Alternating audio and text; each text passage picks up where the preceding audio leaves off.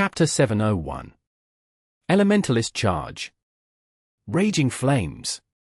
A pillar of fire shot up from beneath the stone pillar and enveloped hazy scene. Xiao Yuja really liked this move. It was a very flashy entrance and it also made it difficult for the opponent to grasp his whereabouts. Xiao Yuja felt great just thinking about it. It would be the same as before, right? Xiao Yuja thought to himself.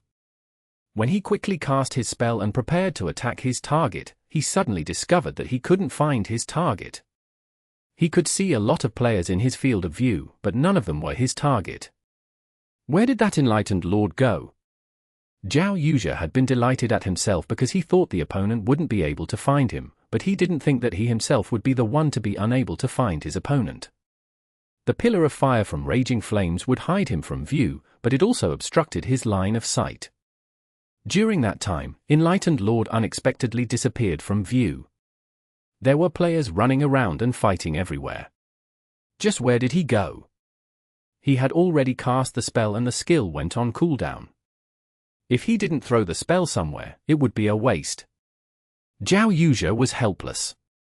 He could only place the heavenly lightning earth and fire at the position where he remembered Enlightened Lord being at. Hazy Scene soon landed on the ground. There was still no sign of Enlightened Lord inside Heavenly Lightning's area of effect. Finding a specific person in such a large-scale fight wasn't easy, even for a pro player. Pro players wouldn't practice this sort of combat awareness. The team competitions were 5 versus 5. Why would he ever need to practice large-scale battles like the one taking place here? However, all pro players came from the game. If the pro player never played the game, how did the pro player get noticed? Xiao Yuja wasn't a stranger to large-scale battles. He didn't care about which side won the battle. He only wanted to hurry up and find that enlightened lord. Xiao Yuja thought in this way, but who else did? Anyone with a Howling Height guild tag was a target for heavenly justice. As soon as he landed, several players started attacking him. Xiao Yuja was truly quite skilled. Hazy Scene landed on the ground and did a 180-degree turn. His Elementalist chanted several instant cast spells, stopping the incoming players from closing in on him. Then, he formed an elemental power, launching 3 players into the air. Xiao Yuja had no plans on tussling with these players and dashed into the enemy ranks. His Elementalist charged into battle like a battle mage. Xiao Yuja clearly didn't think much of these players. Of course, if he really was up against so many enemies alone, he wouldn't be so rash. However, he knew that he wasn't a lone soldier fighting an army. He might not admit it, but he was very satisfied with how Howling Heights coordinated with his movements. It was the same as before. West Riding Wind knew that he couldn't order Xiao Yuja to do anything, so he dispatched a group to assist Xiao Yuja. It was very effective. Xiao Yuja's skill level was much higher than the enemy players and he easily tore through Heavenly Justice's formation. West Riding Wind immediately ordered his troops to charge through that opening. Even though Xiao Yuja's target wasn't the group battle, West Riding Wind still fully utilized his skills. Cut off their contact with the boss. That night, West Riding Wind shouted. He hoped Xiao Yuja would see this point and help him attack that night, but he knew that it was just an extravagant hope. Xiao Yuja was only thinking to kill that god to show off his skills. How could he care about a boss? Who would have thought that before he even finished yelling it out, he saw a spell hit that night? It hit that night right when the boss was attacking him too.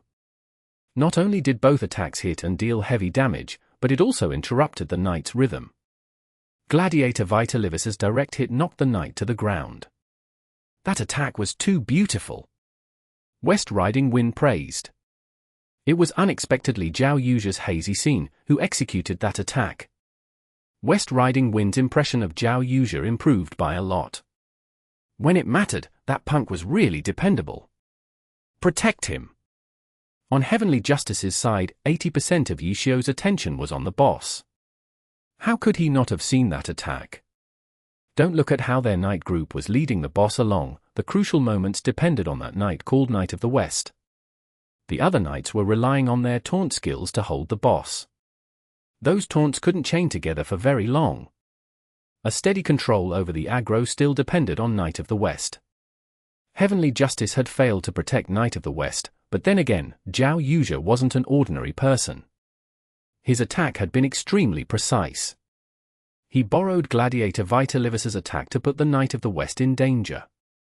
Knight of the West wasn't always Gladiator Vitalivis's target. His aggro was constantly being split between the other knights. Knight of the West just happened to be in the way. The boss wasn't so stupid that he wouldn't care about any other players when he was heading towards his target. Right when Gladiator Vitalivis happened to be attacking Knight of the West, Xiao Yuja attacked. A pro player truly did know how to seize opportunities. Xiao immediately ordered players to go up and protect him. At the same time, he healed Knight of the West. Fortunately, Gladiator Vitalivis's aggro wasn't on Knight of the West at that time, so he didn't continue attacking. If not, even an immortal would have trouble saving Knight of the West. Gladiator Vitalivis didn't continue. How could Howling Heights miss this opportunity? West Riding Wind had his troops charge ferociously to do anything they could to take down Knight of the West. Xiao had predicted it though. After Knight of the West was rescued, he didn't continue attacking the boss and instead retreated to the protection of his allies.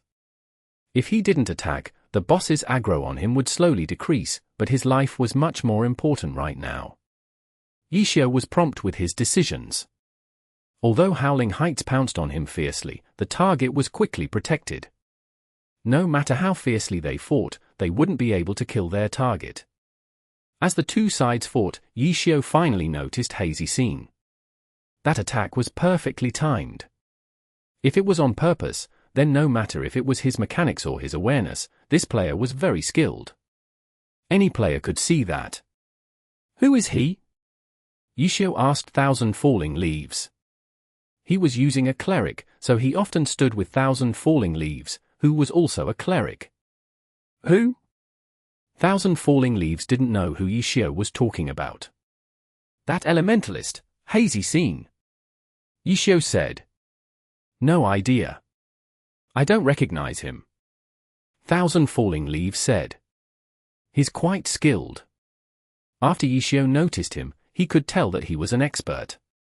That previous attack wasn't a coincidence. He is. Ocean Ahead walked over and commented. Players of the same class like to compare themselves to one another. Ocean Ahead had been comparing himself with Hazy Scene ever since he started noticing him. He was quite surprised because this person wasn't an ordinary expert. While Xiao and the others were observing him, Xiao Yuja was constantly searching. In the end, he finally found Enlightened Lord. He really is still here. Xiao Yuja was delighted. West Riding Wind thought his attack was to help him win this battle for the boss, but in reality, Xiao Yuja wanted to injure the enemy's core in order to lure Enlightened Lord out. Now that he finally found his target, he tossed the boss aside and directly went after Enlightened Lord. West Riding Wind wasn't ready for such a sudden change in target. Although the two sides didn't communicate, he always sent out players to assist him. It was a crucial moment for the boss right now, but Hazy Scene was suddenly going somewhere else. West Riding Wind turned around and saw Enlightened Lord. He's still trying to go after the leader? West Riding Wind thought about it. That was good too.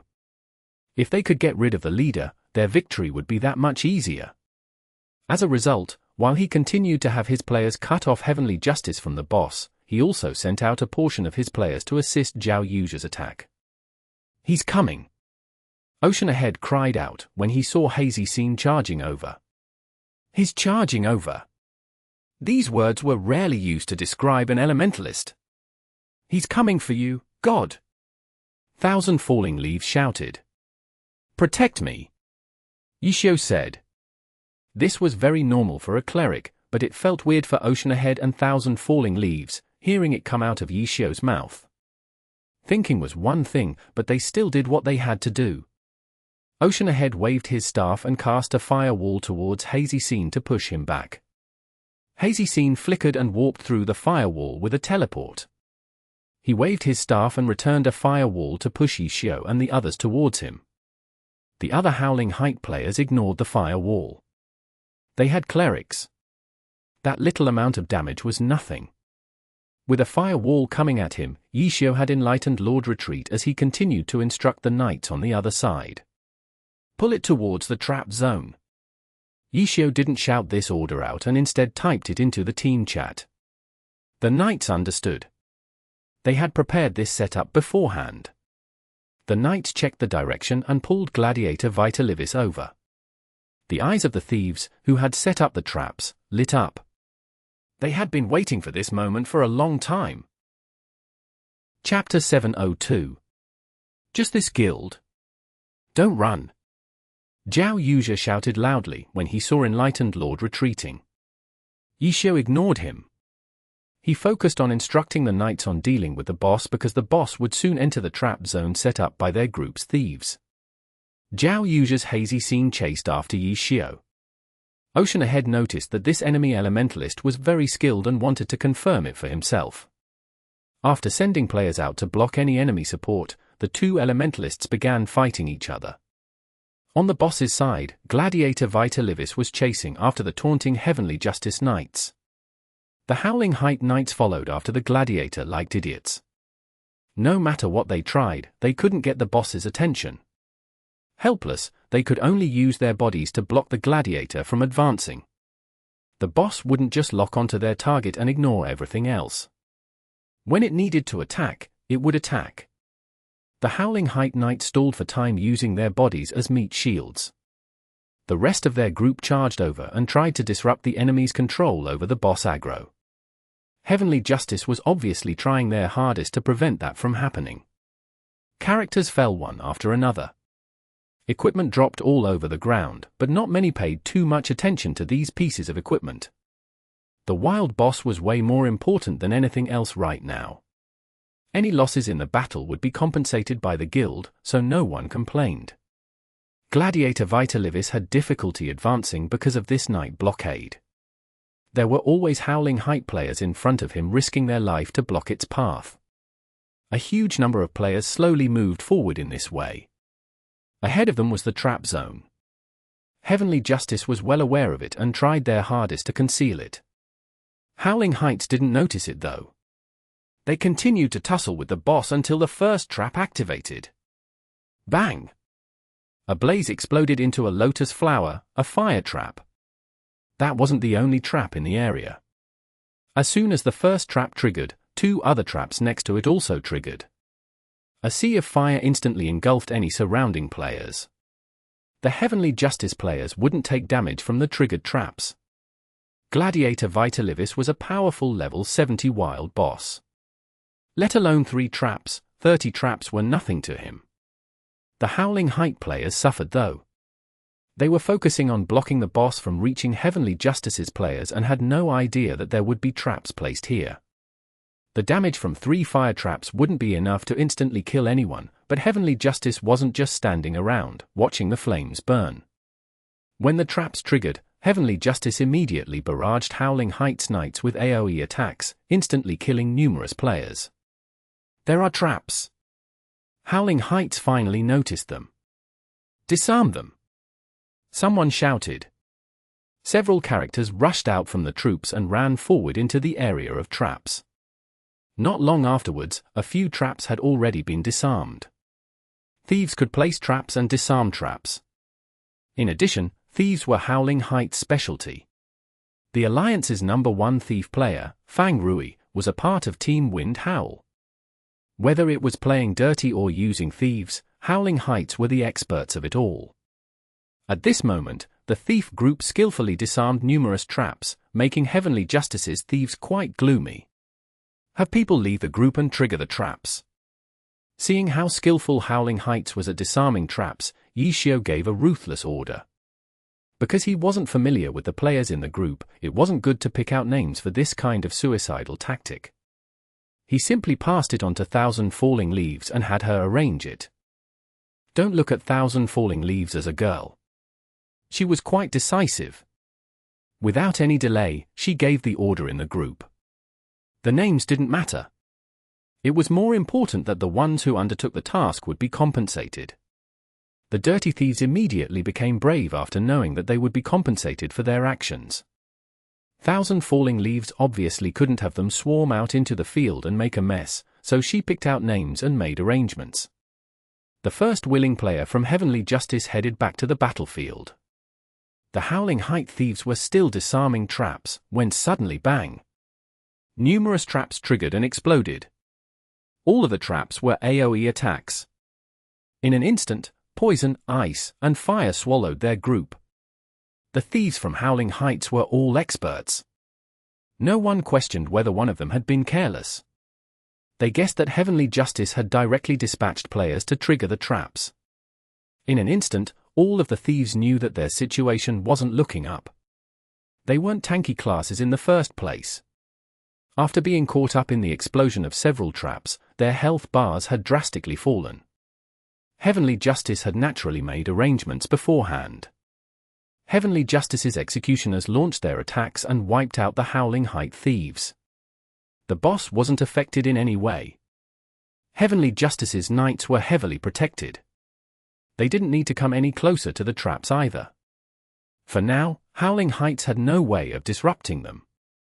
Many of their troops were supporting Xiao Yuja and coordinating with him. And now, when they needed him the most, instead of helping them stop Heavenly Justice from killing the boss, he just had to go over and kill the other side's leader. There was nothing wrong with this type of strategy, but they had been trying for a long time now, yet the enemy leader wasn't under any pressure. It was hard to avoid people from criticizing it. Howling Heights thief group didn't dare to move forward again. If they did, the other side would launch suicide attacks again. It was pointless to force their way through the traps. The boss is still advancing. Howling Heights didn't have any choice left. In the end, instead of blocking the boss from advancing, they would let the boss move through the traps before trying to snatch the boss back. Watch their thieves carefully. As the guild leader, West Riding Wind couldn't only give orders. He had to survey the entire battlefield. Right now, their forces were split into two sections. One side was fighting with Xiao Yuja and trying to kill the enemy leader, while the other side was trying to block the boss, but neither side was going well. If neither side was working, why not try focusing on one side? West Riding Wind decided to concentrate their forces towards one side, but which one? It was too easy to choose. He couldn't order Xiao Yuja to do anything, and since Xiao Yuja refused to give up, wasn't that the only side he could choose? He obviously wouldn't shout this order for everyone to hear. West Riding Wind gave the order in the team chat. Howling Heights quickly shifted their attention and began coordinating with Xiao Yuja's hazy scene. Ocean Ahead was attempting to measure Xiao Yuja's skill, but in such a chaotic battle, who would give them a peaceful environment to fight in? As they fired spells at each other, their respective allies also rushed forward. A chaotic battle wasn't a bunch of 1-versus-1 fights taking place simultaneously. Just attack wherever there was an opportunity to. Who could care about all the other details? In the midst of the chaotic battle, Xiao Yuja once again created an opening in Heavenly Justice's formation. Ocean Ahead's attacks didn't seem to be stopping him, which made Ocean Ahead very shocked. Not being able to beat Goji Xiao was whatever, but where did this guy come out from? Who are you? Ocean Ahead couldn't help but ask. Xiao Yuja was slightly surprised. He was so confident that he had forgotten about his circumstances. He thought that after being awarded the title of Best Rookie this season, everyone would recognize him. Now that he was asked this question, he suddenly realized he was in the game, using an alternate account. His enemies didn't know who he was. However, this question also confirmed that his skill level far exceeded that of a normal player. Of course, it would be surprising to see someone with such skills in the game. Xiao Yuja had no intention of keeping a low profile. He had been very happy after receiving the award. There were also no matches to be played during their vacation period, which was why he had gone to the game to show off in the first place. Now that someone had noticed his existence, he suddenly became even more prideful. Xiao Yuja. After saying this name, Xiao Yuja mercilessly returned a spell at his opponent. Xiao Yuja. Ocean Ahead was surprised when he heard this name. He wasn't too surprised now that he was having trouble against him. This season's best rookie.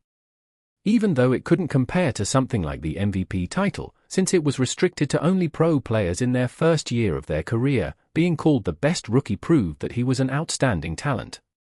Oceanahead adjusted his position. He didn't dare to underestimate any pro player, let alone one with such an impressive award. Best rookie, Xiao.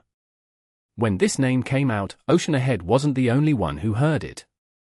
Because he was an Elementalist, he was more familiar with pro Elementalist players, so he immediately recalled this name. The other players took a bit longer, but they quickly realized who was in front of them. Best rookie. Even though he was still a rookie, he still won this award. He had already garnered quite a bit of attention during the season. Xiao wasn't a new name. Even more people remembered it after he won the award. Now that Heavenly Justice's players finally realized who it was, they were slightly stunned from astonishment. Not bad. Not bad at all. Xiao was very satisfied by the shock that his name brought to the other players. West Riding Wind was crafty. He knew that when Xiao shouted out his name, Heavenly Justice would certainly pause for a very short moment. Charge, charge, charge, charge, charge. How could he let this opportunity slide? That instant, West Riding Wind gave a loud roar. The Howling Heights players all charged forward and broke apart Heavenly Justice's formation. Enlightened Lord, who was suspected to be God Xiao, wasn't he standing right there? Retreat! Xiao also gave the order. Heavenly Justice quickly pulled back. When all of the Heavenly Justice players gathered together, West Riding Wind suddenly felt like something wasn't right. For Guild Alliance. Why is there only Heavenly Justice? Where are the other 3 guilds? Relay! Xiao typed out. Kill! The cries of countless players echoed out. Conquering Clouds suddenly popped out from the incline. With Conquering Clouds behind and Heavenly Justice in front, Howling Heights had been successfully flanked. F***CK. This stupid place. West Riding Wind was furious. Dolaki Stadium's terrain allowed the other side to set up an ambush, and he hadn't noticed it at all. Chapter 703. Support.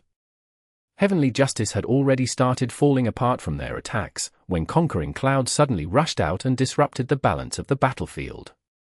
They were like the Great Wall. They suddenly popped up from the incline and blocked the way. Heavenly Justice knew about them beforehand and calmly left the battlefield. Xiao saw that his target was running away and attacked with a flurry of spells in anger. West Riding Wind didn't care about any of that. Heavenly Justice can run however they like to, but don't bring the boss with you. Yes, Conquering Clouds was standing between Howling Heights and Heavenly Justice, but how could Howling Heights just let Heavenly Justice go so easily? Of course not. However, both sides had been cut off. The side going after the boss was also being blocked by Conquering Cloud's sudden appearance. The few players still near Gladiator Vitalivis were scattered around and surrounded by enemy troops. Before they could do anything, the enemy killed them off.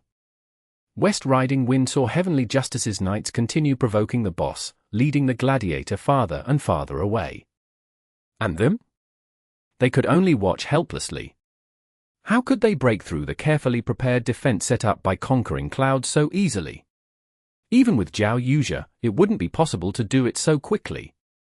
Xiao was starting to lose his patience too. He was randomly firing off attacks to vent his anger, making it impossible for West Riding Wind to coordinate with him. Afterwards, Hazy Scene suddenly disappeared. Where'd he go? For a moment, West Riding Wind really couldn't find him with so many people out there. He didn't have time to worry about him though. Gladiator Vitalivis had completely escaped from their attack range. As time went on, their aggro on the boss would slowly decrease. Heavenly Justice would then be able to easily take the boss for themselves. West Riding Wind was becoming anxious. He wasn't in the mood to waste time fighting with Conquering Clouds. He looked closely at the direction Heavenly Justice was heading towards and immediately ordered his troops to pretend to retreat. They would switch directions and cut them off. He wasn't willing to lose the boss just like this. It hadn't been easy winning against Tyrannical Ambition and Misty Castle. Tyrannical Ambition? Misty Castle? He suddenly thought of these two guilds. West Riding Wind realized that he couldn't ignore these two guilds either. These two guilds hadn't given up yet. After Howling Heights snatched the boss from Tyrannical Ambition with the help of Xiao Yuja, Tyrannical Ambition had been counter-attacking fiercely the entire time. Misty Castle glared at them like a tiger watching its prey as well. Howling Heights had been defending against them the entire time, but now, right when West Riding Wind was thinking about this, he saw Tyrannical Ambition and Misty Castle players enter his view. Heavenly Justice's sudden interference disrupted the balance.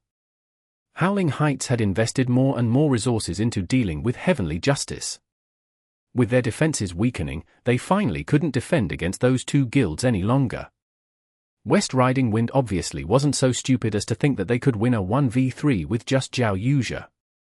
It was just that since they had the boss and weren't having trouble fighting it, he thought they would be able to last until the boss was killed. However, he didn't think that Heavenly Justice, with God Xiao leading them, would be so fearsome.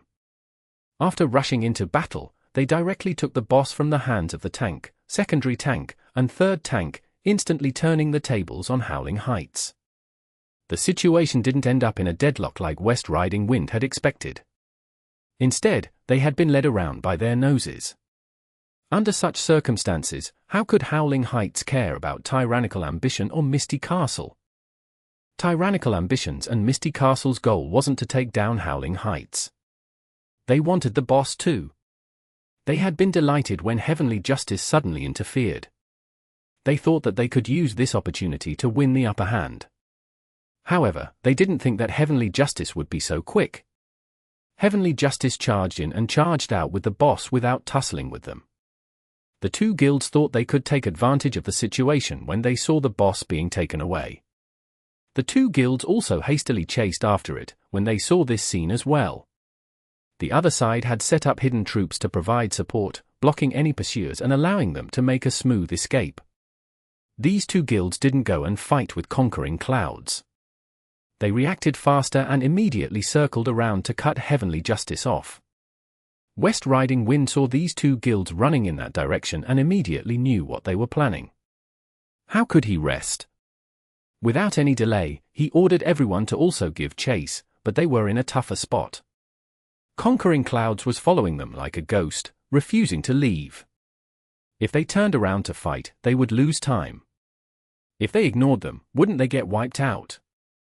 If they split forces, they wouldn't be able to beat Tyrannical Ambition and Misty Castle. West Riding Wind also didn't forget this time.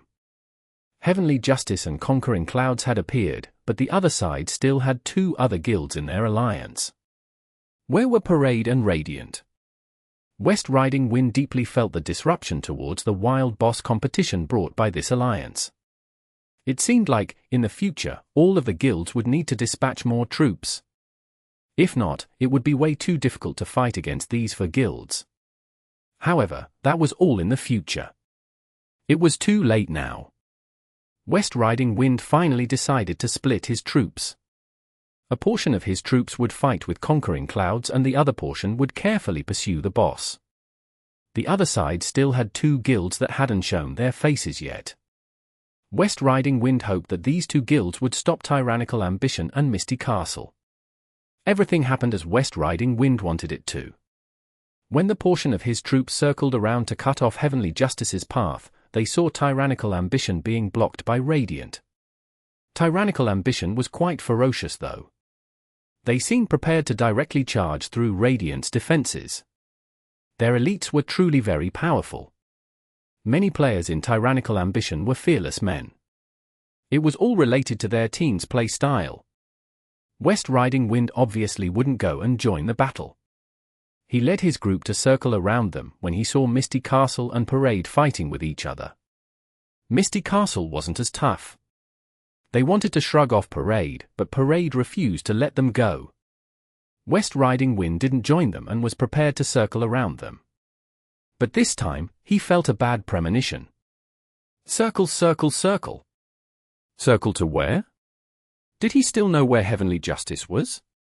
West Riding Wind thought of the direction Heavenly Justice had headed off towards and his current location. His heart suddenly froze. Now he understood the intentions of these three guilds. To block them? Yes, but more importantly, it was to stall for time. The other side didn't plan on simplifying matters and attacking the boss, while defending against their enemies. The other side was very careful and crafty. They repeatedly blocked their pursuers until no one knew where Heavenly Justice had led the boss to. F***CK.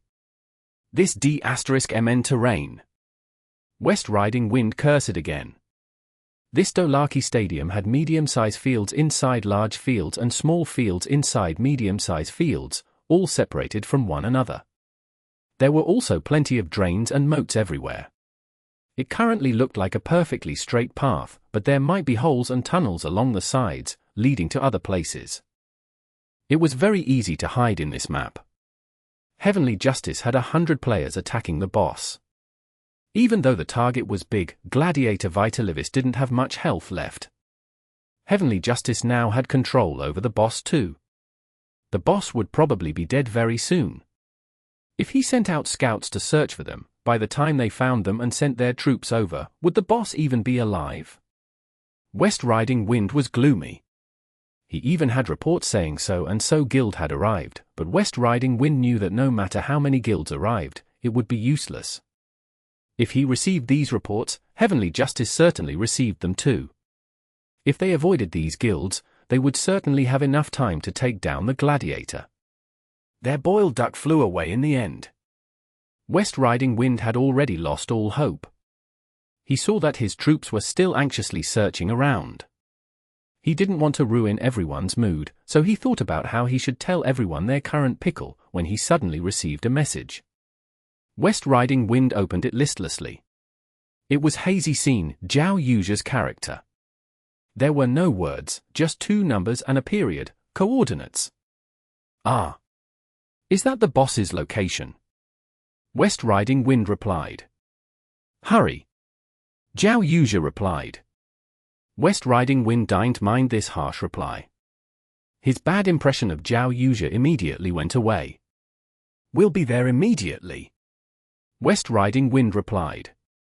Afterwards, he gave a shout and told everyone to rush towards the coordinates sent by Xiao Yuji. He really was an expert and a talent.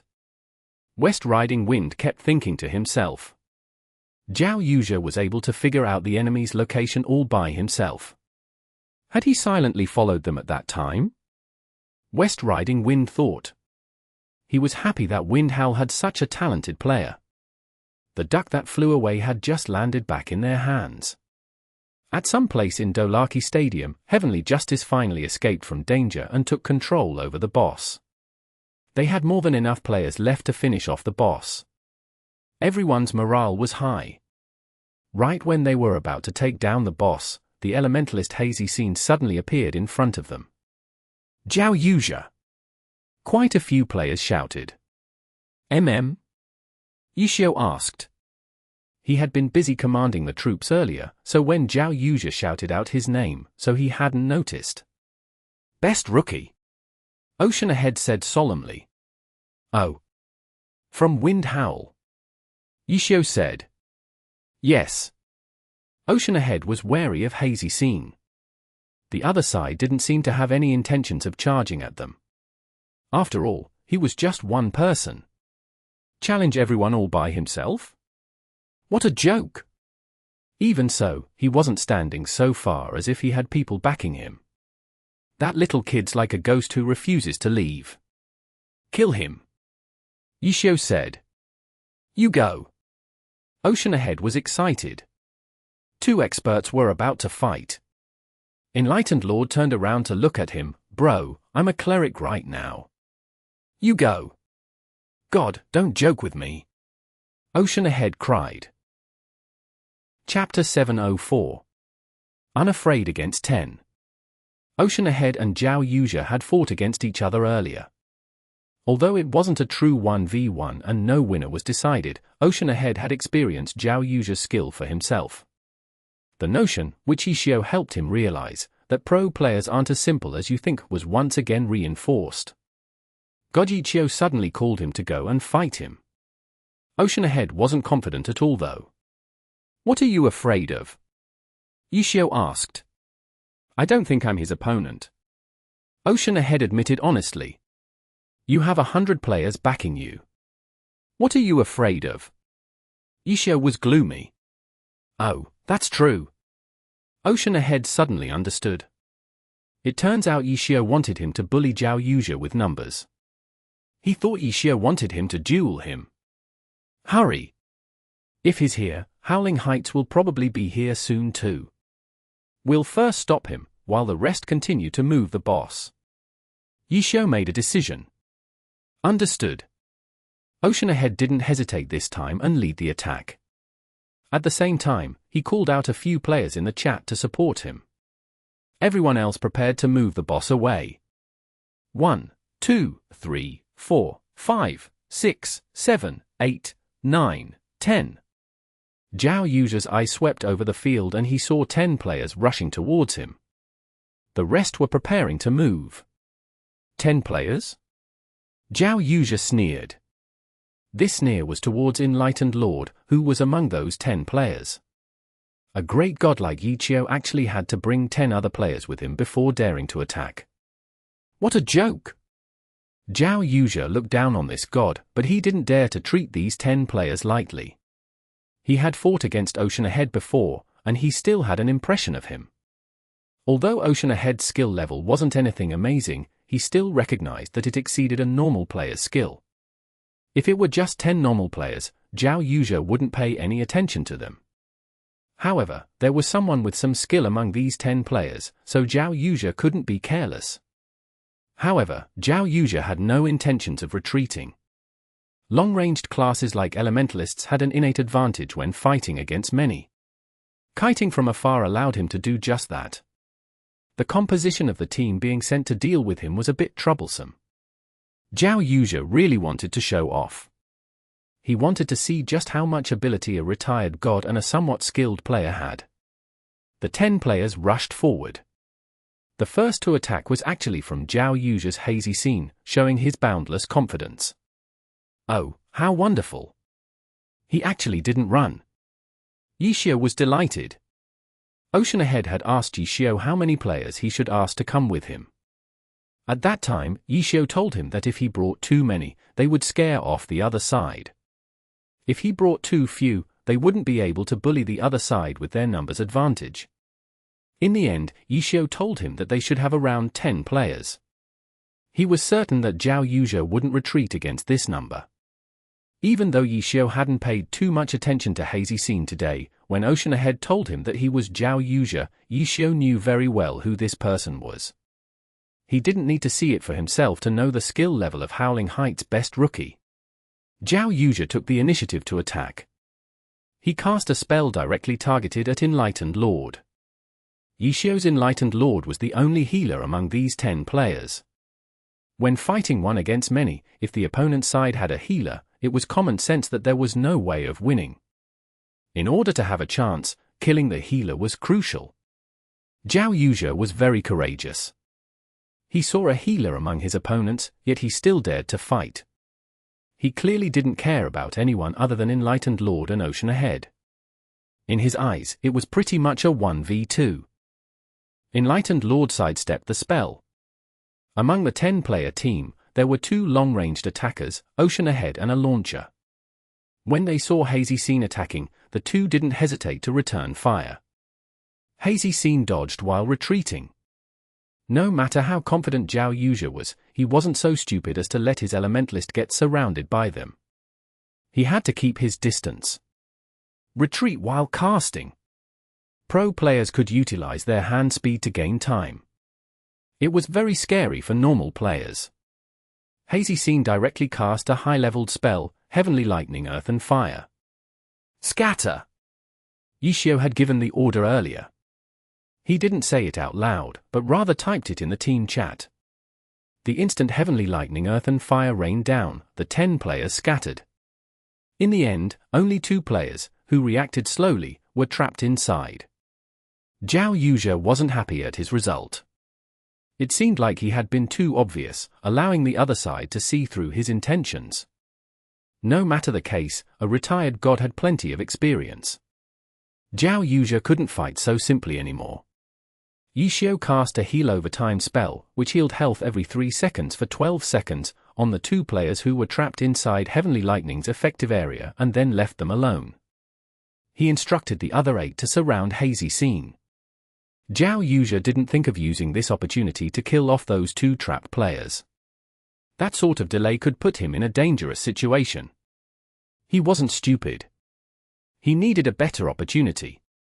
When fighting one against many, he had to keep his distance while dealing damage. He needed to be patient. Understanding the situation, Xiao Yuja wasn't rash. Seeing the other side closing in, he chose to move backwards. At the same time, he noticed the other side moving the boss away and guessed the other side's intentions. Xiao Yuja obviously wouldn't let their plans go smoothly so easily. As he kited the enemy pursuers, he also planned on chasing after Heavenly Justice. His retreat direction would be in the same direction as Heavenly Justice. Attack him from all sides. Cover his back. 3 swordsmen close in on him in a triangular formation. Don't be in a hurry to chase after him. We have to restrict his movements. Xiao instructed. A method like mindlessly chasing after a character and attacking wouldn't be effective against a pro player.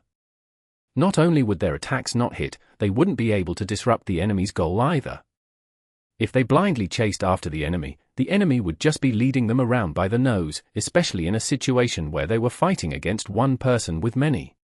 Blindly chasing after the target and attacking was a waste of their numbers advantage. After being instructed, Ocean Ahead cast a Heavenly Lightning Earth and Fire around Hazy Scene. Xiao Yuja saw it and gave another nod towards Ocean Ahead's skill level.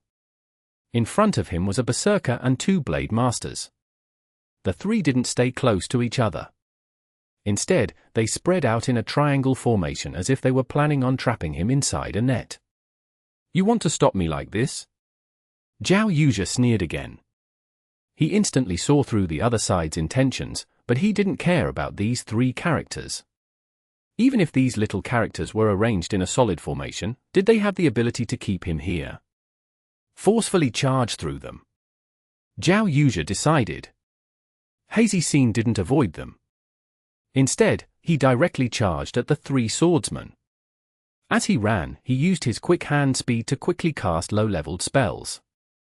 These spells were almost instantaneous casts. Hazy Scene's staff traveled in a circle, shooting 3 spells at each of the 3 targets. Hazy Scene rushed towards the Berserker following behind the frostball he sent out. The Berserker ignored the frostball and met with him face to face. Xiao Yuja wasn't surprised. The Berserker didn't need to care about this tiny bit of damage, but did that Berserker really think that this frostball was to open up a pathway for him? The Berserker closed in on his target. He was about to use a skill, when he heard a bang and his character flew up into the air. Raging Flames. Xiao Yuja had used Frostball to hide his Raging Flames. The Berserker wasn't prepared at all. He didn't think that Hazy Scene's attack would come out ahead of his. The Berserker was launched into the air and Hazy Scene sprinted under him. He also left an elemental power under him. This was a feature of the Elementalist class. The spell covered a large area and had a long duration.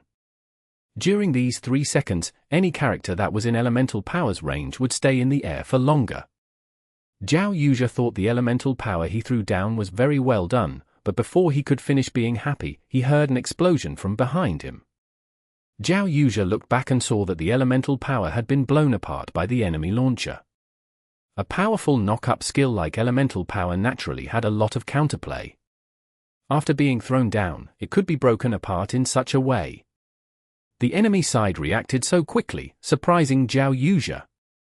Before he could regain his composure, he suddenly felt something abnormal beside him. Xiao Yuja couldn't turn to look in time, so he rolled to the side first. When he looked over, he saw a rectangular object at his former location. Brick throw! This brick came out of nowhere, giving Xiao Yuja a fright. Seeing where this brick was coming from, it would have definitely been a back attack and induced a stun. If he were stunned, he would be surrounded. Even if he could escape, he would be in a sorry state. Under Xiao's lead, the coordination between these guys was very tight. Xiao thought that the brick and the launcher's attack on the elemental power was all because of Xiao. He turned around to look for Enlightened Lord when he saw sand coming towards him. Sand toss! Xiao deserved to be a pro player and the best rookie of the season. He didn't use an unsophisticated method like looking away. While he was still in his roll animation, he rolled again to dodge the sand toss. When he was about to get up, he saw the light around him start to dim. Someone had blocked his path in front, a brawler. His two hands were extended to push down Hazy Scene. Tyrannical Chain Punch. Xiao was from Team Wind Howl. Which class was Team Wind Howl's best character? A Dirty Thief was one, but the other was their team captain's brawler, 3 hits. And the character who was just about to beat him down was a brawler. If he were hit by Tyrannical Chain Punch, he would be pinned to the ground, giving them more than enough time for them to surround him. He had to roll again.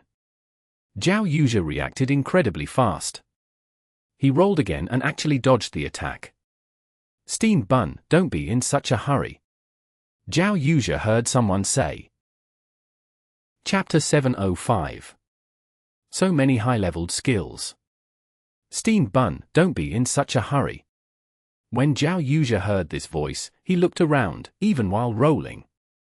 He quickly swept through the names on the surrounding enemies. He was looking for that steamed bun. From what he just heard, this steamed bun played a crucial role in this fight. The person leading wanted him not to be in a hurry. Xiao needed to be wary of him. Hazy Scene had been forced to roll several times in a row without being able to get up to counterattack. He was in a dangerous situation, yet the other side unexpectedly didn't immediately follow up with further attacks and instead was told to slow down. Knowing that there must be some sort of card up their sleeve, Xiao couldn't help but be alarmed. He wanted to hurry and find that steamed bun so he could prepare himself for whatever came next.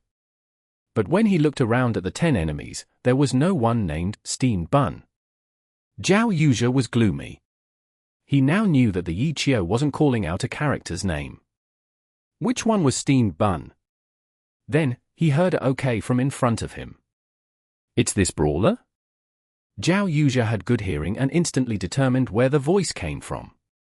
The brawler, who had just narrowly missed his tyrannical chain punch, was Steamed Bun. After this Steamed Bun replied, he didn't follow up. Xiao was telling him not to attack? Xiao was surprised. This brawler had forced him to roll continuously in order to survive. He had to admit that this brawler wasn't as weak as he had originally assumed him to be. Even though Xiao wasn't a brawler player, he wasn't a stranger to it. After all, he was a member of Team Wind Howl. Team Wind Howl had the number 1 thief, but the more famous character was their team captain, Lin Jingyan's character, 3 hits. Although Lin Jingyan was a declining figure, 3 hits was genuinely the number 1 brawler character in the alliance. Xiao clearly knew how powerful 3 hits was. Having been trained in this kind of team environment, he naturally took more notice on the habits of brawler players. And this Steamed Bun had actually been instructed to not follow up despite forcing him into an ugly situation? What did he have planned? Pro players were on a relatively higher level and thought more when playing. Xiao was bewildered and paid full attention to this person in front of him. Then, he saw this brawler suddenly extend his hands. Strangle! Xiao immediately had Hazy Scene retreat. When fighting 1 versus many, an attack with CC was far more terrifying than a high-damage attack. He was also worried about any high-leveled skills from his opponents. He could have dodged the attack with just a single step backwards, but he retreated 3 steps back and continued to watch this brawler's moves carefully. The brawler raised his hands and threw a brick. Xiao's Hazy Scene tilted his head and dodged it. These 2 attacks. Xiao pondered. Truthfully, he couldn't see anything strange about these 2 attacks, which made him feel even more uneasy. He subconsciously looked around and saw a battle mage behind him raise his spear. Dragon breaks the ranks. This battle mage equipment wasn't anything good, but this dragon breaks the ranks didn't feel weak. Elementalists didn't have any skills that could directly face such a high-priority move like dragon breaks the ranks. Teleport. At the crucial moment, Xiao teleported. Dragon breaks the ranks passed by, but Hazy Scene was already gone. Xiao was able to cast the spell in time, but was left frightened and unsettled in his heart. Difficult. Really difficult. His usage of teleport hadn't been graceful at all. He had used it to run away. Xiao didn't have time to analyze how he had been forced into such a state when he heard a loud sound from behind him. Flames engulfed his screen. How? Xiao didn't even have time to check his surroundings after teleporting when the explosion arrived. No, to put it more accurately, this explosion had arrived the moment Hazy Scene arrived, not giving him any chance to dodge. He had walked into a trap. The fiery light from the explosion still hadn't faded, but Xiao was a pro player, after all. He still had the senses he should have. Hazy Scene had been in the center of the explosion. The shockwaves from the explosion sent him into the air. Xiao hastily adjusted his view. He knew that being in the air would give the enemy many opportunities. Once he landed, he might drop into the middle of the enemy's encirclement. The other side had guessed correctly as to where he would choose to teleport to. Was this a coincidence? Xiao remembered that God Xiao was there. He understood that it was something that could be done with the experience he possessed. His teleport had been done in haste. He simply teleported wherever it was convenient to. It wasn't something difficult to guess. Xiao adjusted his viewpoint in a bit of a fluster while quickly activating mobile cast. He felt like the following situation wouldn't be easy. He might not have time to stop and cast any spells, so he decided to activate mobile cast, which would allow him to move and cast spells with greater ease. Firewall. During his brief duration in the air, Xiao pushed his hand speed to the limit. When Hazy Scene landed, he finished his spell.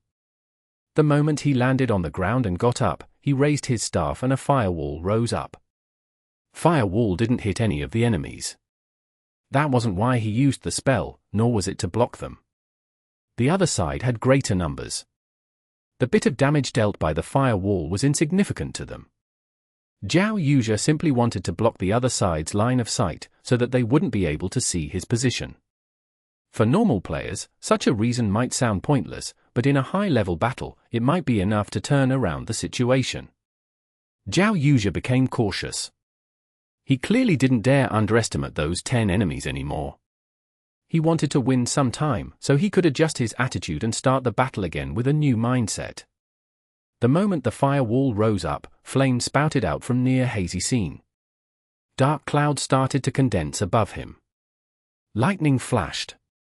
In the blink of an eye, the lightning above began to weave between the fire spouting from the ground. Heavenly Lightning Earth and Fire was more complicated to execute than Firewall, and it naturally had a longer cast time. If the Heavenly Lightning rained down at the same time that Hazy Scene erected a firewall, there was only one possibility: the other side had predicted where he would land and started casting the spell earlier.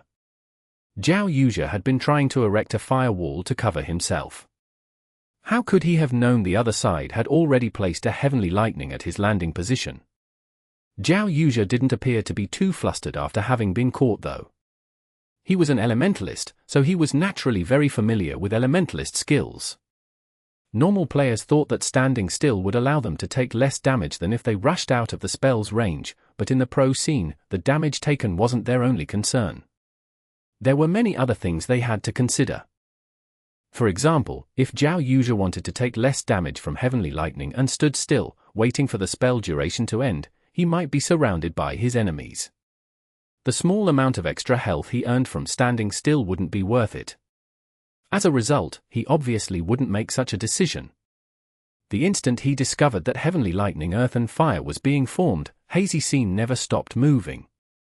Xiao knew how to deal with this attack and prepared to break out of the spell's range. As soon as he stepped forward, he immediately realized that this Heavenly Lightning Earth and Fire wasn't being automatically controlled by the system, but rather being controlled by the caster.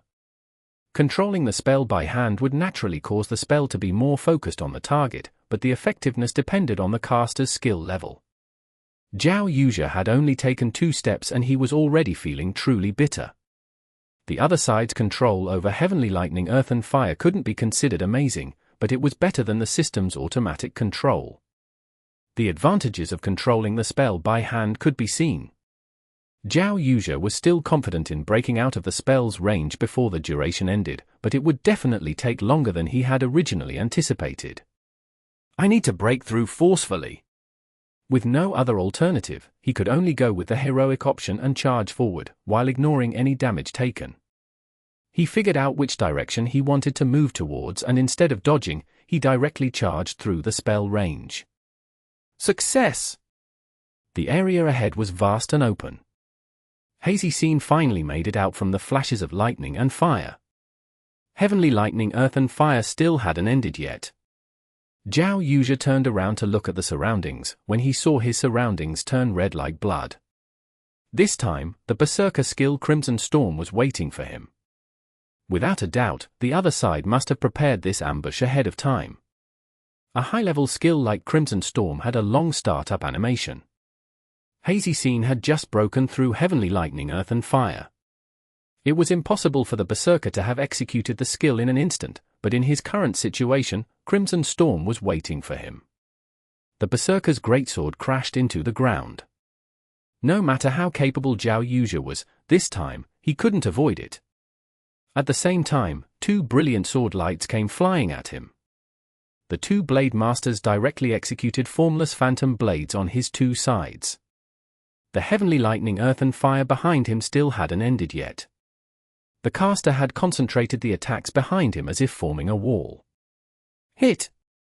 In this situation, even Xiao Yuja couldn't escape from being hit.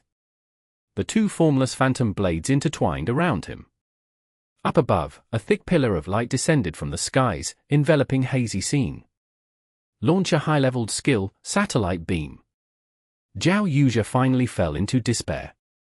So many high-leveled skills against one person.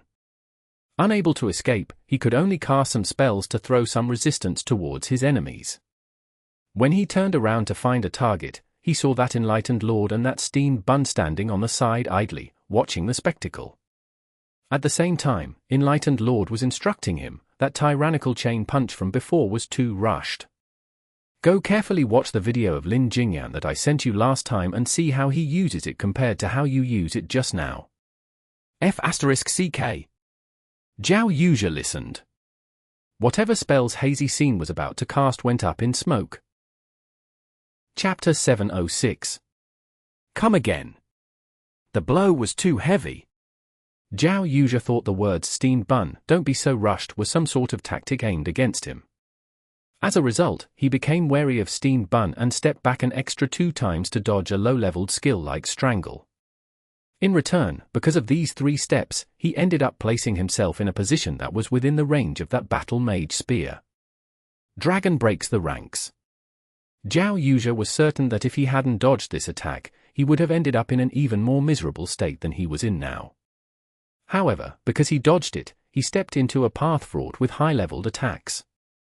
Heavenly Lightning, Earth and Fire, Crimson Storm, and 2 formless phantom blades. Elementalist stacked intelligence, so their magic resistance was decent at best. However, of these 4 high-leveled attacks, only Heavenly Lightning dealt magic damage. The other 3 purely dealt physical damage. Elementalists had low health and weak defense. After taking so many high-level skills, he was practically at death's door. This was just the damage dealt to his character.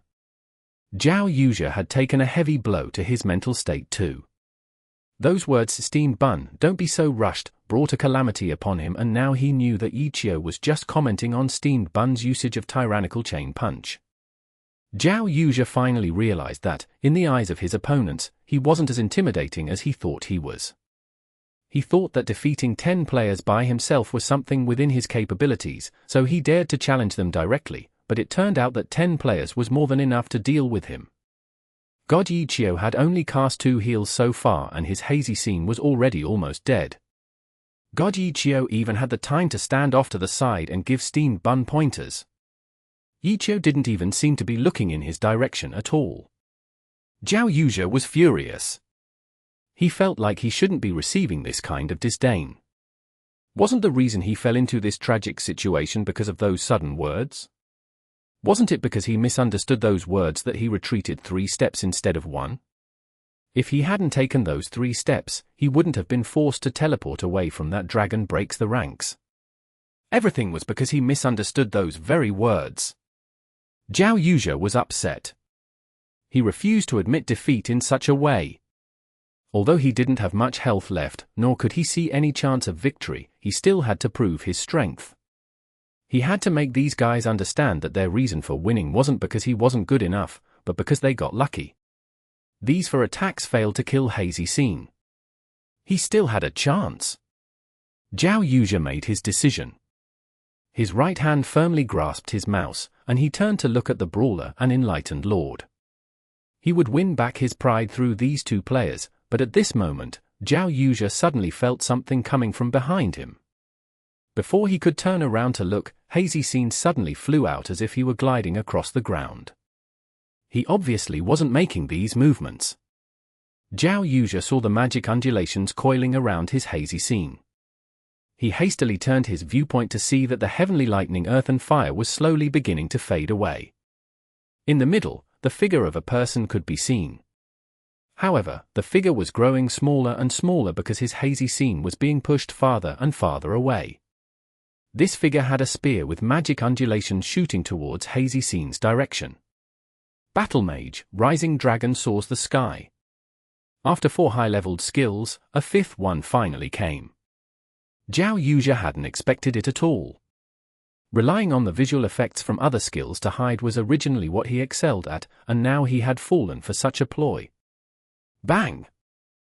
Rising Dragon soars the sky crashed into Hazy Scene. This skill was a 2-stage attack.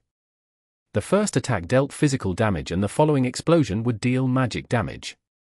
After taking the brunt of 4 high-leveled skills, Hazy Scene didn't have the health to survive this Rising Dragon soars the sky. F***CK. Zhao Yuzhe slammed his keyboard, but that couldn't stop his screen from turning grey. From his ghost's viewpoint, Zhao Yuzhe saw those guys glance at his corpse. None of them took much interest in it. On the other hand, they were much more interested in the items that had dropped from his corpse. After picking up the dropped items, they immediately left without staying for even another second. Contempt! They were absolutely treating him with scorn. Did those guys actually think they beat him so easily by chaining 5 high-leveled skills? Stop! Don't leave! Zhao Yuzhe shouted. However, ghosts couldn't speak. No matter how loud he shouted, he couldn't explain to those guys about this misunderstanding. Besides, telling them about the misunderstanding with his mouth. It was as if he were looking for some sort of excuse. Zhao Yuzhe didn't want to do that. He needed to prove it with actions and not words. Revive! Zhao Yuzhe moved his cursor to click on the revive back at the city option. Right when he was about to click on it, he suddenly thought of messaging West Riding Wind. Howling Heights should be here soon. If he had the clerics revive him, he would save a lot of time. By the time he revived back at the city and traveled back here, the battle might already be over. Zhao Yuzhe also didn't know which city this character had set its revival point to because he didn't even think he would die, so he had never checked his character info page for such information. He didn't click on the option and moved his cursor away. Zhao Yuzhe hesitated. Reviving here naturally saved a lot of effort. But when West Riding Wind arrived and saw his corpse, wouldn't that be too embarrassing? But then again, if he revived back at the city, he wouldn't be able to cover up his death anyways. Hazy Scene's red stats were proof. In this instant, Zhao Yuzhe hated how glory reduced experience and stats upon death. In any case, he wouldn't be able to hide it, so he made his decision and waited. West Riding Wind led his troops over to the coordinates. On the way over, he told everyone how Zhao Yuzhe was truly skilled. They would need to rely on him in the future. When they got near the area, West Riding Wind didn't see Heavenly Justice fighting the boss like he had imagined. West Riding Wind had his second thoughts when one of his players shouted, "Hazy scene." "Where?" everyone asked. Finally, they saw a corpse on the ground. Xiao Yuja died. Someone cried out in astonishment. At this moment, none of them said the character's name. They all said the name Xiao Yuja. It wasn't strange to see a character dead, but Xiao Yuja's character dying was something worth being surprised over. Was he discovered? West Riding Wind paid a silent tribute as he told a cleric to revive him. White light scattered and Hazy Scene stood up. West Riding Wind looked at his screen and opened his mouth. He wanted to say something, but he didn't know what to say. Hazy Scene didn't wait for him to speak though. After standing up, he quickly rushed in a certain direction. The clerics were still hastily healing him back to full health, but he didn't care. West Riding Wind didn't dare to be slow and immediately told everyone to follow him. Xiao Yuja knew his knowledge was outdated. No signs of Heavenly Justice fighting the boss could be seen in the surrounding areas either. Xiao Yuja couldn't find them, but he didn't say a word. He continued to move forward. West Riding Wind thought he knew what he was doing and had his troops follow him closely until the system announced, "Congratulations Heavenly Justice for killing Gladiator Vitalivis." The players from Howling Heights were instantly dumbfounded. Not just them, but when this announcement came out, all of the other guilds in Dolaki Stadium were stunned. Because this announcement told them the boss battle at Dolaki Stadium had come to an end. The guilds often fought over bosses, so they wouldn't continue fighting just for this boss. The previous second, they were locked in an intense battle with the other guilds. The next second, the announcement came out and everyone immediately put their weapons away, clearing the field of any pieces of dropped equipment. The only person who didn't stop was Xiao Yuja. It was as if he hadn't seen that announcement. His hazy scene continued to search the stadium. He clearly didn't have any interest in the boss. He only had one thought on his mind: those guys needed to know that his death was a one-time mishap. "Little Xiao, the boss has already died." West Riding Wind thought he didn't see the system announcement, so he immediately gave him a reminder. Xiao Yuja ignored it. After passing over a wall, he finally saw Heavenly Justice, who was happily laughing and cheering. Xiao Yuja didn't have any regrets towards not finding the boss just a bit sooner. He only felt gratified that he managed to find them. "Look, look! It's that guy!" At this moment, Heavenly Justice noticed Hazy Scene standing on the stone wall as if blocking their path. The laughter gradually died down. Everyone turned their heads to look at him in confusion. Xiao also saw him. He had enlightened Lord walk over until he wasn't too far away and greeted, "Little Xiao. The boss is already dead. Did you not see the announcement? Try again next time. I'm not here to look for the boss." Xiao Yuja said. I'm here to challenge you guys. I want to fight against the same 10. Xiao Yuja shouted. "Oh."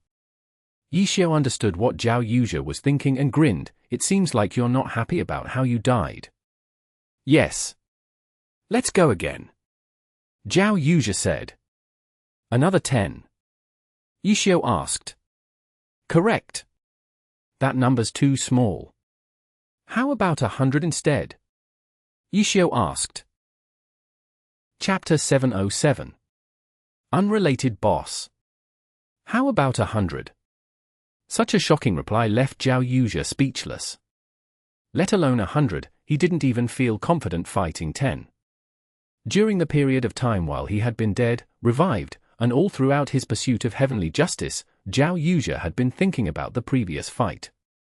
Had he really died from those consecutive high-leveled skills because of the unnecessary 3 steps that he had used to dodge strangle? If he hadn't stepped back 3 times and instead only stepped back once, what would the outcome have been? If Dragon Breaks the Ranks still went through, it would just be a difference of 2 footsteps.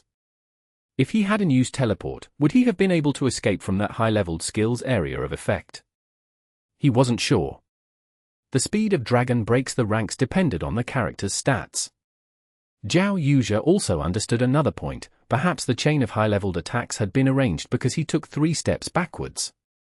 If he had only stepped back once, perhaps the chain of high-leveled attacks would have been set up differently. If that were the case, the result would have been the same. Xiao Yuzhe wasn't sure though because there were no IFS. Xiao Yuzhe wanted to challenge them again because of this uncertainty, but at the same time, he got rid of his initial nonchalant attitude. He decided that he would put in his all against them starting from the very beginning. However, the other side proposed a 1v100. Was that a joke? Are you joking? Xiao Yuzhe asked in the end. He thought about it. He didn't think it was an embarrassing question. Someone who dared to challenge 100 players alone was someone who didn't play Glory. Oh, if you don't dare to, then it's just a joke. If you do, then it's not a joke. We can start right away. Xiao said. It's not that I don't dare, but don't you think that kind of victory is pointless? Xiao Yuzhe said. Of course it's not pointless. Your equipment's pretty good. Xiao said. Xiao Yuzhe wanted to cough up blood. That guy really is here to snatch bosses. Does he think I'm some sort of boss? Since he wanted an account, West Riding Wind obviously wouldn't be stingy. His set of equipment was top of the line. Everything from top to bottom was orange. For a club guild like Howling Heights, getting a character with a full set of orange equipment wasn't difficult. The quality of equipment that he dropped really would like those dropped from a boss from one perspective. The value of his equipment was worth more than a dungeon boss too. Dungeon bosses didn't have a 100% chance of dropping orange equipment. On the other hand, his hazy scene had a full set of orange equipment. If any of them dropped, it would definitely be orange. Xiao Yuzhe didn't know how to reply. He wanted to challenge them, but the other side was thinking about the issue in a completely different manner than he was. Before, the other side wanted the boss's material.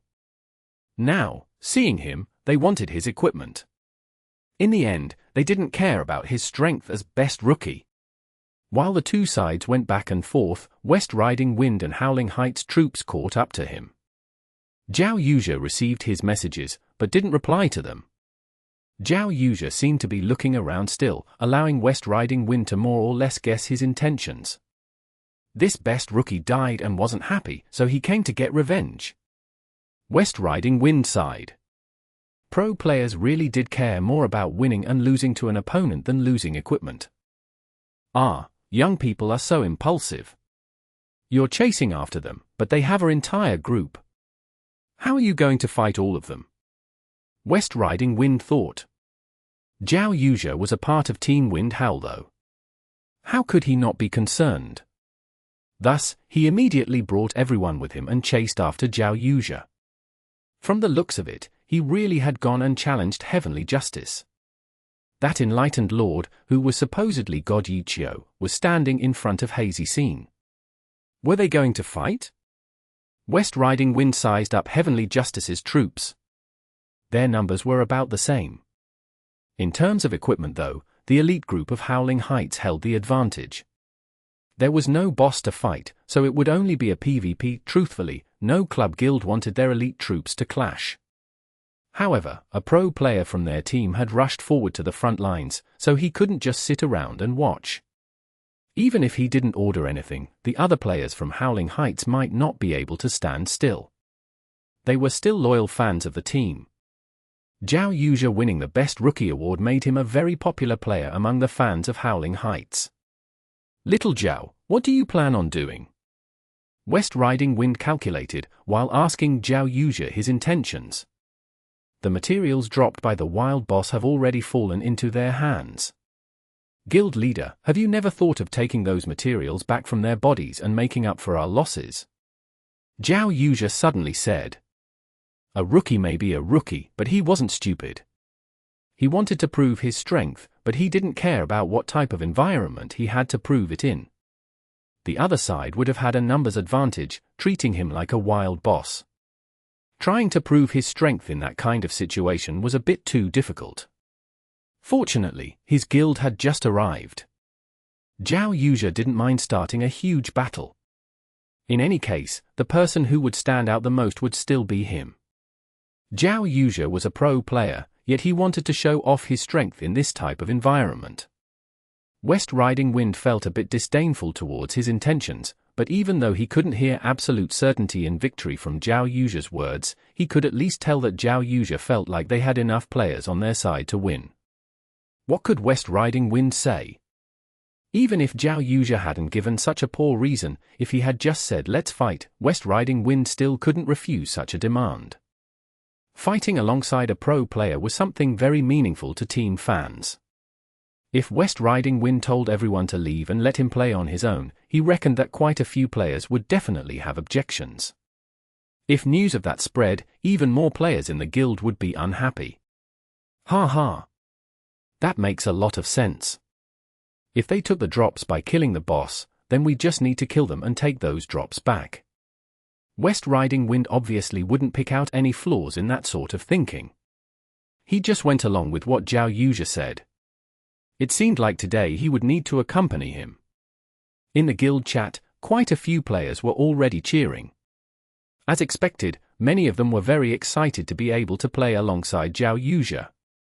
This could be seen ever since Xiao Yuja had logged onto Hazy Scene and was introduced to everyone. HM? Your help has finally arrived. Xiao laughed.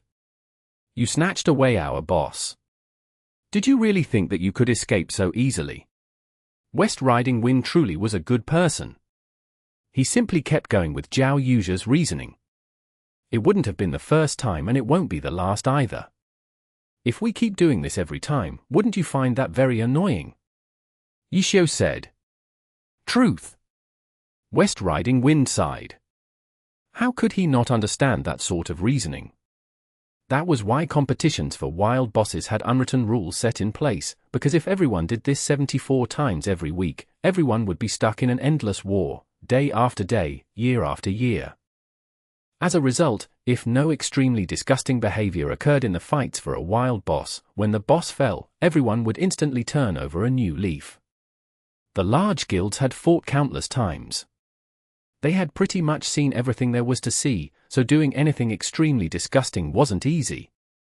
For example, they had pretty much already put aside everything that had happened today. West Riding Wind was currently cooperating with Xiao Yuja about a matter of the past. When he heard Xiao's reasoning, he felt a sort of connection with Xiao. He had the heart to lead this troops over and stand alongside him. Of course, he couldn't actually do that. He just humphed coldly. In any case, they were going to fight. Saying anything more would be pointless because West Riding Wind knew the reasoning he gave was just pretense. Xiao Yuja wasn't fighting because of this reason anyways, so why keep talking? Sparks were already flying between the two sides. At this moment, a bunch of people suddenly excitedly ran over to Heavenly Justice, asking, what dropped? What dropped? Guild Parade. West Riding Wind saw the guild's tags on these guys. Before he could respond, a bunch of people thundered in from behind him. When he turned to look, it was Conquering Clouds. Conquering Clouds was clearly very surprised at Howling Heights being there. They immediately halted their footsteps. The players crowded over and quickly crammed into the path that Howling Heights had come from. 2 other guilds had arrived so soon after. Radiant must not be too far then. The next second, Radiant arrived. The direction that they came in from didn't block Howling Heights' path. Even though they saw Howling Heights there, they weren't too surprised. The boss had just died. Howling Heights lost. Maybe they were cleaning the battlefield? That was what would happen under normal circumstances, so no one paid too much attention to Howling Heights. Only Conquering Clouds was surprised for a bit before making their way forward. However, Howling Heights was blocking the opening in the wall. Conquering Clouds went over and kept saying excuse me, as they pushed past. Parade's guild leader, Martial Awareness, and Radiant's guild leader, White Stream ran over and asked impatiently about the drops before seeing Conquering Clouds stuck over there. The 2 guilds suddenly jeered, if you don't hurry up and come, you won't get your share. Everyone, wait! It's not over yet. Xiao finally said. What? Howling Heights has expressed their intent on not letting us go so easily. Xiao said. Ah. Conquering Clouds was still trying to squeeze through Howling Heights. Parade and Radiant started hollering even louder. This was their difference with Heavenly Justice. Even though they were relatively small, they were still club guilds. Heavenly Justice had only taken its first step into the professional scene. They still didn't have a proper perspective of all the bosses. Howling Heights lost the boss and wanted to fight for revenge. They thought it was very normal, so they weren't surprised or anything. They prepared themselves for a battle. On the other hand, the other 3 club guilds heard Xiao's words and suddenly went into an uproar. That wasn't rational at all. Why did Howling Heights still want to fight? What's wrong with them? Their gossiping spirits started to come out of hiding though. Everyone, let's not make such a fuss. Xiao spoke again, this has nothing to do with the wild boss. The real reason is that their best rookie was bullied by us. He must be one of my long-lost relatives. West Riding Wind was about to cry. It's like God Xiao can see through me. Why do his words always move me so deeply? Chapter 708. Angel Wings. Best rookie? No one in Conquering Clouds, Parade, and Radiant had heard Xiao Yu's self-introduction earlier, so when they heard his name, they were obviously quite surprised. Xiao Yu? Where? Where? Quite a few people shouted. Even though they weren't fans of Team Wind Howl, award-winning players always attracted a lot of attention. Very few fans of Glory wouldn't know their names. Xiao Yu liked the attention, but his current circumstances just weren't quite right. He was still thinking about the words Xiao had just said. Bullied. That was his image in the eyes of those guys? What had he become? Being bullied and being defeated were 2 completely different concepts. He was a magnificent pro player, the best rookie of the season. Him, bullied? Xiao Yu couldn't tolerate Xiao's wording, so he was unable to appreciate the attention from the surrounding players at the moment, but how was he supposed to explain it? He couldn't think of any excuse to use as a cover. In the end, he would still need to fight to prove his strength and let everyone know that he definitely hadn't been bullied. After West Riding Wind sighed at how God Xiao could see through everything, he realized that, after those words were said, even if their guild was at an absolute disadvantage facing for enemy guilds, Xiao Yu definitely wouldn't retreat. Moreover, West Riding Wind also had a better understanding now of why Xiao Yu went to look for a fight with Heavenly Justice. Perhaps it was because God Xiao showed such a nonchalant and disdainful attitude towards him, and this proud best rookie wasn't able to bear it. As a result, West Riding Wind grasped Xiao Yu's intention to battle. In this battle, victory wasn't the most important part. He needed to prove his strength to everyone. West Riding Wind didn't want to accompany Xiao Yu and prove their guild's strength, but things had already reached such a stage. They didn't have any path of retreat either. Their elite group had a good deal of fans and many of them were furious at Xiao's mocking words. Xiao Yu was even angrier and shouted, "Stop with the **T. Ah. That's Xiao Yu." Several players found him. There was a distinct gap between Hazy Scene's position and Howling Heights' other players. He didn't come out on his Elementalist, Beautiful Light. Someone asked. Beautiful Light was the character that Xiao Yu used for official matches under Team Wind Howl. An account for a rookie usually wouldn't be very good, but it was still better than many other accounts in the pro scene. It was worthy of being given attention to. However, Hazy Scene was just some character that no one had heard of before. Xiao Yu was only controlling this character. These kinds of situations didn't usually feel very realistic for most players. The situation's a bit complicated. Should we try and break through the encirclement? West Riding Wind messaged Xiao Yu, asking him exactly what he had been planning on doing. As of now, the 4 allied guilds were gathered together. Fighting them head-on would only end in an utter slaughter. In this kind of situation, breaking through the encirclement was the most rational and normal decision. And after grasping Xiao Yu's intentions, West Riding Wind also understood that Xiao Yu wasn't seeking a death match. He could show off his skill in this way too. That kind of outcome would be good for both sides. However, there was also an even more important point. West Riding Wind hoped Xiao Yu wouldn't think of. They were the ones who proposed the challenge.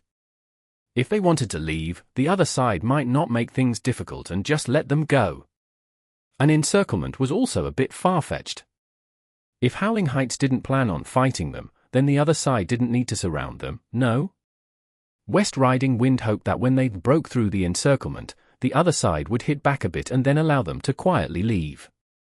From how God Xiao saw through the last two issues, West Riding Wind was certain that, if God Xiao didn't want to fight to the death, then when they broke through, they would have a tacit understanding of one another. Charge!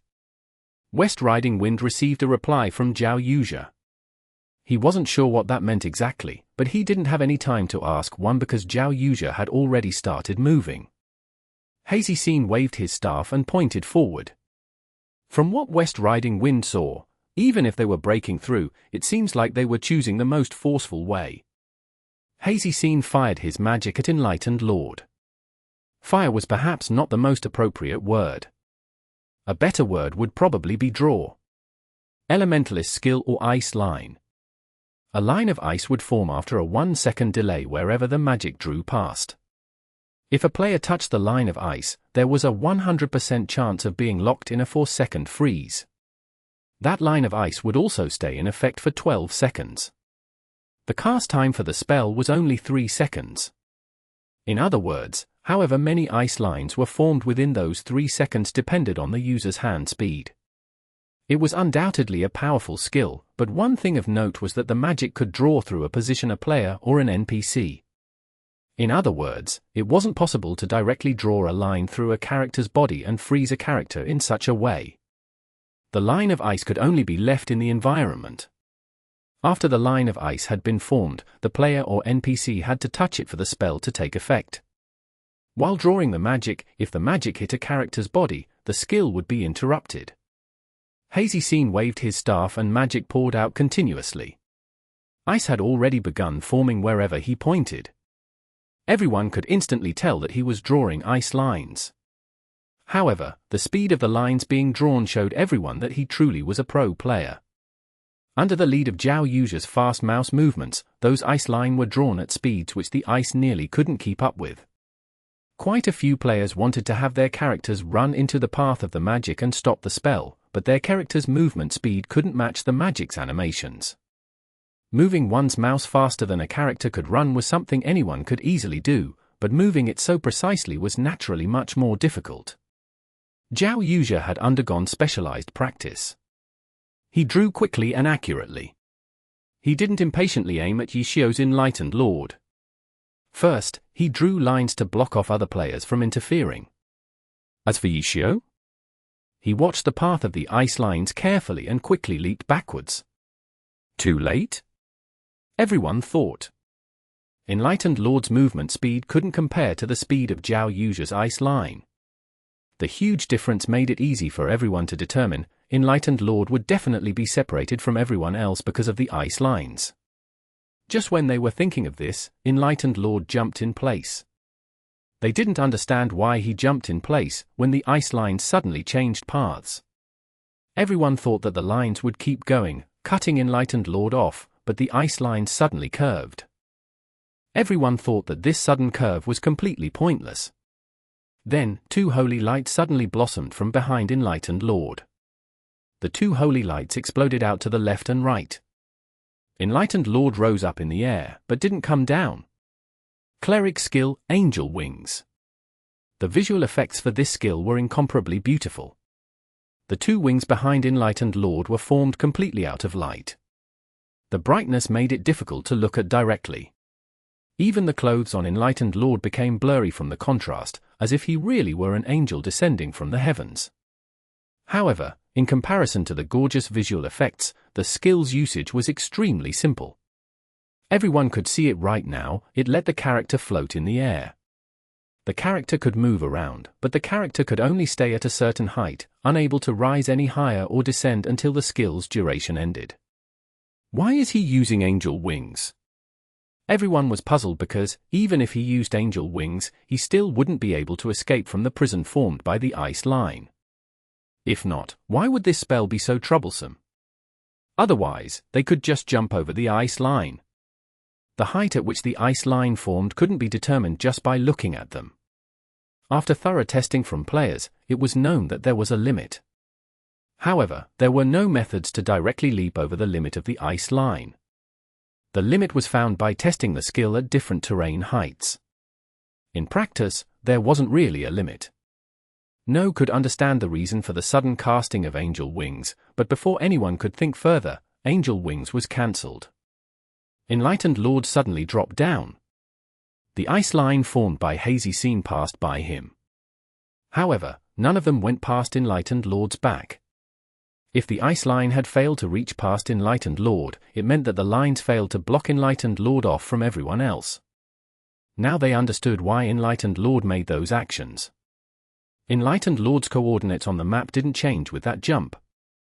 However, his vertical height changed. By switching positions, he was blocking Xiao Yu's cursor. The lines were drawn by holding the right-click button while moving the cursor. As long as this were happening, if the cursor touched a character, the skill would end. The players were trying to stop the spell by reading the movement of the ice line. They naturally wouldn't be able to keep up with the speed of the lines. On the other hand, Enlightened Lord's jump was made by determining where Xiao Yu's cursor position was and then changed his position to bump into Xiao Yu's cursor. As a result, Xiao Yu's ice line suddenly curved. Afterwards, Enlightened Lord floated in the air for a bit with angel wings and then quickly fell.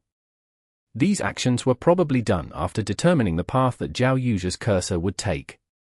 This exchange between two pro players was on a completely different level from anything normal players like them would ever experience.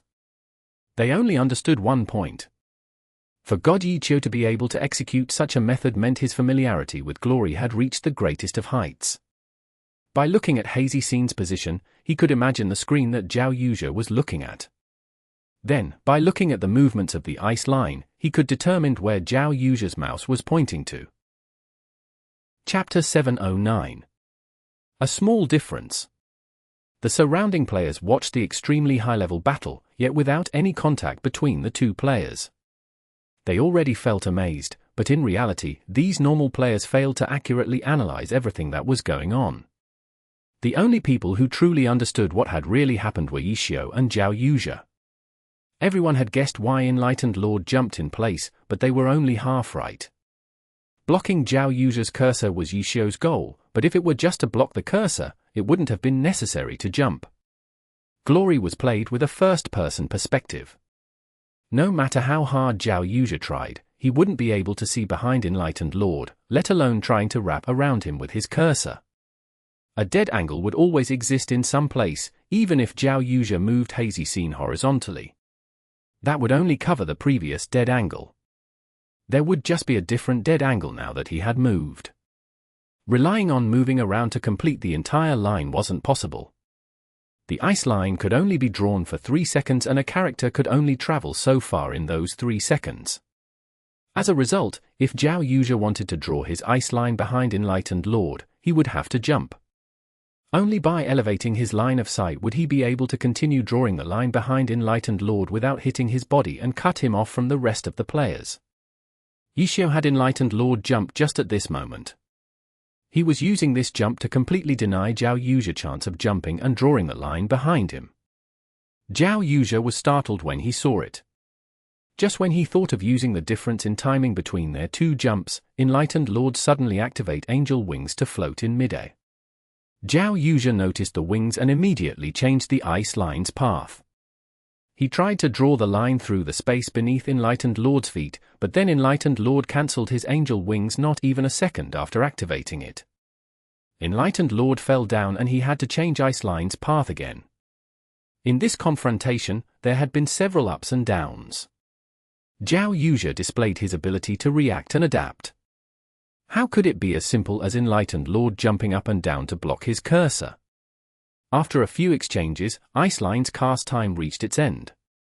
When Enlightened Lord landed back on the ground, Xiao Yu tried jumping again to complete the line, but there wasn't enough time left. He could move the mouse cursor very quickly, but he had to do it while moving, which made it that much more difficult. In the end, Ice Line formed, but when the line reached Enlightened Lord, it suddenly curved as if it feared him. In the eyes of the surrounding players, this wasn't just a defeat for Xiao Yuja, but a very funny defeat. Some of them even started laughing. The laughter was like a slap to Xiao Yuja's face. Nothing else but killing God Yichio's character would be enough to prove his skill now. However, Enlightened Lord was a cleric, so he definitely wouldn't go to the front lines and would be protected by others instead. Killing him would be very difficult. It had been a rare opportunity to have a chance at separate him from everyone else.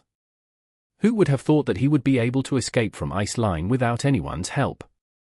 Even though Xiao Yuja was a pro player, who had experienced many battles, he had never seen such terrifying awareness and judgment from someone else before.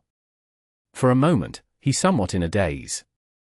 However, in West Riding Wind's eyes, although Ice Line failed to imprison Enlightened Lord, it still cut off a good portion of people from him.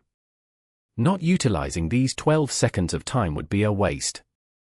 If Xiao Yuja decided to forcefully breaking through in the most troublesome way possible, it was pointless to argue, so he might as well just hurry and take this chance to attack. Charge! West Riding Wind ordered in the group chat. The elite players were still normal players of the highest skill level. They saw this opportunity too. When the order came down, none of them hesitated and started firing all sorts of attacks and spells.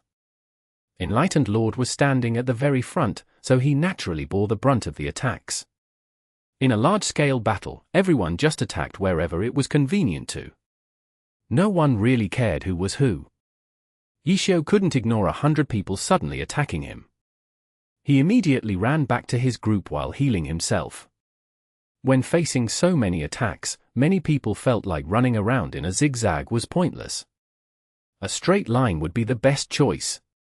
However, Enlightened Lord didn't duck his head and headed straight for his group. He chose a jagged path. After looking at him run for a bit, they saw the reason. Enlightened Lord didn't completely avoid all of the damage, but he dodged the most concentrated attacks. When he rushed back to his group, his health was already red. Then, he said, "Why wasn't anyone healing me? God also needs healing?" Everyone stared blankly. They had been preoccupied with admiring how God would escape from so many attacks that no one had thought of healing him. After hearing his question, everyone suddenly realized how dangerous. If God Yichio hadn't chosen to dodge the high damage attacks with his pathing, he probably would have died already. It seems like even God Yichio felt a lot of pressure when facing so many people. They were still thinking about this as the clerics hastily topped up Enlightened Lord's health. Howling Heights had started ferociously attacking them. Xiao Yuja regained his composure. Hazy Scene was fearlessly leading the charge, coordinating his spells with his movements. It almost seemed like his mobile cast was constantly active, when it was actually because of his almost perfect grasp of the rhythm. Xiao Yuja was definitely worthy of bearing the title of Best Rookie. In his eyes, Enlightened Lord was still his main target. When Howling Heights began attacking, Enlightened Lord instantly fell dangerously low. However, Xiao Yuja had been in a daze at that time. When he woke up, he stamped his feet in anger. That was a perfect opportunity to kill Enlightened Lord. To think he would actually miss it. He was the only one to be stunned on his side, but on Enlightened Lord's side, the troops from the 3 guilds were all also stunned. Enlightened Lord was being chased like mad by 100 players, yet they were just standing there watching him come towards them. Teams 1, 2, 3, and 4 blocked the left side. Elementalists from teams 6, 7, and 8 strengthened the ice line.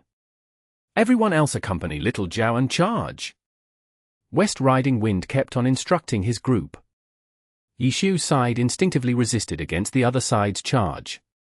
However, it went just as West Riding Wind predicted. Apart from Heavenly Justice, the other 3 club guilds stood there. If the other side wanted to leave, then go ahead and leave. Why stop them? West Riding Wind had clearly recognized the small differences between the 4 guilds. The other 3 club guilds wanted to preserve their strength. They didn't want to fight. Heavenly Justice fought against Howling Heights head-on though. Unfortunately, if it was just them, they were slightly weaker than Howling Heights, whether that was in terms of average skill level or average character strength. And neither side really had a strategy in mind in this type of conflict. In just a few short seconds, they had already began clashing. The average player's skill level and character strength eventually became the deciding factor. Heavenly Justice had trouble defending, and Howling Heights soon tore an opening open. Xiao Yu's hazy scene was particularly dazzling. He actually didn't notice that it was because 3/4 of the enemies weren't participating. He thought he alone was making the decisive difference and blasting open a path through the enemy ranks. Xiao Yu was quite sharp. Unlike a lot of other players, his attacks weren't random. His attacks were purposeful. They always did damage and his attacks came rapidly too. He really did help Howling Heights gain an advantage. West Riding Wind had an experienced eye. He saw that those 3 guilds were just standing there relaxing and God Xiao didn't seem to be doing anything with Heavenly Justice. That was good though. If they really had charged blindly, West Riding Wind was really afraid that Xiao Yu would see through the issue and make another terrible move. With the way things were going, it should be enough to make up for the blow to that punk's pride, right? Hazy scene. Hazy scene. Focus your fire on him. Heavenly Justice didn't seem to understand the situation though. From the battlefield, it was easy to see just how useful he was. They were shouting for everyone to kill him at all costs. Don't stop them. Just attack back a bit and let them go. Xiao had given the order a while ago, but the problem was that he could only give the order. He couldn't control everyone's characters. Heavenly Justice had been attacked too fiercely by Howling Heights. It was difficult for them to suddenly stop halfway through. Letting them go was fine, but no one wanted to not put up a fight. If you're low on health, pull back. Knights stand at the front. Healers, heal well. Melee classes scatter to the left and right. Keep backing away as a whole. Xiao said. If he couldn't control their characters, he could only give them concrete instructions. His orders and the shouts from everyone else to kill Hazy Scene weren't on the same page. However, killing off Hazy Scene was a suggestion given by someone without authority. It didn't count as a group order. However, Xiao's words had the tag group order in the group chat. Words with a title naturally held more weight than the some shouting of random players. Heavenly Justice followed Xiao's orders. They immediately restrained their attacks as if they were being pushed back by Howling Heights. West Riding Wind saw the change. For a moment, he wasn't sure if Heavenly Justice was planning on retreating or preparing for a counterattack. In theory, with God Xiao leading, it should be the former, right? He was thinking about this, but Xiao Yu didn't care. The other side was retreating, giving him an opportunity to continue charging forward. Heavenly Justice had thoroughly experienced the might of this best rookie. Seeing him rush over, they started to panic a bit. Xiao Yu is coming again. Countless players cried. Steen Bun, throw a brick at him. Xiao ordered. Yes, sir. Steen Bun immediately acted. Only the heavens knew where this brawler got a brick, but it had once again come out. Chapter 710. Please sir, get into the boiling pot. The brick whistled by. Xiao Yu was currently very focused. He didn't dare to slack off even a little. He immediately noticed the brick flying over. He tilted Hazy Scene's head slightly to dodge the brick. Xiao Yu didn't care who the brick would strike behind him. He found the guy, who launched the brick, among the opposing crowd and immediately fumed. You think I'm easy to bully? You steamed bun. Xiao Yu was no longer fighting alone. The players from Howling Heights coordinated with his attacks very well. He didn't want to ignore Steamed Bun's provocation. Hazy Scene pointed his staff at Steamed Bun's brawler and fired a spell. The players of Howling Heights beside him instantly matched him and sent over similar attacks. Steamed Bun hastily controlled his brawler to dodge. He looked rather vulgar as he rolled and crawled around. Attacks such as the Brawler Brick were only mid-ranged attacks and didn't count as a long-ranged attack. In order to throw it, Steen Bun had to leave his previous position in the formation. It was easy to come out, but difficult to return. With Xiao Yuja making things difficult, Steen Bun only managed to survive through the desperate efforts of Heavenly Justice's clerics. Xiao Yuja felt so satisfied. He was finally able to fix up the guy who had put him in a sorry situation. He saw Steen Bun hide behind his allies, while continuing to search for opportunities to throw his brick. Xiao Yuja didn't plan to let him go off just like that. Charge! This was the first time Xiao Yuja coordinated with everyone today. Before, he always fought by himself and waited for the others to coordinate with him. However, in order to take down Steen Bun, he intended to lead the charge. At this moment, Enlightened Lord appeared on the front lines of the enemy side. When Xiao Yuja saw this, he burst with joy. Compared to the unknown Steen Bun, taking down the character of a god was much more exciting. Xiao Yuja itched with impatience and felt regretful for not being a battle mage. Otherwise, he would rush over with a grand and majestic dragon breaks the ranks and give Enlightened Lord a beating. How great would that be? Even though the damage from an Elementalist wouldn't lose to any other class, in terms of the satisfaction from a blow, Elementalists couldn't able to compare with close-ranged classes who made waves with every blow. Cover me! Xiao Yuja ordered again. His hand speed increased as he prepared to cast the Elementalist's skill, Heavenly Lightning, Earth and Fire.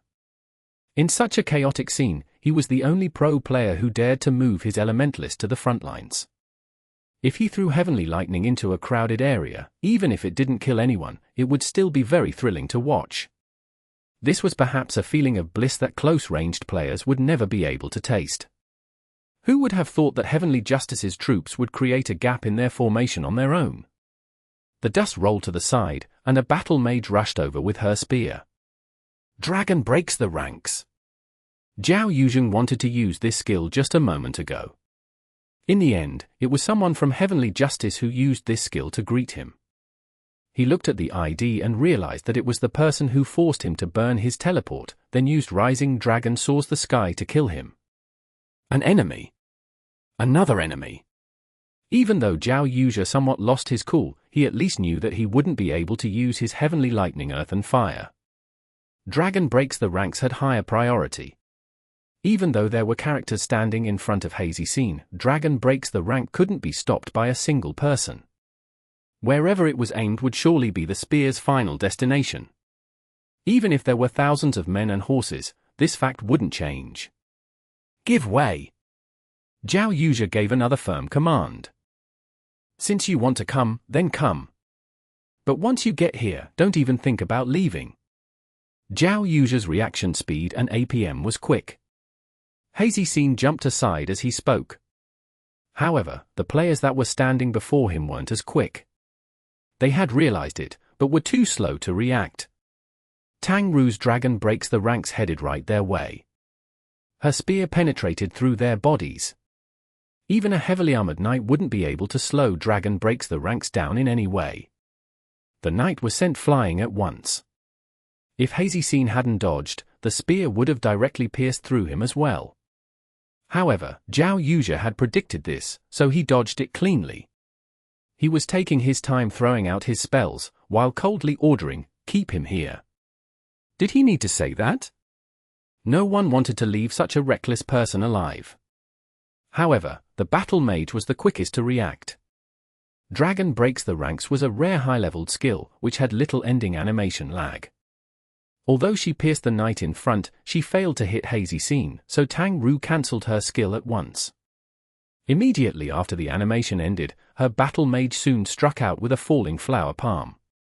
She managed to make a move before everyone else. Once the palm flew out, the unprepared players received the attack and were blasted aside, crashing into those behind them. Howling Heights formation was destroyed by a battle mage's low-leveled skill.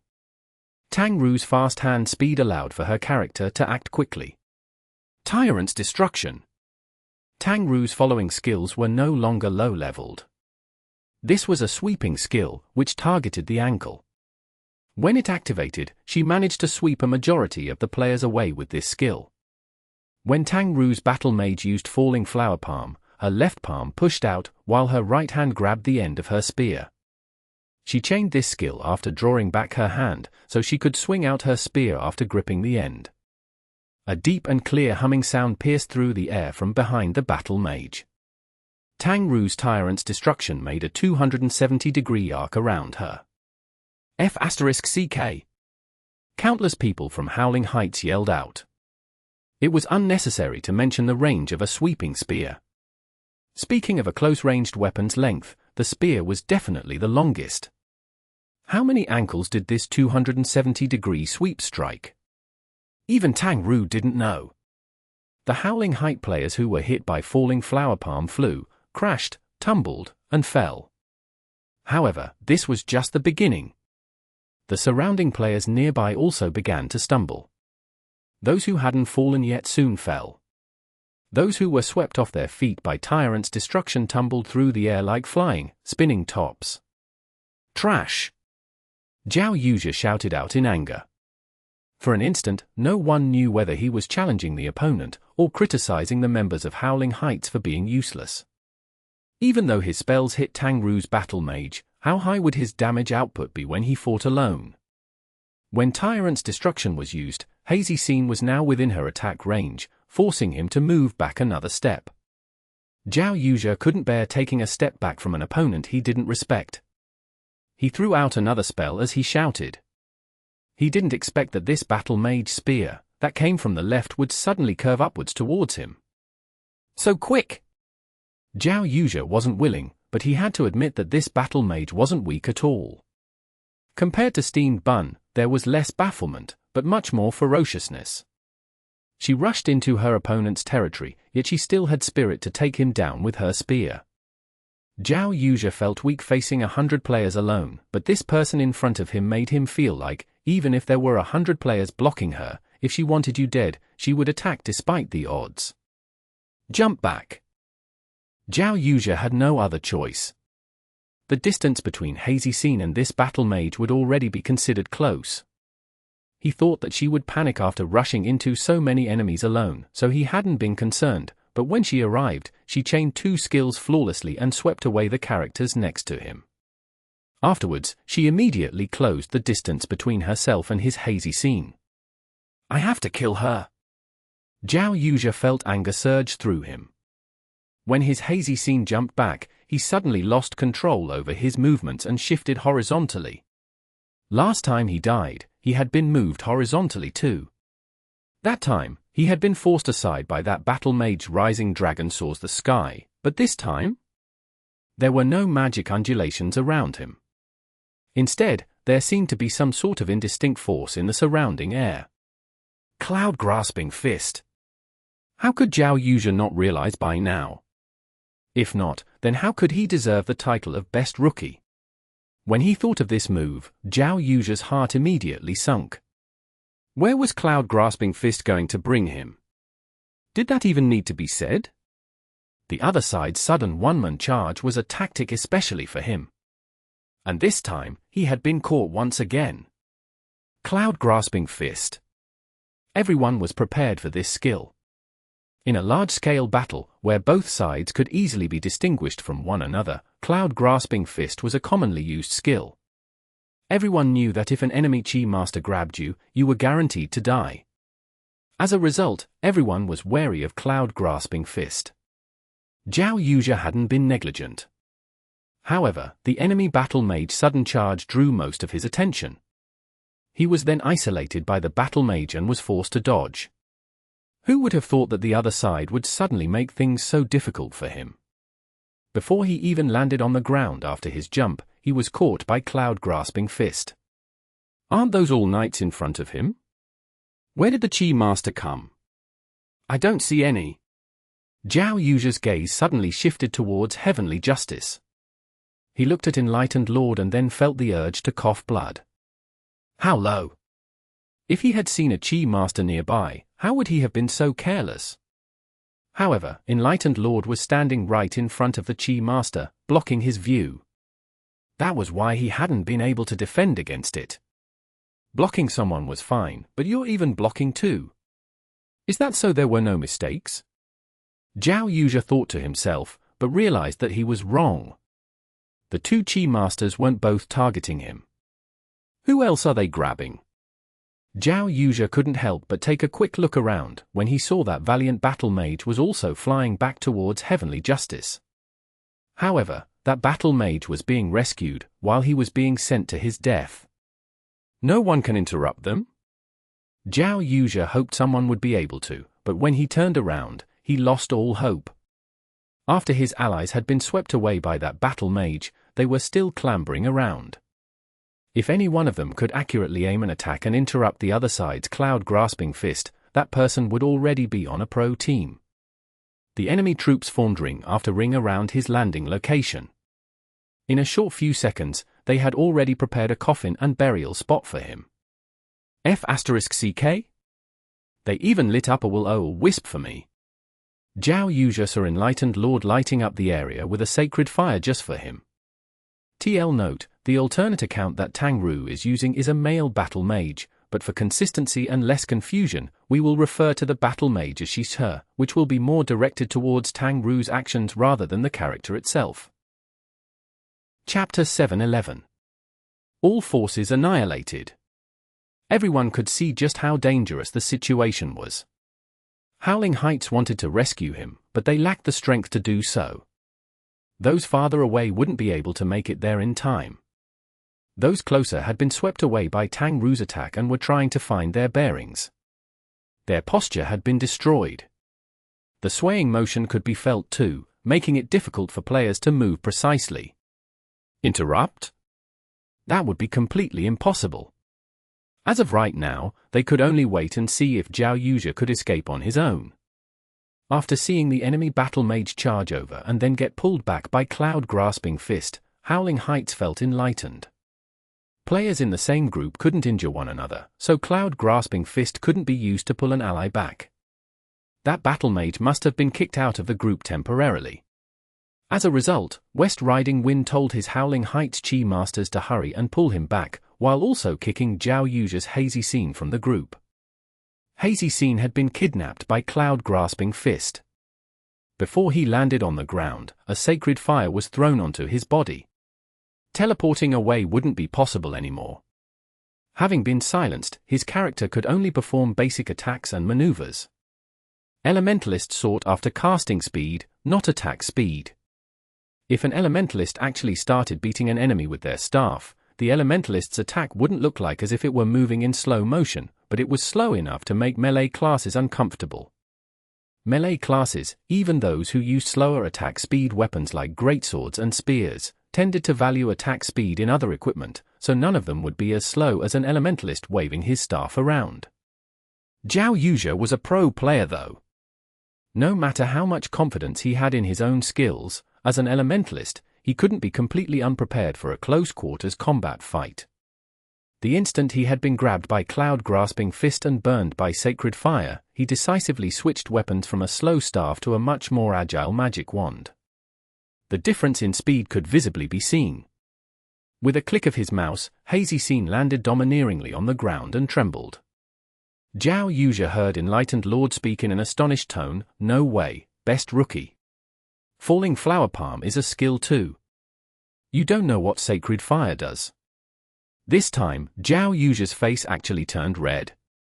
Yes, in that instant, his brain had turned into mush. He had only been thinking about what methods he could use to escape from a close combat battle, so he switched his weapon. Then, he did the motion for a falling flower palm to try and push the enemies in front of him away. He had completely forgotten about Sacred Fire's crowd control effect.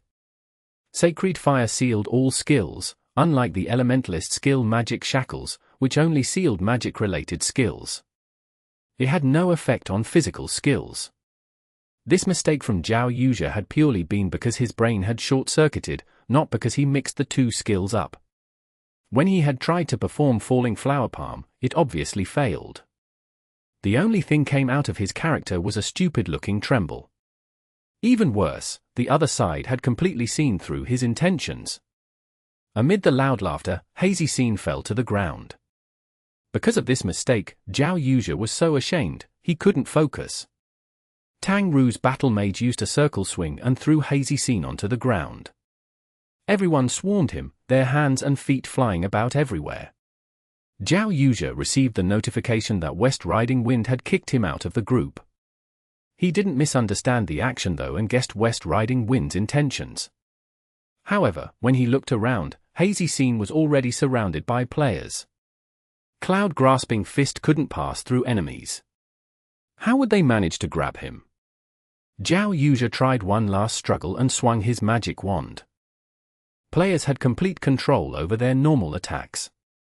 When Xiao Yuja's Hazy Scene swung his wand, it looked like it had come from a battle mage. Of course, a normal attack didn't have the power or priority of a skill, but it could still hit people's feet. Unfortunately, he had only started his swing when Tang Ru's battle mage stabbed at the ground, blocking it. This battle mage wasn't weak at all. Xiao Yuja had become determined a bit too late. The enemy weapons rained down on him and he died instantly. From his ghost's perspective, he saw those guys scrambling over to grab his dropped equipment. As for Howling Heights? Their Chi Masters had only just arrived at the front of the group, but they couldn't see their target at all. West Riding Wind shook his arm and Howling Heights charged, but it was over for Xiao Yuja. Everything was over. How could he have the face to stand up and fight again? He could only blame himself for being too arrogant and not taking the game seriously enough. Xiao Yuja logged off. His character didn't revive at all. This character wasn't his. It belonged to the club. After using it, he would need to return it to West Riding Wind. He originally wanted to use his vacation time and show off in-game, but who would have thought that things would turn out so badly? He had already died twice. Out of all those Howling Height players, which of them had died twice today? Xiao Yuja didn't want to show off in the game anymore. Playing together with his fans would only make him feel more embarrassed. He was even somewhat unsure of how he should return this account card. How would those people in the guild studio look at him? Xiao Yuja stared blankly at his computer screen. Howling Heights seemed to have gone insane. Xiao immediately ordered everyone, fight back a bit and then retreat. Let's see if they'll leave or not. Their previous retreat had created some distance between Heavenly Justice and Howling Heights, but now that Howling Heights was charging at them again, they thought in the same way as the other three guilds and fought back a bit before retreating. Howling Heights charged to the front and immediately saw Hazy Scene's corpse sprawled on the ground. Many of the loyal fans were furious. West Riding Wind checked his friends list. Little comrade Xiao had since logged off. It seemed like the blow to his pride wasn't light. West Riding Wind couldn't stop his players from becoming furious. It had nothing to do with benefits, but rather their honor. Their team's player had been killed. Everyone wanted revenge. Sigh, what a terrible loss. West Riding Wind sighed to himself. He could only watch as his troops angrily attacked Heavenly Justice out of revenge. At this moment, he also noticed that Conquering Clouds, Radiant, and Parade had begun to move. Of course. They thought Howling Heights would just charge out and leave. Of course, they would quietly let them go, but Howling Heights refused to rest against Heavenly Justice though. As allies, how could they stand still and continue watching? The guild leaders had given the orders and their troops began to move. Half an hour passed. Xiao Yuja was still staring blankly at his screen. It wasn't like he had never suffered a loss before, but he had never felt so miserable. The game should have been a leisurely place, yet why did he lose face instead? Just when he was lost in thought, he suddenly heard a knock at his door. Xiao Yuja woke up and confirmed that it was his door. During the break, the club didn't mind the player staying in the provided dorms. The majority of players chose to leave though, whether it was for their families or to travel. Even those who still wanted to play Glory might not stay at the club. In Team Wind Howl, besides him, there weren't any other players here. Who would knock on his door? Xiao Yuja opened the door and saw the guild leader West Riding Wind. He immediately fell silent. West Riding Wind had to muster up the courage to knock on Xiao Yuja's door.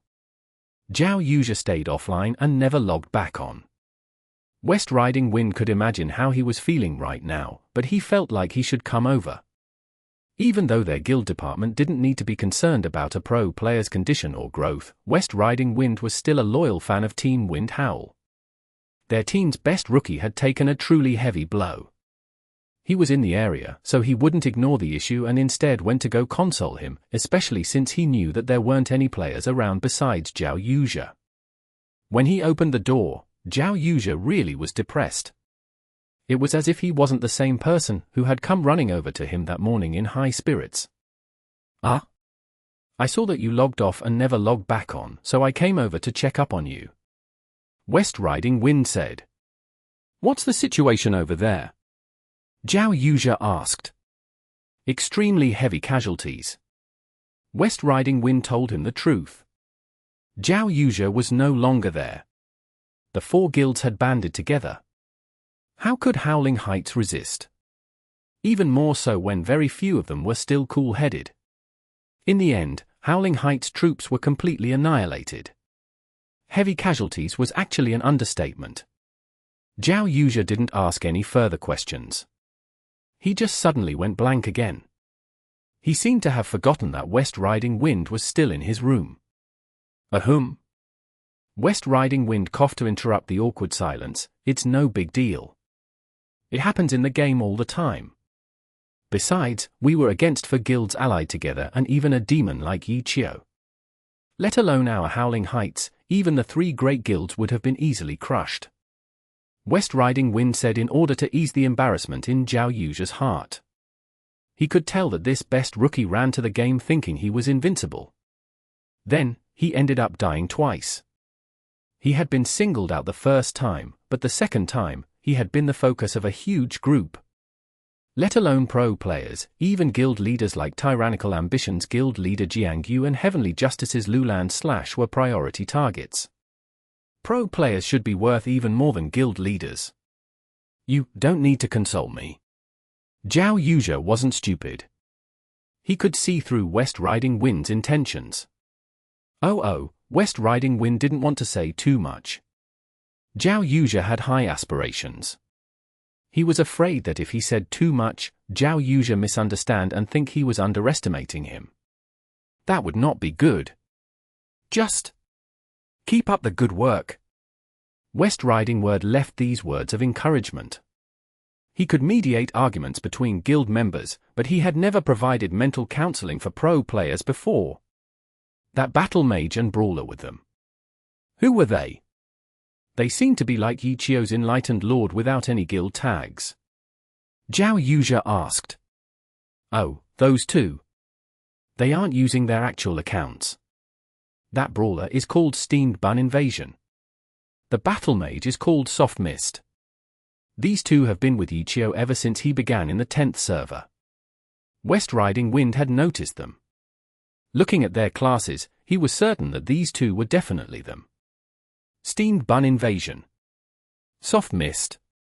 Xiao Yuja took note of their names. At the same time, he pointed at the table, that account card, Hazy Scene. "Is it okay if I keep using it?" "No problem." "No problem at all." West Riding Wind immediately replied. Chapter 712. Worries of the Alliance. Dying in the game had been difficult for Xiao Yuja to accept, but it wasn't a setback he couldn't recover from. Asking West Riding Wind about Tang Ru and Steamed Bun showed that he recognized that these two players weren't normal. Keeping the account card also signified that he didn't plan on giving up either. Seeing how Xiao Yuja hadn't gotten tilted, West Riding Wind felt gratified. However, he wasn't sure if he should allow Xiao Yuja to keep on hunting wild bosses with them. Having a pro player's assistance naturally improved their strength significantly, but Xiao Yuja alone wasn't enough to deal with Goji Xiao and the Four-Guild Alliance. In fact, the confrontation resulted in injuring the confidence of Team Wind Howl's future star. It was a difficult decision to make. After leaving Xiao Yuja's room and returning to his room, he could already feel his head begin to hurt. Xiao didn't care about what was happening at Howling Heights. Snatching the boss was already a victory. Howling Heights didn't seem to know what was good for them and had continued to persistently attack, ending in their quick demise. Even though it didn't matter too much for club guilds, from an emotional perspective, it felt very good. Equipment dropped by Howling Height players scattered the ground. The FU guilds had a good time picking them up. With their statuses as club guilds, arguing over who should get which spoils of war was a bit meaningless. How to split the boss drops held a higher priority. The 5 parties discussed the list of drops and split the goods. A perfectly even split wasn't possible, but if one party lost a bit this time, that party would gain it back in the next wild boss hunt. The 5 guilds were quite trusting of each other now, so everything was much easier to agree on. Afterwards, each party returned to the city and went to do their own thing. The subject of this battle still continued though. After all, this battle had been a bit abnormal. For example, this was the first time the Alliance had won a level 70 wild boss from a powerful guild. The Alliance also defeated a guild which had the assistance of a pro player, and the best rookie at that. That guild refused to give up too and was wiped out. This battle made the guilds, which could usually only poach, happy for a long time. This battle was truly eyebrow-raising. Many people had these thoughts. This day, the Alliance kept on receiving news of bosses and continued to fight for them, reaping bountiful harvests, especially for low-leveled level 55 and level 60 wild bosses. This had to do with the big guilds not attaching as much importance on low-leveled wild bosses. However, guilds like Parade and Radiant went all out for these level 55 and 60 bosses. In truth, with the current development state of these smaller club guilds, they needed these lower-leveled wild bosses because these guilds recognized their own strength and only did what they could do with that strength. If they needed to use level 70 wild boss materials for all of their silver equipment, it would truly be too difficult for them. They couldn't grab any in the game and no one sold such materials on the market. In the end, they could only shelve those blueprints. As a result, the smaller club guilds mainly researched low-end silver equipment. After all, they had a decent chance at scavenging these low-leveled wild bosses. Xiao couldn't care less. They didn't have any silver equipment to begin with. Let alone level 55 and level 60 heavenly domain wild bosses, he still needed wild bosses from the normal servers. He didn't have the strength to do that right now though. 1 day, 2 days, a week passed. A total of 74 wild bosses spawned every week in the heavenly domain. The Alliance was able to win 33 of these wild bosses, a very impressive number. Up until now, no guild had ever reached such a number. Those 3 great guilds only got a few more than the other guilds. Being able to reach double digits was already quite amazing. However, because these 33 bosses were split between 5 parties, each party only got around 6 to 7 wild bosses each, which was on par with what the top guilds usually got every week. However, for Heavenly Justice, this was a huge breakthrough. Moreover, since only 74 wild bosses spawned every week, if the Alliance took away 33, the other guilds must have gotten much less than before. The core members of the big guilds had fervent discussions over this topic in the chat group. God Xiao's destructiveness finally came, and this time, it directly touched on the meaning of why club guilds existed. This wasn't something they could deal with. As the Alliance stole the spotlight and snatched bosses this week, the core members of the guilds argued for a week, but couldn't come up with a solution. There were only 2 ways to salvage this situation. The first way was to disperse the opponent's alliance. The second way was to come out with a force that could compete with the Alliance. Dispersing the Alliance would be way too difficult. It looked practically impossible right now, at least. The Alliance guilds gathered together by Xiao used to be pitiful. In the past, they practically never earned any wild bosses. The Alliance could be classified as giving medicine to a dead horse. They had nothing to lose, so they were naturally willing to make this gamble. After tasting sweet victory, they had the confidence to continue now. Maybe after they became stronger, the Alliance might crumble, but that would be in the distant future. As of now, the Alliance was very stable.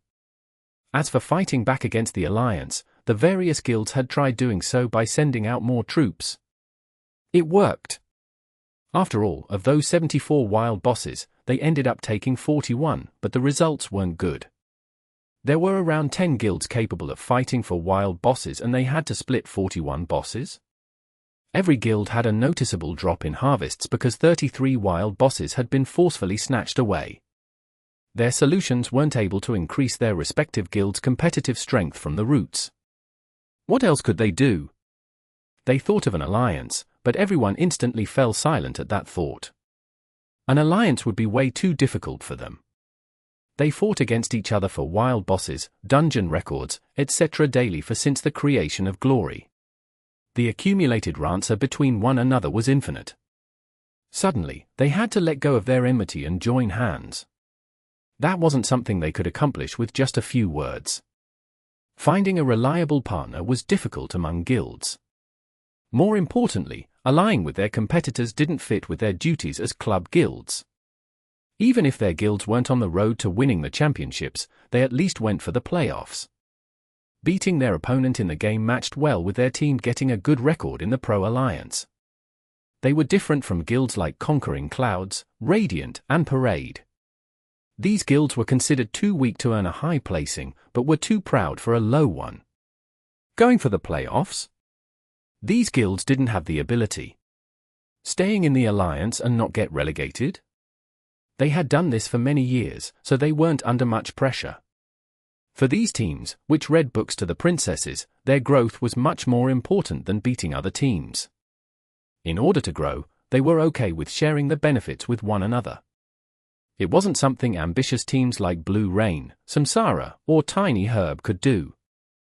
For these championship teams, anything that could weaken their opponent could increase their chances of becoming the champions. Victory was accumulated bit by bit. Robbing their opponent's resources wasn't enough. Now they would have to share resources with their opponents. How could the group chat not fall into silence? An alliance was possible, but not between any of the guilds in the chat group. Besides an alliance, there weren't too many options. They had to compete against the other guilds too. If it wasn't done properly, they might give the others an opportunity to take advantage of them. How difficult! Although all 74 wild bosses had spawned, the week wasn't over yet. The various guilds were getting ready for next week's work. Radiant, Conquering Clouds, Parade, and Heavenly Justice were in accordance with who these guilds wanted as allies. If they could ally with these guilds, they would weaken their current competitors. It wasn't just one or two guilds thinking about it either. Radiant, Conquering Clouds, and Parade suddenly became very popular. Their guild leaders were personally messaged by the leaders of the top guilds. It must have felt good getting all of those bosses this week. How about you come and kill bosses with us? With your for Guild Alliance and Xiao, the drops are split between 5 parties, right? You guys killed quite a lot of bosses last week, but the average number you got is just SOSO, no? If you ally with us instead, we can get the same results, but each of us will get 16 wild bosses? Isn't 16 an impressive number? All sorts of persuasive words were said. They really were enticing. They were only able to get 6 to 7 bosses this week. If they could get 16 to 17 the next week, how could that not be an attractive offer? 16 to 17, 16 to 17. These two numbers left these guild leaders in a trance. If they could get 16 to 17 wild bosses every week, they would grow at breakneck speed. While these guild leaders were at a loss at what to do, they received invites. Xiao had formed a QQ group. How is it? You've probably received a lot of enticing offers, right? Xiao got right to the point. No? What offers? Radiant's white stream played it dumb. Yeah. Quite a few guilds are looking to ally with our Heavenly Justice. Lulan was honest. His past experience taught him that it was better to be honest with Xiao. The other two guild leaders saw his message, but didn't say anything. In any case, someone had already said they got offers, while the other one didn't. They might as well wait and see what Xiao would say. Xiao typed a smiley face, "Little White, why are you pretending you don't know? Did you think that I wouldn't receive an invite?" Chapter 713. Excellent Era Card Shuffle. White Stream felt very embarrassed after being called out by Xiao and hearing Lulan's honesty. After thinking about it, there was no reason that the others would only look for Radiant. Acting dumb was naive and childish. Ahem. White Stream wasn't sure what to say at this moment. The reason I added you guys to this chat was to remind you to endure this ordeal, Xiao said. He didn't seem to mind White Stream's conduct. What are your thoughts? Lulan asked. Nothing really. Xiao smiled. This is a good indicator that they're fearful of our alliance. They don't have any effective methods to deal with us, so they resorted to seeking their own alliances. For these guilds, sharing their profits is certainly very painful for them. If they've chosen to walk this path, then they must not have any other paths to walk. Thus, we cannot renounce our current advantageous position. Lulan clearly stood by Xiao's side. However, our future will definitely be more grim. After all, apart from us, there are other club guilds to choose from. It's possible that two competitive guilds will ally together, so I need to confirm whether or not everyone has the confidence to continue cooperating. If any of you have intentions of accepting another guild's invitation, please say it. What's the point in hiding? You'll be exposed the next time a boss spawns anyways. Speak out now and we can part on good terms. Xiao said. I have no intentions of leaving. Lulan expressed. I'm satisfied with our current circumstance. Conquering Clouds Shiqin confirmed. Let's keep working hard together. Parade's martial awareness said. Sigh, it'd be too embarrassing to say otherwise. White Stream also decided to stay. Xiao never called him out in his speech, but he had still hid the matter already, so it was a bit of a slap to the face. The slap was justified though, so he couldn't say anything about it. I want everyone to recognize a cause and effect relation. The guilds are looking to doing something as painful as making alliances because of our existence. If our alliance broke up, their most formidable competitor will have disappeared and everything will go back to normal. If that happened, they wouldn't bother looking for an alliance anymore. Xiao said. You're right. This time, Shiqin responded the fastest. This is probably the scheme that the other guilds have come up with. It's only by staying together that we can prevent a disaster from unfolding. If we fight amongst ourselves, at best, we'll only be able to pick up the scraps. The other three, including White Stream, agreed as well. Xiao's reasoning was very clear. As club guild leaders, if they couldn't understand this cause and effect relation, their capabilities would be questionable. Ha ha, as long as no one has any doubts, that's good. Let's keep up the good work next week. Xiao said. The chat group immediately fell silent. The crisis had been resolved. No matter how the other guilds tried, the four-guild alliance wouldn't budge. Even White Stream, who had wavered the most in the beginning, didn't make a second mistake. The alliance held together. The remainder of the day went well for them. When they had nothing to do, they would stare foolishly in joy at their harvest this week. They had never seen such a bountiful harvest before. Shiqin, White Stream, and Martial Awareness had done exceptionally too. Their clubs felt surprised at their accomplishments. After asking how they achieved it, they realized what these three guilds had done. The three guild leaders received praise from their respective clubs and their monthly salary would naturally reflect it. As for Lulan, he was the owner, so his guild's success and failures depended on him, which saved a lot of trouble. While some were happy, there would naturally be others that were unhappy. For example, Howling Heights had tragic results last week. They actually failed to get even a single boss. Speaking of which, Howling Heights had never been considered first class in terms of guild strength. When they competed for bosses, they usually didn't hold an advantage. On their first day this week, they had the help from a pro player and managed to crush even tyrannical ambition. However, after that battle, Xiao Yuja never came back to help them. When West Riding Wind left Xiao Yuja that day, he felt like it shouldn't be like this, but he felt too embarrassed to ask. This week's work was over, but he still saw no signs of Xiao Yuja appearing. West Riding Wind thought to himself, did he also go on vacation? But when he checked the pro player residential area, Xiao Yuja was clearly still there. He was still there, but he hadn't logged on in the past few days. Had that guy pretended to be okay that day, when he was actually still depressed? West Riding Wind immediately thought of this possibility. West Riding Wind knocked a few times on the door to Xiao Yuja's room.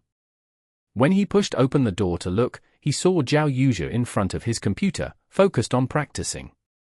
Correct, practice. Xiao Yuja wasn't depressed. After suffering defeat in the game, he felt like he wasn't skilled enough. Being beat by God Xiao was fine, but that brawler, Steen Bun, and that battle mage were nobodies, yet they proved troublesome. Was it because the opponents were strong? Or because he was too weak? Xiao Yuja had these kinds of thoughts in the beginning, but he had already discarded those. It didn't matter if his opponents were strong or if he was weak, the only path was to improve. It wasn't like he could pray that his opponents would suddenly become weak, right? Xiao Yuja was focused on practicing and didn't notice West Riding Wind coming into his room. West Riding Wind stood at the entrance and took a few glances. After seeing how Xiao Yuja was in the middle of practice, he didn't bother him. He quietly closed the door and left. No club guild would be idle. Facing this week's struggle for bosses, they had to figure out a way to answer back. They couldn't just do the same next week as this week and continue watch Xiao take away their resources with his alliance. That would be sitting and waiting for their own death. This week wasn't over yet. The new week just happened to be on the first day of a new month, July. That morning, Xiao followed his usual sleep schedule. When he went downstairs to eat breakfast, he saw Chengguo holding a bowl and standing at the internet cafe entrance, looking at something outside. What are you looking at so early in the morning? Xiao wasn't in a hurry to finish his breakfast. He lit up his cigarette and walked over. Chengguo didn't say anything. She grabbed her chopsticks and pointed. Xiao looked in that direction and saw Club Excellent Era. Numerous fans were gathered there, and quite a few were holding banners up high. Xiao read the words and understood. The fans of Excellent Era were gathered around the club to welcome Xiao Shiqin. July 1st was the official start of the transfer window for the Glory Alliance. Xiao Shiqin's transfer to the club had already been announced, it would naturally be officially completed today. He really did come. Chengguo sighed. They were probably the people who didn't find Xiao Shiqin welcome in the entire city. Xiao Shiqin could change the entire Excellent Era into a team, which Xiao might not even be able to recognize anymore. Club Excellent Era. Dao Xian rushed over to the club early that morning and confirmed everything with the reporters gathered around. Xiao Shiqin's transfer wasn't a small matter, especially with Excellent Era having been relegated. This all-star player actually chose to sacrifice a year and invest his time with Excellent Era, which naturally gave Dao Xian a very good impression of him. Dao Xian stood by the window of his office. When he saw all of the fans gathered outside the club, he felt like the move he made was incredibly beautiful. He hadn't seen so many fans looking forward to their future in a while. Last season, fans usually gathered outside the club to shout angrily at their team's performance, throwing trash and protesting. It was much better now. Everything had ended. Dao Xian was in an exceptional mood right now. At the same time, the players living on the first floor such as Liu Hao and He Ming stood by the window too, looking outside at the fans crowded around the entrance. They were gnashing their teeth in anger though.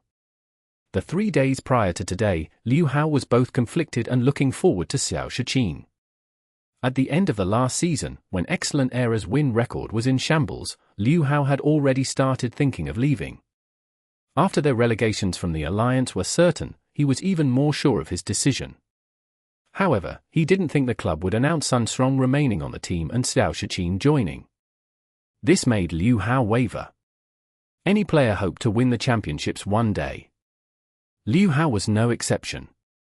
With Xiao Shiqin, even though Team Excellent Era was still a relegation team, on paper, their strength immediately became a contestant for the championships. Although they would need to play a year in the Challenger League, once that year passed, they would aim for the Championship Cup. It didn't sound too bad. The club's secret but exciting plan made Liu Hao waver. He didn't really want to leave Excellent Era, in fact. He was currently Excellent Era's vice-captain. He had quite some seniority in the team. If he switched to another team, what type of status would he have there? However, if Shiqin came, Liu Hao felt like his position as vice-captain couldn't be kept. Shiqin was clearly more suitable for the position. He even had the qualifications to replace Sun Strong as the captain. How would the club arrange everything? Liu Hao tried to search for answers from the manager Kui Li, but he didn't get a satisfying response. After thinking about it over and over again, Liu Hao still decided to stay because he had received information from the internal department. Not only was Shiqin transferring, his mechanic life extinguisher was also transferring over. An all-star player and an all-star character. Despite Excellent Era getting relegated, the team's strength had increased. Liu Hao couldn't ignore it. He decided that he would sacrifice a year too and continue playing with Excellent Era. Next year, they would return to the Alliance and aim for the Championship Cup. He believed that he would win more glory than he could ever achieve before with the current Excellent Era. Even though Shiqin was a danger to his position as vice-captain, he couldn't be stripped of his seniority and foundation in Excellent Era. With the team's current situation, Liu Hao felt like he would still be a senior within the practice room. The day Shiqin arrived soon came for the conflicted yet expectant Liu Hao. But 3 days prior to Shiqin's arrival, in a team conference, the club unexpectedly sent ice-cold notifications to both Liu Hao and his best friend, He Ming. The two of them had been bargaining chips for Shiqin's trade and had been transferred to Team Thunderclap. They had 3 days to pack up their belongings and leave on the 1st of July. Chapter 714. Trade. Besides the news of Shiqin transferring to Excellent Era, no other details were revealed because the transfer period hadn't begun yet at that time. Leaking Shiqin's transfer was already violating the rules. If they said too much, the Alliance might penalize them. As a result, no one else besides the higher-ups in the club knew about the concrete details of the transfer up until 3 days ago, where everyone in the club was notified that Shiqin's transfer wasn't a purchase, but a trade. Unfortunately, Liu Hao and He Ming had become the bargaining chips. They knew that their departure was a foregone conclusion. Traded players had practically no authority over the matter. It was entirely different from a purchase. In a purchase, the club and player would talk about breaking off the player's current contract and then discuss the player's contract with the new club. During this process, the player's willingness was conclusive. If the player refused to transfer, the club could not do anything about it. But this problem didn't exist when trading players. When two clubs traded players, they could directly trade contracts and continue fulfilling the obligations written in the contracts. The Alliance permitted it with the requirement that the new club must carry out all of the clauses according to the original contract. During this process, the player had no power besides renouncing his or her current contract and returning to a free agent. In that case, the player would forcefully cancel the trade. However, breaking off the contract would naturally require the player to pay the appropriate compensation written in the contract. The club could also inform the Alliance and apply for other penalizations. The gains definitely didn't make up for the losses. Although these were the rules, the majority of clubs would discuss their intentions with their players even for trades. If the club was too forceful, wouldn't it make their other players worry?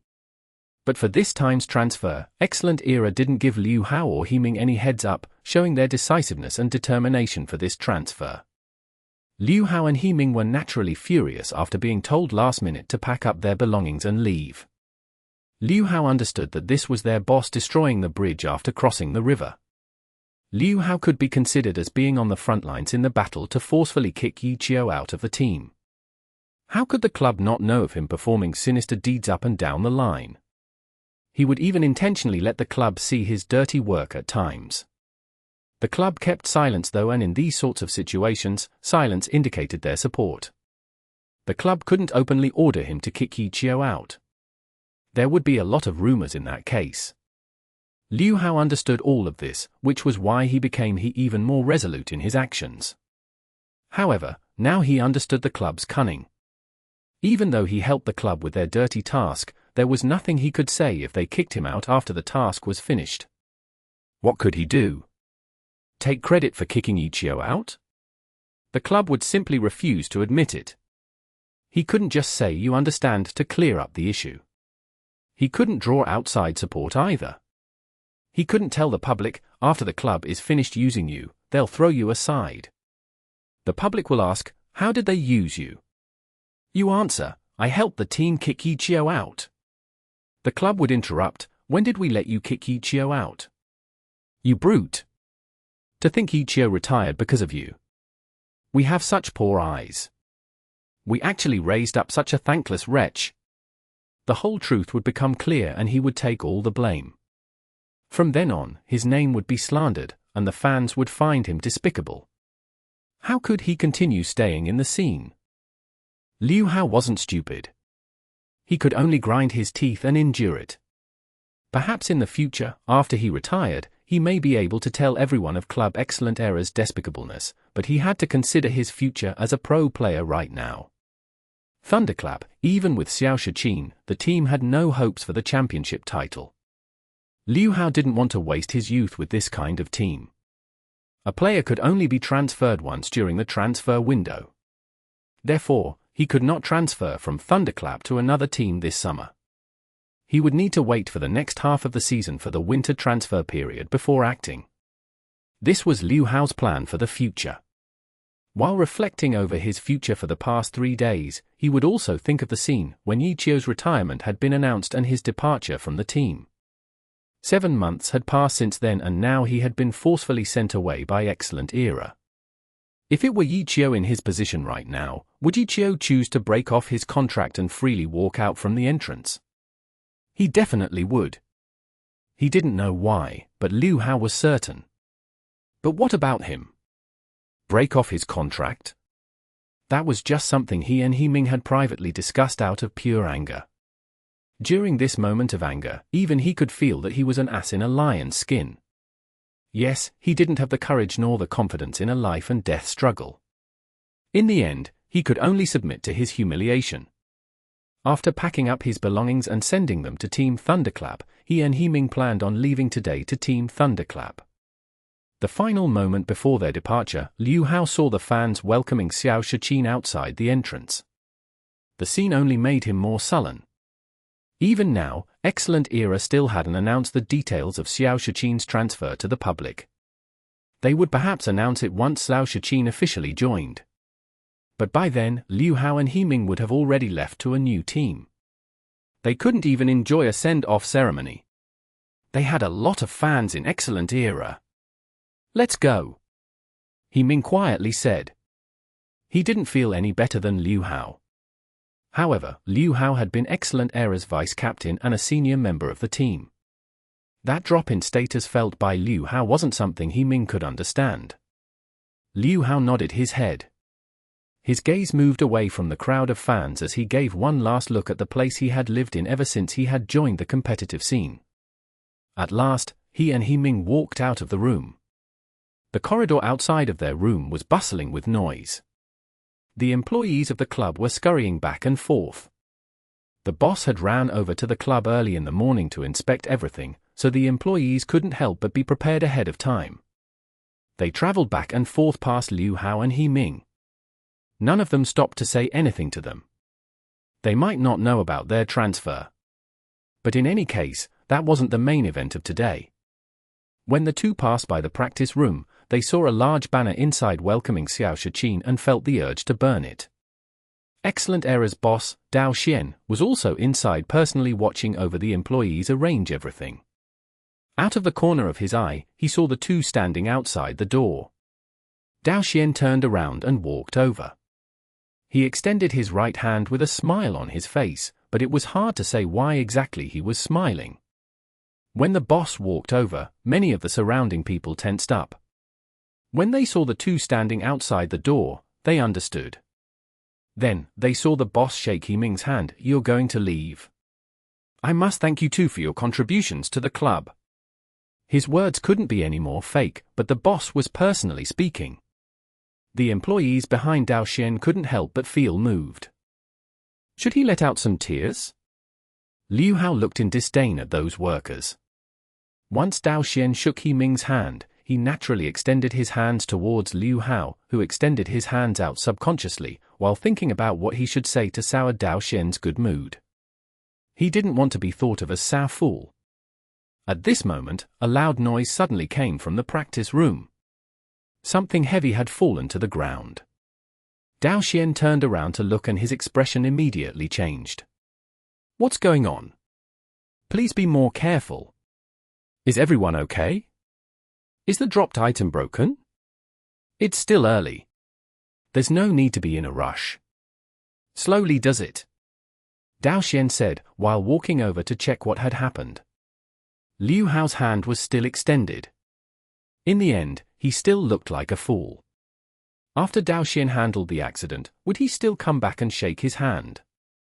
No one knew, but Liu Hao didn't have the face to continue waiting there with his hand extended. His expression pale, he said let's go and turned around to leave. Liu Hao and He Ming walked over to the elevator and were unexpectedly blocked by two security guards. Vice Captain Liu and Little He. The two security guards politely greeted, but the next few words that came out of one of the security guards' mouth infuriated them. Manager Kui instructed us to accompany you two out.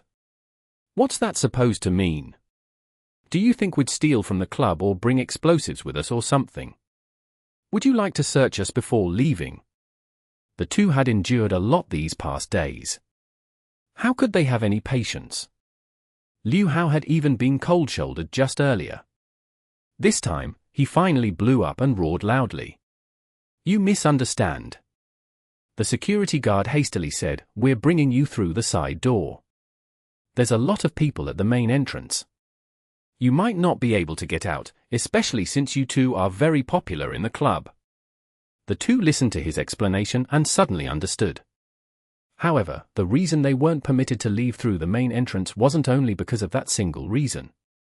The main entrance was surrounded by a huge crowd of the team's fans. If the two wanted to leave, it indeed wouldn't be easy.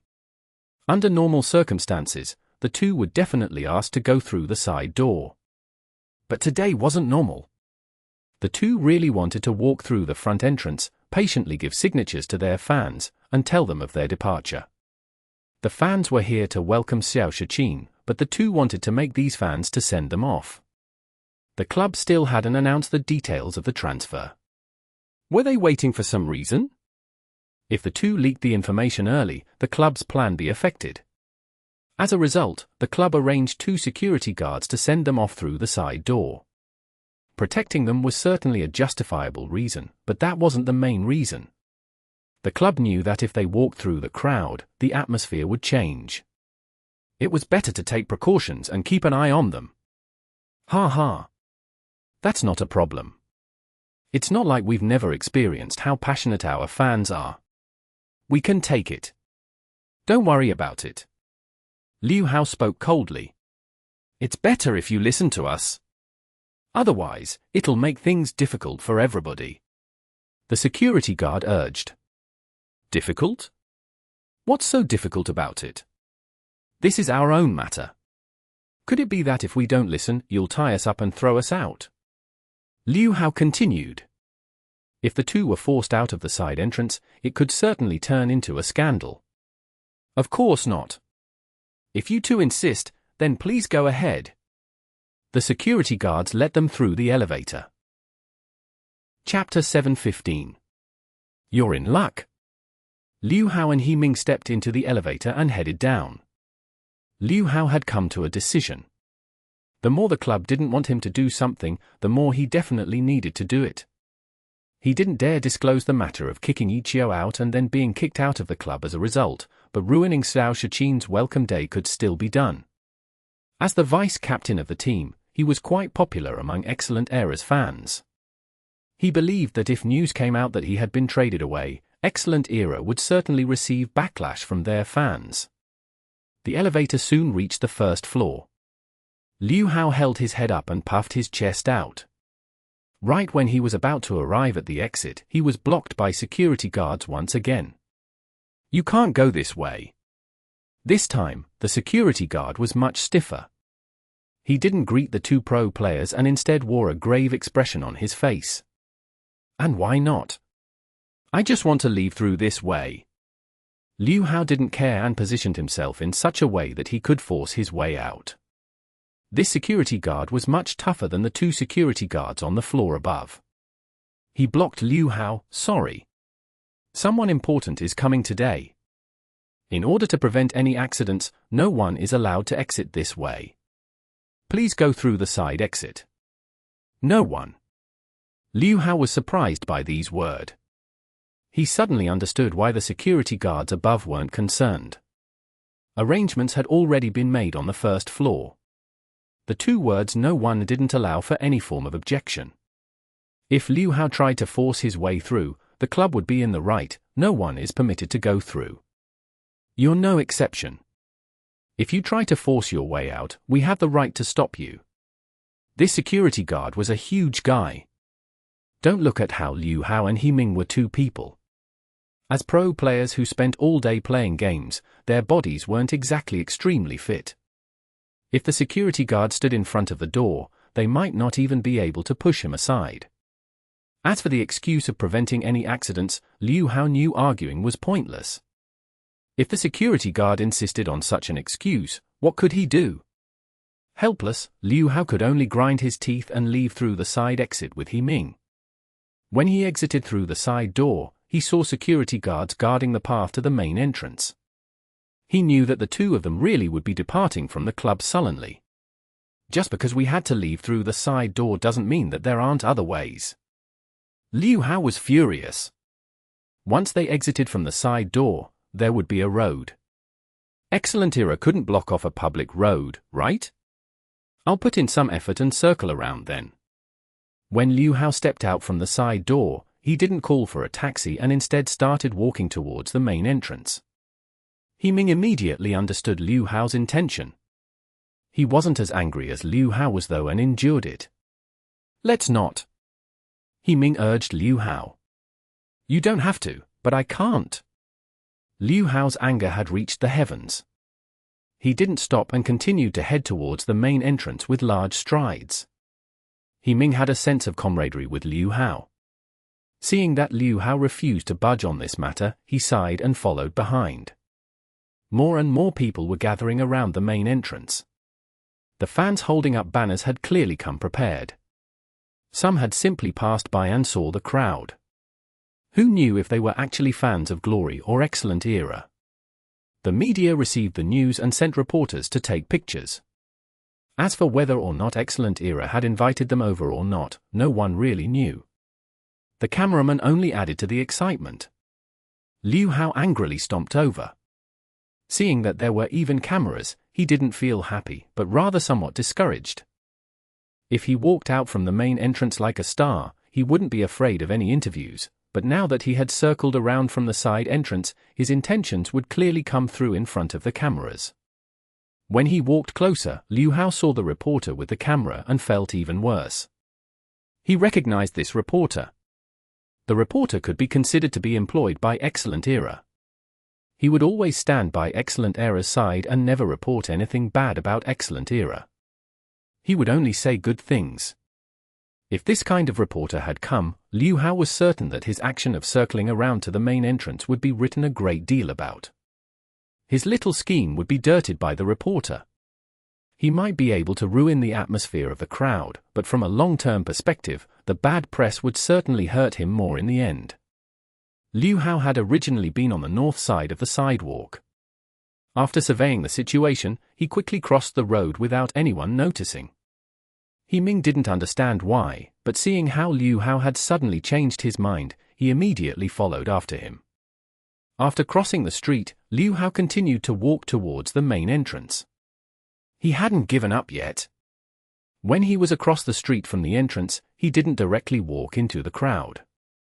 He thought he could cover up his intentions by doing things this way.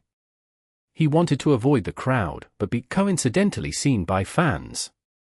But being coincidentally seen by fans wasn't easy. The street in front of Club Excellent Era's main entrance was quite a big one. Even with the relationship between fans and pro players, the distance was a bit far. Come on. Liu Hao encouraged the fans. After entering their range, he slowed down his footsteps, hoping to give the fans more time to catch sight of him. After all, he only had one chance. Once he walked past them, it wasn't like he could just go around and around until someone noticed him, no. Unfortunately, the fans let Liu Hao down. After slowly walking past the crowd, no one noticed him. He really had been treated as some random passerby. Liu Hao felt disappointed. Without any other options, he could only look back and see the crowd get smaller and smaller. He was quite sorrowful too. At this moment, he suddenly heard a voice in front of him, Liu Hao. F***ck me. Right when he was at the end of the line, a glimmer of hope appeared. A burst of excitement filled Liu Hao's heart. Who would have thought that someone would recognize him? Liu Hao excitedly turned his head around, hoping this fan would hurry up and shout loudly to call people over from the crowd. That would be too perfect. When he turned around to look at this fan clearly, Liu Hao's bright eyes instantly dimmed. His mood became even darker than it had just been. This person wasn't a fan. Wasn't that Xiao? The one person that Liu Hao didn't want to see the most just happened to be Xiao. When Xiao retired, he had clapped his hands with joy. 7 months later, it was his turn to be kicked out from Excellent Era. Wouldn't Xiao laugh at him to death? Liu Hao was conflicted, but he didn't want to appear weak in front of Xiao.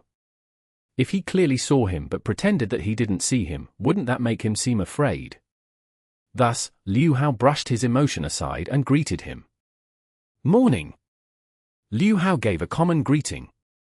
He felt like such a greeting would best show his current stance. Morning to you too. Xiao said. The club has something urgent going on. It's not good to oversleep. I don't have as much free time as you. Liu Hao said as he looked at the crowd of fans. He was feeling quite annoyed, but he still needed to make Xiao feel bad. HM? What does that have to do with you? Xiao said. How does that not have anything to do with me? I'm Excellent Era's vice captain. I have to welcome such a skilled player into Excellent Era. Liu Hao said coldly. You're willing to give up everything and even be put up for trade? Xiao said. Of course. Liu Hao heard give up everything. That was naturally a very good thing, so he had replied with an of course, but when he thought about what he said, he realized. How did you know? Liu Hao couldn't hold his lofty facade together anymore. Not getting flustered was already quite good. How could I not know? Xiao smiled. Su Muqing told you. Liu Hao suddenly realized. With Su Muqing in Excellent Era, how could Xiao not know what was happening? He felt so stupid.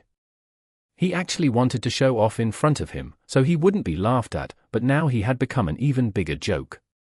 Liu Hao really wanted to slam his head against a wall.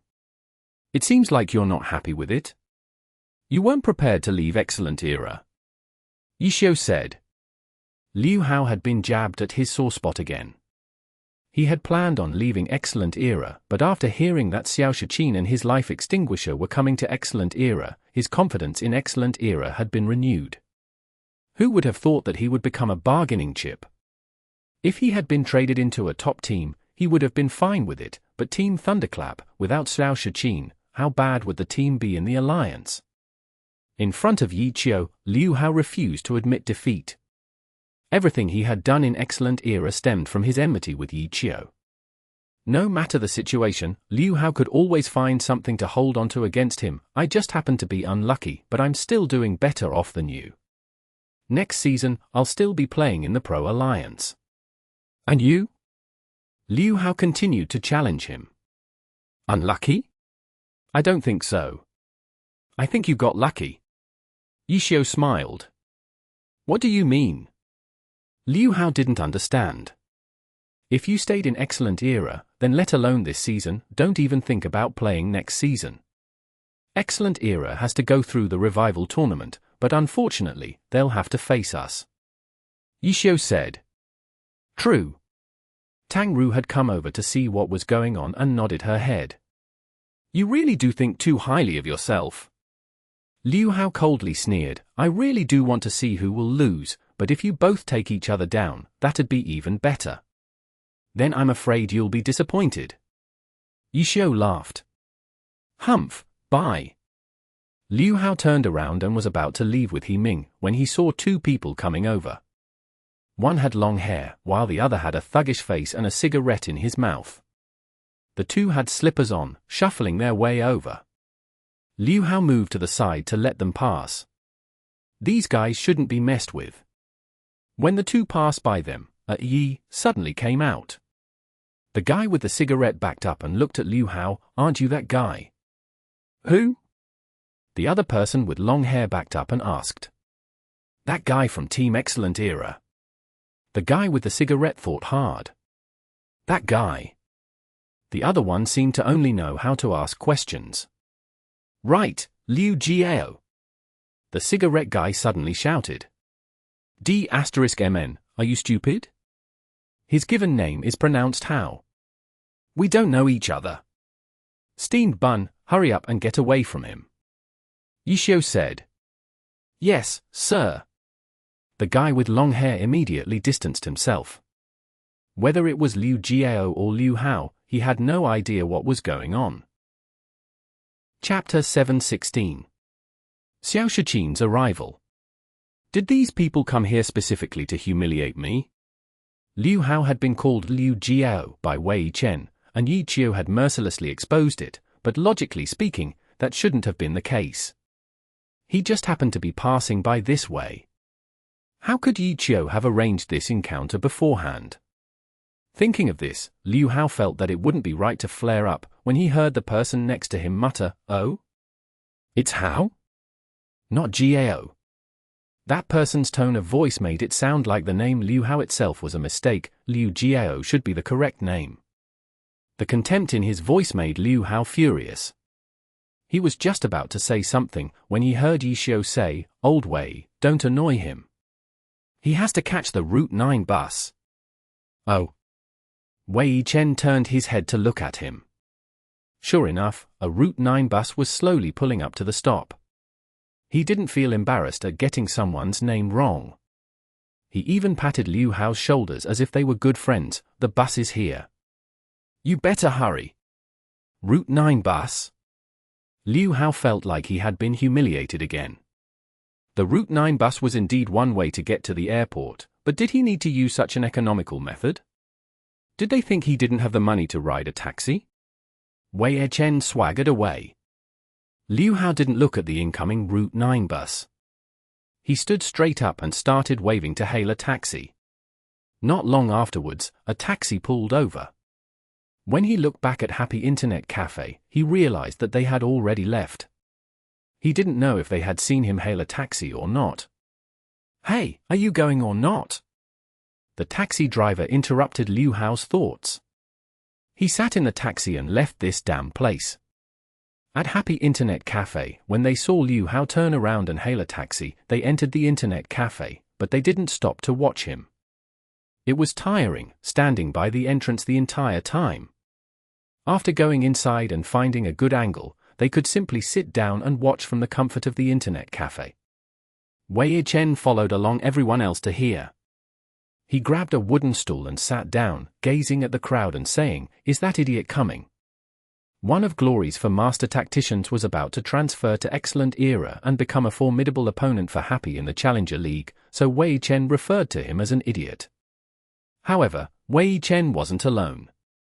Choosing to transfer to a relegated team like Excellent Era and needing to wait a year before joining the Pro Alliance again was certainly a controversial decision.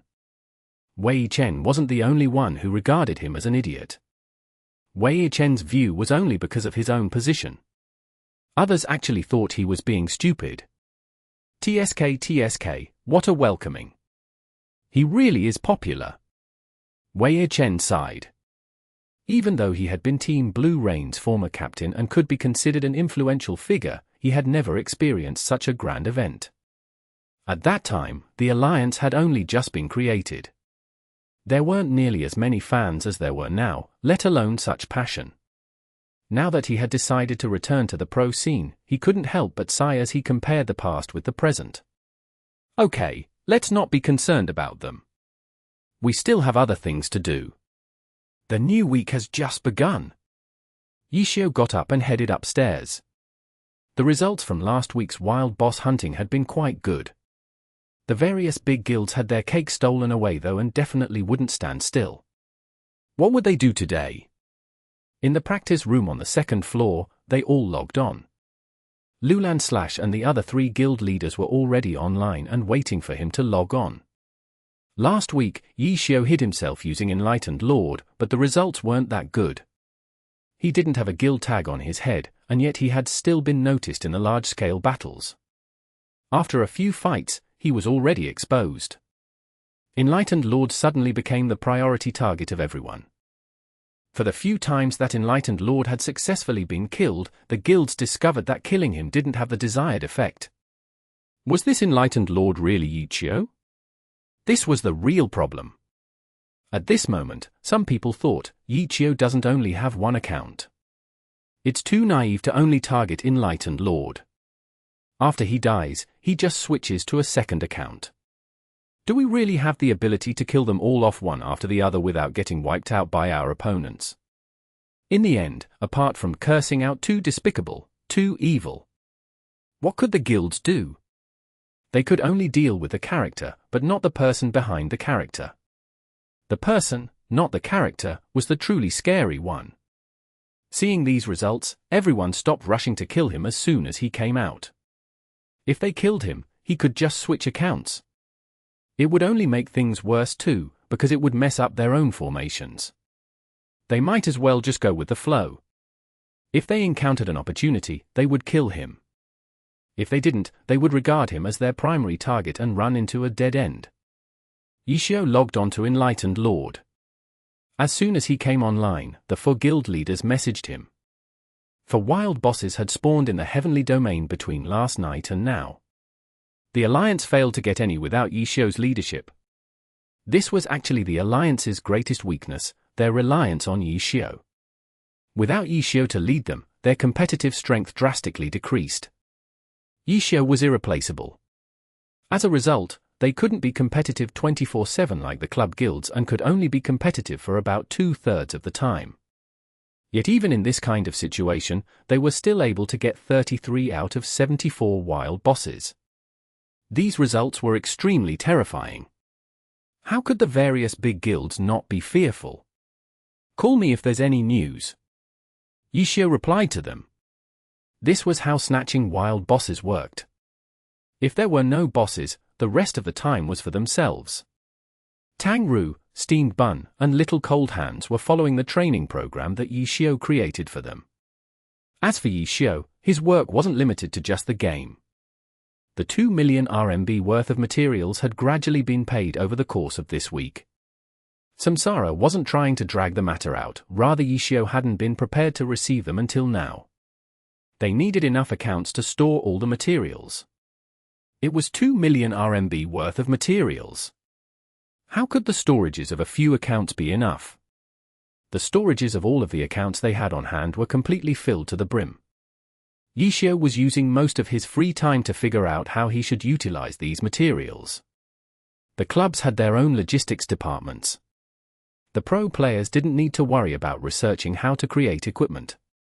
However, as a player from an older generation, Xiao wasn't like the young pro players who only knew how to play the game. In the early years, pro players had multiple responsibilities. They had to compete, manage the in-game guilds, and even research how to create self-made equipment to improve their own team's strength. Even though the clubs created their own logistics department to deal with these matters later on, it didn't mean that their experience was wasted. They just didn't put in as much energy or time as they had before. It was because of this that Team Samsara's Tong Lin directly joined Samsara's logistics department after retiring as a pro player. The dual guns used by Cloud Pisser, Wildfire, and Shattered Frost were mostly his work. Tong Lin's contribution to the title Great Gunner couldn't be understated. At Happy, Xiao's Lord Grim and Wei Chen's Windward formation both had silver weapons. Steamed Bun and Tang Ru still needed one though. They might not need to worry too much about regular opponents in the Challenger League, but facing Excellent Era, a bunch of orange equipment wasn't going to cut it. Silver equipment was a must. Xiao had to develop numerous silver pieces of equipment for these characters. He needed time to organize everything. Everyone in the practice room was busy doing their own thing. There was no news from Lulan/ or the other guild leaders. At around 10 o'clock, a sudden clamor from outside their window interrupted the silence. The noise was almost ear-piercingly loud. Everyone in the room jumped up out of their chairs in surprise. After staring blankly for a bit, they realized what had happened. Even the windows were shaking from the noise. Xiao Shiqin! Xiao Shiqin! Xiao Shiqin! Xiao Shiqin had finally arrived. None of the 5 players in the room pretended to be calm. They got up and went to the window to look outside. Compared to earlier that morning, there were who knew how many people at Excellent Era's main entrance. Even a part of the road had been blocked off by the crowd. Fortunately, this road wasn't a particularly busy one. It was strangely spacious too, so it didn't actually cause any traffic. The crowd surrounded a van stopped by the road. Xiao recognized it. The van was a Ford E350 that Excellent Era rarely used. This time, it was being used to pick up Xiao Shiqin, which showed how much Excellent Era truly valued this all-star player. The van didn't directly go into the club. Instead, it stopped right outside of the front entrance. Of course, before the fans could crowd in front of it, the security guards had quickly created a pathway. Excellent Era was well prepared for Xiao Shiqin's arrival. They lacked the necessary manpower, so they even hired outside security to help. Amidst the shouting from the fans, Xiao Shiqin finally stepped out of the car. As soon as his foot hit the ground, cheers instantly erupted, causing the electronic alarms of quite a few cars along the side of the road to go off. For a moment, the alarms added to the noise made by the fans. Excellent Era hadn't anticipated this would happen and it ruined the mood a bit, but from this, Xiao Shiqin's popularity could be seen.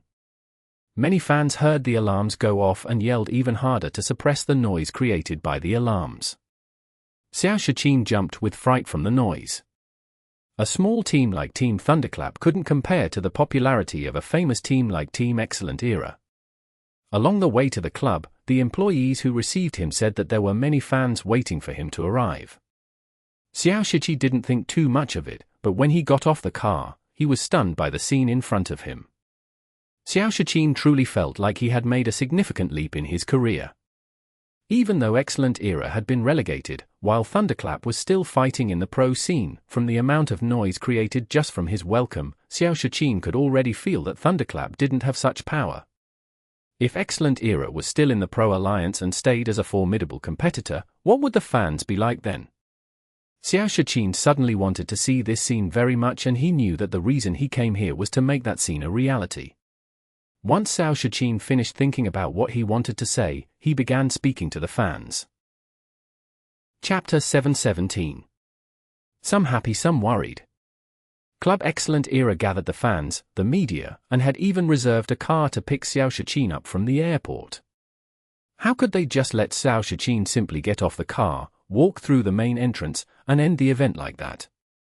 Inside, the club had prepared a stage out in the open in order to officially announce Xiao Shiqin's addition to Excellent Era.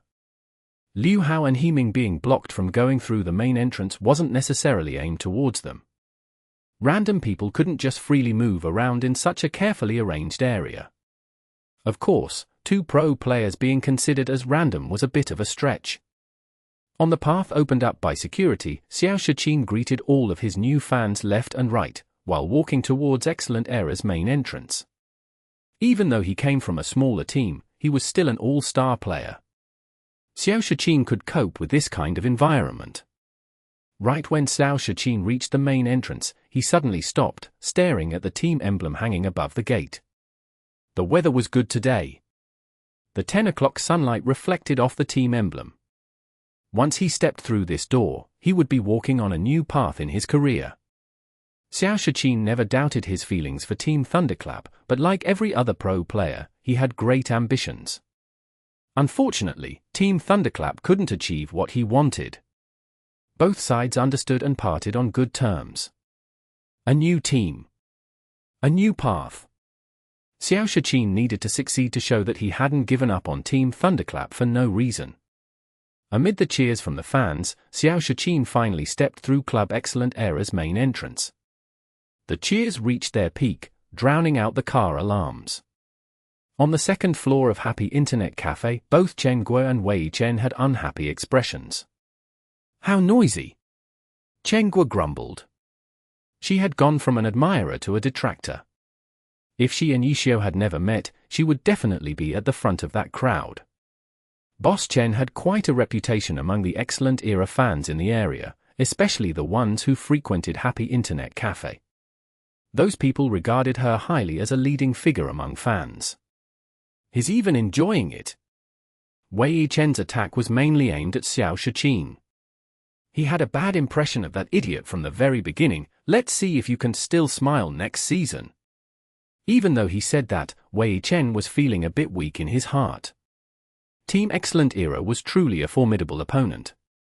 It would be arrogant and ignorant for anyone to think that they could guarantee a win facing Team Excellent Era. Even the new champions, Team Samsara, wouldn't dare be so confident facing Excellent Era's new roster. After Xiao Shiqin entered through the main entrance, the club did not stop the fans from pouring in.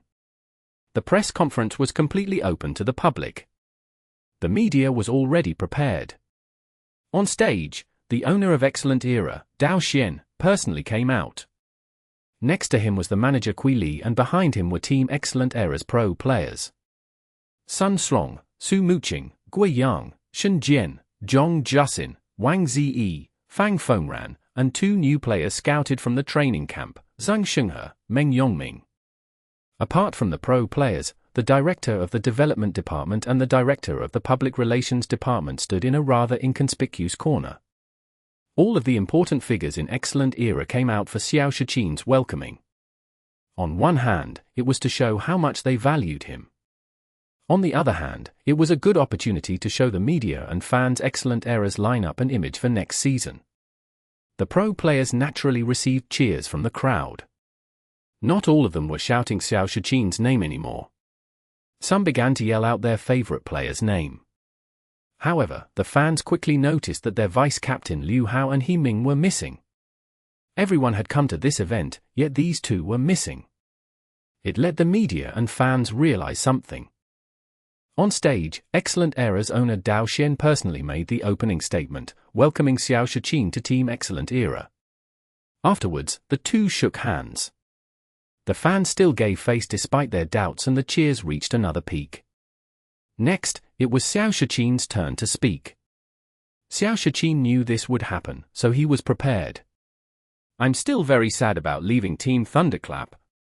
Xiao Shiqin started, but he didn't talk too much about his feelings for Team Thunderclap. After all, this was Excellent Era's venue. Everyone around him was a supporter of Excellent Era. Talking too much about Thunderclap wouldn't be appropriate. After saying a few words about Thunderclap, Xiao Shiqin immediately began talking about Excellent Era. He didn't compare the two teams. He mainly emphasized how he thought highly of Excellent Era's future, which was exactly what the higher-ups of Excellent Era wanted to hear. Inviting Xiao Shiqin to join was to prove this point to the fans. Xiao Shiqin's words further strengthened it. Excellent Era was extremely satisfied with how Xiao Shiqin stuck to his principles. I hope that along with my teammates and all of you, we'll be able to walk through this low point together and restore our former glory as the three-time champions. Xiao Shiqin ended his speech under the thunderous applause. An experienced team captain like Xiao Shiqin naturally knew what to say at the right moment. Practically all team captains in the alliance possessed this trait, but Dao Xian was feeling a bit emotional, as if he had never seen someone like that before. After all, everything had exceptions. Team captains who weren't like this had appeared in the alliance. There were only two extreme cases though. One was Juzakai. He spoke through his playing on stage. Off stage, he pretty much didn't say anything. The other case was Excellent Era's former captain, Xiao, who Dao Xian had forced out. Xiao was even worse than Juzakai. He wouldn't even show up to press conferences. At first, it didn't matter too much. But as the alliance grew day after day, this sort of behavior from a team captain was difficult to bear. Excellent Era had put in who knew how much effort to let the media and fans finally accept such a figurehead as the team's captain. Xiao was finally gone. Now there was Sun Srong and Xiao Shiqin to fill in the gaps in Dao Xian's heart. He almost wanted to cry. After the speeches ended, Excellent Era finally announced the details of Xiao Shiqin's transfer. They had used Liu Hao and Himing to trade. On paper, trading Liu Hao, Himing, and their two characters for Xiao Shiqin alone and his life extinguisher was a bit of a loss. However, this trade had other implications, which weren't convenient to tell the public. And after seeing the life brought back to Excellent Era from Xiao Shik's arrival, this trade couldn't be seen just by what was on paper. There were a lot of tricky issues that needed to be mentioned with this trade though. For example, would trading players instead of purchasing the transfer be met with resistance from the players? Did Excellent Era not want to spend the money because they were worried about the Challenger League? However, Excellent Era had put in great efforts to deal with the media. In the press conference afterwards, all of the reporters invited would show restraint. Both parties knew exactly what would be asked and what wouldn't be asked, so nothing troublesome came up for Excellent Era. Everything went harmoniously. Regarding the transfer, Excellent Era said things like, "We respect the choices of our players and we hope that they do well in Team Thunderclap." That morning, Excellent Era immersed themselves in joy. Under their careful operation, nothing unexpected happened. While some were happy, others were worried. Apart from Liu Hao and Himing, at Club Tiny Herb, there was one person packing his belongings and getting ready to leave. In Xiao Yifan's room, Xiao quietly watched him pack his bags. Perhaps he should help him, but he didn't want to help him. If he packed slower, Xiao Yifan would at least be able to stay for that much longer. Xiao truly didn't want his good friend to leave, but the decision had already been made. Pro player contracts in the Alliance typically started on July 1st and ended on June 30th of some other year. As a result, there were always players whose contracts had expired on June 30th. If the club wanted the player to stay, the club would always extend the contract before the end date.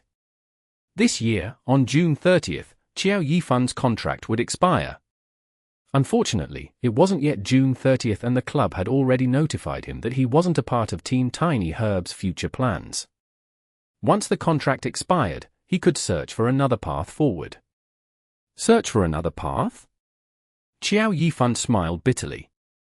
He had never come out on stage in an official match for even a single second. A player like him was usually called the team member who was closest to a water dispenser. Yes, his value in the team was perhaps as useful as serving tea to the other team members. He wasn't a part of Team Tiny Herb's future plans, but what team would want a water dispenser like him their future plans? The future of a championship team? What a joke! With Xiaoingjia's existence, all of the spotlight shined onto him. Xiao Yifan's contract wasn't renewed, which was proof that he didn't belong in a championship team. Perhaps in the past, he might have been, but that notion had quickly been wiped away.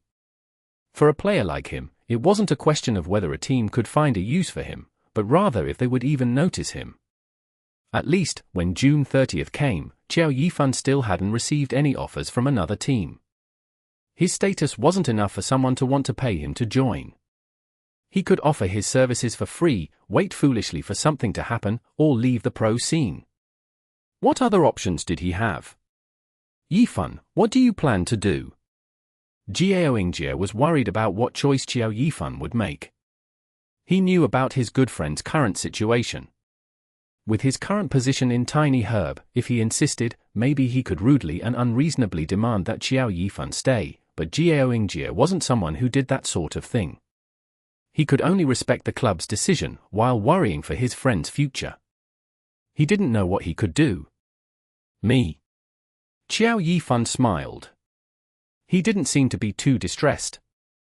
I'm going to go pay a visit to a certain internet cafe. Xiao Yifan said. Chapter 718. The Golden Generation. Internet Cafe. Xiaoingjia was puzzled at Xiao Yifan's reply. He even thought he had heard wrong. When Xiao Yifan confirmed it with a nod of his head, Xiao Yingjie noticed that he had finished packing his belongings. Xiao Yifan only had one suitcase, stuffed with his clothing. The other things had been provided by the club. New players didn't have the qualifications to request anything. In comparison, many famous players bought their own residencies. The club provided them with a room, but it was used more as a rest stop. However, since pro players often moved around quite a bit, they would one day move to a different city, so not all players bought their own homes. Where did you say you were going? Xiao Yingjie still had his doubts towards Xiao Yifan's reply. I'm going to a place, so I can continue practicing and improving. Xiao Yifan smiled. Don't worry. I'll come back. Oh. But I'm afraid that when we meet again, we won't be teammates. It's too bad that we never got the chance to play alongside each other in a match. Xiao Yifan said. That's okay. We'll always be friends. Xiao Yingjie said. You're right. Xiao Yifan smiled. I'll send you off. Sure. The two youths walked out of the club together. After exiting through the main gate, one of them got on a car, while the other stayed. They waved goodbye, and from then on, the two would walk different paths. City H, Club Excellent Era. The welcome ceremony for Xiao Shiqin went on for the entire morning. It ended at around noon.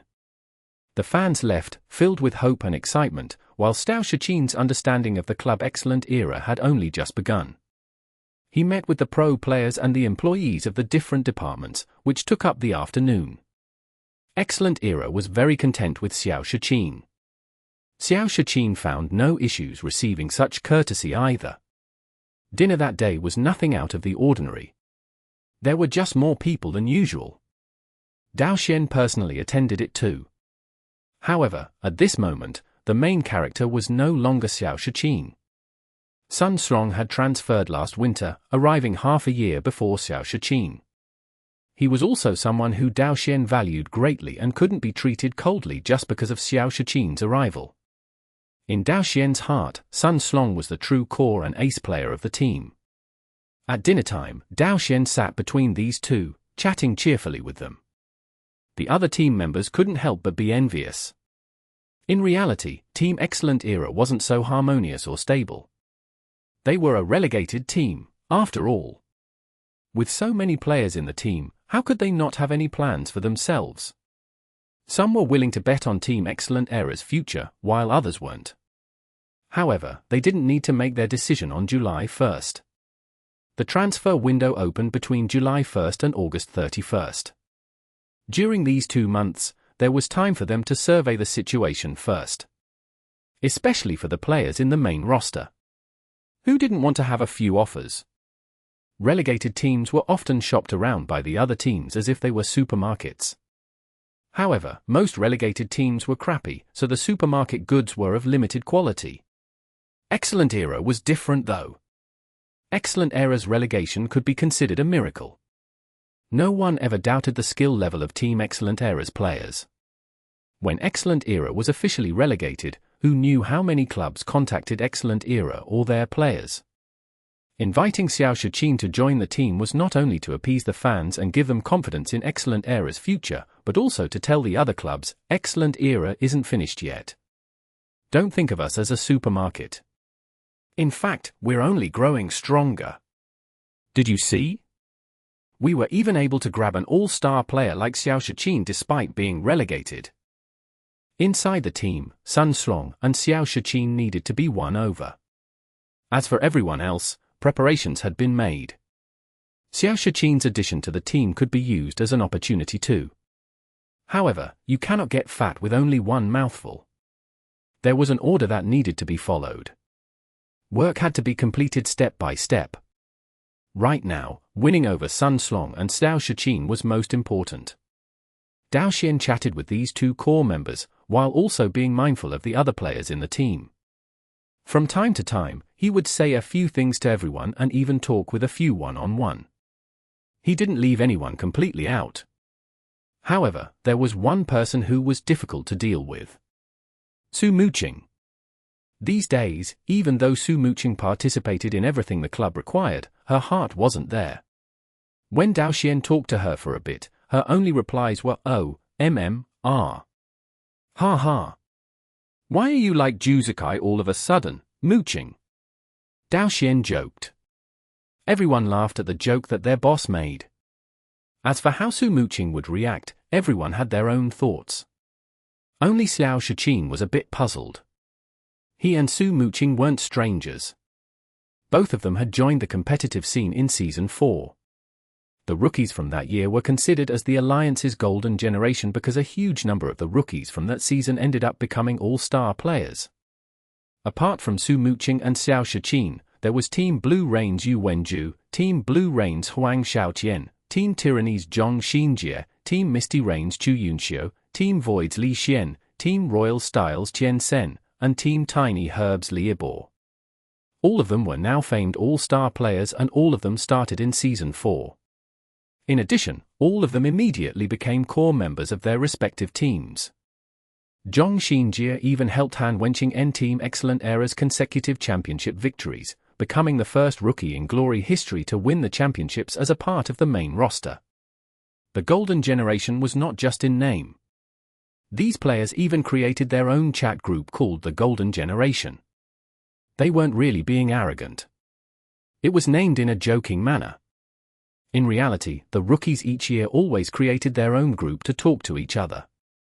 That year, they just happened to call it the Golden Generation. The other difference was that the majority of rookies had difficulty standing out. However, their Golden Generation immediately came out as talents in the main roster. That topic wasn't as prominent for them. They happily chatted together in the group chat, so their relationships with each other were naturally quite good. There were 2 female players in their group too, and Su Muqing was an extremely pretty one at that. When they were bored, they would tease her. They didn't act any differently from normal people. The players from the Golden Generation were on good terms with each other. Xiao Shiqin and Su Muqing could be considered as friends. When he came to Excellent Era, he thought of how apart from Yu Wenju and Huang Xiaotian, no one else from the Golden Generation was on the same team together. Now, he would be with one through his transfer to Excellent Era. But when he saw how Su Muqing didn't seem to have her heart here, he felt a bit puzzled. With his understanding of Su Muqing, he didn't think she was acting this way because of him. After seeing Su Muqing reply with simple R's and O's to Dao Xian, he could see that Su Muqing might have some conflict with the team. It seemed like there really were internal issues in the team. And with the problem being on Su Muqing, Xiao Shiqin immediately thought of the rumors related to Yi Qiu's retirement. Just when he was about to get up and talk to her, Dao Xian's attention switched to him and Sun Strong. "I'll bring you guys to a place in a bit." "Ah." Xiao Shiqin was surprised. "Where?" "It's very close." Dao Xian laughed. Xiao Shiqin glanced at Sun Slong. Sun Slong shrugged his shoulders, indicating that he didn't know. "Let's eat, let's eat." Dao Xian smiled as he said to everyone. In reality, he was quite angry at Su Muqing. Truthfully, he originally didn't plan on keeping Su Muqing. He wasn't worried about not getting a good price for her. However, Su Muqing herself refused. It wasn't possible for another club to purchase a player without the player's approval. As for a player trade, Su Muqing only had a year left in her contract, making it a big obstacle. No one was willing to trade a valuable player, who could leave the next year. So even though Excellent Era could trade players, it would be hard to negotiate any good deals with Su Muqing's situation. And the problem was that Su Muqing refused to extend her contract with Excellent Era. She also refused to be bought or traded to another club. All of this clearly indicated that she planned on leaving on her own once the contract expired. Dao Xian was depressed at this issue. Such a valuable player couldn't even be sold for money. Even worse, for a player like Su Muqing with incredible business value, the sponsors required her to appear on stage a certain number of times or else their sponsorship money would be reduced. But for the current Excellent Era, they were relegated. The Challenger League matches didn't count. The amount of money that Su Muqing brought through sponsorships would certainly be significantly reduced. The sponsors wouldn't be happy either. But there was nothing they could do. He hadn't expected Excellent Era to have been relegated. It was a big miscalculation on his part. Such a profitable player would only remain for the Challenger League. After the team returned to the Alliance, she would just wag her tail at them and leave. It didn't fit in with Dao Xian's plan at all. There was nothing he could do though. He couldn't sell her even if he wanted to, but leaving her in the team was a problem too. Su Muqing made it even worse by pretending to be like Zhu Zikai and keeping silent. Dao Xian was at wit's end. He knew very well that Su Muqing was just waiting for the contract to expire. Afterwards, she would go look for Yi Qiao. Who knew if Yi Qiao had told her to make this move? Yi Qiao! Dao Xian was about to go and pay a visit to their former team captain. He was bringing these two new core members of Excellent Era along with him too. He really wanted to see just how confident Yi Qiao would be when facing them. Chapter 719. A visit. In the practice room of the second floor of Happy Internet Cafe, the people there continued to play the game as usual, but the mood in the room was somewhat downcast. Excellent Era's grand welcoming for Xiao Shiqin angered Chen Gui and Wei Yichen. On the other hand, Yi Xiao wasn't as emotional as the other two. Steamed Bun had no idea who Xiao Shiqin was and Tang Ru wasn't afraid of anyone. Xiao Shiqin's arrival didn't bother these three at all. The reason that these three weren't happy was because their boss hunt didn't go as well as they had planned. The problem wasn't them, but rather that their opponents were a lot stronger than before. Especially Tyrannical Ambition. After a few exchanges, Yi Xiao was certain that Tyrannical Ambition had an absolute expert on their side. On Tyrannical Ambition's side, there was a single heavily guarded cleric. Yi Xiao immediately knew that Zhong Xinjie had personally come out to the game. Both Yi Xiao and Zhong Xinjie were skilled in tactics. Although they mainly specialized in 5 versus 5 team battles, in large-scale battles, their impact on the battlefield was far greater than someone like Zhao Yuzhe, who could kill a few more players than the others at best. With Zhong Xinjie's help, Tyrannical Ambition's fighting strength practically doubled. Their elites were already widely reputed as powerful. As a result, Tyrannical Ambition immediately won themselves a huge advantage in the competition for bosses. Even though Yi Xiao didn't lose to Zhong Xinjie in tactics, their troops' fighting strength lost to Tyrannical Ambitions by quite a huge margin. Their numbers advantage wasn't actually much of an advantage. A top guild like Tyrannical Ambition only sent out 2 elite groups, but that didn't mean their side only had 2 elite groups. Which of their branch guilds didn't have their own elite groups? The only reason that the guilds sent out 2 groups was so that they didn't waste too many people's time. At the same time, they didn't want every wild boss fight to become a world war. The big guilds didn't want that. The small guilds even less so. In fact, they might not even have the resources to sustain such fighting. Thus, Yi Xiao and the Alliance didn't want to fight by overwhelming the opponents with a sea of people. It was better to follow the unwritten rules like everyone else. But today's results ended pitifully for the Alliance. Tyrannical Ambition was the strongest guild, but the other guilds either found an alliance or had come to an agreement. The competition for bosses instantly became complicated. 6 bosses had spawned today, but Yi Xiao and the Alliance failed to get a single one. How could he be feeling good? Lulan/ and the other allied guild leaders also sighed. Even though Yi Xiao had given them a warning before by letting them know that this week would be the most difficult, no one expected such a disparity compared to last week, not even Yi Xiao. It was unpredictable that even Zhong Xinjie had personally came. Zhong Xinjie coming to the game wasn't likely at the request of the club guilds. This action could be considered as made by the club as a whole. It seemed like Tyrannical Ambition was about to make a huge move. During the summer break, the club even had their vice-captain come out. This move showed just how much the club valued the upcoming season. Zhong Xinjie had been with Team Tyranny today too. It didn't look like he was helping out just for fun. Lulan/ and the others were still distressed by today's bosses. Yi Xiao was thinking deeper though. What do we do? They asked Yi Xiao. Zhong Xinjie isn't that hard to deal with. Yi Xiao said. What? Their eyes lit up, but then again, if he wasn't hard to deal with, then why didn't they win even a single boss today? Of those 6 bosses, Tyrannical Ambition actually got 3 of them. 3 in one day. That was an exceptional harvest. They were only a single guild. They didn't need to split their harvest with 4 or 5 others. He follows his sleep schedule very strictly. We'll just have to be more active when he's sleeping. Xiao said. Ah. The 4 guild leaders hadn't thought that dealing with Zhong Xinjie would involve something outside the game. This is the most economical and simplest method. Xiao said. Oh, that's true. It's very reliable. Shiqin said. Zhong Xinjie was like Xiao. There was no point in killing his character. What mattered was the person controlling the character. However, Zhong Xinjie's strict self-discipline was famous in glory. For Xiao and these guild leaders, changing their sleep schedule was something they often did, but for Zhong Xinjie, that would make headlines for gaming news. Simply avoiding Zhong Xinjie would certainly be an effective strategy. But we'll only be able to play for a third of the day. If he plays like this every day, we'll lose out on quite a lot. Shiqin said. We'll think of something else for the other 2/3 of the day. We were caught unprepared today.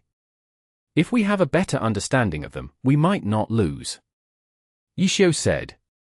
He glanced at Wei Chen. He could finally employ the mole in Samsara. How could he use Samsara's elite troops to his advantage? Xiao thought to himself, when suddenly, someone knocked on their practice room's door. Who is it? Chenghua called out. An employee from Happy Internet Cafe pushed the door open a bit and said, Boss, someone's asking for you. Who? Tell them to come over. Chenghua said. Okay. The employee didn't say who it was. He closed the door and left. I'll go take a look. Chenghua told the employee to have them come over themselves, but she still got up. However, just when she got up, the door was pushed open again and the employee stood to the side. They're here.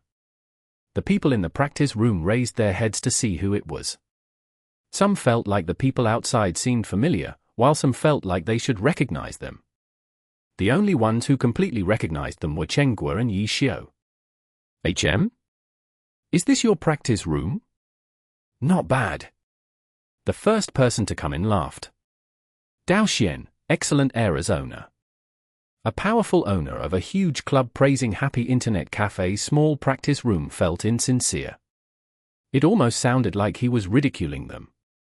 To the left of him was the young and arrogant Sun Strong. To the right was Xiao Shiqin. Because Dao Xian had kept it a mystery on the way here, Xiao Shiqin was even more surprised and serious than Xiao and Chenghua. He wrinkled his brow and pushed his glasses up. He was quite nearsighted and didn't feel confident in his eyeglasses. After adjusting his glasses and squinting, he finally confirmed, Senior Xiao. Yes, in front of Xiao, the golden generation was still several generations younger than someone from the first generation. Chenghua was already feeling upset upon seeing Dao Xian and Sun Strong. She was about to shout, "Who let you in?" However, Xiao Shiqin's tone of voice was very polite, so Chenghua didn't shout in the end. Xiao got up and greeted Xiao Shiqin. "Oh, little Xiao's here. Sit anywhere you'd like."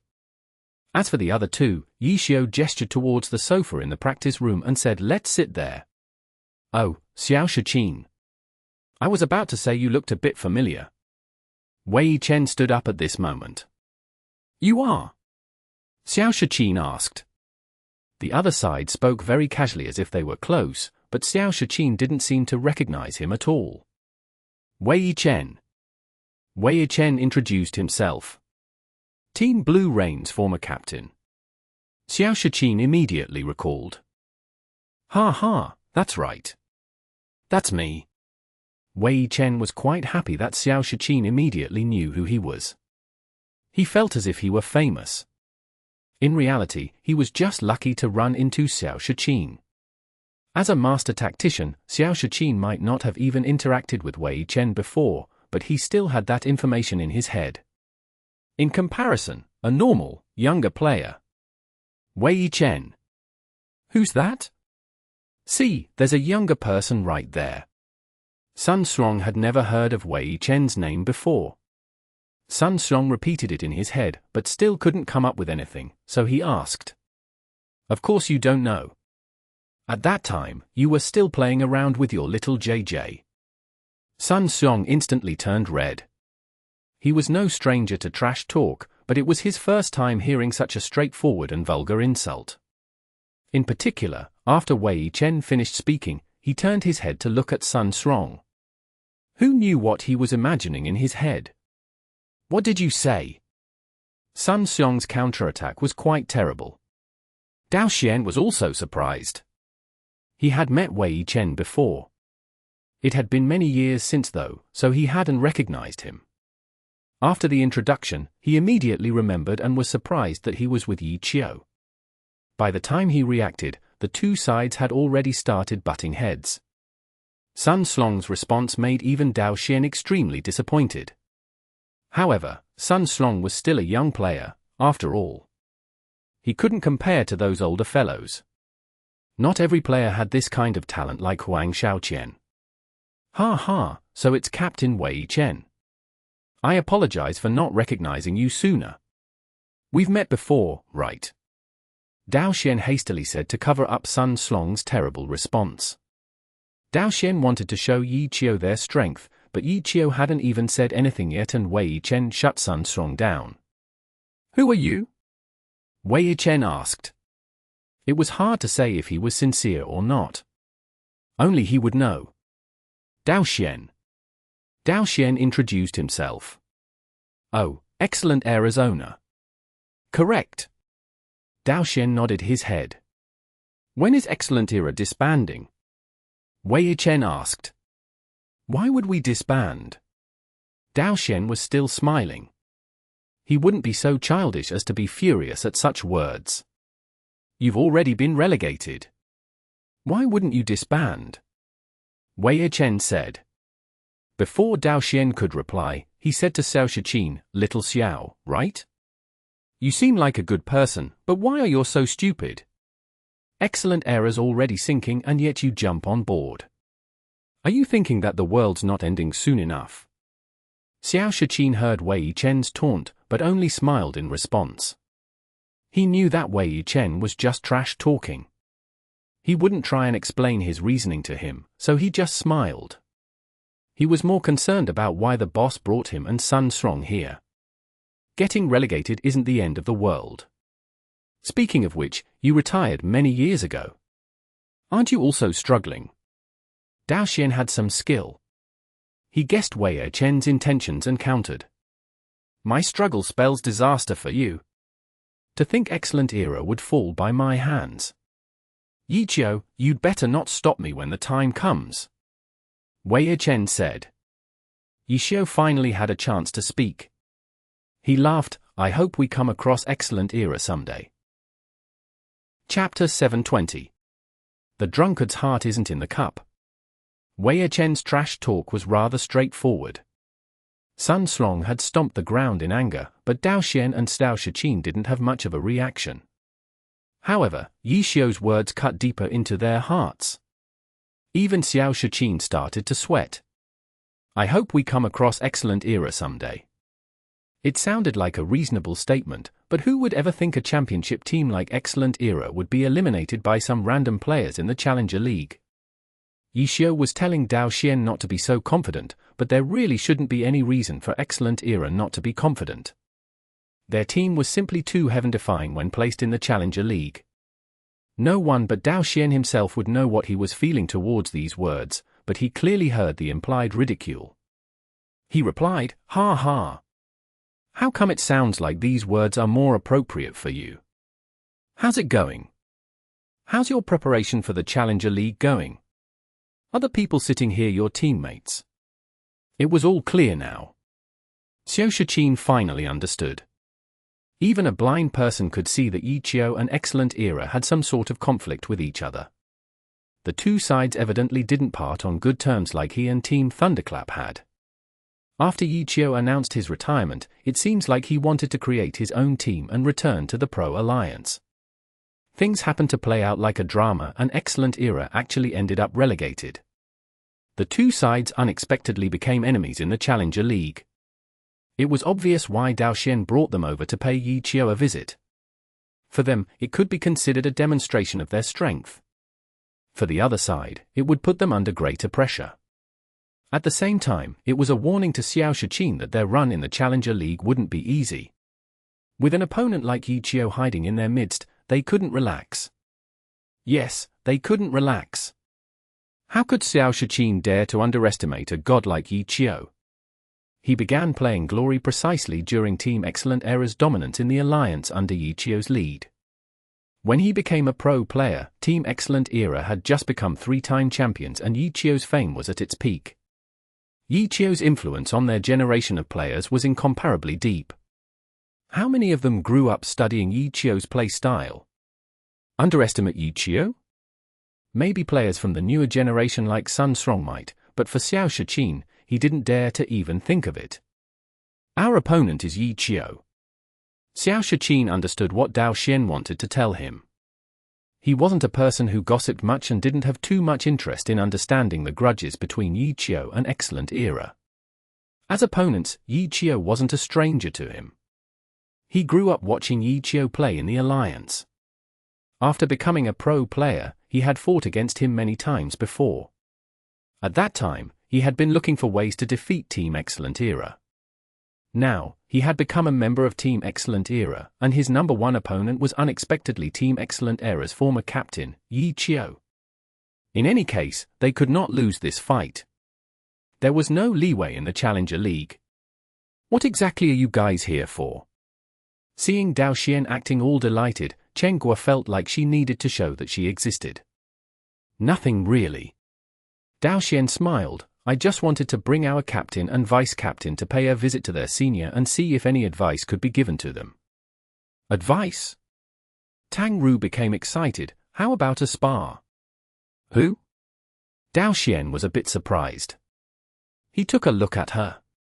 That was just something he had said. He had no intentions of bringing these two all-stars to challenge anyone. They didn't even have their account cards on them.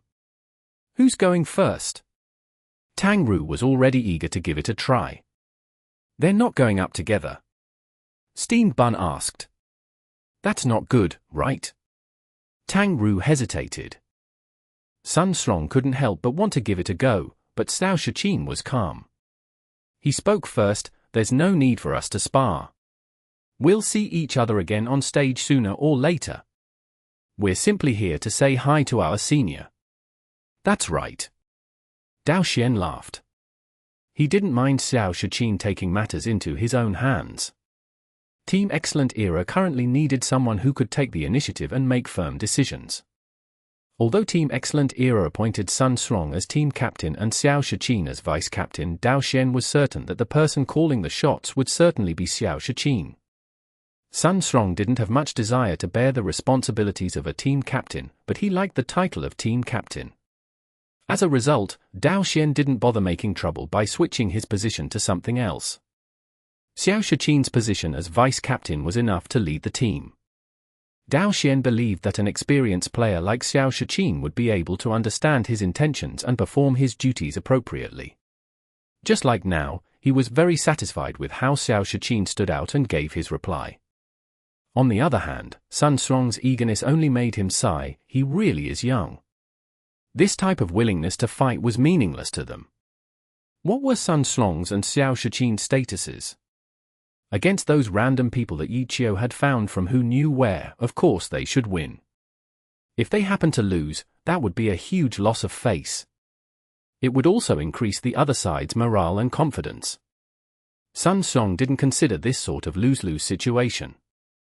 He saw that the other side wanted to challenge him, so he wanted to beat them. That was it.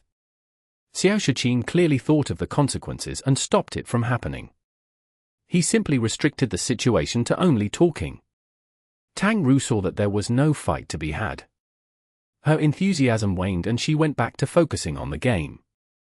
She knew why the other side came, but she had no place in their talks, so she didn't bother with it. However, the way she didn't put Sun Song or Xiao Shiqin in her eyes attracted their attention. Truthfully, when Team Excellent Era had been relegated and Xiao was confirmed to be their opponents, Dao Xian had been anticipating this moment for a while. He began paying attention to any information on Xiao. He gathered any conjectures in front of him, such as what pro-level experts he had on his side. These were just conjectures though. Dao Xian didn't want to be bogged down by conjectures and not facts. He wanted to use this opportunity to give them a greeting, while probing out Xiao's team to see what type of people he had. He wanted to know the background of these various experts. If there really were so many glory experts, how could they all have been dug out by Xiao? If so, those club workers, whose job was to pay attention to any potential talents, were too useless, no? When he walked through the door, he saw Wei Chen. Then, he saw the classes used by Tang Ru and Steamed Bun from their screens. Battle Mage, Brawler. These two classes completely matched the reports given by their guild, Excellent Dynasty. Dao Xian felt like his trip here wasn't a waste. He had a much clearer grasp of Xiao's strength now. However, seeing that there were 12 computers in the practice room, was it supposed to be one for each player?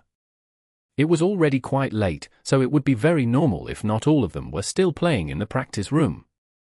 Thinking of this, Dao Xian felt like he may have been a bit hasty. It was currently vacation time and it was late at night. Not all of Xiao's team might have shown up. If he directly asked, it would be too obvious. The other side could simply lie. Right now, the biggest advantage that Xiao possessed was that Excellent Era had no knowledge of his team.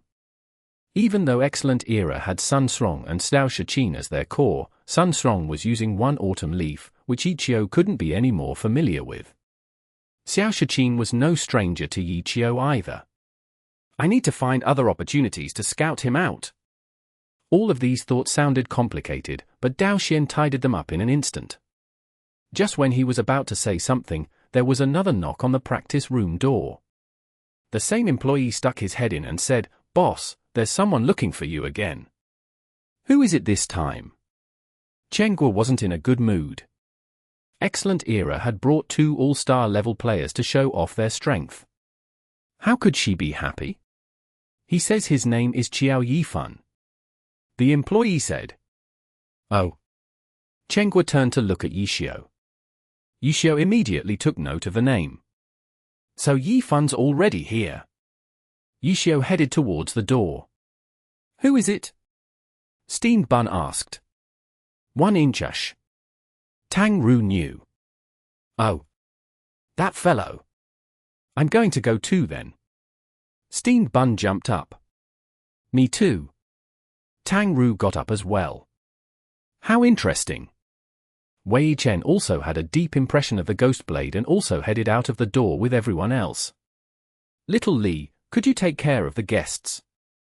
Xiao told the employee to attend to the 3 guests in the room. Everyone else had already walked out in a line.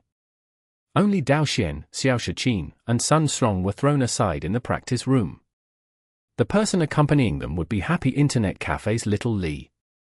Little Li clearly wasn't sure how to handle this situation. Unfortunately, he had been abandoned by the others already. He looked at the 3 in front of him at a loss of what to do. In the end, he squeezed out a few words. Would any of you like some water? No need. Thanks. Xiao Shiqin replied. At this moment, Dao Xian was so angry, no words could come out of his mouth. How disrespectful! This was unadorned disdain for them. Excellent Era's owner, captain, and vice-captain had just been thrown aside in a practice room just like that. Xiao left an employee here to attend to them and then everyone just ran over to meet some random punk. Who was this person? Was he more important than them? Xiao Yifan. That name sounds quite familiar. Xiao Shiqin muttered. Really? Dao Xian was surprised. He felt like this person's background shouldn't be small, but after thinking about it for a while, he couldn't think of anything. Sun Song remembered though, isn't he the one that lost to Li Xian in the All-Stars Rookie Challenge? Sun Song had participated in the Rookie Challenge, and had been quite depressed at the results. The painful experience deepened his impression of the event, so he even remembered a no-name like Xiao Yifan. Right, it's him. Xiao Shiqin hadn't been wrong when he said that the name sounded familiar. If Xiao Yifan wasn't so invisible, he would have thought of it a while ago. He's from Team Tiny Herb. Even though he has never gone out on stage, he's an officially registered member of Team Tiny Herb. Chapter 721. Hi. Team Tiny Herb. Dao Xian's expression darkened. Just this name alone was enough for him to take things more seriously. Team Tiny Herb had a somewhat strong start, but weak finish in this past season. They were the Season 7 champions and entered the new season at a high.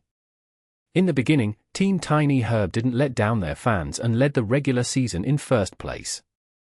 Unfortunately, in the second half of the regular season, they were passed by Team Blue Rain and Team Samsara, ending the season with third place. A team's placing in the regular season didn't determine who would be the championship winners. Once a team reached the playoffs, no team would slack off. As the defending champions, many thought Team Tiny Herb's chances at winning were quite high, but although Team Tiny Herb smoothly entered the semifinals, they ended up under Team Samsara's feet as their stepping stone. Team Samsara beating top teams like Team Tiny Herb and Team Blue Rain one after the other only made their championship victory that much more glorious. Tiny Herb? Who is this Xiao Yifan? Dao Xian turned to ask Xiao Shiqin. That. Xiao Shiqin felt a bit embarrassed. Xiao Yifan was truly too invisible. How could an outsider know such information on someone who had never played in an official match? Xiao Shiqin could only say what he knew. He has never participated in an official match before, so there isn't much information on him. From what I know, he uses an assassin, but the only time he's ever appeared on stage was in the All-Star Rookie Challenge. However, at that time, he used a ghost blade. He challenged Li Xian and the outcome. The outcome was a tragic sight, but Xiao Shiqin was a kind person. Even though Xiao Yifan wasn't in front of him listening, he still tried to find the appropriate words to soften the harsh truth. Dao Xian had some impression of this year's All-Stars. It was a once-a-year event after all. That ghost blade who lost to Li Xian? Dao Xian hadn't bothered to remember that kid's name because there was nothing noteworthy about that kid's performance. How many remember the loser? Xiao Shiqin's words still let Dao Xian know that this Xiao Yifan's official class was an assassin, but in the Challenger League, he played a ghost blade. Could he have been hiding his strength and simply playing in the Rookie Challenge for fun? Dao Xian started to become a bit uneasy. He paced about the room and even opened the door to look outside, but he didn't see Yi Qiu's group returning. If they planned on welcoming Xiao Yifan here, they should have come up by now. The first floor wasn't that far away.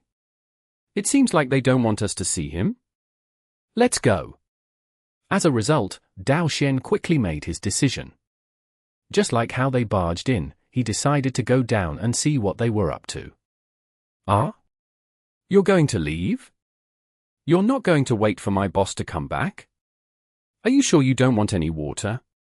Little Li saw that the three were getting ready to leave, so he quickly called after them. No thanks. We have something we need to do, so we'll get going. Dao Xian didn't need to go so far as to take his anger out on an internet cafe employee. After politely responding, he and the other two left the practice room. When they exited the room, the three quickly put their sunglasses on and started walking quickly and carefully. It didn't matter much for Dao Xian, but Sun Strong and Xiao Shiqin were like sheep in a tiger's den coming to an internet cafe. If they didn't disguise themselves a bit, the fans would quickly nab them like wolves. Happy Internet Cafe. This is the right place. Xiao Yifan came directly to their door. Of course, he had told Yi Qiu beforehand. If not, he wouldn't have known the internet cafe's location or name. After knowing that he wouldn't be staying with Team Tiny Herb and that he didn't have any offers from any other club teams, Xiao Yifan decided to seek shelter under Yi Qiu's wing, who had been of great assistance to him. He would be fine even if Yi Qiu only wanted him as an apprentice. Coming from a championship team, he had been quite proud in the beginning, but after a year, there wasn't much left of it. Yi Qiu obviously didn't reject Xiao Yifan and also told him their plans for the future. After listening to it, Xiao Yifan happily accepted. He wanted to learn and improve, and it couldn't be any better if he could also have the chance at becoming a pro player again. While Xiao Yifan waited in front of the Happy Internet Cafe's reception desk, he was still feeling uneasy. However, he soon heard the employee go upstairs to send the message. A bunch of footsteps soon followed. It seemed like quite a few people were coming down. Is it them? Xiao Yifan thought to himself. His gaze had already shifted to look in that direction. He soon saw 1, 2, 3, 4, 5 people come over. Xiao Yifan recognized Yi Qiao among them. Senior. Xiao Yifan immediately went up to meet them and gave a respectful greeting. Ha ha, not bad, little kid. You're very polite. One of them reached out his hands and gave his shoulders a heavy pat. This person was seemingly a middle-aged guy with a gruff face. Xiao Yifan leapt up in fright. Did I get the wrong person? I don't think I did. Xiao Yifan wasn't sure what to say when he heard the person who he thought was senior. He can be considered your senior too. Wei Chen. Have you heard of him? Xiao Yifan had never heard of him. If he were a Warlock player or someone from Team Blue Rain and understood the team's history, perhaps he would have heard of the name Wei Chen before, but his current knowledge was the same as Sun Strong's. He didn't recognize this name at all. However, Sun Strong dared to say, "Who's that?" Xiao Yifan didn't have that sort of arrogance and hastily said a hi senior to Wei Chen. Ha ha ha, good, good. You've got a good future ahead of you, little kid. Wei Chen patted Xiao Yifan again. He didn't seem to mind that Xiao Yifan had no idea who he was. Steamed Bun, Soft Mist. You've played in the game together. Yi Xiao introduced Steamed Bun and Tang Ru. Steamed Bun laughed loudly as his greeting.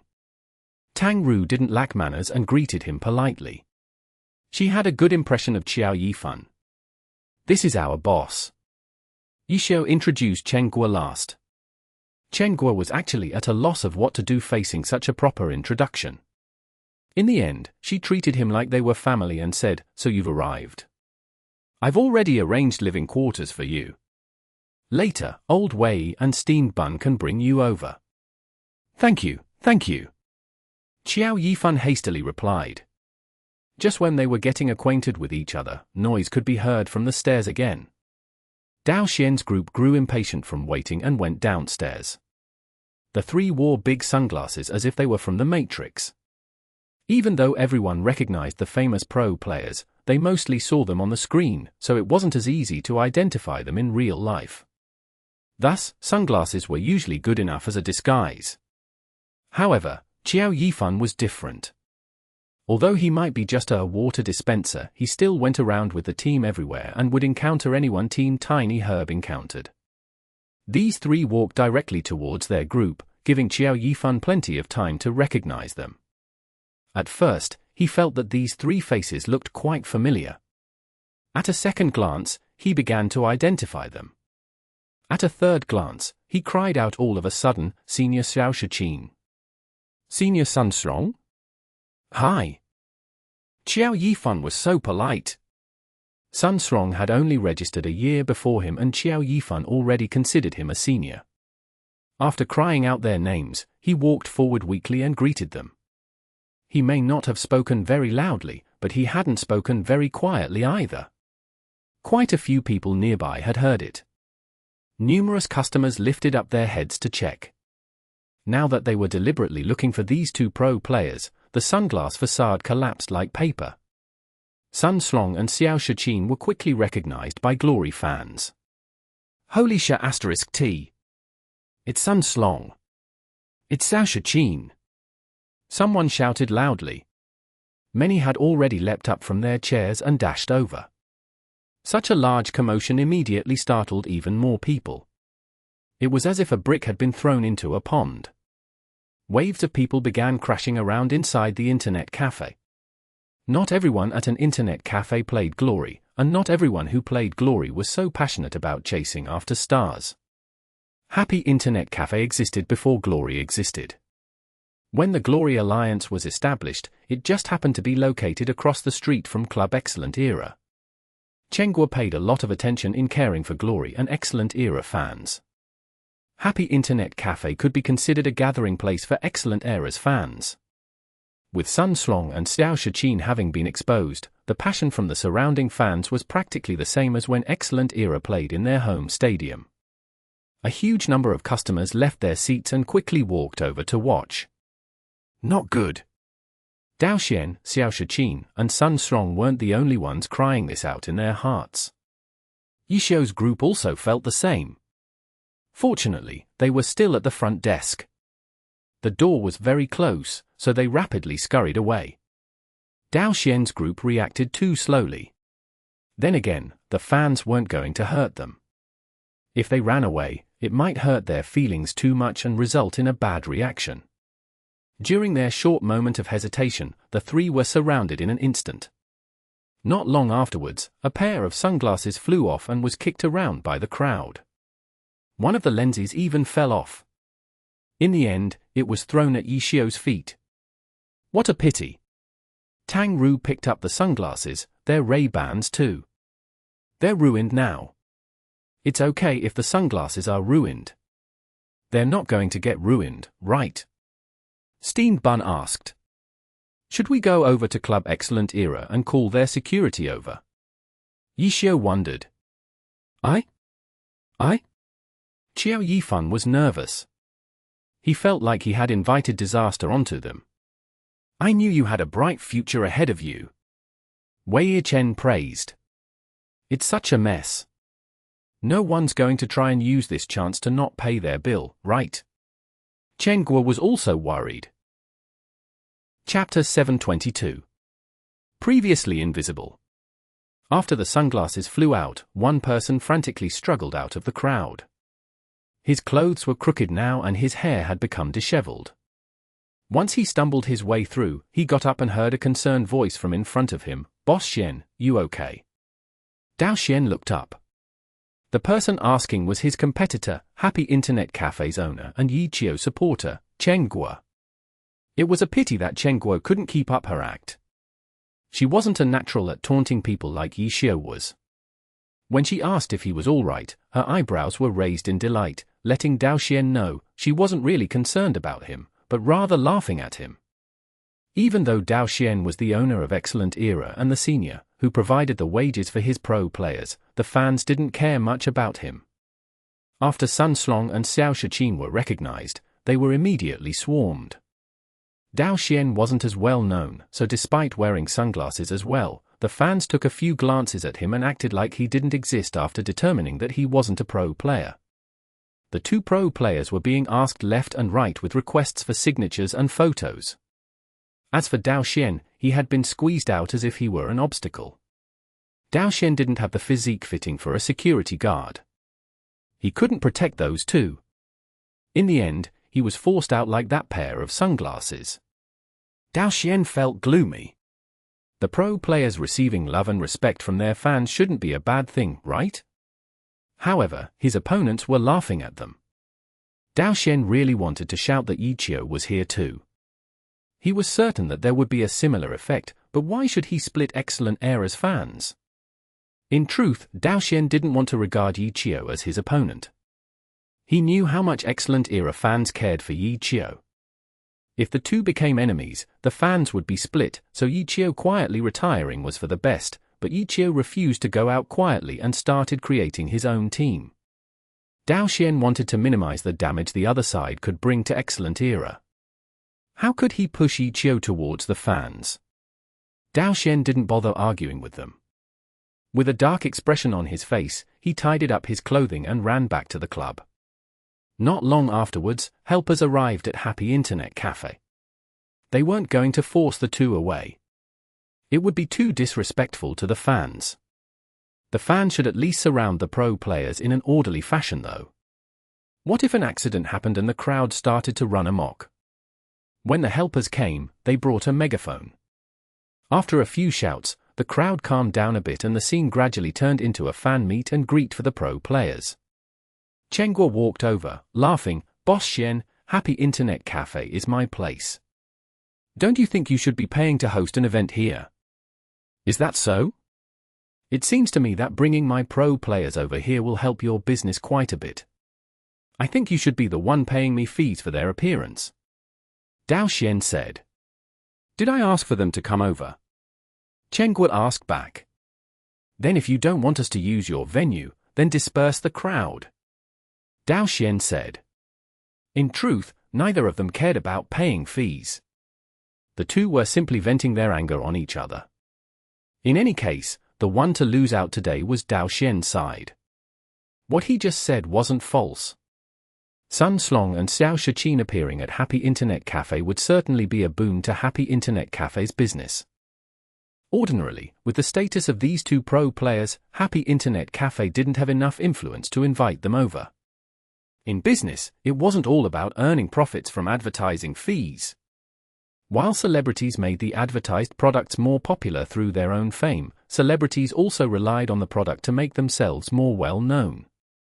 Happy Internet Cafe wasn't a chain brand that everyone in the country recognized.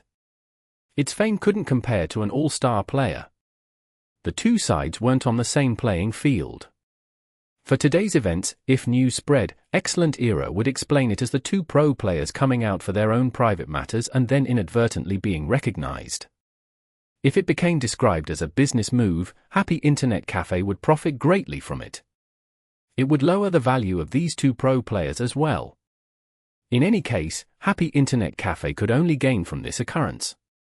When Chen Guo bickered with Dao Xian, she didn't care about who won or lost in the end. Xiao and Wei Chen chatted on the side, not caring about the situation. Tang Ru and Steamed Bun had joined the crowd. Xiao Yifan was still terrified after letting a storm loose from a slip of the tongue. Excellent Era's helpers arrived and organized the crowd into a more orderly fashion. After the fans calmed down, they would try and get the pro players out. If not, once the news started to spread, more and more fans would show up. If things went badly, the media would even come over and so on. As a result, after satisfying all of the requests for signatures and pictures, the Excellent Era employees explained the situation to the fans, while slowly evacuating Sun Slong and Xiao Shiqin. Although the fans were sad, the pro players had indeed stayed for some time, showing their sincerity and interacting with them. When Excellent Era's group left Happy Internet Cafe, they quickly escaped to Club Excellent Era. Dao Xian didn't come over and say a few departing words to them.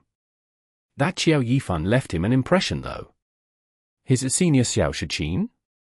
Senior Sun Strong? Hai had caused them quite the trouble. In addition, it even helped advertise for Happy Internet Cafe. That guy wasn't a good person. Dao Xian didn't think that he had been prompted to do so because it wasn't necessary. Those other five could have shouted their names at any time and caused them trouble, but they didn't do so. It was only that newcomer Xiao Yifan who said their names when he saw them. His actions were too despicable and shameless. This person was still just a child too. They had to be wary of him. Dao Xian took his time to investigate his enemies. Xiao Yifan had been noticed by him. While they were under pressure, that guy set off a calamity with a nervous appearance. His acting skills were truly superb. Xiao Yifan. I'll remember you. After Dao Xian returned to the club, the first thing he did was make a phone call.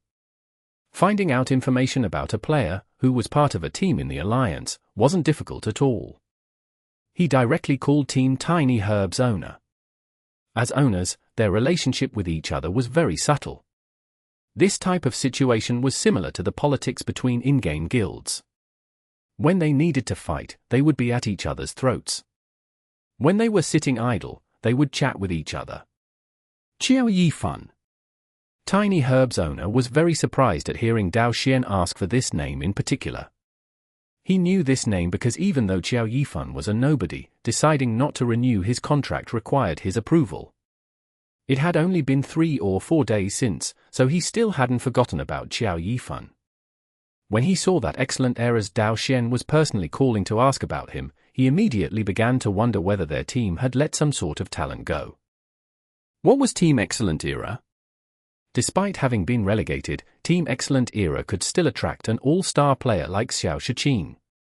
They weren't some team that could be shopped around like a supermarket after being relegated.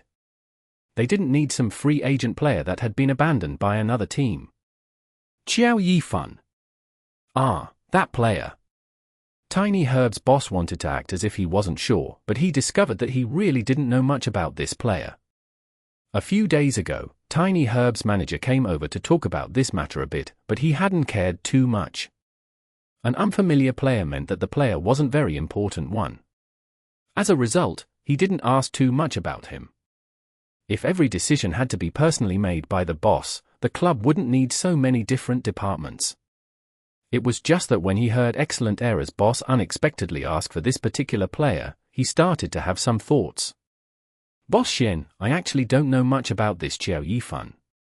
I'll go ask around, and when I find some more information on him, I'll tell you. Tiny Herb's boss finally replied. After hanging up the phone, Tiny Herb's boss immediately called Tiny Herb's manager. When the manager heard the question, he was also very surprised. His decision for Xiao Yifan hadn't been made on the spur of the moment though. He had even asked for Captain Wang Jie's opinion.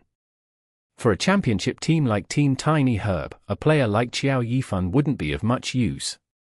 Whether it was signing a stronger player or raising a new rookie, it would be more worth it than funneling resources into Xiao Yifan. Since his boss was asking him, the manager didn't dare to delay and naturally informed of what he knew. He didn't forget to say that the decision hadn't been made solely by him. He had also asked for Wang Jie's opinion. The team captain didn't have any decision-making authority, but his opinions were of great importance. When the manager made these kinds of decisions, he mostly did what the team captain recommended. In some sense, it was the team captain who decided whether a player should stay and whether the team needed a new player. Tiny Herb's manager shifted the responsibility to Wang Jie to explain to his boss. This was a decision that the team captain had proposed. This was a matter that he had talked about with the boss just a few days ago. After being suddenly asked to explain, the boss must have some doubts. The manager was certain. As he explained, he thought of what Xiao Yifan might have done to make the boss suddenly ask about him. No matter how hard Tiny Herb's manager tried, he wouldn't be able to think of Xiao Yifan seeing Sun Song and Xiao Shiqin and giving them a polite greeting. It was because of what that resulted in, which caused such a huge misunderstanding. Tiny Herb didn't have a clue about any of this. Dao Xian didn't know it was a misunderstanding. He thought that Xiao Yifan was a threat and immediately called Tiny Herb to ask, but in the eyes of Tiny Herb, a powerful owner like Dao Xian had personally come to ask about a nobody. Could they have made a mistake? Xiao Yifan. An hour earlier, Xiao Yifan had been a nobody, but because of this small accident, he had suddenly drawn the attention of two strong teams. If Xiao Yifan knew about it, he probably wouldn't know whether to laugh or cry. When all is said and done though, this mess stemmed from the pressure that Xiao had put on Excellent Era. Chapter 723. Upgrades in the later stages. At Excellent Era, Dao Xian pondered over the threat that Xiao Yifan posed. At Tiny Herb, because of Dao Xian's phone call, Tiny Herb's boss gave a call to Wang Jie after asking the manager. Wang Jie had gone home during the season's break. He was also very surprised to suddenly get a call from his boss, urgently asking about Xiao Yifan. After hearing Wang Jie's explanation for his decision, Tiny Herb's boss finally felt at ease. Wang Jie didn't deny Xiao Yifan's potential. It was more of an issue with how he fit into the team. Team Tiny Herb aimed for the championships. Every single player on the team needed to do their bit to reach this goal. However, it didn't require Xiao Yifan's addition. Team Tiny Herb didn't need someone who wouldn't make a difference whether he was there or not. It was impossible to say how much he would grow in the future, but Team Tiny Herb couldn't give him the necessary time to grow. Leaving him on the team wouldn't benefit either side. When their conversation ended, Tiny Herb's boss immediately called Dao Xian back, telling him that Xiao Yifan was not a bad player. Team Excellent Era should consider him. These were more or less just polite words. Usually, teams would say that about the players who left the team were very good or very skilled. In return, the players would usually say that they felt it was too bad that they had to leave the team, but if that were the case, why did they even split in the first place? It indicated that despite being good players, there was an even better replacement or option. Just because the player felt regretful for leaving the team didn't mean that the player wouldn't feel regret for joining another. How could Dao Xian not hear the implications from these words? That was all Tiny Herb's boss said though. After all, they were still competitors. It wasn't like Tiny Herb's boss would be so devoted as to conduct thorough research on whether Excellent Era needed such a player. Thank you, Boss Yu. We should grab lunch sometime. After saying some polite words, Dao Xian hung up. The call hadn't given him as much information as he had wanted. He had already realized that he had been somewhat impulsive. If he really wanted to know information on a player, it would be more appropriate to have the other employees deal with it. A powerful owner like him ran over to ask Tiny Herb about a tossed-out player. It was as if he was picking up another person's trash. As for what exactly was up with Xiao Yifan, he would have his employees under him find other channels to find out. This was the decision that Dao Xian made in the end. At Happy Internet Cafe, Xiao wouldn't know that Xiao Yifan's words would cause such a ruckus between the owners of the two teams. Even after the crowd had been dispersed, Xiao Yifan was still somewhat in a panicked state. Then, he was dragged away for a welcoming dinner. Afterwards, he followed Wei Chen and Steamed Bun to his living place as if nothing unusual had happened today. The next morning, when everyone came together at the practice room, Xiao told Xiao Yifan the details of their team's situation, as well as their current work. Needing to face Excellent Era in the Challenger League didn't scare Xiao Yifan though because he already knew. He knew Xiao would be participating in the Challenger League. Excellent Era had been relegated too, so Xiao Yifan had already put 2 and 2 together long ago. I'll definitely try my best. Xiao Yifan had a cautious personality. He didn't say anything like we must beat Excellent Era. He only dared to guarantee that he would do his best. Okay, as long as you understand. Let's start playing. Old Wei is currently a spy and is Samsara's second elite group leader. Xiao said. Wow! Xiao Yifan gasped in astonishment. He obviously understood how guilds operated. The second elite group leader was certainly a core member position, no? It was extremely difficult for a spy to get to such a high position. Wei Chen wasn't about to explain that he was just being used for labor because of his skill. He waved his hands and said, "You flatter me. Little Xiao, you'll mainly be playing with us. When you have nothing to do, you'll practice on your own. When I call for you, we'll gather together and snatch wild bosses." Xiao said. Understood. Soon afterwards, Xiao threw a bomb at Wei Chen. Old Wei, when I was organizing our materials, I discovered that there are enough materials for you to upgrade your Death's Hand. Is that so? Wei Chen replied. He was somewhat puzzled for a moment. In today's game environment, creating a silver equipment on one's own was extremely difficult. Silver equipment required uncommon materials, but uncommon materials were monopolized by the club guilds. It had taken Wei Chen a year to upgrade Death's Hand to level 60. Who knew how many coincidences and lucky encounters he had been given in order to achieve that? After becoming one of the competitors for wild bosses and getting good results, they were able to gather enough materials to upgrade his silver weapon in just a few days. Are you sure there aren't any issues with your blueprint to upgrade it to level 65? Xiao asked. I can't guarantee it. For someone as shameless as Wei Chen to hesitate, it could be seen just how difficult of a step this was.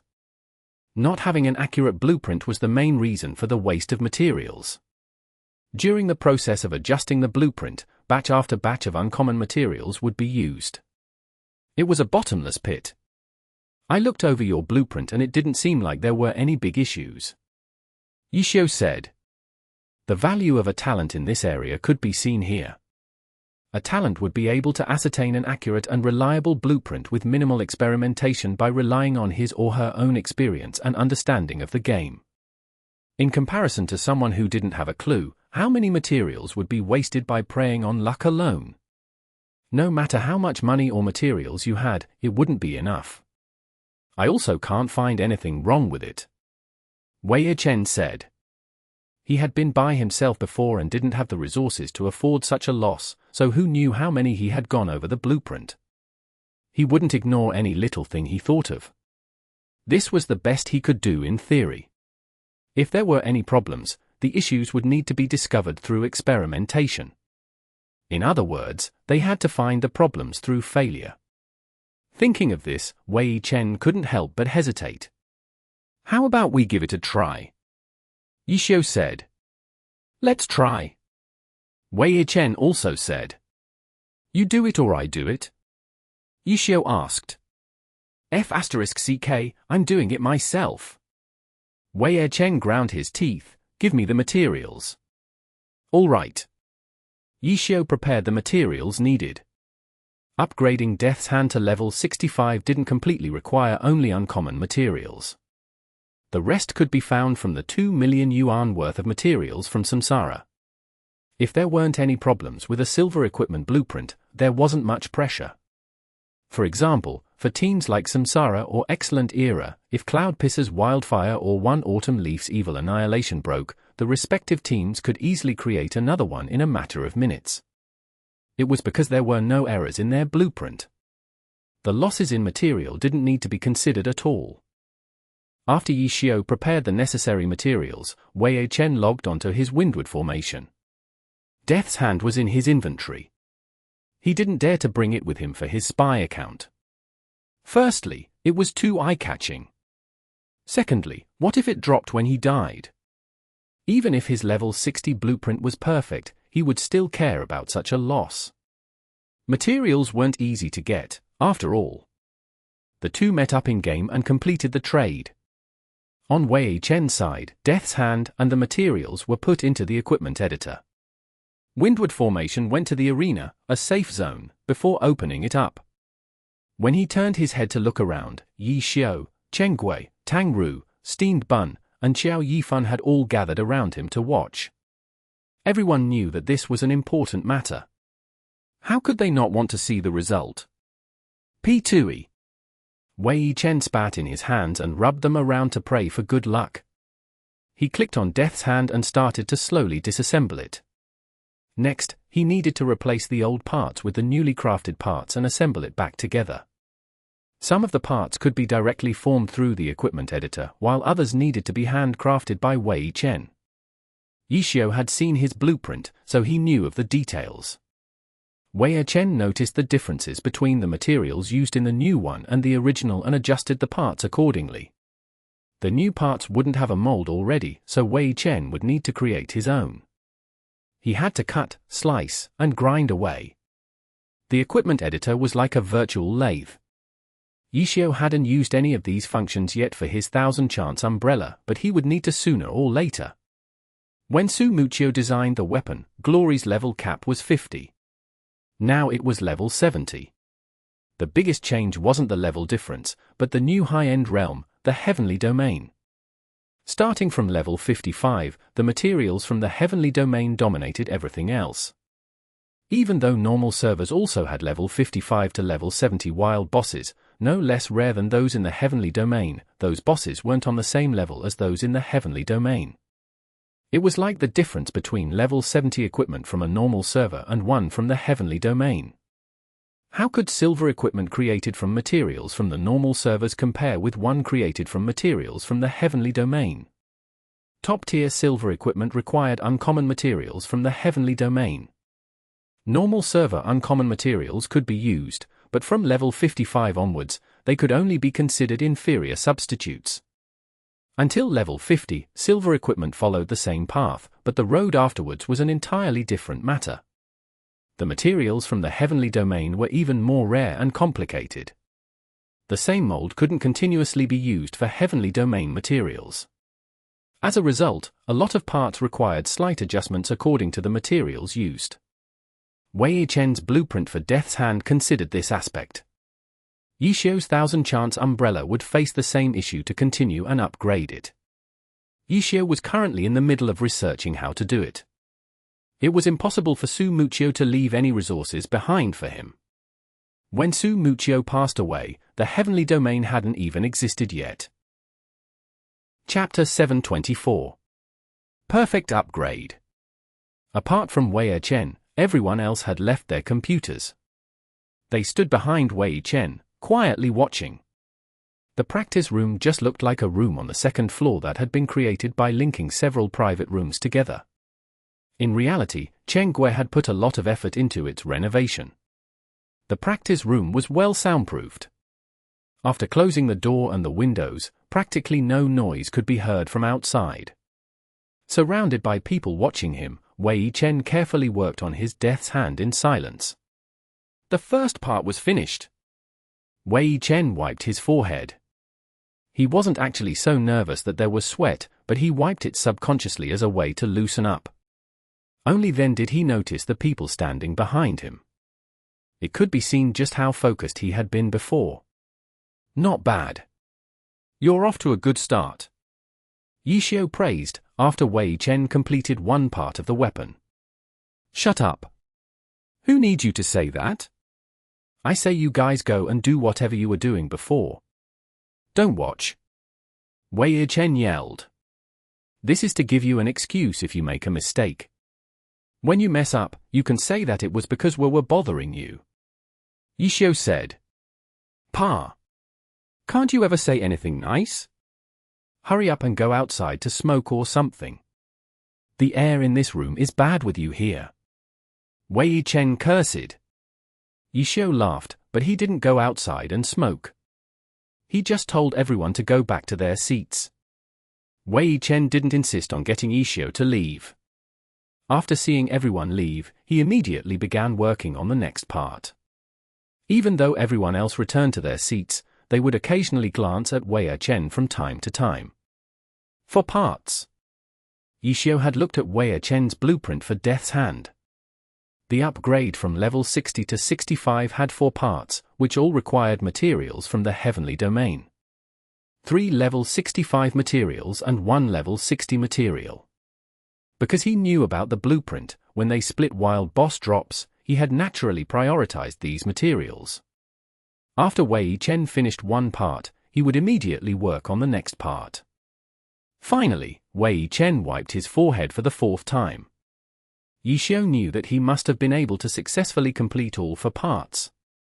Wei Chen wasn't the type of person who wouldn't utter a peep if he were to fail. He was the type of person who would curse out loud for at least 5 minutes. You're done? Xiao asked. The crucial ones are done. Wei Chen nodded his head. The crucial ones were those for parts, which required heavenly domain materials. The rest of the materials weren't nearly as precious and didn't require him to handcraft them. He could simply use his original template and have the equipment editor craft it for him, so there was no pressure after he completed the important parts. Soon afterwards, the rest of the parts were created and now he just needed to reassemble the weapon again. He couldn't make any mistakes in this step, but it didn't require as much precision as creating those for parts. As a pro player with good microing, he shouldn't be making any mistakes on this step either way. As a result, under Xiao's lead, everyone went over to watch again. This time, Wei Chen didn't stop them. He shouldn't be making any mistakes in this step. The individual parts were quickly pieced together by Wei Chen. Done. After Wei Chen put the last part in place, he heaved a sigh of relief and clicked Confirm. While the equipment editor saved the changes, the new form of Death's Hand appeared on the screen. It was a black magic staff around 1.3 meters tall. The tip of the staff was a skeleton hand with its palm open. As it revolved on the screen, it looked like it was about to grab something. The entire staff looked like 2 skeleton arms linked together. After the changes were saved, Wei Chen immediately closed the equipment editor and returned to the game. He clicked on Windward Formation's inventory and saw Death's Hand quietly sitting there. Wei Chen sucked in a breath of air and turned to look at Xiao. He had done thorough research on the blueprint beforehand, so he didn't think that the weapon would fail to form after putting the pieces together. Whether or not the weapon was finished would depend on the stats. If the stats were all around better than the stats at level 60, it would be considered a success. If only a portion of the stats increased, or if some of the stats changed, he would need to see which stats failed to increase, or which stats changed and figure out how to fix those problems. If the stats didn't change at all or even decreased, it would be a complete failure. The research teams of the clubs conducted research with a strong foundation of related knowledge. They would never create equipment by blindly testing their luck. As a result, they would never fail or create trash. It just depended on whether the piece of equipment had been upgraded to its maximum potential. If it did not, they would continuously adjust and test it until it did. Materials would rapidly be consumed in this process. Team Happy didn't have the resources to achieve perfect results yet. In truth, if Death's Hand only had a few flaws, it would still be used. They would perfect it in the future if their circumstances permitted it. How is it? Chen Guo was starting to get anxious. Wei Chen decisively exited the equipment editor and opened his character's inventory, but his mouse still hadn't clicked on the weapon yet. Chen Guo didn't know how to create her own equipment, but she would still know if it had failed or not. It wasn't like she had never tried to make her own before. Wei Chen finally clicked on Death's Hand and the stat window immediately appeared. Death's Hand, level 65. Weight, 3 kilograms. Durability, 30. Attack speed, 2. Physical attack, 591. Magic attack, 837. Intelligence plus 55. Darkness affinity plus 25. Darkness resistance plus 25. Critical strike chance plus 12%. Cast speed plus 12. Cast range plus 3. Success! Wei Chen roared. He slammed his fists on the table. The monitor trembled. All of the stats had increased. It was a huge success. The only numbers that didn't change were the ones for weight, durability, and attack speed. However, none of those affected a warlock's fighting ability. The upgrade wouldn't focus on those aspects at all. Everything else had improved and all of them reached Wei Chen's expectations. There were unexpected improvements too. At level 60, the cast range increase had only been +2. Originally, it shouldn't have increased until its level 70 form, but now, it had reached this step ahead of time. Wei Chen couldn't be any happier. F*CK. It's a success on the first try. On the first try. Wei Chen laughed. He looked so excited that he might try and grab the weapon from the screen to play with it.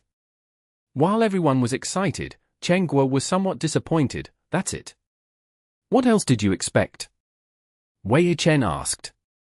You're not going to give it a try and see if it won't break? Chen Guo said. Xiao laughed. That's indeed the case for the 1000-chance umbrella because some of the transformations might not have been successful. In that case, the 1000-chance umbrella wouldn't be complete yet, but for his staff, what else is there to see besides the stats? Oh, that's what you were talking about. You scared me to death. Wei Chen wiped away some sweat this time. Chen Guo's sudden words made him think that his Death's Hand might have some flaws that he hadn't noticed in his excitement. Then it really is a success. That's great. Chen Guo became excited too. I'll go find someone to test it out on. Wei Chen wanted to hurry and try out his new weapon. His windward formation just happened to be in the arena, so he clicked on 1v1 and automatically entered a room with an opponent. The two sides began fighting. Everyone was still there watching. They wanted to see the might of the newly upgraded silver weapon, but in reality, with Wei Chen's skill, he didn't need a silver weapon to beat a normal player. Even if his opponent had the silver weapon, he would still easily beat him into the ground. He was really just showing off. The poor opponent became Wei Chen's test dummy. He kited around utilizing the +3 cast range, got closer to show his 12% increase in cast speed, and checked the effects of the +25 to darkness affinity. Then, he checked his critical strike chance. Unfortunately, his opponent didn't have any darkness attribute skills, otherwise, Wei Chen would have let his windward formation take some damage to see the effects of the +25 to darkness resistance. Another critical strike. Awesome! Ha ha, this senior's cast range is longer than you think, you weak chicken. Wei Chen chattered on excitedly. Xiao had gone back to his seat long ago. Xiao couldn't help but sigh, so shameless. You really are shameless. Although it said that the heavenly domain had no noobs, all normal players were noobs to them. Wei Chen bullied his opponent happily with his silver weapon. Xiao couldn't watch any further. He was busy organizing the materials too. The noise from Wei Chen was headache-inducing. Can you quiet down? It's not like you've never used a silver weapon in your life. How disgraceful! Xiao couldn't help but say. One more time. It'll be my last one, okay? Wei Chen replied, while choosing another room. He's the same class as me. Hurry up and come watch me bully him. Wei Chen didn't find it shameful to bully a normal player. He was even proud of it and wanted others to share the joy with him. Xiao gave up and turned his head to ask Xiao Yifan, Little Xiao, how's that account? My account has practically never touched a quest before. Xiao Yifan was excited.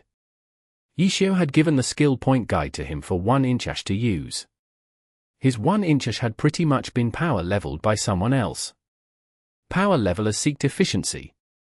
When leeching off of a higher leveled account, it was much faster to kill monsters than run quests. It was very dull and repetitive though. That didn't matter for power levelers though. When killing monsters, the character would also get gold, materials, and equipment. For them, it was much more worth it than completing quests. As a result, Xiao Yifan's 1-inch was lucky to be power leveled most of the time. Nearly all of the quests in the skill point guide hadn't been cleared yet. Thus, with this guide on hand, his skill point soared. Chapter 725. Two bosses spawned simultaneously. Once Xiao Yifan's 1-inch entered the heavenly domain, power leveling became even faster. Speaking of which, in the heavenly domain, power leveling didn't really exist because players usually always beat the heavenly domain challenge at level 70. The only exception was when the level cap was raised. When Xiao Yifan left Tiny Herb, he took his 1-inch back from the power leveler. 1-inch was now a level 70 Ghostblade. Of course, the power leveler only cared about leveling. Clearing stat point and skill point quests required additional fees. Xiao Yifan paid those fees, so his 1-inch had the stats and skill points of an average character. So there's a guide like that. Xiao Yifan couldn't help but be surprised, because he had come from a championship team. The things he had witnessed were on the higher end. Yet, even in Team Tiny Herb, their most powerful character, Vicaria, only had 4,855 skill points. It's just SOSO. Xiao Yifan even dared to use these words to describe the god-level character Vicaria. Because he could already predict that his little Ghostblade 1-inch, which had been sent over by an invisible player to be power-leveled, would certainly have over 4,900 skill points once he finished all of these quests. My 1-inch will be better than Vicaria? It was just one aspect, but Xiao Yifan had never imagined it could ever happen. However, it was about to right in front of his eyes. Xiao Yifan couldn't control his excitement. Vicaria had always been a peak existence in Team Tiny Herb. To think he would be able to surpass it. Xiao Yifan suddenly stopped the current quest at hand. The next part had fairly strict requirements. Xiao Yifan didn't want to mess up. Xiao continued to organize the materials. At the same time, he also pondered over how he would continue upgrading the 1000-chance umbrella. The foundation had already been established. The following steps required an even greater understanding of glory. Xiao had accumulated 8 more years of experience than Su Muqiu. For this work, even Su Muqiu wouldn't be able to do better than Xiao. For the level 55,000 chance umbrella, Xiao was currently planning on using 6 uncommon materials. It required even more resources than the level 65 Death's Hand, which only required 4 uncommon materials. Although uncommon materials were important, the choice of materials couldn't be ignored either. The end result depended on how well each part worked with each other. From this perspective, the importance of dungeon materials and uncommon materials was the same. However, dungeon materials were a lot easier to get, while uncommon materials were extremely difficult. As a result, uncommon materials seemed much more important. It was because of uncommon materials that kept silver equipment from flooding the market. How are things? Can the 1000 Chance umbrella also be upgraded? Chenghua saw Xiao looking through the 1000 Chance umbrella's blueprints and went over to ask. I still want to take a closer look at the 1000 Chance umbrella's blueprint, Xiao said. After all, he hadn't spent years researching his weapon like Wei Chen had. It had only been 7 months since he had left Excellent Era and started using Lord Grim and the 1000 Chance umbrella. He had constantly been thinking about how to upgrade the umbrella past level 50, but he had only started to take action starting from when he reached level 50. Xiao hoped things could turn out like Wei Chen's weapon, where the theory was bulletproof, but required actual implementation to discover any issues. Are there enough materials? Chenghua asked. Normal materials aren't a problem. We're still lacking in uncommon materials though, Xiao said. The blueprint might not be finished, but Xiao would still take a look at what materials he might need when splitting loot dropped by wild bosses. The 6 materials required for the upgrade would all be level 55.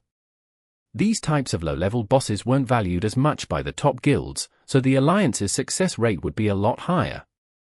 Their alliance was formed midway through last week though, and they couldn't stay on the 24th of July. It was hard to avoid missing a wild boss that Xiao needed, and he really did miss one. Xiao really wanted this wild boss and it still hadn't spawned yet this week.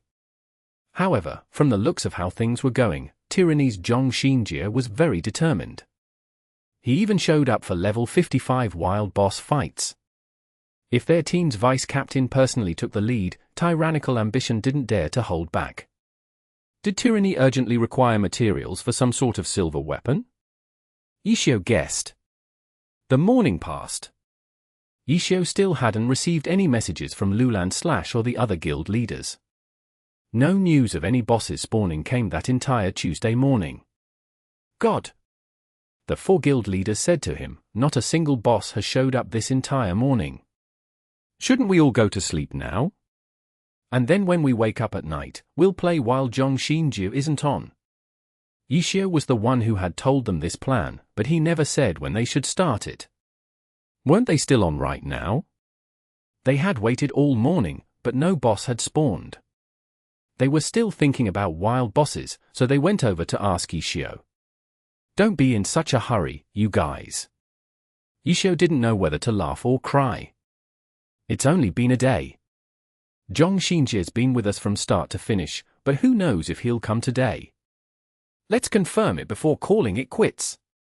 After all, it's more convenient for us to work during the day, no? We have more people to work with during the day too. That's true. The guild leaders nodded their heads. Even though the guild had a bunch of players who played as if it were their jobs, relying on these players all the time wasn't realistic. They often required the assistance of more players, especially for large-scale battles like wild boss hunts. They could look for these full-time like players, but it wasn't like these kinds of players covered every corner of the heavenly domain. In particular, when looking for bosses, they needed to rely on every player in the guild. The guild wasn't asking much. While you're playing, if you see a wild boss around or if there are any unusual movements from other guilds, just notify us. Thus, it was much easier if there were more people online. More people also meant more competition, but everything had their pros and cons. Then let's keep going into the afternoon. Radiant's White Stream suggested. Let's keep going. The others agreed. They had opened up a QQ group. It was convenient to talk about things there.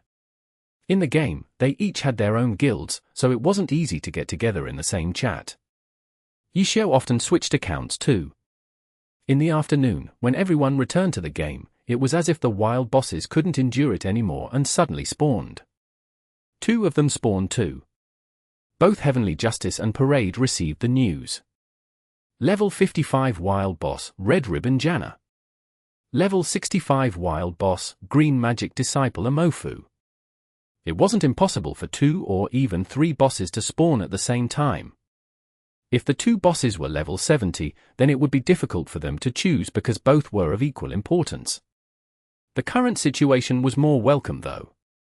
The level 55 boss didn't require any elite troops. The boss could be given to their other groups, while the elite groups competed for the higher level boss.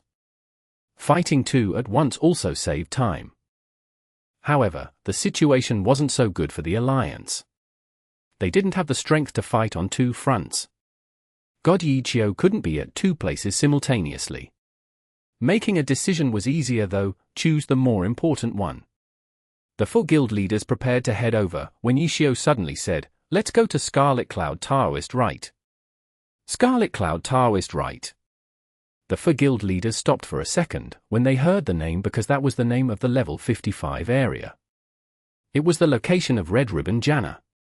They were going to give up on the big fish and go for the smaller one. That's fine too. Conquering Clouds Shiqin felt like he understood Xiao's intentions and said, "We didn't really get any bosses yesterday, so we should start off the day well." He thought Xiao wanted to boost their morale, so he spoke up. Oh. The other 3 immediately understood. When Xiao said, "Everyone, let's work hard. Red Ribbon Janna has something I need." What? The 4 guild leaders felt dizzy. Was that the real reason why he was giving up on the level 65 magic disciple for the level 55 red ribbon? It was just because he needed something from it and not because of something deeper like boosting their morale? There was no point arguing at this point. The 4 guild leaders grabbed their troops and led their troops over to Scarlet Cloud Taoist Rite. Scarlet Cloud Taoist Rite was a Taoist location and an ostentatious little place. The symbol of a red cloud hung above the main entrance. In the middle, a blacker looked as if it were about to fly out like a dragon. Scarlet Cloud Taoist Rite was a level 55 leveling area. The dungeon, Scarlet Cloud Ancient Altar, ended the lives of who knew how many heroes. However, the level cap was now level 70. Scarlet Cloud Ancient Altar had long since become empty. The occasional players that came were here for the level 55 to 57 NPCs. The former most difficult boss, Red Ribbon Janna, was now a boss the big guilds were too lazy to send their elite groups to. A group of players passed underneath Scarlet Cloud Taoist Rite. Above their names was the guild tag, Blue Brook Guild. At the very front of the group were 2 Blade Masters. One was one of the famous 5 great experts of Blue Brook Guild, Blue Bridge Spring Snow. The other was someone that others wouldn't recognize. However, everyone in the group knew that he was a kid who Team Blue Rain had told to come over. It seemed like he had just come out from Team Blue Rain's recent training camp. His name was Lu Hanwen. His character, Blade Master Flowing Clouds. Chapter 726. Team Blue Rain's new talent. Ah. So this is Scarlet Cloud Taoist Rite. Lu Hanwen's voice revealed his youth. He was definitely a kid. Pitch of his voice still possessed the innocence of childhood. He was even younger than Jiao Yingjie and Xiao Yifan. Yeah, this is Scarlet Cloud Taoist Rite. Blue River said as he controlled Blue Bridge Spring Snow. He wasn't surprised at Lu Yuwen's amazement. Lu Yuwen was only 14 years old. How long could he have been playing Glory for? Scarlet Cloud Taoist Rite's era of splendor took place when the Heavenly Domain had just been released. Even Blue River hadn't been a part of the first wave. By the time Lu Yuwen started playing Glory, Scarlet Cloud Taoist Rite had already become an outdated leveling area. No one came to the Heavenly Domain at level 50 to level up, except for that guy, of course. Thinking of that god, Blue River couldn't help but look at the Blade Master, Flowing Cloud, next to him. This character was the kid's, not the guild's. Lu Yuwen came running over, saying that the team had told him to come over and that he was from the training camp. Blue River obviously understood the implications. Lu Yuwen was probably someone who Team Blue Rain considered as their future star. A Blade Master? Could the team be raising the successor to Huang Xiaoqian's troubling reign? But Huang Xiaoqian was still at his peak right now. Wasn't it too early to look for a successor? Then again, Lu Yuwen was still very young. Maybe the team planned on raising him for a few years? Team Blue Rain indeed had this kind of tradition. If there was someone with talent from the training camp, they wouldn't hesitate to add him to the team. Wow! It's so beautiful. Every single room has a symbol of a red cloud. Lu Yuwen clearly didn't have as many thoughts as Blue River did. As soon as they stepped into Scarlet Cloud Taoist Right, he ran around all of a sudden like he was here to tour around the place. Hey, slow down! Blue River shouted. He and the troops chased after him. After just a few steps, they alarmed quite a few monsters. Even though Scarlet Cloud Taoist Right looked like a small city, it was still a leveling area and not an actual city. Every NPC was hostile and would actively seek to attack players. These were only level 50 or so monsters though, so they were easily beaten. Alarming a few monsters wouldn't be an issue. At this moment, Blue River suddenly noticed that no matter where Lu Yuwen's flowing cloud went, not even a single monster would be alarmed. Is it coincidence? Or is it? Blue River thought. He naturally began paying more attention to Flowing Cloud's movements. Soon afterwards, he saw Flowing Cloud zigzag left and right swiftly and then continue running forward as if nothing had happened. This is... Blue River looked around. Sure enough, there was a monster on either side, wandering about. When Flowing Cloud zigzagged, he threaded his way through the gap between their aggro radii. Yes, that should be what he did. Blue River could only guess because he couldn't clearly distinguish the aggro ranges of those two monsters. But from looking at Flowing Cloud, Blue River could ascertain that Lu Yuwen had purposely avoided their aggro range. Avoiding the aggro range of a monster wasn't difficult, but Lu Yuwen did it so swiftly. Only someone with a good eye to judge the situation and precise control over one's character could take the path that Flowing Cloud had just taken. For example, if Blue River wanted to avoid those two monsters, he would have needed to wait for the two monsters to be a little farther apart before rushing through the gap between their aggro radius. But Lu Yuwen? He accurately managed to determine the gap between their aggro radii and moved through the tiny gap. It was definitely a move that surpassed a normal player's capabilities. It was unnecessary to dodge these monsters though. With their strength, these monsters could be killed with just a few hits. There was no need to waste so much effort with such precise microing, but what about for Lu Yuwen? It looked like the kid didn't think of it as anything troublesome. He continued to use this sort of excessively high-end technique to avoid all the weak monsters. This kid really is skilled. Blue River couldn't help but say his thoughts to a teammate. What do you mean? As expected, the others didn't even notice because of their difference in skill level. Those who came to kill a level 55 wild boss were just hastily gathered troops. The elites had gone over to fight the level 65 one. Just watch him more carefully and you'll know. Blue River said. D*MN. Just when Blue River finished speaking, several players cried out in astonishment. Blue River turned around to look, but didn't see anything unusual, so he asked, "What is it? What is it? So fast?"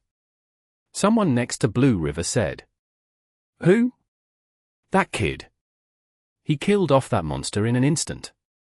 "How many skills did he use?" The person replying asked himself. Who knew when Lu Yuwen had suddenly become excited, but he suddenly found a monster to kill, causing the Blue Brook Guild players to cry out in surprise. Blue River knew that although these players weren't elites, they were still sent out to compete for a wild boss. They wouldn't be much worse than the elite players and could still be considered as top players within the heavenly domain. For them to be so astonished, Lu Yuwen must have showed some terrifying skill. How incredible! Will he be a part of Team Blue Rain next season? He's a Blade Master. Could it be? They guessed all sorts of things. Blue River was filled with curiosity and expectations for this kid. Let's hurry. We can watch more carefully when we fight the boss. Blue River urged everyone to hasten their pace. He was also impatient to see this scene. In the end, they failed to catch up to Lu Yuwen's flowing cloud. That guy charged forward without stopping to take a break. Blue River checked his coordinates. He wasn't running around randomly. He was heading towards where the boss had spawned. It was just that he quickly lost them. Soon afterwards, they saw a message from Flowing Cloud, "Everyone, hurry up. I'm already here."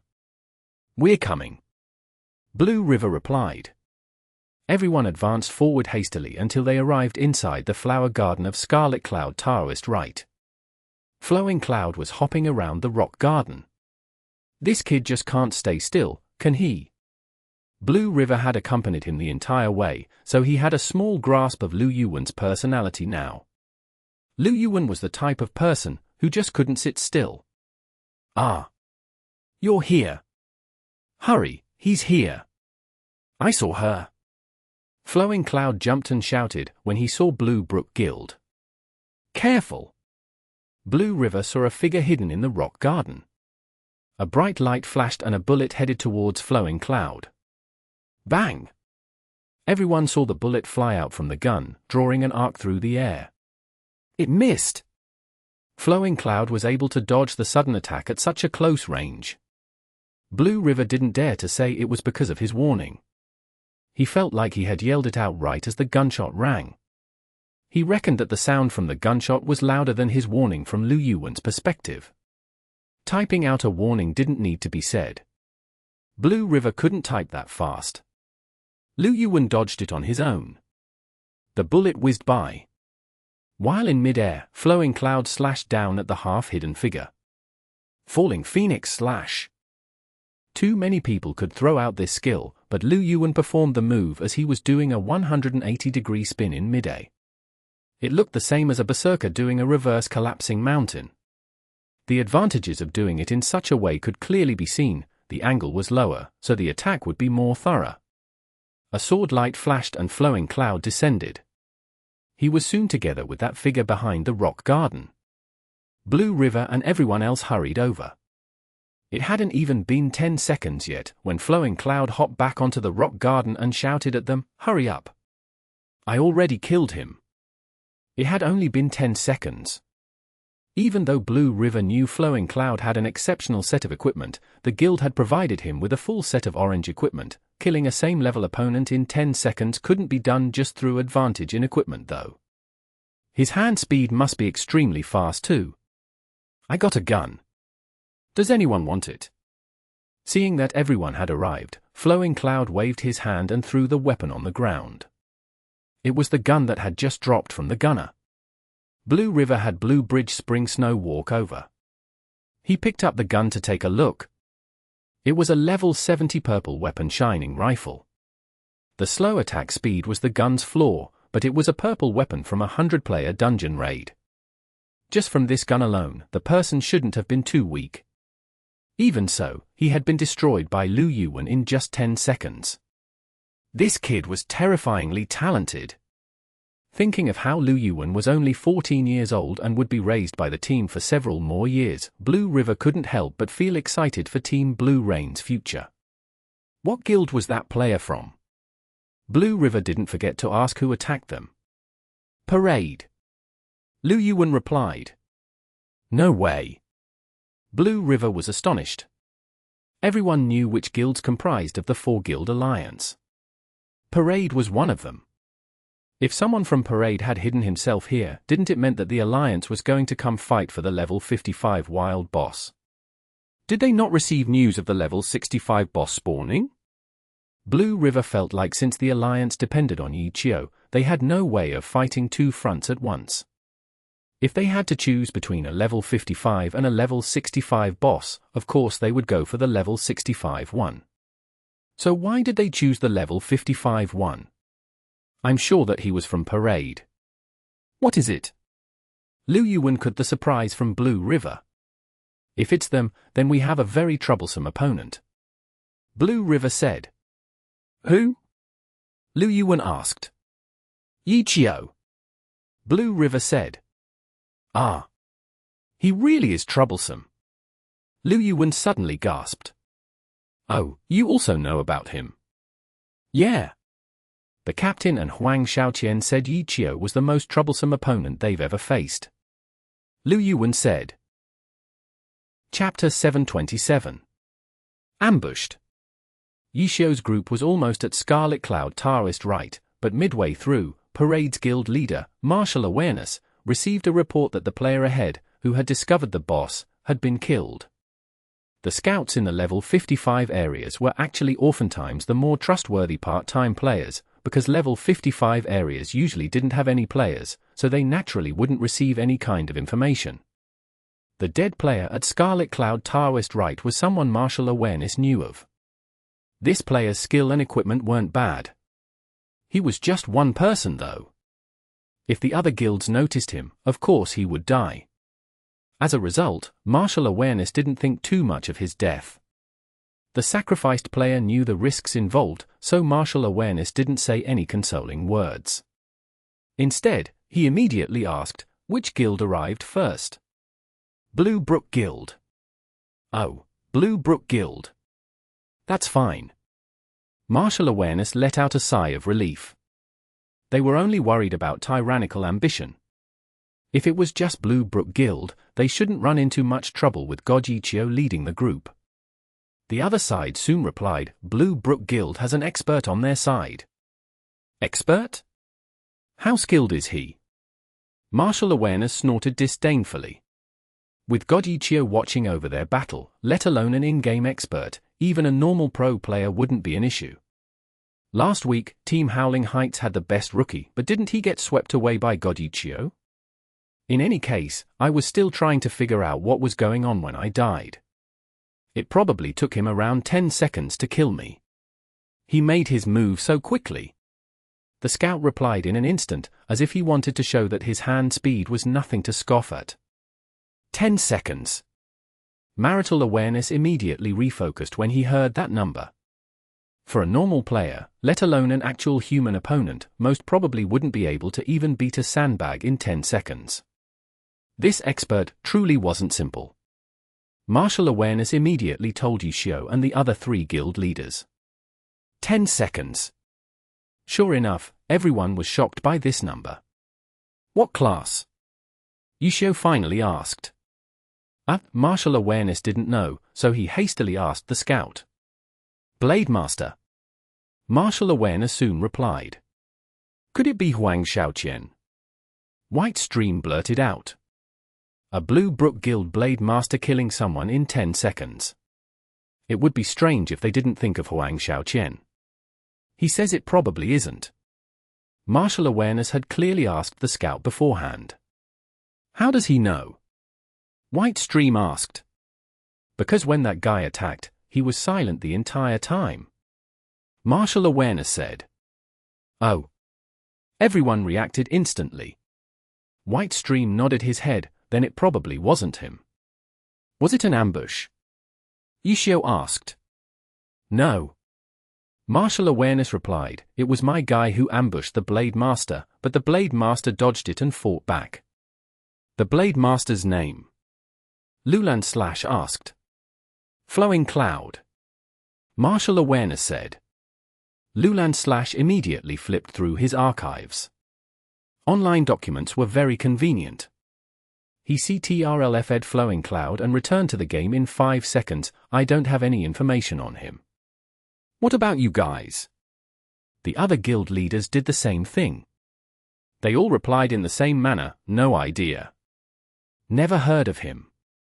He was able to kill an expert from the heavenly domain within 10 seconds.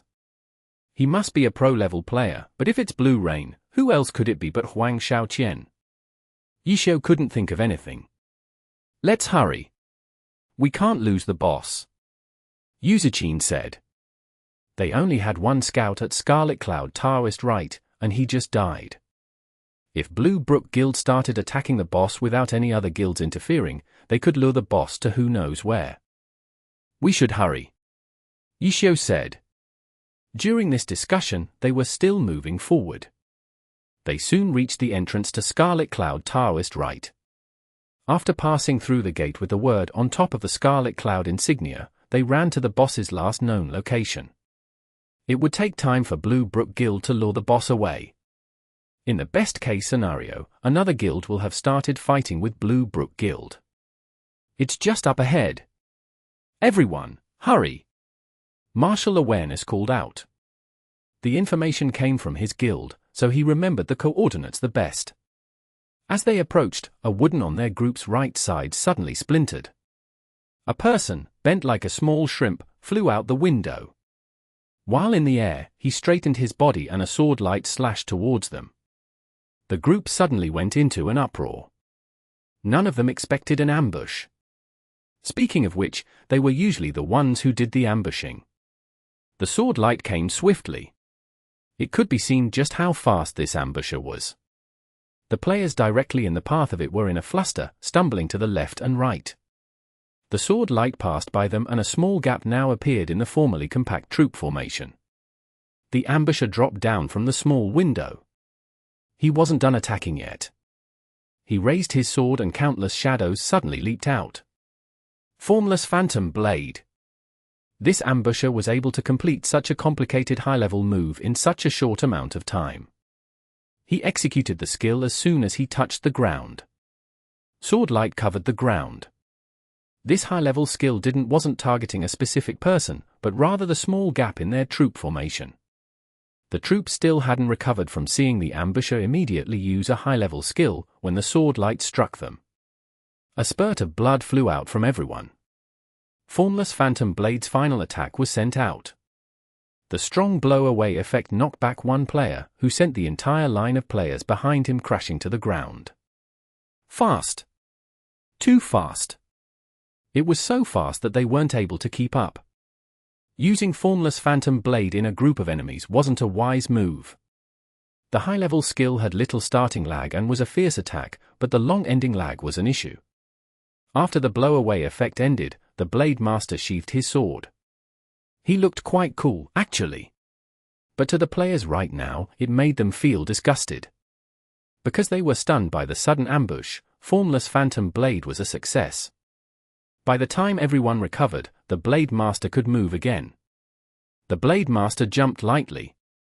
He just barely left the ground before immediately landing with a falling silver blade. The shockwave dispersed outwards and the circle of players nearby crashed to the ground. The Blade Master then utilized a triple slash to chase after the players who had been sent flying by Formless Phantom Blade's final attack. Those players were just about to get up, when they were knocked to the ground again with a light tap. The For-Guild Alliance troops were split in two by just a single person. Many of them suddenly felt like they woke up from a dream. When they looked around left and right, they saw that apart from that attack, it was completely silent. The ambush had been done by just one person? Flowing Cloud. This Blade Master was Lu Yuan's Flowing Cloud.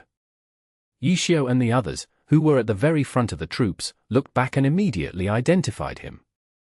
They also saw how he had split apart their troops. This person was very frightening.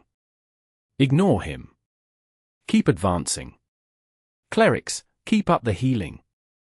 Xiao ordered. Ah. The four guild leaders were surprised. This little guy was brave enough to ambush all of them by himself. No matter how skilled he was, he wouldn't survive if they all attacked. They thought that they should teach this arrogant guy a lesson, but God Xiao unexpectedly gave a different order. Was even God Xiao scared of him? The four guild leaders may have a lot of thoughts, but they still followed Xiao's instructions. The troops were in an uproar when they heard the order, but they also complied. Xiao said to the four guild leaders, "You guys keep going.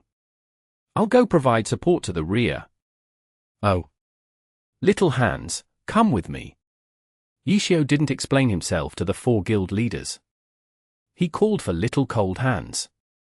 Little Cold Hands didn't say anything and followed behind Xiao's enlightened lord to the rear. After Lu Yuan's Flowing Cloud split apart the troops, he didn't stop to take a break and attacked the left side. But it was as if the troops couldn't see him and just continued forward. Only the clerics were doing something by healing the injured players. Lu Yuan was also surprised. He attacked once, twice, thrice, but everyone just ignored him. These troops seemed to only care about running forward.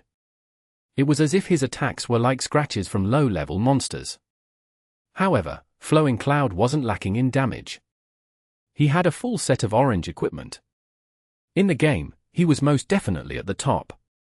Every single one of his attacks made the clerics suck in a cold breath. Even so, everyone was able to endure the attacks without any signs of fighting back. Because the 4 guild leaders had given them clear orders, ignore him and continue forward. Clerics, heal the injured. Why aren't you guys fighting back? Lu Yuan finally asked in bewilderment. Everyone was astonished by his voice. This person was clearly still a little kid. At this moment, someone replied to him, because we have more important things to attend to. Lu Yuan located the source of the words. 2 clerics were walking towards him.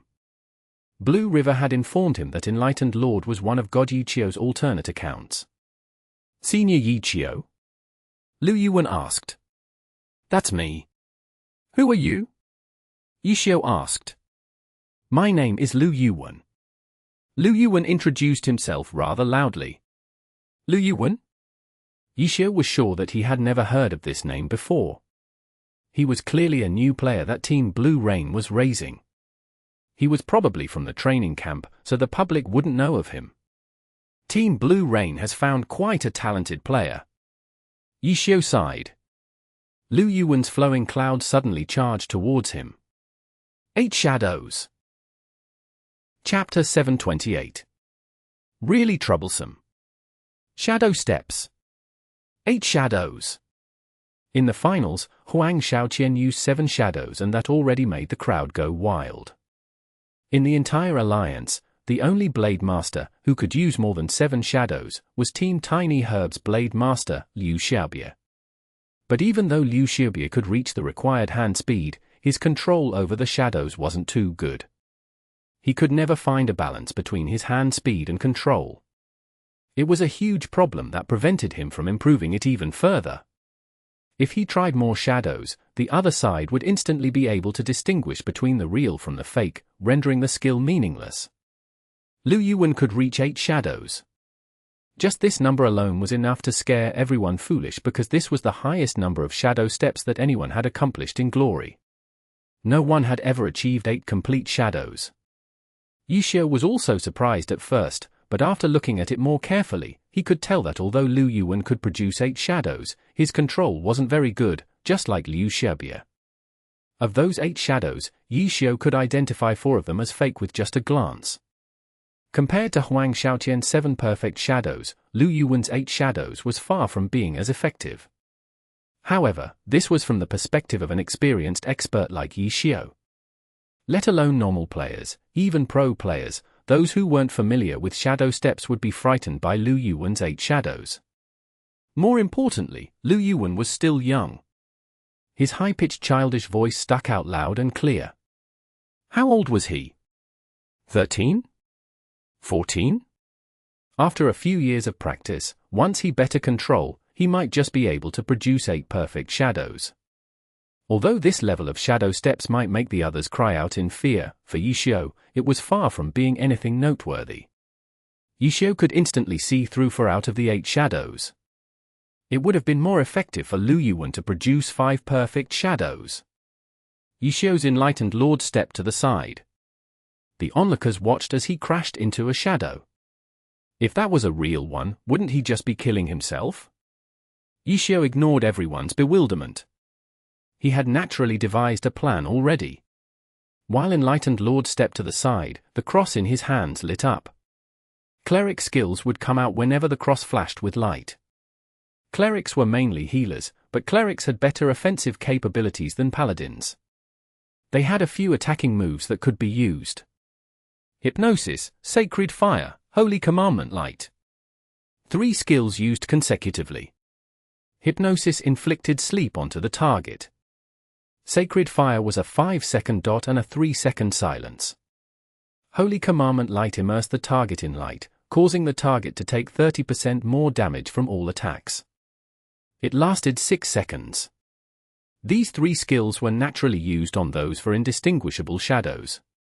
The shadows of shadow steps were virtual images. Anything tangible would pierce through one on contact. However, Enlightened Lord's equipment wasn't very good, meaning his stats were on the low side. All 3 skills required cast times.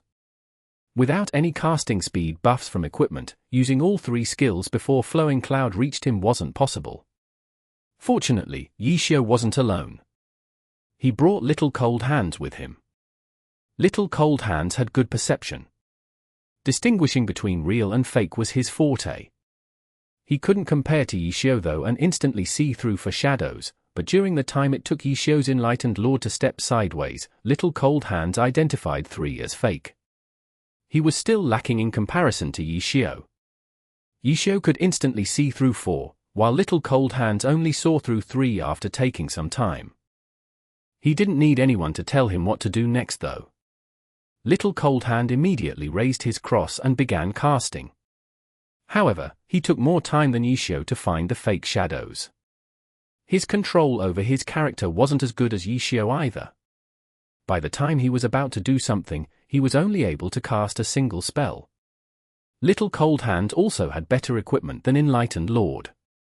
Although he might not be able to move his hands as fast, his character casted faster. In the end, Little Cold Hands cast a Sacred Fire, while Xiao's Enlightened Lord cast a Hypnosis and a Holy Commandment Light. Lu Yuwen had been too hurried, which meant that retreating was more difficult.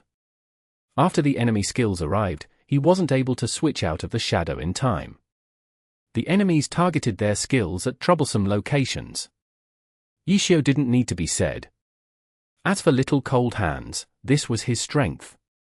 Of the 3 shadows, Hypnosis passed right through one of the shadows. Another shadow wasn't set on fire after stepping on Sacred Fire. The third one began to glow brightly under Holy Commandment Light. That one was without a doubt the real body. Little Cold Hands hastily retreated, but he was still nicked by the enemy sword. Xiao's Enlightened Lord crashed into one of the shadow under the cries of the surrounding onlookers. When Holy Commandment Light glowed around Flowing Cloud's real body, Flowing Cloud was able to cut Little Cold Hands, but by the time his sword reached Enlightened Lord, it was too late. Lu Yuwen's intentions of directly killing Enlightened Lord had been seen through. There were even players jumping out to protect Enlightened Lord now. Holy Commandment Light was a persistent effect spell. The light produced by the spell still covered his body from head to toe. There might be real or fake shadows in shadow steps, but the fake shadows wouldn't disappear. Thus, when facing shadow steps, if the shadows crisscrossed with each other and switched places, the opponent might lose track. This was the true value behind shadow steps. The real body might have been identified, but as long as you weren't caught, you could rely on other methods to cover it up. This was exactly what Lu Yuwen did. His 8 shadows suddenly gathered together and then scattered. He thought he would be able to cause the enemies to lose track of his real body, but when he looked at his screen, light surrounded his body. Xiao had accounted for Lu Yuwen trying to confuse them. To think you could even see through that. You really are amazing, Lu Yuwen exclaimed. He wasn't dispirited though. Shadow steps may have been seen through, but he didn't cancel the skill. The 8 shadows still headed towards Enlightened Lord. 2 knights protected him. With Holy Commandment Light as a guide, the 2 knights knew very well which shadow was the real one. One of the knights charged forward. Flowing Cloud stepped to the side and that knight passed right by him like a train. The second knight learned from the other knight's mistake. He didn't leave his spot and attack. Then, he heard Xiao shout, "Provoke!" The knight wasn't going to ignore God Xiao's instruction. He used Provoke, and Flowing Clouds immediately headed towards him. Lu Yuwen saw the knight lift his hands and predicted that he would be provoked. The 8 shadows suddenly gathered together, providing cover for him. The knight swiped his mouse back and forth, but the other shadows were making it difficult for him to click on the real one. Provoke didn't have any special requirements. The user just had to click on the target and it would hit 100% of the time. But against a pro player, this sort of disgusting problem came up: he couldn't click on the target. In Glory, whether it was attacks or skills, the player had to point in the desired direction and then click to release the skill. It wasn't like other games, where the game did the aiming for you and all you had to do was press the right key. Glory was widely known for its complex game mechanics. Every attack required the player to guide. As a result, just clicking on a target to use the skill might not be easy as it sounded. Using the other fake shadows to block the real one from being clicked on was one way. Moving around like a fly also made it difficult for the opponent to predict his movements. An experienced player could figure out when you were about to use your skill based on your movements. If you knew when the opponent would click if you moved at the same time, wouldn't you cause the opponent to miss? If the opponent missed, the skill would go on cooldown. In this case, the knight's provoke would miss. The knight was facing a bunch of shadows. Provoke being used on a fake shadow was no different from it being used on the air. At this moment, he heard Xiao remind him, "Roar." Right, roar. The knight hastily clicked randomly to release provoke. Even if he cancelled it, it would go on cooldown, so it didn't matter either way. When he clicked, it missed Flowing Cloud's real body, but the knight quickly followed with roar. This skill was even easier.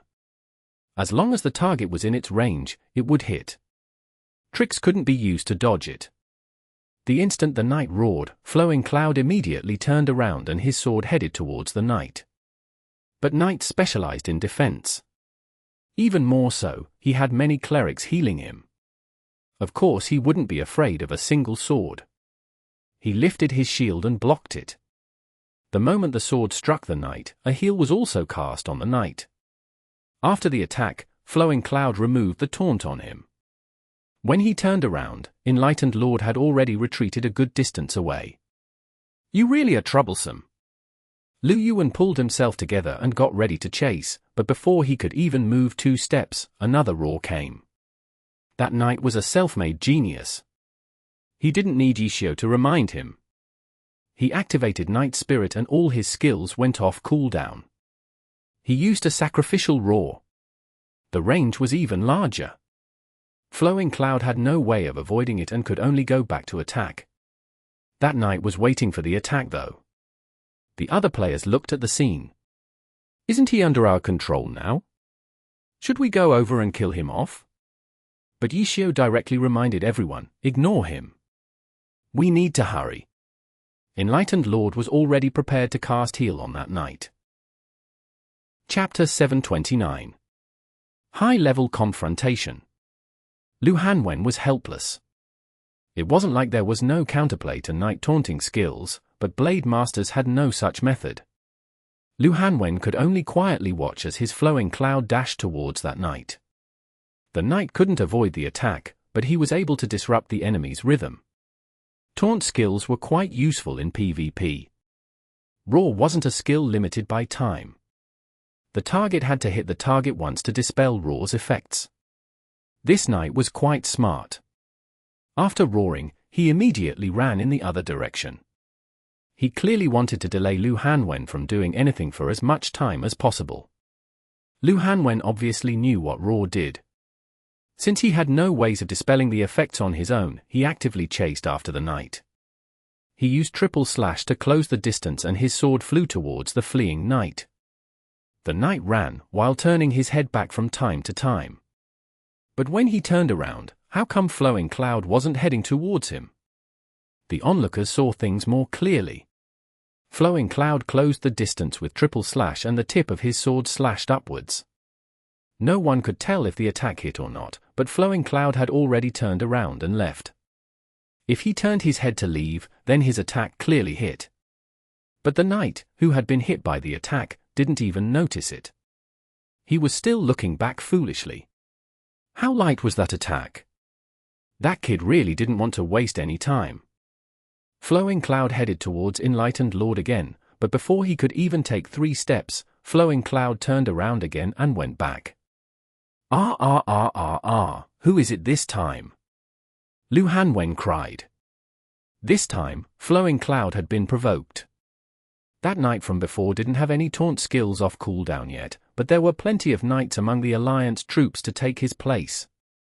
Provoke's duration was based on time and not by an attack. This time, Lu Hanwen's Flowing Cloud didn't charge towards the provoker as decisively. Instead, he made sure Flowing Cloud didn't rush out too much. As he moved around, he hacked wildly at the hurrying players, but they all ignored him. A lone individual's strength compared to a group of players could be seen here. No matter how skilled Lu Hanwen might be or how powerful his equipment was, facing such a huge army, if the army chose to ignore you, there was nothing you could do about it. The troops finally realized why Xiao ordered them to completely ignore Lu Hanwen.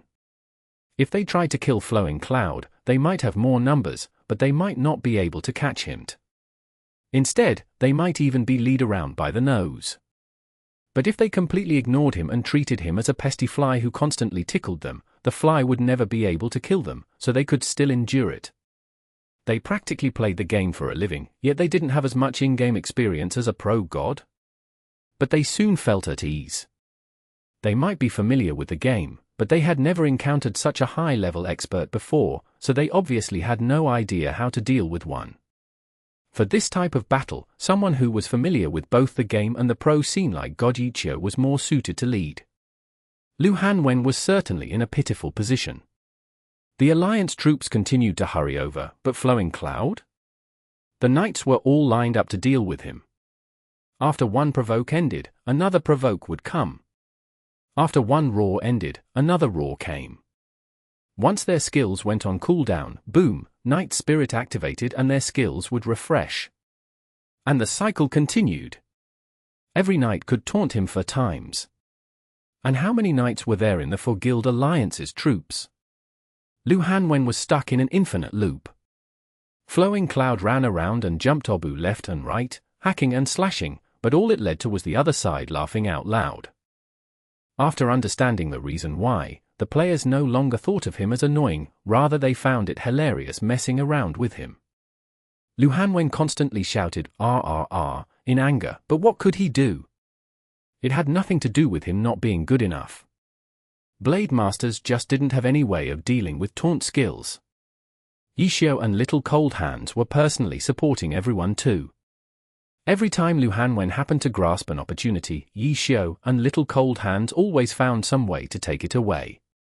Lu Hanwen was tossed about back and forth. In the end, he failed to delay them for very long. The Alliance troops soon reached the battlefield. Blue Brook Guild hadn't been able to move the boss anywhere because they had enemies. Samsara and Seaside had arrived as well.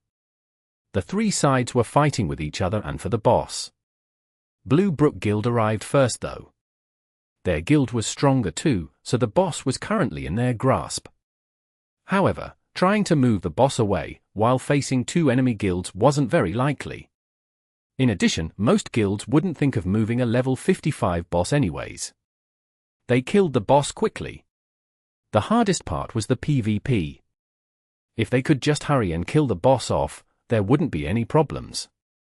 There was no need to go into a you live or I die situation with the other guilds. The battle for the boss was fairly normal. Blue River was very worried about Xiao's group though. After Lu Hanwen heard about his worries, he volunteered to delay them and win Blue Brook Guild some time. Blue River thought about it. Lu Hanwen was very skilled. Even though he was alone, he should be able to give them some trouble. Even if the other side killed him, it should take them quite a bit of time to do so.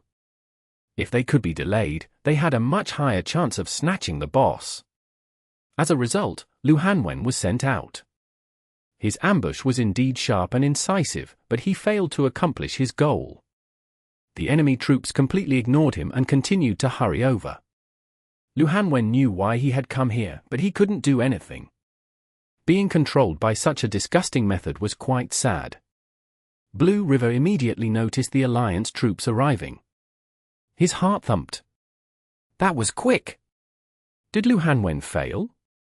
Blue River thought to himself. He soon saw Lu Hanwen Flowing Cloud though. He was in the middle of the enemy troops being tossed around by a bunch of knights like a dog. Blue River immediately understood. Lu Hanwen's Flowing Cloud was being completely controlled through this method. Thinking of how the little kid had been played around with like a toy, Blue River wanted to apologize. I was too careless. How could I underestimate Xiao? Lu Hanwen is still just a child and I pushed him into a bunch of bullies. I sent a sheep to a tiger's den. Seeing how pitiful of a situation Flowing Cloud was in, Blue River hastily dispatched people to rescue him. A few classes had skills, which could negate the effects of Provoke and Roar. For example, Knights had Immovable Mountain, Chi Masters had Calm and Composed, which nullified taunts. Blue River was about to go personally rescue him, but when the Alliance troops arrived at the battlefield, they suddenly scattered. He no longer knew Flowing Cloud's location. Before he could find him again, another guild had arrived, Tyrannical Ambition. No guild would ever give up on a wild boss, but Xiao was left speechless when he saw the cleric leading Tyrannical Ambition's troops. "Are you serious, Zhongxinjie? You're leading the troops for the level 55 wild boss? Can't you give us poor people a way out?" Xiao shouted at them. Misty Mountains. This cleric on Tyrannical Ambition's side wore a full set of top in-game equipment too. After fighting all day yesterday, all of the guild learned of the news. This cleric was Team Tyranny's Zhongxinjie. How else could Tyrannical Ambition have been so dominant yesterday? When Xiao shouted at Tyrannical Ambition, Blue River also noticed them. He immediately wanted to run away. King Hell. Two bosses spawn at the same time and both gods run over for the level 55 one. Are you serious? Both of you want the easy pickings? Instead of going for the harder level 65 boss, you all ran to fight with our reserve troops. Blue River turned his head to look at his troops. Their side only consisted of reserve troops. Not just Blue Brook Guild. Samsara and Seaside weren't using their elite troops either. Blue River was an elite player. He often met with the other guild elites, so he was very familiar with them. Zhongxinjie's Misty Mountains led the way. When he looked at the enemy troops, he saw Enlightened Lord. He was also surprised when Xiao shouted at him. "There's something I need from here." Zhongxinjie's reason was the same as Xiao's. "HM? You need something from here? Is Old Hand switching equipment?" Xiao guessed. Scarlet Cloud Taoist writes Red Ribbon Janna mainly used grappler skills, but the boss also knew a few striker skills. Although the materials that dropped from a boss didn't necessarily depend on the boss's class, they often were. Just because Zhongxinjie needed something from Red Ribbon Janna, it didn't mean that Team Tyranny wanted to create new striker equipment, but since Zhongxinjie was personally leading the troops, Xiao was obviously thinking higher. Team Tyranny's striker, Desert Dust, was their most powerful character. Team Secret. Zhongxinjie didn't tell Xiao. As he spoke, he already gave orders to his troops. Tyrannical Ambition didn't bring their elite troops either. Zhongxinjie clearly thought that they wouldn't encounter anyone too troublesome for a level 55 boss, so it should be more than enough if he led the troops. But when he saw Xiao unexpectedly there, he felt his head ache a bit. Yesterday, the Alliance wasn't able to beat Tyrannical Ambition in any of the fights. But that wasn't because of Zhongxinjie alone. Xiao wasn't any worse than him in leading. As a result, the deciding factor was Tyrannical Ambition's overall greater strength. However, he didn't bring Tyrannical Ambition's elite troops with him, while the other side brought their core forces. Tyrannical Ambition had no advantage right now. Blue Brook Guild, Samsara, and Seaside were in an even more awkward situation. They were still attacking the boss, while Tyrannical Ambition and the Alliance argued with each other as if they didn't exist. But with Xiao and Zhongxinjie there, so what if they were being ignored? How could they object? They were currently fighting the boss though. Wouldn't it be a bit too shameful to suddenly flee? Chapter 730. Blue River's Suicide Squad. Blue Brook Guild, Samsara, and Seaside were in an awkward situation. It seemed pointless to fight. One of the two gods was going to take the boss, but retreating felt shameful. Even though you could say, "Oh, we came across two gods, just fleeing at the sight of them was too cowardly," no? If word spread around, it could easily turn into one team being afraid of the other team. That wasn't acceptable. As a result, although the three guilds felt uneasy, they had no choice but to continue fighting foolishly. Even if they knew that they had no chance, they still had to follow the proper steps. Being a club guild came with its own problems. Meanwhile, Tyrannical Ambition and the Alliance stood opposite from each other. The atmosphere was quite heavy, but neither side moved. The respective group chats on both sides were filled with messages though. Xiao and Zhong Xinjie were currently arranging their troops. From a communication perspective, tyrannical ambition had the clear advantage.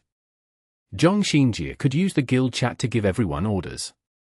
It was more troublesome for Xiao's side though. The 4 guilds each had their own troops. He had to type his instructions into the QQ chat group and then have the guild leaders pass down the orders to their respective troops. The first to move was tyrannical ambition. The tyrannical ambition troops split into 2. One half moved into a defensive formation like a wall, blocking off Xiao's side from the battlefield. The other half directly joined the chaotic boss fight and started contesting with the other 3 guilds. The first to make a move may have the initiative, but it also revealed their strategy. The last to make a move could come up with a more direct countermeasure. Of course, as one of the 4 master tacticians, Zhong Xinjie accounted for it. Tyrannical ambition acted swiftly, not wanting to give the other side enough time to respond. Although the defensive side formed a wall, they didn't just stand there and wait. They pressed towards Xiao's side as if wanting to push them out of the battle. The other side had to respond to an attack from the front. Zhong Xinjie hoped Xiao would directly contend with them and crash into the wall. Zhong Xinjie didn't think that they would be able to completely block the enemy troops, but he only needed time. It was only a level 55 boss. With their level advantage, they would kill it very fast. It had to be said that Blue River's initial plan was no different from Zhong Xinjie's. However, he overestimated the influence an individual could make on the battlefield and tried to let Lu Hanwen stall the enemy troops. However, the following events proved that in front of a well-organized group, an individual's strength was too insignificant to matter. How were things going for Lu Hanwen's flowing cloud? Not many were paying attention to him at this moment. Even Blue River, who had originally been leading the rescue team, ran back dejectedly to fight the boss after seeing those 2 forces collide. "How is it going, little Lu?" Blue River could only message Lu Hanwen to let the other know that he hadn't been forgotten. Xiao really is a difficult opponent. Not only did he see through the floor in my shadow steps, he even used night taunt skills to put a collar on me. Lu Hanwen liked to use exclamation marks, making it sound like he was always excited. The words "put a collar on me" made Blue River sweat. This little kid really had a way with words. "What kind of person are you regarding yourself as? Can you still hold on?" Blue River asked. "They don't seem to want to spend the time to kill me." Lu Hanwen replied. "Yeah, they've got a formidable opponent." Blue River said. "Who?" Lu Hanwen asked. "Zhong Xinjie, Tyrannical Ambition's vice-captain." Blue River replied. "Ah. The one who's a master tactician like Xiao and Xiao Shiqin. That Zhong Xinjie." Lu Hanwen exclaimed. "That's him. I should go watch and learn from them. What are you doing right now?" Blue River was a bit depressed. Lu Hanwen didn't seem very busy. He was chatting quite happily. "There's no point doing anything. It depends on what they want to do." Lu Hanwen finally expressed his helplessness. He clearly felt powerless in his current situation. "Don't worry. I'll think of some way to rescue you," Blue River said. He circled around with his small rescue squad. With those 2 gods competing, was there any point trying to fight for the boss? None at all. Blue River felt like if he could stop those 2 gods with his troops, he would be qualified to take over Yu Wenshu's shot-calling position in Team Blue Rain. Blue River clearly knew his own capabilities. Although he didn't say it out loud, he had already given up on the boss. But he wasn't the type to do things half-heartedly. If Lu Hanwen wasn't deep within enemy ranks, he would still definitely be trying his hardest leading his troops. But that wasn't the case, so Blue River just sent a suicide squad into the enemy ranks. As for the fight with the other guilds, he had someone else take over. When that someone else heard about the arrangement, he nearly pissed himself. If he didn't know about Blue Bridge Spring Snow's kindly reputation, he would have thought that Blue Bridge was leaving everyone here to sacrifice themselves, so he could run away safely. Facing Zhong Xinji and Xiao was too heavy of a responsibility. Try your best. Blue River was quite serious. We're going to go rescue little Lu. Blue River led his suicide squad away. Meanwhile, the two forces were already clashing with each other. All sorts of skills and players being blown away flew around everywhere. The two master tacticians lived up to their name. Blue River doubted that he could grasp the mind games being played, so he simply watched as if it were a movie. At the same time, he circled around to the back with his suicide squad and found a rooftop to jump onto. The squad leaped up and then lay on their bellies, crawling until they got to the edges of the rooftop to look down covertly. How terrible! Lu Hanwen was having a hard time. Xiao's group is fighting against tyrannical ambition.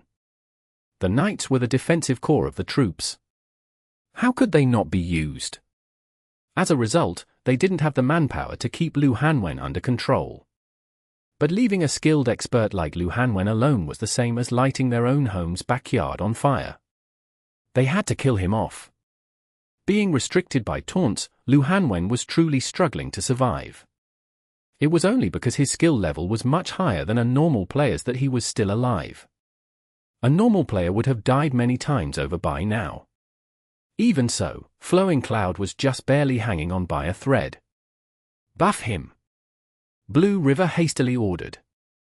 A knight and a chi master rushed forward immediately. Protect! Blue River ordered. He led the way and jumped down from the rooftop with a falling light blade. The other squad members occupied the high ground and released their long-ranged attacks. The knight and chi master also leaped down. The knight used a heroic leap, while the chi master used slipstream. Along with Blue River and the other squad members, they began fighting fiercely. These 10 players came out of nowhere. They really did surprise the Alliance players. However, over here, 100-player groups were the unit of measurement. 10 players weren't anything to be frightened of unless these 10 were all pro players. That wasn't possible though. The entire team Blue Rain being dispatched for a level 55 wild boss. A commemoration for the level 55 era would be more believable. Ah! Leader! The kid had good eyes. The sudden ambush surprised everyone, including Lu Hanwen. But once he looked at them, he noticed Blue Bridge Sprint Snow among them, who descended with a falling light blade. Unfortunately, the falling light blade didn't hit anyone. The surrounding players had all scattered away to avoid it. Leader, you used your falling light blade way too early. Lu Hanwen criticized Blue River. Shut up. Blue River blushed. He had to admit though. He really had used his skill too early. But that was to show off their strength, right? Buff. Blue River roared. Understood. The knight and the chi master had been brought over by Blue River to get Lu Hanwen out of his predicament. Just one was enough actually. If their buffs overlapped, it wouldn't extend the duration or anything. Blue River still brought 2 over for insurance. Heroic Leap and Slipstream both had slight AoE effects, so the surrounding enemies dodged the attacks, giving the 2 players time to cast their buffs onto Flowing Cloud. Immovable Mountain. Calm and composed. When these 2 skills were used, a knight from the 4-guild alliance used a roar, affecting the entire suicide squad, except for Flowing Cloud. Lu Hanwen's Flowing Cloud had one of the 2 buffs, so he wouldn't be affected by taunts. You go first. Blue River shouted. Then what about you guys? Lu Hanwen said. We'll come back from the revival point. Blue River said the truth and expressed how they might not be able to escape. But at the same time, he reminded Lu Hanwen, this is a game. If we die, we can just come back. Don't be like a hero from a drama and insist on dying with everyone else. We're too old for that sort of thing. Don't jump to conclusions. Buff me and I'll bring you guys out. Why'd you bring so few people? Lu Hanwen didn't leave Blue River and the others. His words sounded quite heroic, making Blue River feel a bit ashamed. He came here thinking he would die. Had he been thinking too negatively? Headwind strike. Flowing Cloud Sword began to glow to open a path for these 10 players. The 10 players were affected by Roar, so they all pounced on that knight. Before reaching the knight, they were already attacking. If their attacks hit, Roar would disappear. These 10 were experienced players. They had already reached this step. How could they let the knight go so easily? The 10 surrounded him. He brought it upon himself. Even if they couldn't kill him, they could put more pressure on the healers and waste their healing skills. Go! Blue River and the other 9 players were still beating up that knight when they heard Lu Hanwen shout. They turned their heads. D*MN. In such a short amount of time, there were already quite a few players in front of Flowing Cloud, who were swaying unsteadily. How many skills had he used? Afterwards, he used Shadow Steps. This was the Suicide Squad's first time seeing it. They gasped in shock. 8 shadows. There was no Xiao here. These 8 shadows were like 8 real shadows to those normal players. The enemies were in a panic. One of the enemy knights was about to use Roar, but the knight in the Suicide Squad activated Night Spirit and reapplied Immovable Mountain on Lu Hanwen. Roar wasn't going to work. Flowing Cloud forced open a path. The 10 players followed behind him. The knights, who still wanted to taunt them, didn't have any methods left. There weren't many knights remaining here. We got out! Ha ha! Lu Hanwen quickly rushed out. Blue River was ecstatic as well. But at this moment, he received a message from the substitute group leader: we can't hold on. The boss has been snatched away. Their enemies weren't any slower. Chapter 731. The intention isn't to break through. Blue Brook Guild's second group leader was in a state of agony. He didn't know who he should express it to. Blue River told him that it was good enough if he tried his best, and he had resolved to do as he had been told. In the end, he felt like before he could even try his best, tyrannical ambition swarmed Scarlet Ribbon Janna and snatched her away. That sort of feeling, where he had the power yet couldn't use it, made him feel miserable. Tyrannical ambition had split into numerous small teams to carry away the boss. They forced their way into the battlefield, instantly cutting apart Blue Brook Guild's troops into several sections. The second group leader hastily gave an order, but before the message could even be passed down, the players fighting the boss reported, the main tank has been killed. The boss is being forcefully pushed away. Being forcefully pushed away meant that the boss's aggro wasn't actually on anyone in tyrannical ambition. Rather, tyrannical ambition blocked the boss from moving towards its target. The boss couldn't just only lock in on a target and refuse to attack anyone else. In order to close in on its target, the boss would try to get rid of any obstructions. In this case, the obstruction was tyrannical ambition, who had wedged their way between the boss and its target. Obstructing the boss in this way could generate aggro as well. In addition, tyrannical ambition was attacking, while Blue Brook Guild was unable to reach the boss, slowly swaying the boss's aggro from Blue Brook Guild to tyrannical ambition. If this situation continued, tyrannical ambition would successfully steal away the boss. The second group leader obviously understood the situation. He immediately ordered his troops to clash with tyrannical ambition. However, tyrannical ambition's layer-up-layer defense prevented them from closing in on the boss. What made the second group leader even angrier was that Samsara and Seaside seemed to have given up on the boss. They fought half-heartedly, not at all with the same energy as Blue Brook Guild. All in all, their situation was different from Blue Brook Guild's. Blue Brook Guild had the advantage up until now. The more Blue Brook Guild fought tyrannical ambition to a deadlock, the better of a chance they would have to steal the boss. After all, tyrannical ambition couldn't focus all of their attention on the boss.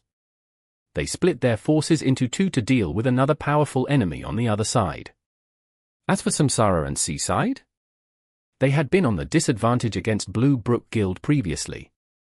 Rushing over and burning up all of their energy wouldn't improve their situation much. Their efforts might even help Blue Brook Guild, who was in the lead. A deadlock would obviously be advantageous to the one in the lead. They wouldn't gain much from helping.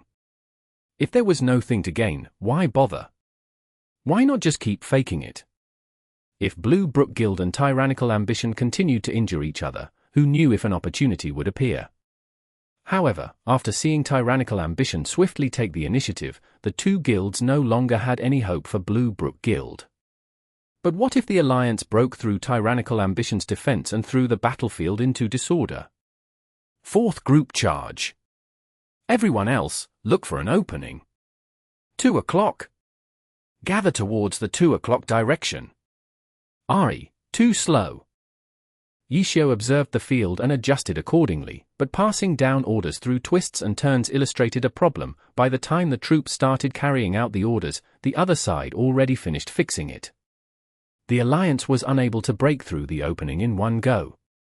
They still slowly nibbled away at the enemy defenses, but it was progressing too slowly. At this rate, by the time they broke through, Tyrannical Ambition would have gained enough of an insurmountable lead. With Zhong Xinjie commanding Tyrannical Ambition, forcefully pushing the boss away or annihilating Tyrannical Ambition along with the boss was too difficult. Steamed Bun, Little Tang, Little Xiao, Little Hands, Luland Slash, Little Bay, Ocean, Night Tide, 1,000 Leaves, come with me. Xiao saw that this wasn't an issue that could be solved in a short amount of time, so he picked out an elite team and prepared to break through the enemy defenses using a small but powerful team. Of the 9 people picked out, 4 were from Happy, while 5 were the main core of Heavenly Justice's team. What about me? Chen Gui had come with them to the boss. Xiao had picked out a bunch of people, but she wasn't one of them. It made her angry. Ah? A team can only have 10 people maximum. Xiao said. Chen Gui wanted to cry. She was the boss, yet no face was given to her. Don't you have too many clerics? Chen Gui noticed. Of the 10, Xiao, Little Cold Hands, and Heavenly Justice's 1,000 Falling Leaves were all clerics. There were times when 3 healers when needed, albeit rare. Chen Gui didn't care though. She wanted a spot. You can just come along with us. Xiao said. Xiao's enlightened lord quickly formed a team with the other 9 players. After gathering together, Chen Gui pitifully followed along like an outsider. She waited for instructions, but she didn't hear Xiao say anything. When she turned to look, he was actually typing. How am I supposed to see it if you type? Chen Gui got angry. Xiao was giving instructions to the team through the team chat. Chen Gui wasn't a part of the team though, so she couldn't see any of the messages. Okay, so it's like that. Everyone, get ready. Chasing Haze, follow us. Xiao immediately shouted. Chen Gui wanted to cry again. Xiao said a few words to appease her anger. How could that be considered as giving her any face? Everyone else, pay attention to our movements and coordinate with us. Xiao said in the QQ group chat and then began leading the team. Chasing Haze, Satellite Beam. Xiao gave Chen Gui a task. Chen Gui didn't know whether this was a consolation prize or not. In any case, she carried out her given task. A brilliant satellite beam descended from the skies, directly towards Tyrannical Ambition. Tyrannical Ambition refused to budge though. The healers simply had more work to do. The sacred light matched the strength of the satellite beam, quickly rendering it null. The other side had more players. Clerics were also one of Tyrannical Ambition's 2 best classes. A single satellite beam wouldn't do much. Forward. But the team charged forward nonetheless. The one at the front was Tang Ru's battle mage. Her dragon breaks the rank sent 3 flying. Tyrant's destruction and falling flower palm sent several more away as well. However, soon afterwards, 3 sacred fires surrounded Tang Ru's battle mage in a triangle, trapping her inside. The long-ranged mags fired a barrage of spells. The gunners focused their fire. They made every effort to kill this reckless lone wolf. Heavenly Lightning, Earth and Fire. Crimson Storm. Ocean Ahead and Luland Slash timed their attacks perfectly alongside Tang Ru's attacks. Lightning and fire covered the ground. Blood aura boiled about. Yet tyrannical ambition stood strong. They just couldn't see Tang Ru's battle mage anymore. Keep up her health. Xiao personally led the healing. The three clerics focused their heals onto Tang Ru's battle mage. At the same time, everyone rushed into the enemy ranks. From the very beginning, every one of them carried an automatic heal over time buff. Holy Commandment! Xiao shouted again. The three cast Holy Commandment. Xiao had told them where to cast the spell beforehand. Their Holy Commandments landed on the enemy troops ahead. Despite being inside Heavenly Lightning Earth and Fire spell range, the three players immersed in the sacred light glowed brightly. After being hit by the skill, the three became the focus of everyone's attacks. The three obviously understood this reasoning and hastily retreated, but a dragon breaks the ranks welcomed them. Tang Ru wasn't the only battle mage in the team. Little Bay was there too. Dragon breaks the ranks, Tyrant's destruction, falling flower palm swept the field clean. A common combo like this was something an aspiring pro player like Little Bay could easily do. His usage was even better than Tang Ru's too. Many tyrannical ambition players were once again sent tumbling. Night Tide and Steamed Bun rushed out. They didn't attack towards a specific direction, but rather revolved around the team, protecting them. The team was now deep in enemy territory. The next person to attack was Xiao Yifan. 1-inch set up an ice formation, instantly freezing several tyrannical ambition players. The team quickly wiped the frozen blocks away. The 10 players along with Chen Guo's chasing haze stood together, fending off enemy attacks around them, while slowly advancing forward using Xiao Yifan's ghost formations. The assault began with Tang Ru's initial attack, but the one to lead the way was Xiao Yifan's ghost blade. The pressure was huge for the three clerics though. Deep in enemy territory, the melee attacks weren't too difficult to deal with, but the long-range attacks, especially the AoE ones, were difficult to avoid. They all depended on the healing from the three clerics to survive. The mana costs for the clerics were immense, but support soon came from behind. The Alliance troops attacked the two sides along the path set by the team. If tyrannical ambition was only concerned with Xiao's small team, Xiao would be happy. Tyrannical ambition's defenses would fall even faster in that case. Unfortunately, Zhong Xinjie wouldn't make such a low-leveled mistake. His troops continued to prioritize the large-scale assault, which reduced the pressure on the 10-man team, allowing them to quickly advance. Zhong Xinjie's defensive formation had a fair amount of depth to it, but by not prioritizing the small team easily broke through. D*MN, we've been ignored. Xiao wasn't happy about breaking through the defensive lines. He sighed instead because he knew they were let through. Getting the team through wasn't his intent. He hoped that their team would put pressure on tyrannical ambition and disrupt the enemy's flow. Zhong Xinjie saw through it though. He still focused on the overall situation. A 10-man team? Letting them through was fine. A 10-man team stealing away the boss under Zhong Xinjie's eyes was at all possible. Chapter 732. A God's Way of Fighting. After breaking through the blockade, Xiao had Enlightened Lord look back. Tyrannical ambition's defense was just as complete as before. Zhong Xinjie handled their 10-man team the same way he had dealt with Blue Brook Guild's Lu Hanwen. Ignoring the threat was the best way to deal with it.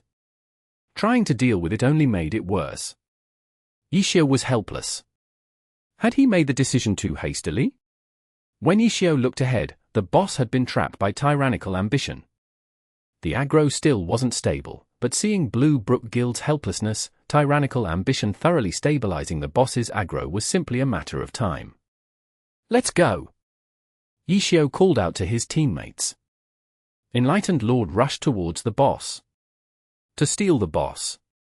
Lulan/ and the others asked. That's a bit too difficult, but we can at least give them some trouble. Xiao said. All right. We'll just do as you say. Lulan/ said. Where's Zhong Xinjie? Xiao surveyed the surroundings, but he didn't see any signs of Zhong Xinjie's current character, Misty Mountains. Although the value he brought to the table was more than just what a character could bring, being too conspicuous would still certainly make him a target. It was better to stay low. It was something Xiao also did. Let's go from here. Unable to find Zhong Xinjie, Xiao found an opening. Forward. For this charge, they directly flocked over without the same sort of coordination as before. 1 inch threw down a ghost formation. The 11 gathered inside, sending out their skills or coordinating or acting at opportunities. They fought as they pleased. Xiao's only instruction was to attack whoever was attacking the boss. For example, when they fought against Howling Heights for the boss, eliminating the knight, who had the boss's aggro, was obviously the best way to disrupt the enemy.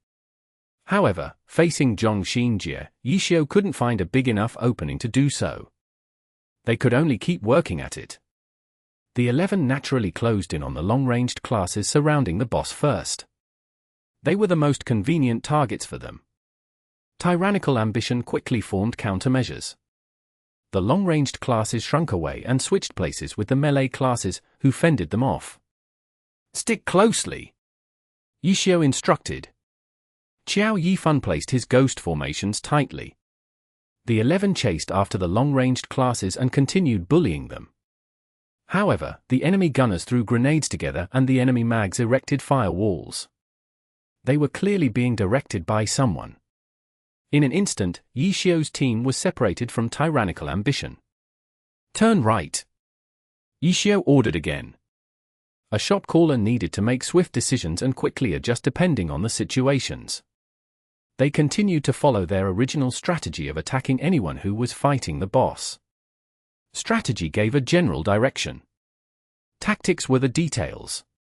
Tactics needed to be constantly adjusted. This was where the value of a shot caller could be displayed. Having a shot caller who couldn't adapt was the same as having none at all. Second group leader, break through there.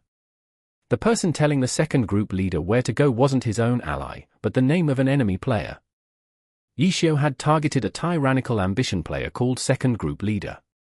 This player wasn't actually a priority target. Xiao was using him as an indicator for the general direction. A holy commandment soon fell. Steam Bun's brawler rushed over the fastest and initiated with a strangle. Holy commandment increased damage from all sources by 30%. Strangle dealt 150% of his physical attack. With another wave of attacks following, how could this second group leader survive? Even worse, the people who killed him didn't care about him. He was just an indicator for where Xiao's team would move to. Killing him was simply because he was a convenient target for tactical purposes. Tyrannical ambition switched out their melee classes to defend. The enemies quickly moved. Cut off their rear. Have 4 teams gather at the 10 o'clock direction to confront them. Long-ranged classes cover the field. Push them towards Blue Brook Guild side. Zhong Xinjie was watching Xiao's team closely. He gave command after command. It was his main work right now. Long-ranged classes, attack. Hurry. Rush forward and break through. Zhong Xinjie ordered for teams to meet Xiao's team, but such a gathering couldn't be done in an instant. Xiao also gave a command swiftly. Seeing the other side's intentions, he decided to forcefully break through while the other side's formation wasn't complete yet. In this confrontation, Xiao's team had fewer people, so it was more agile. Their battle strength could be displayed without restraint. Before tyrannical ambitions for teams could reach 60% of what Zhong Xinjie hoped, the 11 charged over. Chasing Haze began firing a barrage of bullets. Ocean ahead covered the team with spells. 1 inch paved a path with his ghost formations. The 2 battle mags once again became the spearpoint. Luland rampaged. Steam Bun's brawler and Night Tide's grappler didn't have good AoE attacks, so they specifically looked for any openings. If they saw a player who was at a loss for what to do, they immediately went over to bully him. With this sudden and violent attack, how could the 4 teams finish assembling? The 11 instantly broke through. The 4 teams were at a loss for a moment. They obviously knew why Zhong Xinjie wanted them to gather together, but they failed to do so, so should still continue gathering together. Two teams move left and converge. Long-ranged classes go in and cover the gap. Chase after them with your long-ranged attacks. Zhong Xinjie felt sorry that it didn't work, but it was never realistic to expect something to happen for sure. His troops were temporary ones, so their ability to carry out his orders was limited. If he had tyrannical ambitions elite troops, perhaps it might have worked. It was just a maybe though. No one could guarantee something would happen in a battle. Knights, chain 3 provokes and lead the boss in the 7 o'clock direction. Everyone else follow after the boss. Zhong Xinjie said. When the boss moved, the entire battlefield slowly shifted. Xiao's team stayed in the same place, but their relative location to the boss was changing. Xiao turned around to check the overall situation. Zhong Xinjie wanted to throw them into Blue Brook Guild. Along with the long-ranged classes pressuring them, he wanted them to clash with Blue Brook Guild. Xiao wasn't going to fall for it. Charge! Continued charging forward. It was a simple order. He was banking on their team's far superior strength. Tyrannical ambition had to guard the boss and block Blue Brook Guild. There was no way for them to concentrate their forces onto them. In this situation, Zhong Xinjie being able to distance the boss from Xiao's team was worthy of being called a god. This isn't good, Xiao surmised. Even though their team was unstoppable, they were still unable to close in on the boss. Zhong Xinjie utilized his numbers advantage, minimizing the damage their team could bring. We have to break in. Xiao decided. He knew tyrannical ambition's core defense would be like an iron wall, but they had no choice. They needed to tear through the iron wall. If they didn't, there would be no more opportunities. Tofu Pudding Cake, kill. Tofu Pudding Cake was another unfortunate player to be named. Xiao saw him and picked him. The 11 charged. Tofu Pudding Cake died and his corpse marked the team's new path. This time, we'll be relying on you and Little Bay, Xiao told Lulan/. Opening up a path fit Tang Ru the best, but Tang Ru's current equipment wasn't doing enough. Poor equipment meant low damage. No matter how hard she tried, there were things she couldn't do. Their following plan required power and force. If it were one autumn leaf. Xiao couldn't help but think. If he had one autumn leaf, he might have been able to open a path earlier. Relax. Leave it to me, Lulan/ replied. As a guild leader and team captain, Lulan/ knew when to take responsibility. It wouldn't be right to have Xiao give him a task only for him to say, I can't do it. Let someone else do it. Little Tang, you follow after them. Steen Bun and Night Tide act as support. Chasing Haze and Ocean Ahead protect them. Everyone else knows what to do, right? Okay, let's go. Xiao arranged their formation and they put their plan into motion. He wanted to make an abrupt move to fluster Zhong Xinjie. So he really did decide to charge her. Xiao's tactics truly made it difficult for Zhong Xinjie to contend against. His troops were constantly rushing about, but he had figured out Xiao's general intent long ago. Someone as cautious as him had already made preparations for this stage before it was necessary. Too bad. His team's DPS isn't high enough. Zhong Xinjie had noticed their team's brave charge and had noticed this unfortunate problem. Heavenly Justice's 5 players had top-tier equipment, but the others were underwhelming. If your equipment is lacking, you can make up for it with your skill. If you were a damage dealer, even with poor equipment, it might have been enough. But too bad. You're using a cleric. Despite your support, it isn't enough. Zhong Xinjie was completely calm now. No one was more familiar with clerics than him. The support skills weren't enough to be a deciding factor. According to the enemy team's coordination, Zhong Xinjie had made adjustments to their defense. He believed that there were no holes. The 10-man team wouldn't be able to break through. After a while, the team might even be surrounded and eventually be killed alongside the boss. Not good. Their initial assault went well, but Xiao soon noticed the enemy's swift response. The enemy defense soon became difficult to penetrate. Seeing the enemies ahead, none of the ideas that Xiao thought up of would work. They couldn't tear through the iron wall. The reason was heartbreaking: their DPS wasn't high enough. Prepare to retreat. Prepare to surround them. The two gods gave their respective orders simultaneously. Who knew at this moment, someone from outside rushed over. "Ah! There's an opening here.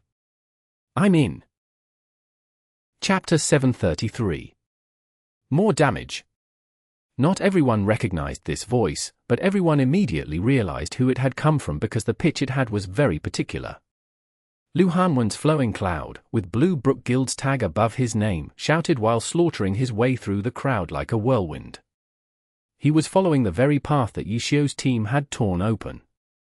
How could the remaining leftovers stop Lu Hanwen? All they saw was a flash of light, and flowing cloud was already amongst them. "Kid! You've got a bright future ahead of you. Keep charging forward." Xiao saw this unexpected arrival and his spirits instantly rose. Skill? Lu Hanwen had it.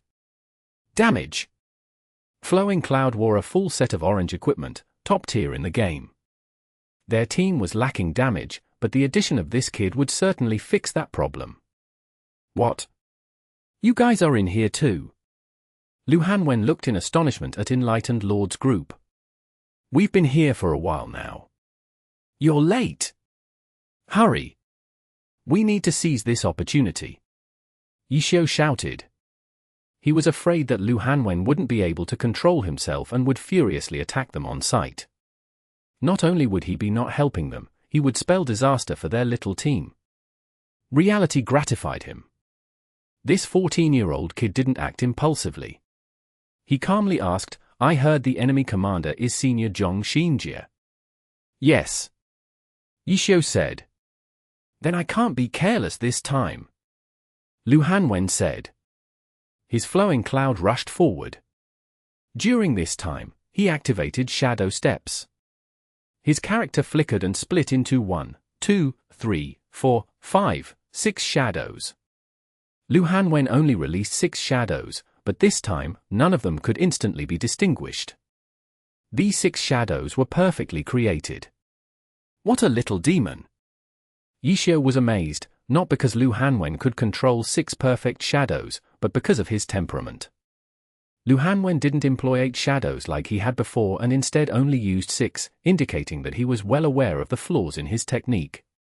Thus, after confirming that his opponent was God Zhong Xinjie, he switched from 8 shadows to 6. When he fought against Xiao, he realized that his 8 shadows was no better than 4 in front of a god. This hyperactive kid was actually very serious and calm when it came to battle.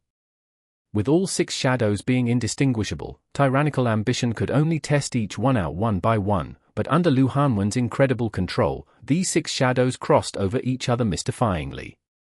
Those that had been found out were switched around until they were hidden again, making it even more difficult for tyrannical ambition to identify the fakes. Flowing Cloud neared, but tyrannical ambition's players didn't know where to defend. 6 shadows, but only one was real. It was too difficult to guess. Who is this person? When Zhong Xinjie saw Flowing Cloud, who had Blue Brook Guild's tag above his name, he didn't pay too much attention to him. He thought that Flowing Cloud was just some random player who had gotten lost in the midst of battle. He thought tyrannical ambition would quickly dispose of him, but by the time he saw Flowing Cloud go along the path set by Xiao's team and the 6 perfect shadows, Zhong Xinjie realized an unexpected variable had intruded. Third from the left. Lu Hanwen's shadows crossed over each other rapidly like a blur to everyone else, but for a god like Zhong Xinjie with practiced eyes and experience, he was able to identify the real one. Zhong Xinjie wasn't certain, but he needed to pick out one. Tyrannical ambition couldn't cover all 6. Third from the left was actually correct. But by the time he shouted at the warning and tyrannical ambition's players counted, Flowing Cloud had already arrived. His sword danced and tyrannical ambition's formation started to crumble. Charge! Xiao wasn't going to let this opportunity slide. He gave the order and the small team started attacking. Nice synergy! Lu Hanwen shouted. Join our team so you can receive heals. Xiao decisively split the team. They originally had 11 players, only one extra from the limit. As a result, Xiao set up 2 teams and moved the positions around before throwing an invite to Lu Hanwen. Okay. Lu Hanwen was straightforward and accepted. As soon as he entered the team, Xiao cast a heal on him. Your heal sucks. Lu Hanwen saw his health barely go move and shouted. He had been trained with a pro team, so his eyes weren't ordinary. The amount of healing that a character with trash equipment could do naturally seemed like nothing to Lu Hanwen. Kid, you talk too much. Lulan wasn't happy. That little punk was talking to God Xiao. How could he say that his healing sucked? It's not a problem that skill can fix, but rather his equipment. Lu Hanwen spoke the truth. Stop chatting. Are you pretending that this is easy? Xiao said. Although they had broken through, they were still within Tyrannical Ambition's core forces. This was just the first step. Next, they needed to stir up trouble. They couldn't be careless. Where's Zhong Xinjie? Lu Hanwen asked. His character's called Misty Mountains. If you see him, don't be nice. Xiao sold Zhong Xinjie out in an instant. Kill that knight. Lu Hanwen's flowing cloud was the first to break into the core. He headed straight for the knight which held the boss's aggro. He swiftly slashed down a few times. The knight tried to block, but he wasn't Lu Hanwen's opponent. However, his body constantly glowed with white light. Despite Lu Hanwen's fierce attacks, the knight's health refused to budge, even with the boss attacking him. An expert's healing him. Lu Hanwen shouted. Who would have thought? Didn't I say Zhong Xinjie was here? Xiao replied sarcastically. Where is he? Lu Hanwen's flowing cloud looked around. Don't bother looking for him. Attack the boss. Xiao suddenly said. Boss? Lu Hanwen didn't understand the reason behind his order. He clearly didn't have unconditional respect for Xiao either. I just looked at a guide. Cough. Lulan couldn't help but cough. They were in such an intense predicament, yet God Xiao was giving them an order based off a guide that he had just skimmed through. Despite God Xiao always being reliable, it still felt wrong. I checked the conditions for making this boss get enraged. You can do it. Enrage him. Xiao finished his words. How do I do it? Lu Hanwen asked. Damage. Deal as much damage as possible. Xiao said. Then, he called out to others, protect him. Little Xiao, sword formation. 1,000 leaves, holy commandment. Everyone did their assigned tasks. 1,000 falling leaves cast a holy commandment. Xiao Yifun's 1-inchish lay down a sword formation. Lu Hanwen's flowing cloud acted at this moment. Double stab, rising dragon slash, sky strike, falling phoenix slash, headwind strike. Skill after skill rolled forth, each hit tearing blood from Red Ribbon Janna's character model. The storm of attacks made it impossible for the boss to ignore his existence. The boss turned around and grabbed at Flowing Cloud. Red Ribbon Janna was a grappler with terrifying grabs. Dodge 1 unit farther. The boss has an extended grab range. Xiao immediately reminded. A young player like Lu Hanwen might have never encountered this level 55 Heavenly Domain boss before. It truly deserves to be a boss. Lu Hanwen replied. Sure enough, Flowing Cloud dodged farther than before. Red Ribbon Janna missed and then swiped. Lu Hanwen reacted quickly. Flowing Cloud crouched and rolled back to his previous location. He started attacking furiously again. Xiao knew Lu Hanwen was more than skilled enough to handle the boss, so he wasn't worried. He turned around, checking the surroundings. Attack that blade master? Knights, pull him away by force. Zhong Xinjie saw Flowing Cloud's movements. After a moment of surprise, he realized the reason and immediately passed down an order. Pulling away by force told the knights to use their taunt skills to pull him away. However, Lu Hanwen had been toyed with by this tactic all day and was very wary of it. As soon as he saw the knights begin move, his character immediately dashed about unpredictably to prevent them from clicking on him. At this moment, Xiao suddenly shouted, "Move left 2 units." Lu Hanwen didn't know why, but he still listened to the shout when he heard a roar. He had been hit. A knight had successfully cast roar on him. "I've been hit by roar." Lu Hanwen was furious. "It was intentional," Xiao replied. Lu Hanwen regained his calm and looked around in delight.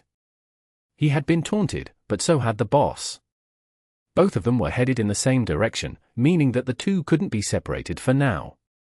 Xiao told him to move 2 units to the left, so Flowing Cloud and the boss would both be in range. Tyrannical Ambition's knights had to adjust again. Xiao shouted again, "It's about to be enraged. Let's scatter. Little Lu, you're on your own." "What? Where's your sense of brotherhood?" Lu Hanwen jumped up and down in anger. "Yeah. Don't forget that we're still enemies," Xiao said. Their team rushed out. Lu Hanwen just happened to reach the boss's enraged conditions. Red Ribbon Janna waved his arms and roared. His upper garment tore apart. "At least tell me what his enraged skills are." Lu Hanwen had no idea what this level 55 wild boss did. "No time. Do it yourself," Xiao replied. His team fled swiftly. Tyrannical Ambition's players were hastily pulling away under Zhong Xinxia's orders as well. Lu Hanwen looked at the situation and knew that running far away from the boss was what he should probably be doing, so he hastily ran as well, but he had been the one to enrage the boss. The boss' attention was focused entirely on him. Red Ribbon Janna leapt high into the air with both fists clenched, smashing straight for Flowing Cloud. Level 55 Wild Boss, Red Ribbon Janna Enraged Skill, Earthquake Mountain Sway. Chapter 734. Triggering an Enraged Boss. Red Ribbon Janna's ripped upper garment fluttered in the wind. He crashed to the ground with the force of 30,000 katis. Lu Hanwen's Flowing Cloud rolled backwards to dodge the fists, but Red Ribbon Janna wasn't going to stop just because he missed once. His fist slammed into the ground. A huge explosion boomed like thunder. Everyone in Scarlet Cloud Taoist Right watched as their screens shook from the shaking caused by the impact. Those within 30 units of Red Ribbon Janna's attack experienced it to a vastly different extent. The quake threw them into the air. Earthquake Mountain Sway. An enraged attack? The boss has already hit Red? That fast? Blue River immediately understood what was happening when he felt the trembles. He was astonished. It hadn't been long since the boss battle had begun. Despite having a level advantage over the level 55 wild boss, the boss still shouldn't be dying so fast. While he was in awe, he saw numerous players bounce into the air along with countless rocks. Earthquake Mountain Sway wasn't finished yet though. Red Ribbon Janna roared.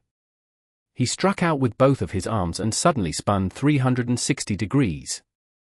The surrounding air within 30 units of him began to churn. A tornado began forming with him as the eye of the storm. The rocks and players in the surrounding area were swept away by the tornado, unable to resist. Red Ribbon Janna once again raised his arms and slammed the ground. A boom erupted from where he had struck and the rocks within the tornado disintegrated. As for the players flying inside, they also disappeared. A level 55 wild boss might be 15 levels lower than the players, but a powerful enraged move was still more than enough to instantly kill. During the level 55 era, Red Ribbon Janna had been the most difficult boss to kill. After using Earthquake Mountain Sway, all those within 30 units were instantly killed. Nothing had changed compared to the past. Tyrannical Ambition had originally formed a prison for the boss, but their formation had already been broken apart, either from dying or avoiding the attack. As for Red Ribbon Janna's aggro, once he finished his enraged attack, he headed towards Blue Brook Guild. Blue River wasn't going to let this opportunity slip. He hastily called his knights to receive the boss, while searching for Flowing Cloud. No signs. Blue River looked around, but soon received a message from Lu Hanwen, who cried, "I died." "Were you hit by that attack?" Blue River sighed. Even an expert wouldn't be able to escape if he were hit by that attack. "I got duped by Xiao," Lu Hanwen said. "What?" Blue River was startled. "I was the one who triggered the boss's enraged mode," Lu Hanwen said. "Oh. No wonder." Blue River had been with the guild the entire time. He was also one of the guild's core experts, so he had a good understanding of dungeon and wild bosses. He knew very well what the conditions were to trigger a famous boss like Red Ribbon Janna to become enraged. One way for it to happen was if an individual's DPS was excessively high. A melee class like a Blade Master would need to be very close to the boss in order to deal that much damage, so it wasn't difficult to imagine why he wasn't able to escape the tornado's range. "Don't worry. You didn't die for nothing. Triggering the boss's enraged mode has benefited us greatly," Blue River said. "Tyrannical Ambition's forces have all scattered, right?" Lu Hanwen said. "Of course, but apart from that, enraging a boss generates a lot of aggro. With this, our lead has become very stable. If we defend well enough, we'll be able to take down this boss." Blue River was excited. Stealing away a boss from two gods would be a huge honor, but a part of that victory was because of having an expert on their side. A pro player was truly extraordinary. "That's good." Lu Hanwen was happy, hearing Blue River's words, but soon afterwards, Lu Hanwen suddenly thought of something and sent a crying emoji to Blue River. "What?" Blue River was puzzled. "When the boss was enraged, I wasn't in Blue Brook Guild's group, but Xiao's team. He told me to join, so he could heal me," Lu Hanwen said. F***CK. That swindler. Blue River was furious. Triggering Enraged generated an enormous amount of aggro. However, the boss's follow-up Enraged attack was extremely strong. It was too difficult to deal with. The nearby players couldn't survive it. Very few use such a method to generate aggro. It was good for Xiao though. He cheated a Blue Brook Guild player and had him trigger the Enrage. Xiao's team was the one to do it, but the person to die was their own and the aggro generated wouldn't belong to them either.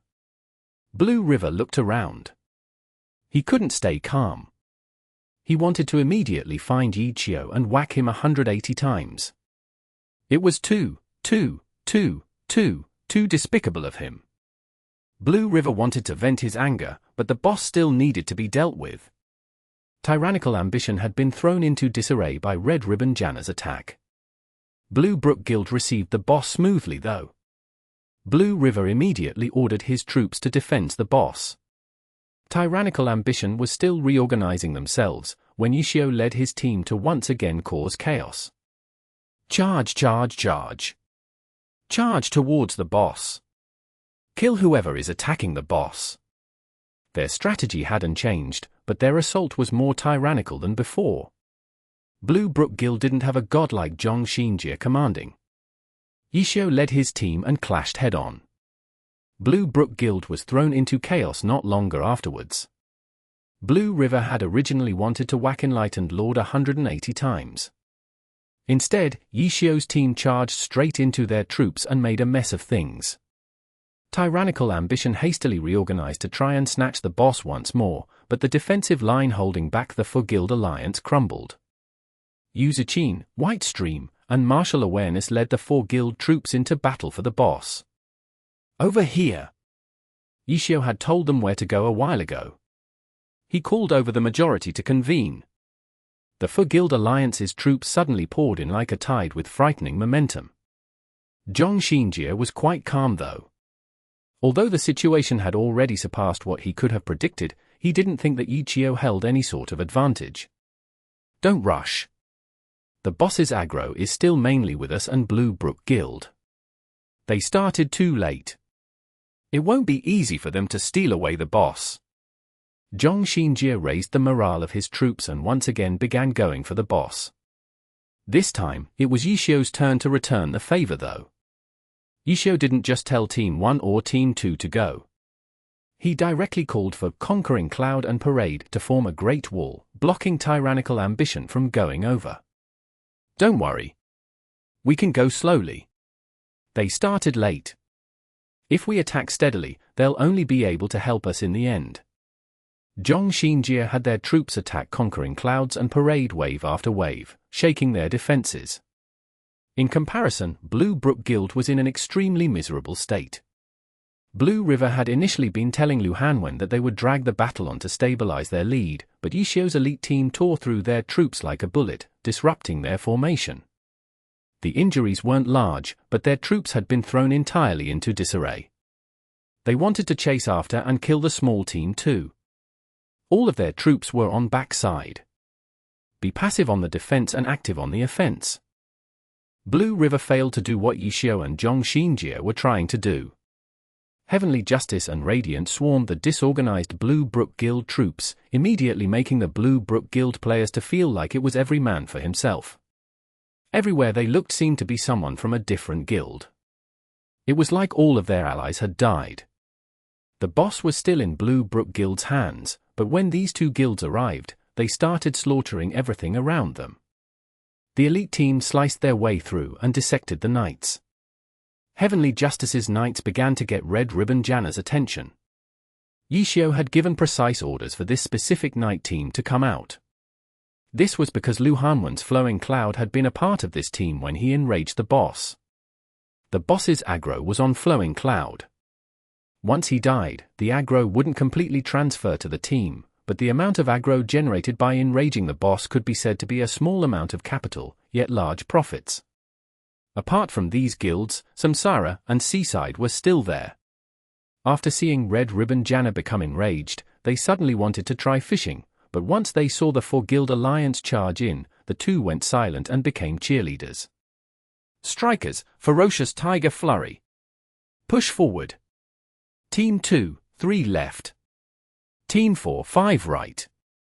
Fewer on the rear. Watch their tail. Pull back. 2 o'clock, charge. Zhong Xinjie calmly commanded the troops. Bit by bit, they broke through the wall and returned to the battlefield.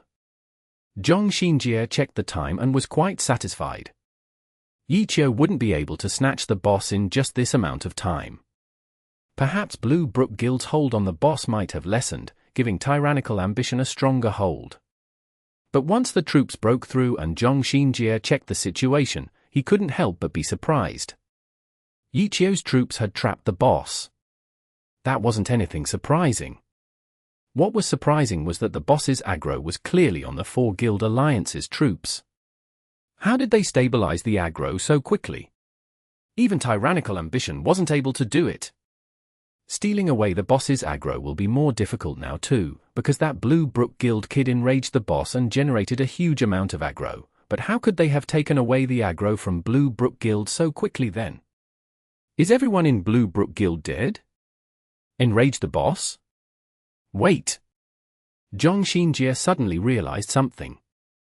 The reason that the four guilds could gain an aggro advantage so fast could only be because they were the ones to receive the aggro generated by enraging the boss. Chapter 735. He's back. This isn't good. Zhong Xinjie immediately thought, when he realized what had happened. Taking the boss away from Blue Brook Guild and taking away the boss from Xiao's troops were two completely different concepts. Xiao's defensive formation wouldn't be in any way lacking compared to Zhong Xinjie's. Zhong Xinjie's defensive formation was broken through in the end, but he didn't have the same resources that Xiao had when he did so. For example, that small elite team. Zhong Xinjie saw their performance. Let alone inside tyrannical ambition's reserve troops, even their elite troops didn't have such skilled players. There was also that Blade Master, who enraged the boss. That Blade Master's skill astonished Zhong Xinjie. Zhong Xinjie saw through that Blade Master's intentions at that time, but he had no way of stopping him. This was because of that Blade Master's individual skill. Zhong Xinjie currently didn't have a small elite team. Without oppressive experts, he had no way of opening up the enemy defenses, nor could he enrage the boss. Wait for the boss to automatically become enraged? Red Ribbon Janna's enrage was truly terrifying. Even with warning, the player must escape 30 units away from the boss to survive. But once the boss automatically became enraged, it would be nearly impossible to turn the tides, because that meant the boss had less than 10% health left. It was practically impossible to snatch back the boss's aggro before the boss died. The only way would be to annihilate the leading team. Xiao was commanding the leading team. How could he let that happen so easily? Zhong Xinjie wasn't hopeful, but he still tried his best. He didn't dare act slowly like before. Tyrannical ambition split into numerous smaller teams and attacked repeatedly. However, the ones who didn't budge were the four Guild Alliance's troops. Xiao constantly filled in any openings. Time passed minute by minute, second by second. Tyrannical ambition's efforts weren't without results. They chased after the boss closely, and their long-ranged classes could already reach the boss. Thus, they attacked the boss as well as enemy players. However, it seemed as if this was as far as they could advance. Xiao was trying to pull the boss away. The two sides clashed, utilizing various tactics. As for Samsara, Seaside, and Blue Brook Guild, these three guilds were practically the same as air. Their players had drowned amid the other two sides' troops and scattered into bits and pieces. They couldn't find any allies, nor could they coordinate in any way. It was every man for himself to survive. Kill the boss? No one in Blue Brook Guild was thinking about that at the moment. Blue River could be considered as skilled among normal players. He was still alive. After all, Blue Brook Guild wasn't the main target. Their circumstances were unsalvageable. Name after name turned grey on the group list. Blue River had already told everyone to retreat. Each player could only rely on himself to retreat, though. No one had the energy to help anyone else. Blue River still wanted to find Xiao's enlightened lord and whack him a few times. This could only remain a thought, though. Not only was it difficult to find any particular character in this huge battle, even if he did he have the capability to actually hit Enlightened Lord? Probably not. Blue River thought with sorrow. For now, he just hoped he could hurry up and leave. Blue River charged forward when someone from the side rushed in. Lu Hanwen's flowing cloud had returned. Scarlet Cloud Taoist right and the closest main city weren't far apart. Lu Hanwen's flowing cloud revived and came back. His stats weren't complete and he may have lost a piece of equipment, but his battle spirit was as high as ever. That Blade Master danced nimbly with his sword like a sprinkling rain. Blue River quickly noticed him. "Is that you, little Lu?" Blue River was surprised and hastily messaged him. "I'm here for revenge," Lu Hanwen replied. His sword didn't stop. Blue River's spirit suddenly rose again. Little Lu had such willpower. I should go help him. With this in mind, he moved towards the direction of that brilliant swordplay. His path of carnage over to Flowing Cloud's side didn't seem very heroic. He wasn't as graceful nor as unstoppable as Lu Hanwen. Wow! Leader! What a coincidence! Lu Hanwen noticed Blue River and exclaimed in surprise. What coincidence? Blue River didn't know whether to laugh or cry. I came looking for you, okay? He said, while throwing an invite to Flowing Cloud. He also checked his group. There were originally 100, now only 42 remained. The others weren't gone because they left the group, rather they automatically left after dying. Where's Yi Qiao? Lu Hanwen asked Blue River after joining the group. Blue River hadn't been paying attention before, but since Lu Hanwen asked, he should find out. Immediately afterwards, he asked the group, "Does anyone here see Enlightened Lord?" Everyone in the group was running away with their tails wagging behind, but they could still take a glance around them. Soon, someone actually responded and sent a set of coordinates, indicating Enlightened Lord's current position. This player could only express helplessly, "That's the case for now, but trying to stay around or get closer is too difficult." The 42 players still alive had survived by running into gaps. They would hurry and run to where there was a blank space. Directly killing anyone in their way was something only Lu Hanwen had the ability to do. Blue River had to put in a lot of effort to reach Lu Hanwen. "Does anyone want to come with me?" Lu Hanwen asked in the group chat in high spirits. "That's a bit difficult. Give it a try. Maybe you'll survive." "Too far." "Good luck." Everyone replied in Blue Brook Guild, but Lu Hanwen was just randomly asking. There wasn't any actual purpose to his words. His flowing cloud turned directions directly towards the reported coordinates. Blue River followed behind, feeling the pressure lessen. Lu Hanwen was opening the path over. He just needed to not go astray. Lu Hanwen's flowing cloud soon reached the previous coordinates, but he didn't see Enlightened Lord. It wasn't like Xiao was just sitting there the entire time. After asking again in the group chat, this time, no one knew. Blue Brook Guild's numbers had fallen to 36. Another 6 had died. "Look around." Lu Hanwen pursued justice with no second thoughts. He went around in a circle, but didn't see him.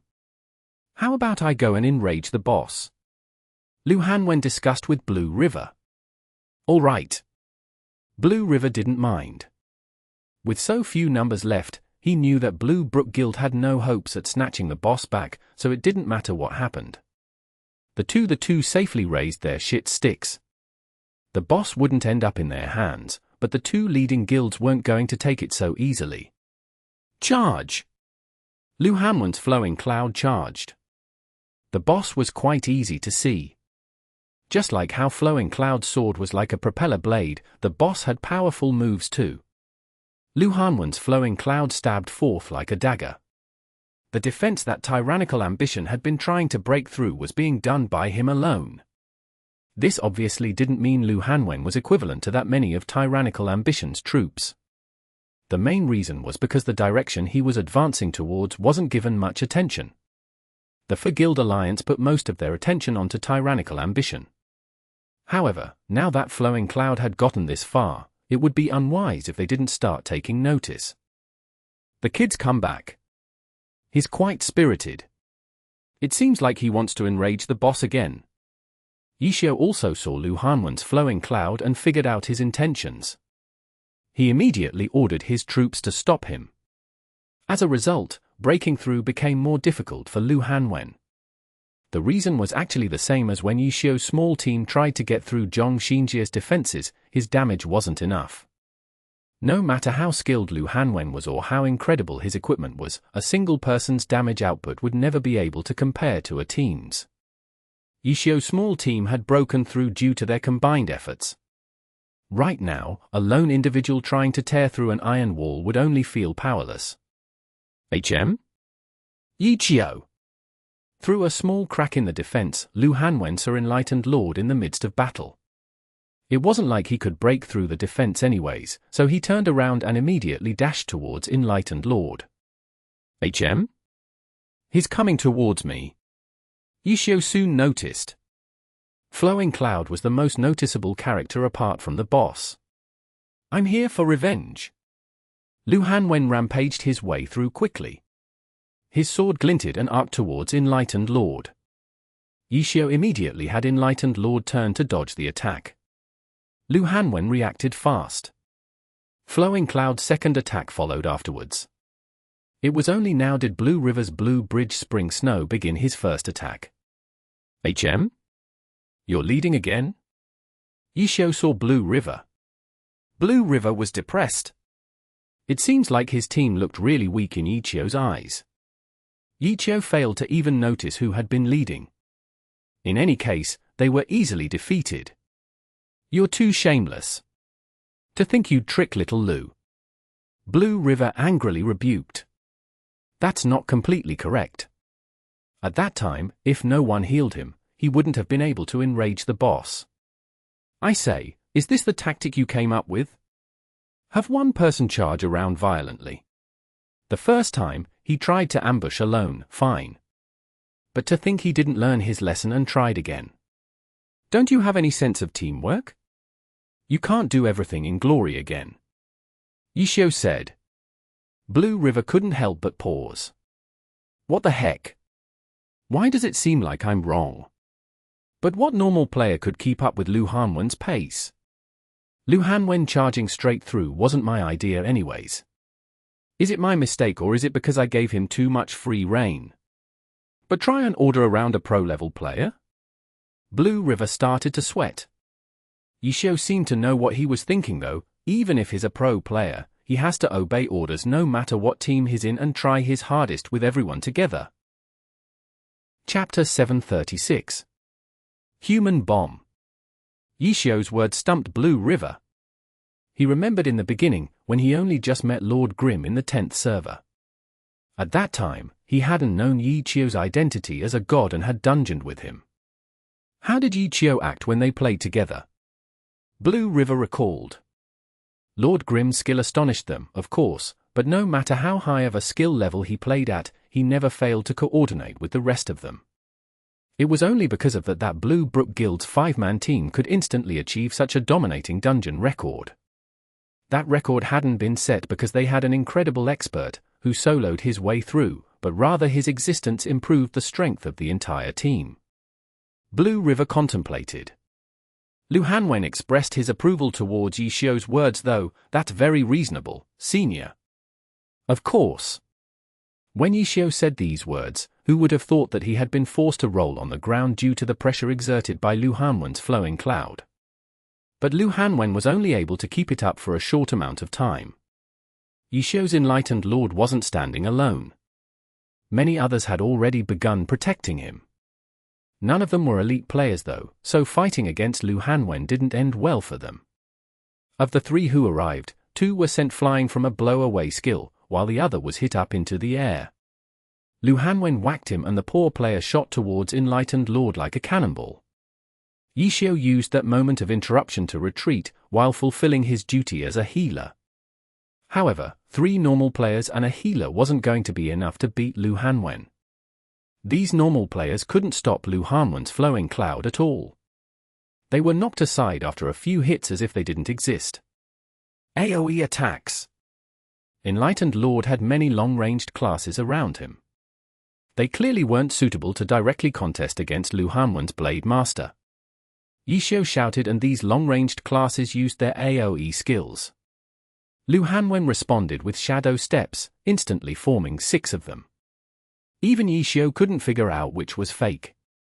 The others wouldn't be any better. They randomly guessed and launched their AoE skill.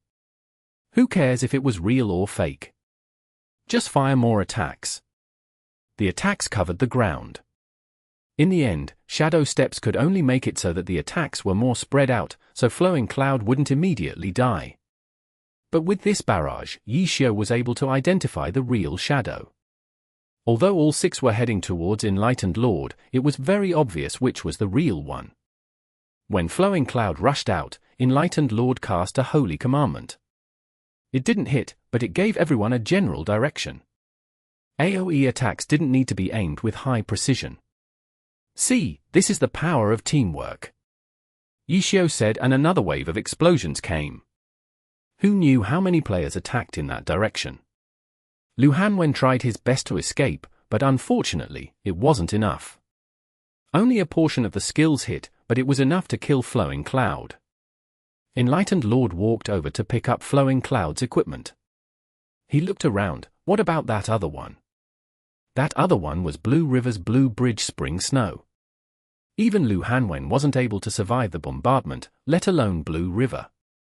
His Blue Bridge Spring Snow had died before Lu Hanwen's Flowing Cloud had died. The annoyances have been eliminated. Keep fighting the boss. Everyone returned to Red Ribbon Janna. Tyrannical Ambition was also fighting hard to increase their aggro. Zhong Xinjie looked at Red Ribbon Janna's health and felt like the 2 sides weren't too far apart. Right now, Xiao had the advantage.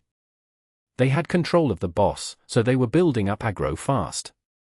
However, Tyrannical Ambition had a solid foundation. If they continued to deal damage and maintain their aggro, they might not surpass the enemy side, but they wouldn't be too far behind. When Red Ribbon Janna dropped below 10% health and became enraged, his attack would reset the battlefield. Perhaps he might be able to turn the situation around before the boss died. Zhong Xinjiao instructed his troops, while beginning to make arrangements for their final stand. Red Ribbon Janna's health rapidly fell. Finally, it was only a sliver away from dropping to red health. The compact forces surrounding him were starting to loosen up. The nearby players prepared to retreat. They were only waiting for the order now. Disperse! Xiao finally gave the order. The players centered around Red Ribbon Janna immediately dashed away. Tyrannical ambition wouldn't try and get closer at this moment. They also retreated to a safe distance away. They stood on the very edge of the safe zone. This was Zhong Xinjia's plan. Tyrannical ambition had been on the outside the entire time. If they lined up here, they could try and prevent the other side from retreating. It really did work. One of the opposing knights rushed towards them when he saw Tyrannical ambition's brick wall. They weren't going to let him go through. If he wasn't killed by them, he would be killed by the boss. But at this moment, Zhong Xinjia suddenly realized something. Not good. The careful Zhong Xinjia rarely said these types of words, but he did this time. Kill that knight! Zhong Xinjia shouted urgently. Right now, he regretted that he was using a cleric. If he were using a damage-dealing class, he would have hurried over to kill that knight. Just when Zhong Xinjia pointed it out, that knight turned around, extended his arms, and made an insulting gesture at Red Ribbon Janna. Provoke! Everyone understood now. The other side was truly too despicable. Having this knight bring over Red Ribbon Janna was the same as bringing over a human bomb. This knight had clearly been prepared. After using Provoke, he activated Knight Spirit and followed with a heroic leap straight into Tyrannical Ambition's troops. Normal players couldn't react to such a speedy switch. While they fumbled around looking for the knight's location, Red Ribbon Janna was rushing over. Bosses never moved slowly either. Knights, force him away! At this moment, Zhong Xinjia could only make a suicidal attempt. It would work in theory, but in practice? The skill level of a normal player wasn't enough to deal with this type of emergency situation. When the knights attempted to rush out and sacrifice themselves, the Four-Guild Alliance began bursting Red Ribbon Janna, instantly dropping the boss's health to below 10%. It became enraged and started its powerful attack. Tyrannical Ambition didn't have time to dodge. Red Ribbon Janna smashed downwards with his two hands. Countless players flew into the air and whirled around until they were smashed into smithereens. Zhong Xinjia's Misty Mountain didn't die, but he knew it was all over. They suffered too many losses and no longer had the power to contest with the four guilds. After the attack ended and the ground was littered with scars, Zhong Xinjia looked at Enlightened Lord, who stood in a conspicuous place. Enlightened Lord looked towards Zhong Xinjia's directions and lifted his arms. He seemed to be waving his hands. The waving was done by the player and didn't have any combat purpose to it. Thanks, Vice Captain Zhong. Tell old Han I said hi. Xiao yelled. Since the conclusion was set, Zhong Xinjia recollected himself and replied, "You're welcome." Soon afterwards, Tyrannical Ambition dispersed. They didn't try again or take revenge. Tyrannical Ambition officially gave up on Red Ribbon Janna. After becoming enraged due to falling below 10% health, the boss's stats would be permanently increased. There would also be a random chance of it using the tornado attack again. However, if there was no warning for the players, it would be too difficult. Apart from meeting certain conditions to trigger the boss's enrage, enough warning was given for the tornado attack so that the players could avoid it. Without any disturbances, the Four-Guild Alliance killed the boss with ease.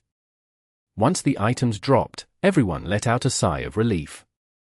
They thought that choosing the level 55 boss, when two bosses spawned simultaneously, would be an easy victory. Who would have thought their most troublesome opponent, Zhong Xinjia, would run over? Luckily, they won this time. It wasn't an easy one though. Each of the four guilds had heavy casualties. God, which one do you want? Take a look. Lulan didn't forget about this. The reason they came for the level 55 boss was because Xiao needed something. After picking up everything and listing it out in the group chat, they gave Xiao first pick. Then I won't be polite. Xiao only had one item he really needed.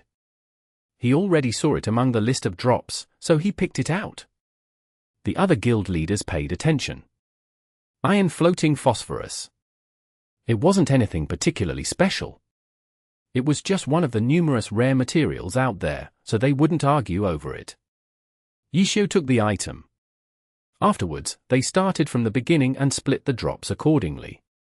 After splitting the drops, they withdrew their troops and started discussing this boss battle with each other. Why does it seem like Zhong Xinjie plans on coming over for materials every day? Lulan said. It looks like we really do need to play the time difference game. In the future, we're all going to need to switch up our sleep schedules. Shiqin said. We have no choice. Luckily, it'll only be for 2 months. Martial Awareness said. Zhong Xinjie was a pro player, after all. Once the Pro Alliance started, he wouldn't have time to play the game. God, what do you say? Lulan asked Xiao. When he looked around, Enlightened Lord had disappeared to who knows where. Then, when he checked his friends list, Enlightened Lord had already logged of. Lord Grim, which he hadn't seen in a long time, logged on. Xiao finally had all the materials to upgrade the Myriad Manifestations umbrella to level 55. This upgrade had been completely thought up of by Xiao. He had not experimented with it. It only existed in theory similar to Death's Hand. Although Xiao had gone through all of the details he could think of, the Myriad Manifestations umbrella's complexity couldn't compare to Death's Hand. Whether or not it would succeed was something Xiao had no grasp of. Chapter 737. Finding Enemy Intelligence. Xiao traded the materials obtained from Red Ribbon Janna to Chengguo's Chasing Haze. Then, he logged on to Lord Grim, hid in the arena, organized the materials needed for the umbrella's upgrade, and conducted one last inspection to check for anything he might have missed.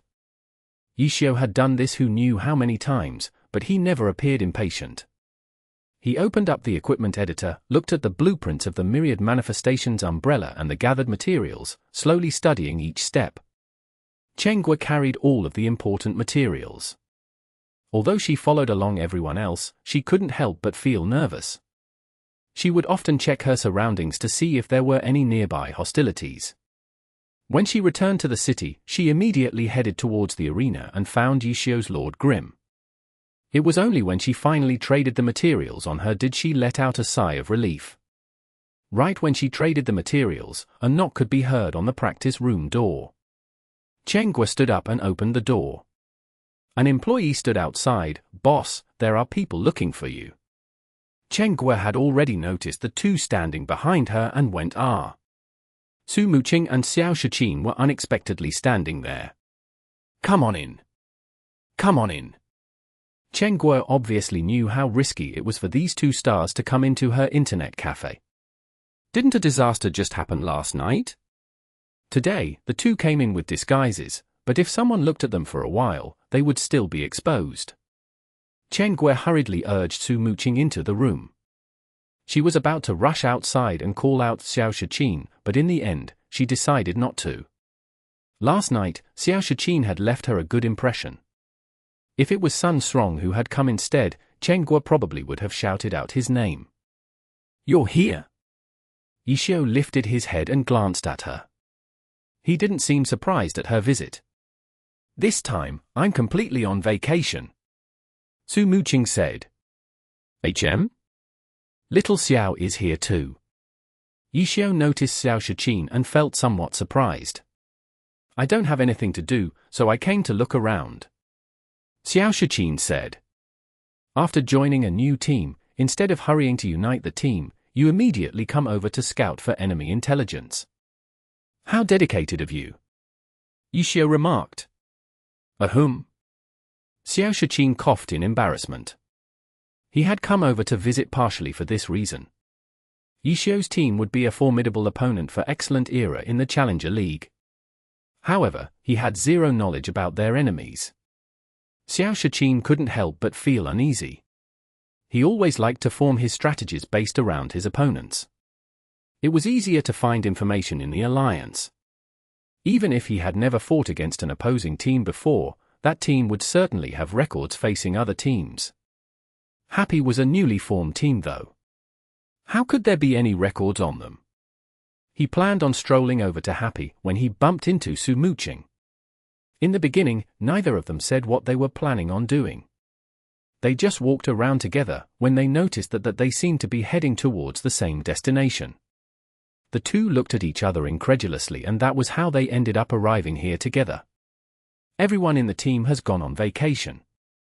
Even if I tried to unite the team, there's no one to unite. Shiqin replied to the first half of Xiao's words. He wasn't wrong. After Excellent Era held the welcoming ceremony for Shiqin, everyone went on break. The players left early today, either back to their homes or to travel around on vacation. Shiqin didn't plan on staying in the club for the summer, but he had just joined the new team, after all. It wouldn't be too late to go on vacation after he spent a few days getting used to the environment. As for whether or not he was here to scout out enemy intelligence, Shiqin didn't say, because that really was his reason for coming. An explanation would just be an excuse, so he might as well just leave at that. Everyone, don't talk to him. Be careful not to leak out any information. Xiao grinned. Senior, you're too blunt. Shiqin coughed again. What are you up to? Shiqin was still a member of Excellent Era, but she didn't feel like an enemy at all. She went up to Xiao and looked to see what he was doing. Shiqin also wanted to go over and look, but he knew that he and Shiqin were different. After spending yesterday understanding Xiao's situation, Shiqin didn't need to ask to know that Shiqin would most likely leave Excellent Era after fulfilling her contract this season. It seems like Yu Wenju and Huang Xiaoqian would once again be the only duo from the Golden Generation after the Challenger League was over. The level 55 upgrade for the Myriad Manifestations umbrella. Would you like to watch? Xiao answered Shiqin, while calling out to Shiqin, Little Xiao, come and sit. I'm upgrading my silver weapon. Silver weapon? Shiqin raised his eyebrows.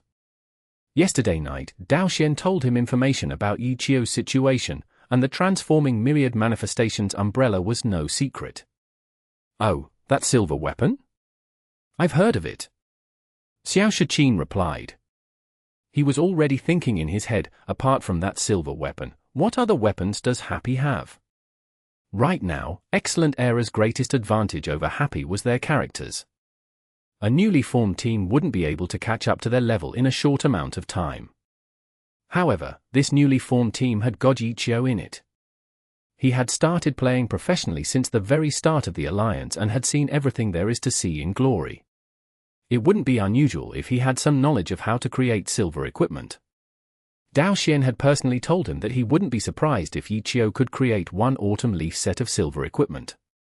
Xiao had used one autumn leaf for his entire professional career. One autumn leaf's relationships with Xiao went even farther back than its relationships with Excellent Era.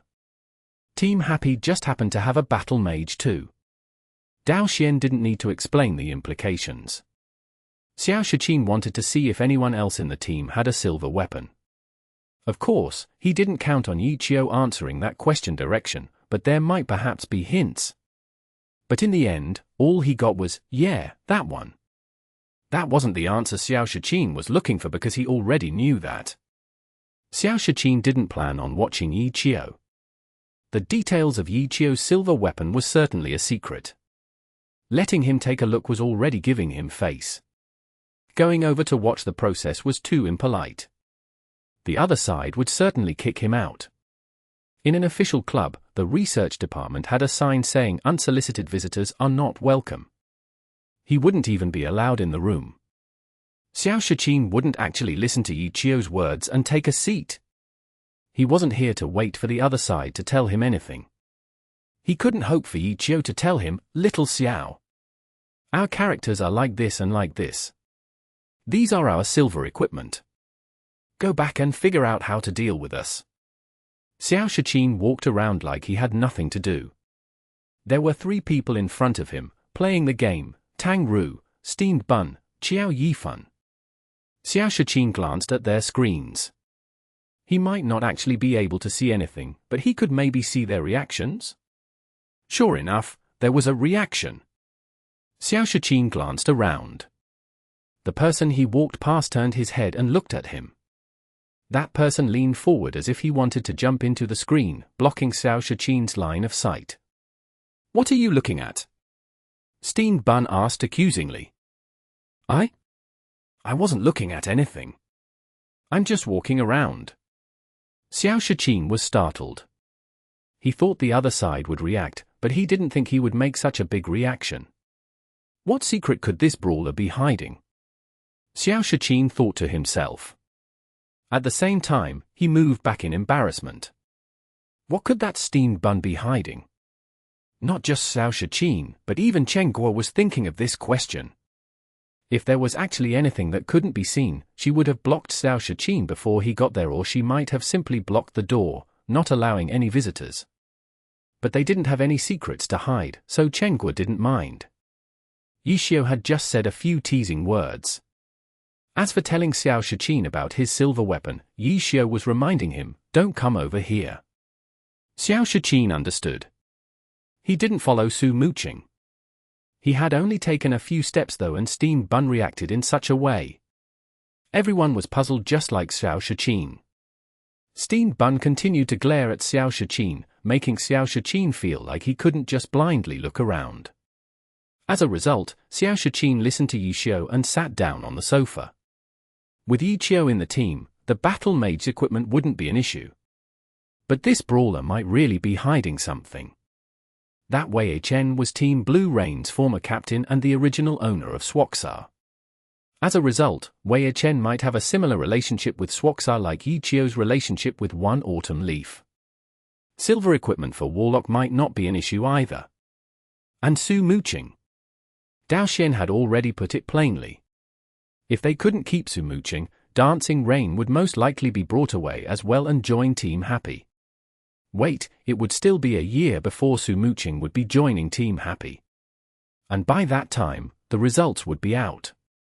Either Excellent Era or Happy would remain. Su Muqing could not be a part of Team Happy during the Challenger League. He had thought too far ahead. And the last one. Xiao Shiqin's gaze fell on Xiao Yifan. Dao Xian had attached a lot of importance to this youth. Xiao Shiqin had tried to understand this youth too.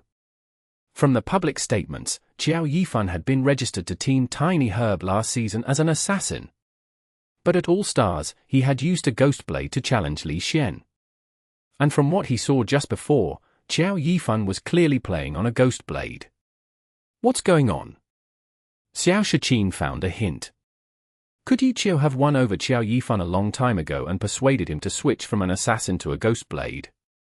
Could Xiao already have ghost blade equipment prepared as well?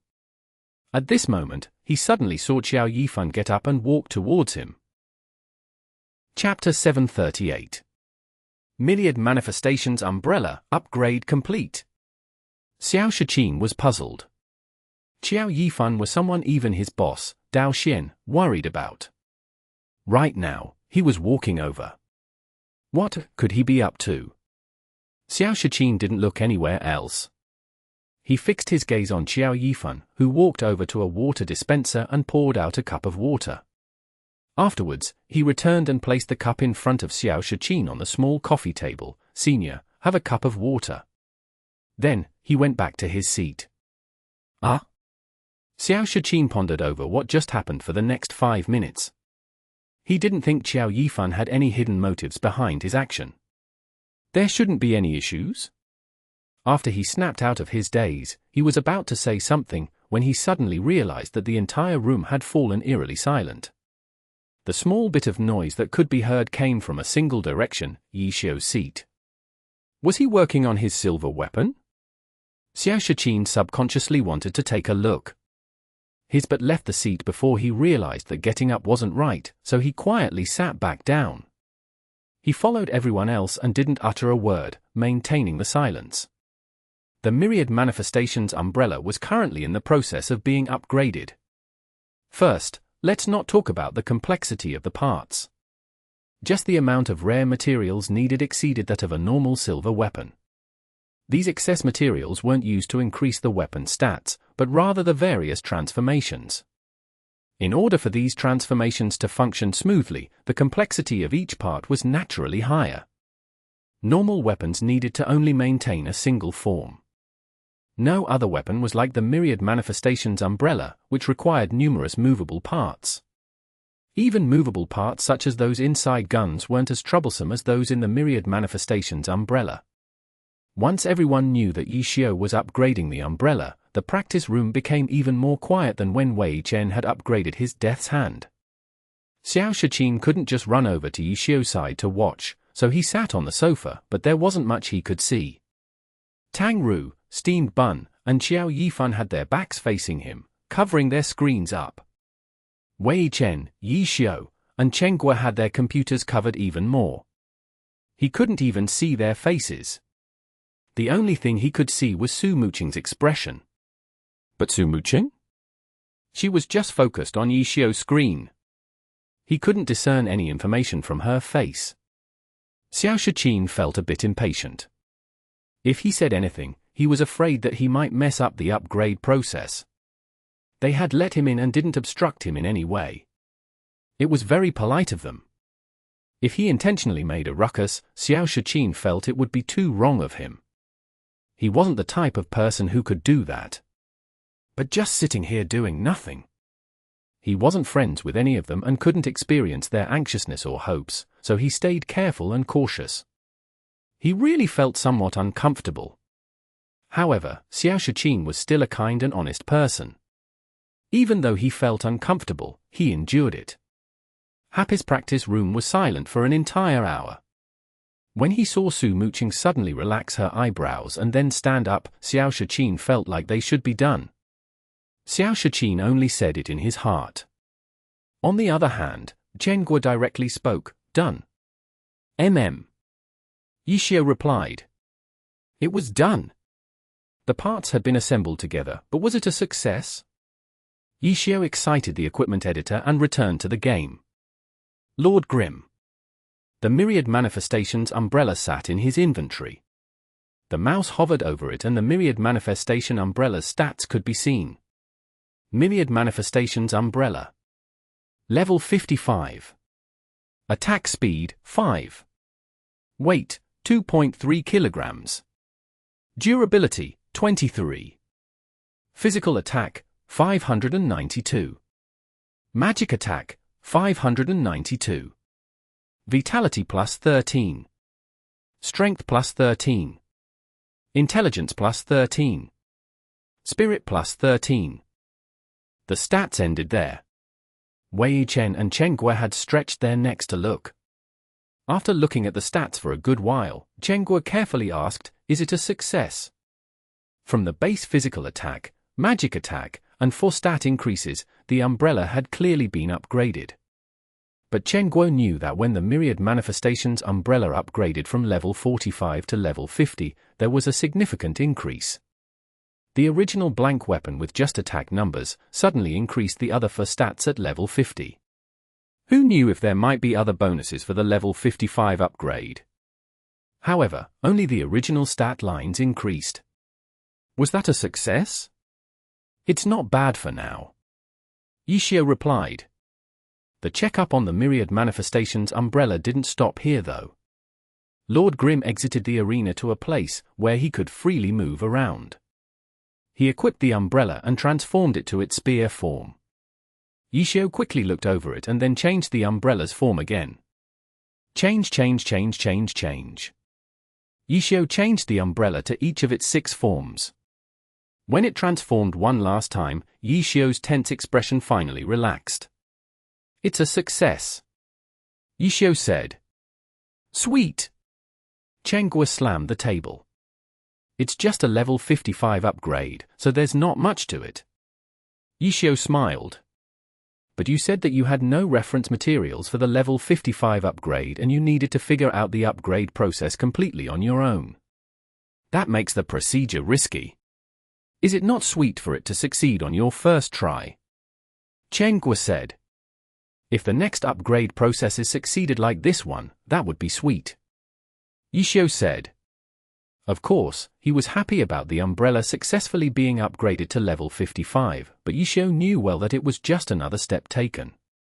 The equipment needed to be upgraded to level 70. If it failed before then, everything would be for naught. After all, it was still just at level 55 right now. Wei Chen's Death's Hand was level 65. Compared to his other equipment, the level was enough to be usable. A level 65 silver weapon could compare to a level 70 orange weapon. In the Glory Alliance, many teams didn't have complete sets of silver equipment and used orange equipment as placeholders. However, it was a bit different for weapons because a character's attack stats mainly depended on the weapon. The increase in strength brought from a better weapon was the highest compared to other pieces of equipment. It was by a lot too. As a result, good weapons were always the most expensive in the game. Pro teams always prioritized creating silver weapons first. Of all the equipment used, even in the pro scene, most of it was orange. However, very few still used orange weapons, apart from a few exceptions, where the silver weapons weren't as good as a similar orange weapon.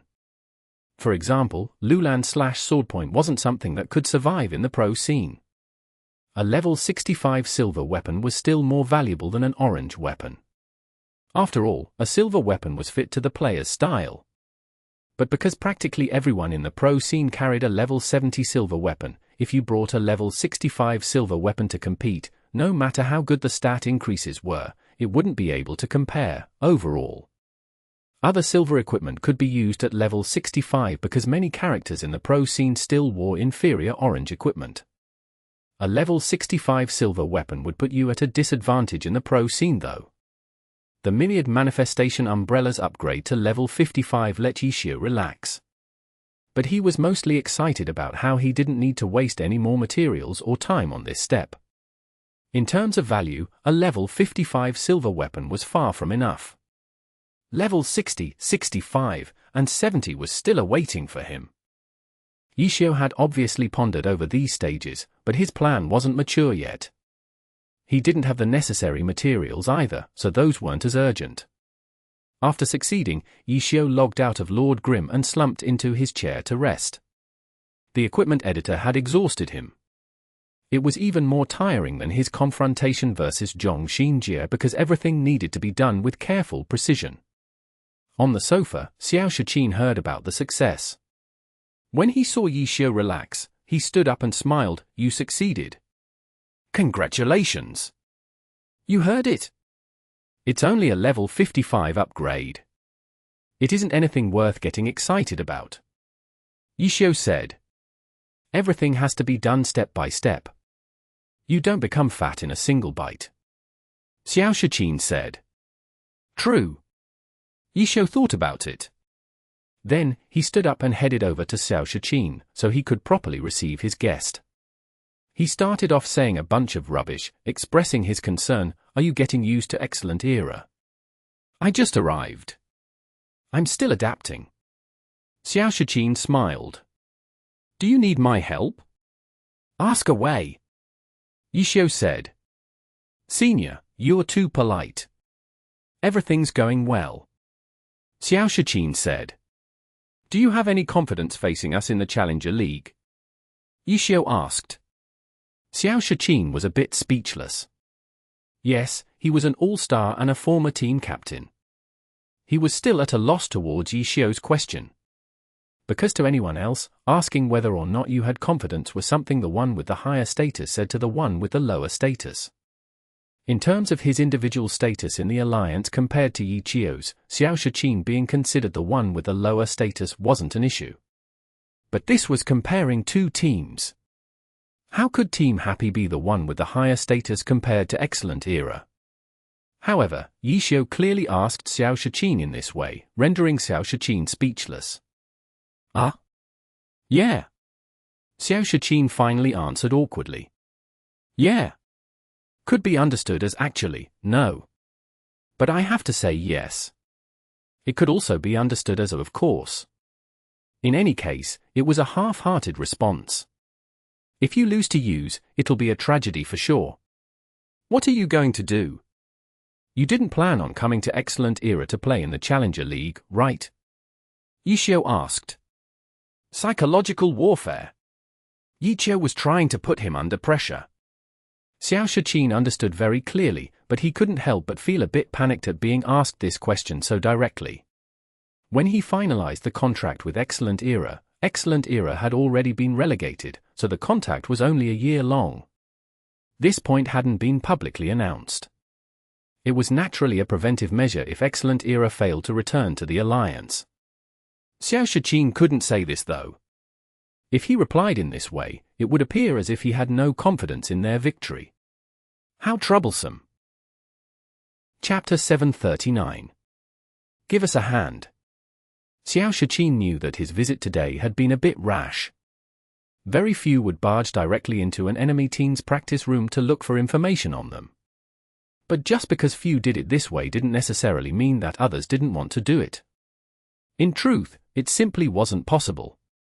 If it were actually possible to infiltrate an enemy team's practice room discreetly and see how the team was practicing, especially before a match, the information gained would be extraordinarily valuable. Unfortunately, no club guild would allow such things to happen. Casually letting anyone into the practice room and openly divulging information wasn't logical. Normally, if an outside team were allowed into another team's practice room, it would be a social activity set up by both clubs. It would be completely unrelated to scouting for information. For Team Happy, Shiqin successfully obtained information through this method though. He was mostly taking advantage of Team Happy being newly created. A newly created team obviously wouldn't have many regulations set up yet. Shiqin reckoned that if he just came over, they wouldn't be able to stop him. It went just as he predicted. However, after arriving, he saw that the enemy players just seemed to be playing the game. He didn't see any sort of systematic training routine going on. Shiqin obviously knew that it was too early to expect to see how they would fight against Excellent Era. He mainly wanted to know more about Team Happy's strength, whether it be information on their characters or their players. He wasn't going to get any information by just sitting there and waiting for them to tell him. He had to make deductions based on any tiny hints revealed. Shiqin felt like he did a fairly good job. Based on Steen Bun's reaction, Team Happy must have quite a powerful brawler. As for the others, there were clear signs that they weren't ordinary. But just knowing that Team Happy wasn't merely at an in-game team level wasn't enough. Shiqin needed to know more, but he didn't have any good methods right now. Maybe he should go to the game and start probing them? Don't look at how Shiqin just seemed to be sitting there. He was constantly thinking. When Xiao walked over to chat with him, he knew that he wouldn't be getting any information out of him. Instead, he fell into a psychological trap. As a former team captain and ace player, Shiqin wouldn't panic so easily. He quickly collected himself. In any case, I'll still be doing my best. That's a good attitude to have.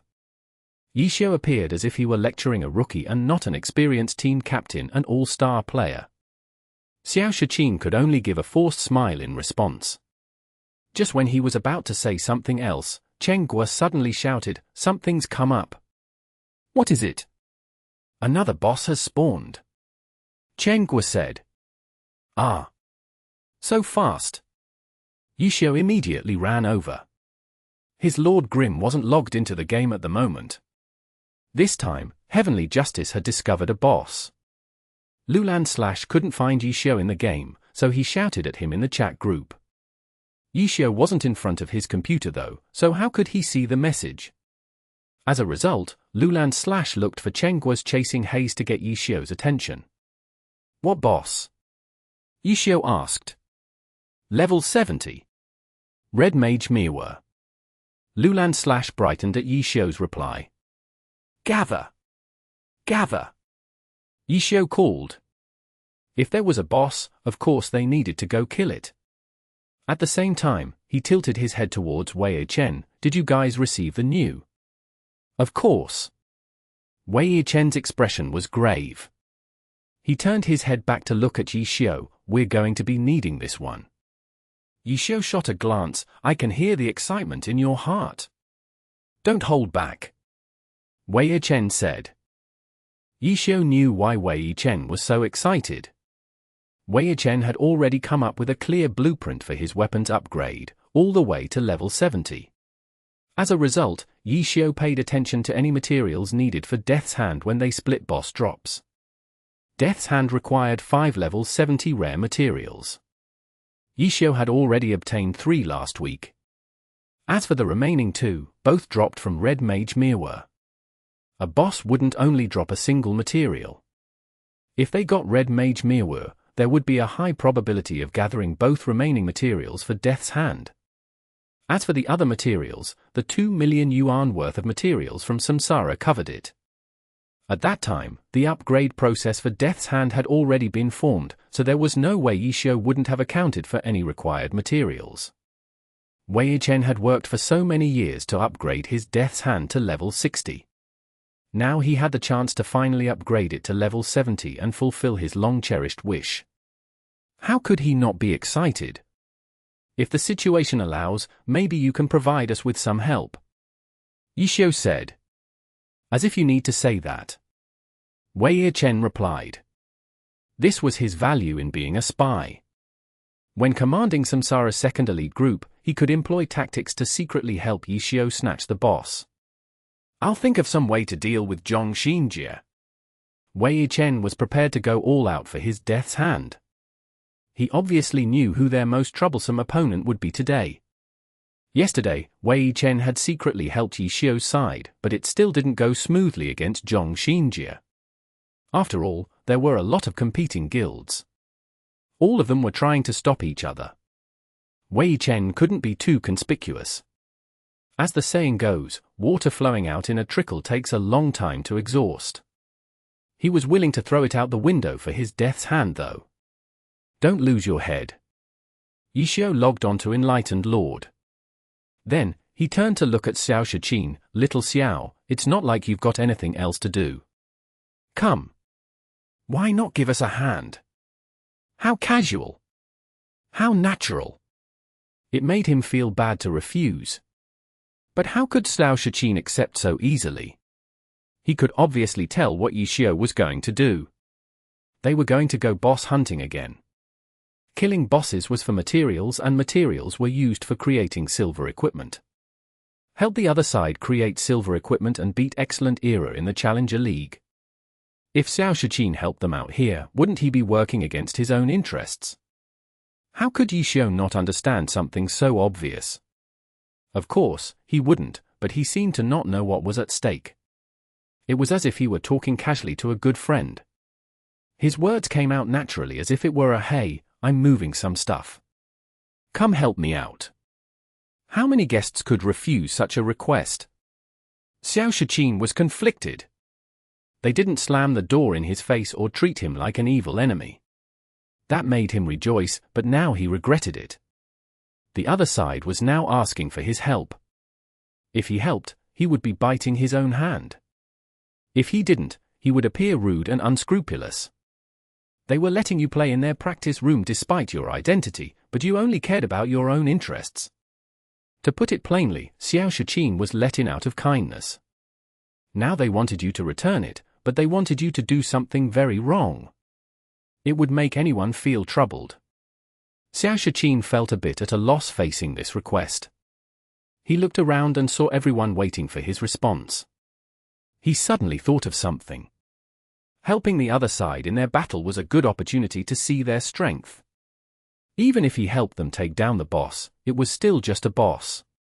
How could that be a deciding factor? Through this way, he would be able to obtain a lot of information on each of Team Happy's members. Thinking of this, Xiao Shiqin nodded his head. As for whether he was agreeing for enemy intelligence or because it was difficult to refuse, Xiao Shiqin admitted, it was both. It was 2 birds with 1 stone. As for gathering intelligence, while intentionally messing up their boss hunt, Xiao Shiqin had no intention of doing so. He wasn't so despicable. If he didn't want to help them, he would have outright refused from the beginning. He wouldn't pretend to agree and then deliberately make a mess. Boss, give him a mechanic account. Xiao saw him agree and called out for Chenghua. Chenghua took out a stack of cards from a drawer and gave one to Xiao Shiqin. At the same time, she said warily, "This account has a lot of materials inside the storehouse. You won't take any, right?" Xiao Shiqin didn't know whether to laugh or cry. Wasn't her suspicions a bit rude? What was his identity? How could he do something so despicable? But the other suspicion was very straightforward. Xiao Shiqin responded with an "I won't," and Chenghua handed the card over to him. "Can I use any of these computers?" Xiao Shiqin asked. Anyone that you like?" Happy's practice room had 12 computers with every 3 grouped together. Wei Chen, Xiao, and Chenghua were one group. Tang Ru, Steamed Bun, and Xiao Yifan in another. There were 6 empty computers. Xiao Shiqin picked a random one and turned it on. Then, he heard Su Muqing say joyfully, "Then shouldn't I also play?" Xiao Shiqin's eyeglasses almost fell off. He felt like he was the one setting the example. He came out to help and then Su Muqing followed after grandiosely. Xiao Shiqin hadn't thought of that, but he had already agreed. It didn't matter anyways. He rolled his eyes at her, telling her how cunning she was. Su Muqing had said those words for Xiao Shiqin to hear. She was naturally looking at him too. She didn't mind Xiao Shiqin's eye roll and sat down delightedly. Chenghua gave her seat to Su Muqing. She found another launcher account and switched computers. Xiao Shiqin logged into the game and saw this mechanics equipment. How terrible! When he checked the guild info and felt even more miserable. There weren't many in the guild in the first place. Right now, besides him, there were a total of 7. Lord Grimm wasn't one of these 7. Then, he saw someone called Let There Be Light come to Sark City. Xiao Shiqin skimmed over the member list. This Let There Be Light was a battle mage, probably Xiao. He replied, "Oh," and then started controlling his poor mechanic over. How many years had it been since he had used such a garbage character? Xiao Shiqin's mind started to wander off. The 4 guild alliance had gathered at Sark City. The 4 guilds were already there. Xiao Shiqin's mechanic teleported over and saw Let There Be Light, who called him over. "I'll lead 2 guilds. He'll lead the other 2. Xiao said to the 4 guild leaders. The 4 guild leaders glanced at the lousy mechanic. They clearly felt a bit unconvinced at Xiao's arrangements. And just who is this person? The 4 guild leaders practically asked at the same time. Xiao Shiqin. Xiao said. Chapter 740. First come first serve. If they were not in their team studio, the 4 guild masters were most likely in their own homes. No matter what, an online game was rarely played outside. However, as of that moment, all 4 of them felt as if the wind had drowned out Xiao's words. "Who?" the 4 asked again in disbelief. "Xiao Shiqin." Xiao emphasized clearly again. The 4 all quieted down immediately. "Hello." Xiao Shiqin greeted them helplessly. He knew clearly that the guild masters were the equivalent of a department head in the club. The 4 in front of him were all core members of their respective clubs. Allowing them to know that he was helping Xiao steal bosses in the game was the same as telling these clubs and their teams about it. Within no time, the entire community would probably know as well. Xiao Shiqin was a bit worried, but he had to admit, revealing his identity was the fastest way for others to accept him as a commander. This acceptance was very important for good teamwork. No matter how Xiao explained how incredible he was, the others would still doubt, hesitate, and try to test him. As of now, people were simply speechless at Xiao Shiqin's name because this was an identity that everybody knew of. The only one doubtful was White Stream, who said with a trembling voice, "Is he that Xiao Shiqin?" "Yep. That's the one." Xiao confirmed. "Hey. Hello. What brings you here?" White Stream finally started greeting him frantically. At the same time, the other 3 had just snapped back to reality and hurried over to offer their own greetings as well. All right. Let's stop wasting time. Radiant and Pard, would you follow Xiao Shiqin? Xiao spoke up. Sure. No problem. White Stream and Martial Awareness answered hurriedly. Their second-rate teams weren't in the spotlight, nor were they low to the ground. Therefore, they weren't too popular and didn't have any feuds with other teams. Unlike tyrannical Ambitions players, whose mood deteriorated at the mention of Xiao's name, these players did not harbor such strong feelings towards anyone. The members of their own teams were unquestionably their favorite. As for the other god-level players in the league, that was completely up to personal preference. There were no feelings behind it that were associated with their supported teams. Xiao Shiqin was quite popular. None of the 4 guild masters seemed to dislike him. They were all asking around and being friendly with him. Lulan / even sighed regretfully, if we knew God Xiao would transfer teams, we Heavenly Justice would have welcomed you no matter the cost. Lulan / was more than just a guild leader. He was also the captain and the owner of the club. To be honest, the significance of his identity was an entire level higher than both Xiao and Xiao Shiqin. After he threw out such a weighty comment, Yu Ziqin, White Stream, and Martial Awareness were all at a loss of words. Looks like Heavenly Justice is doing well. Xiao Shiqin steered the topic away calmly. People from the guilds were slowly gathering. Xiao led 2 guilds and put the other 2 under Xiao Shiqin. As they traveled towards their destination, Xiao Shiqin picked out the members of Team Happy. Regretfully, these people wouldn't be joining his troops, so he wouldn't have a chance to evaluate their strengths closely. Despite having matched all of the members to their characters, there was one person that Xiao Shiqin could not find anywhere. In the end, he could not hold in his own curiosity anymore and asked, Wei Chen. He doesn't seem to be here yet. Yeah. Xiao answered. That's it? Xiao Shiqin scratched his head. Would saying one more word kill you? Wei Chen was a pro player, but by the time Xiao Shiqin joined the alliance, he had long since retired. When he was learning about Team Blue Rain, Xiao Shiqin learned about this founding team leader. However, since he was no longer an opponent he had to face, Xiao Shiqin did not spend much time studying this retired person. Does he want to re-enter the pro scene after so many years? Xiao Shiqin counted, he had been away for 6 years. If he wanted comeback, then what had he been doing in the past 6 years? If he were coming back now, then how powerful was he? The thing Xiao Shiqin cared the most about was still the strength of Team Happy.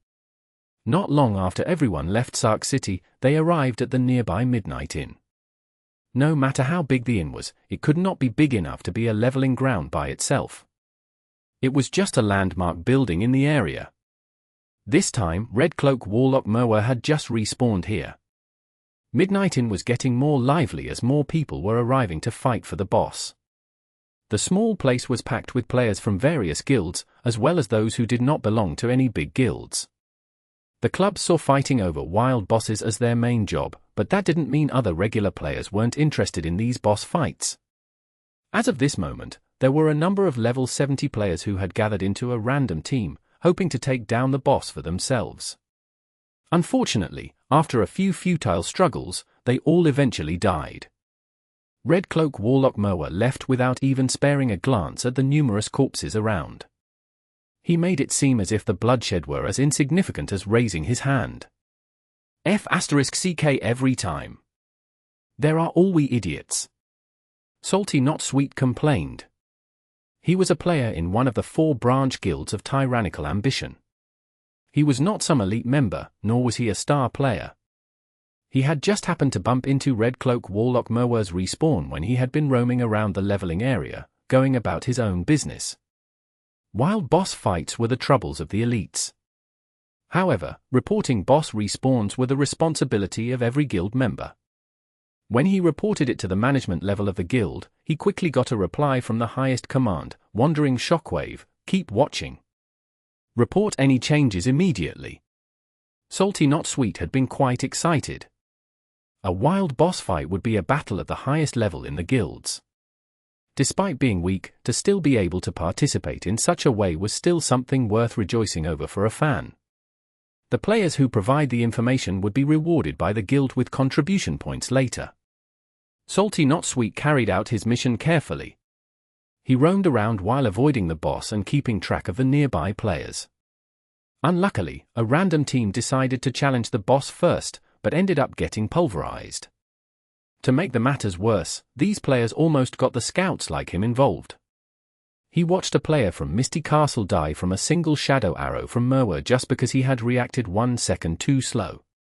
Wild bosses are truly terrifying. Salty Not Sweet sighed. Although he was a member of a major guild, he had not witnessed the true powers of a wild boss before. A team just got wiped along with a player from Misty Castle. While marveling at the powers of a boss, Salty Not Sweet did not forget his mission and reported the newly confirmed information. The troops from the guild will arrive soon. Salty Not Sweet's eyes lit up in delight. This boss must belong to Tyrannical Ambition now, right? He was not disappointed after seeing the troops from Tyrannical Ambition arrive shortly afterward. Not only did he see the guild leader, Wandering Shockwave, who he would have no chance of meeting normally, he even got called over and got to speak with the guild leader. This special honor would have Salty Not Sweet all excited normally, but today, his attention was not on the guild leader. There was a cleric standing quietly beside him in Misty Mountains. Tyrannical Ambition was never short of clerics, or cleric experts. However, the one in front of him right now was a cleric who stood at the pinnacle of glory, not just Tyrannical Ambition or the heavenly domain. He was the vice captain of tyranny, or Zhongxinjie. All secrets would be revealed eventually. On top of that, Zhongxinjie leading the troops in a wild boss fight was not some kind of secretive plan that needed to be hidden from everyone else.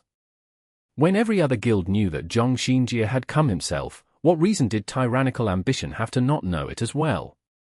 Just by staring at this godly cleric in glory, Salty Not Sweet's excitement drowned out the words of Wandering Shockwave. He was just thinking about how regretful it was for Zhongxinjie to use this account. If it had been his usual account, it would have been even cooler. In the end, Salty Not Sweet mustered up the courage to speak to Zhongxinjie's Misty Mountains, High Captain Zhong. He intentionally dropped off the vice part, when calling the team's vice captain, directly promoting him 1 rank. This was a common approach often seen in society, but Zhongxinjie replied seriously, "Hi. It should be vice captain." Ah? Salty Not Sweet didn't know what to say in response. Tyrannical Ambition's guild leader and Wandering Peaks user, Jiangyu, laughed amusingly. He had been talking to Salty Not Sweet. Right when he turned his head to look somewhere else, Salty Not Sweet went over to greet Zhongxinjie. Jiangyu appeared as if he wasn't being respected, but the reason for the disrespect was because of Zhongxinjie. What could he say? He understood a fan's adoration of an idol too. Ahem. Blue Brook Guild has arrived. Jiangyu received news of other players coming. What about Xiao? Zhongxinjie asked. He clearly only worried about Xiao's forces. As for Blue Brook Guild, he had encountered an extremely sharp kid in the previous battle, who he even suspected was Huang Xiaoqian in the beginning. But after watching this kid more carefully, he knew the kid was not. Huang Xiaoqian didn't like to charge forward and strike head-on, nor would he be so quiet. Lu Hanwen might not be considered as too quiet, but he was compared to Huang Xiaoqian. Even against Huang Xiaoqian, Zhongxinjie still wouldn't be as concerned over Blue Brook Guild as he would be over Xiao's side. Yu Wenju was a different matter. In wild boss hunts, 100-player groups were the units in battle. The scale of the battle surpassed a professional match by several tens in magnitude. The value of a god adept in tactics far surpassed that of a single blade. They've also begun moving. It's just a matter of time at this point. Jiangyu answered. What other guilds? Samsara, Misty Rain, Howling Heights. The reports in Jiangyu's hands had information on these 3 guilds. Okay, let's begin. We'll first ascertain our advantage. Zhongxinjie didn't delay any further. In a battle between tacticians like him and Xiao, advantages were gained little by little.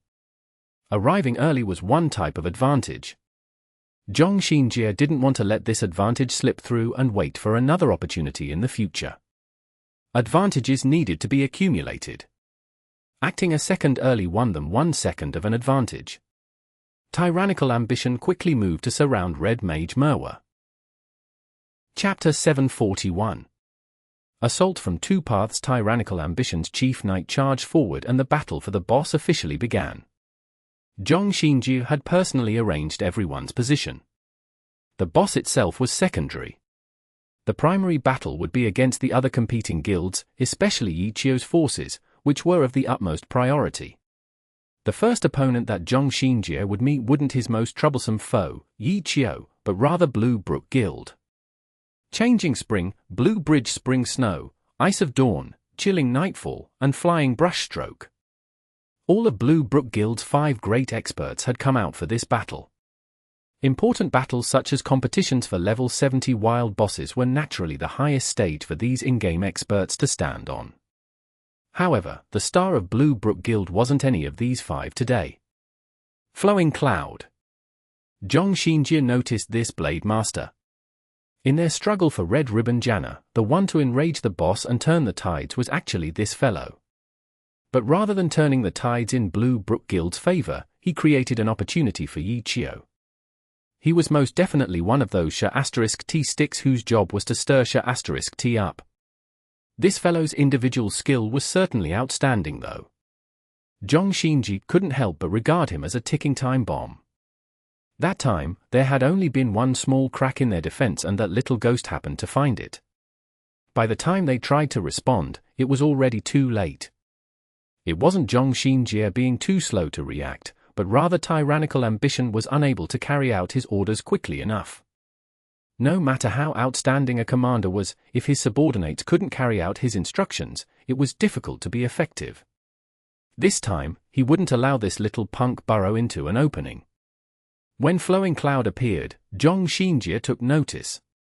In his eyes, he was perhaps the only threat that Blue Brook Guild posed to him.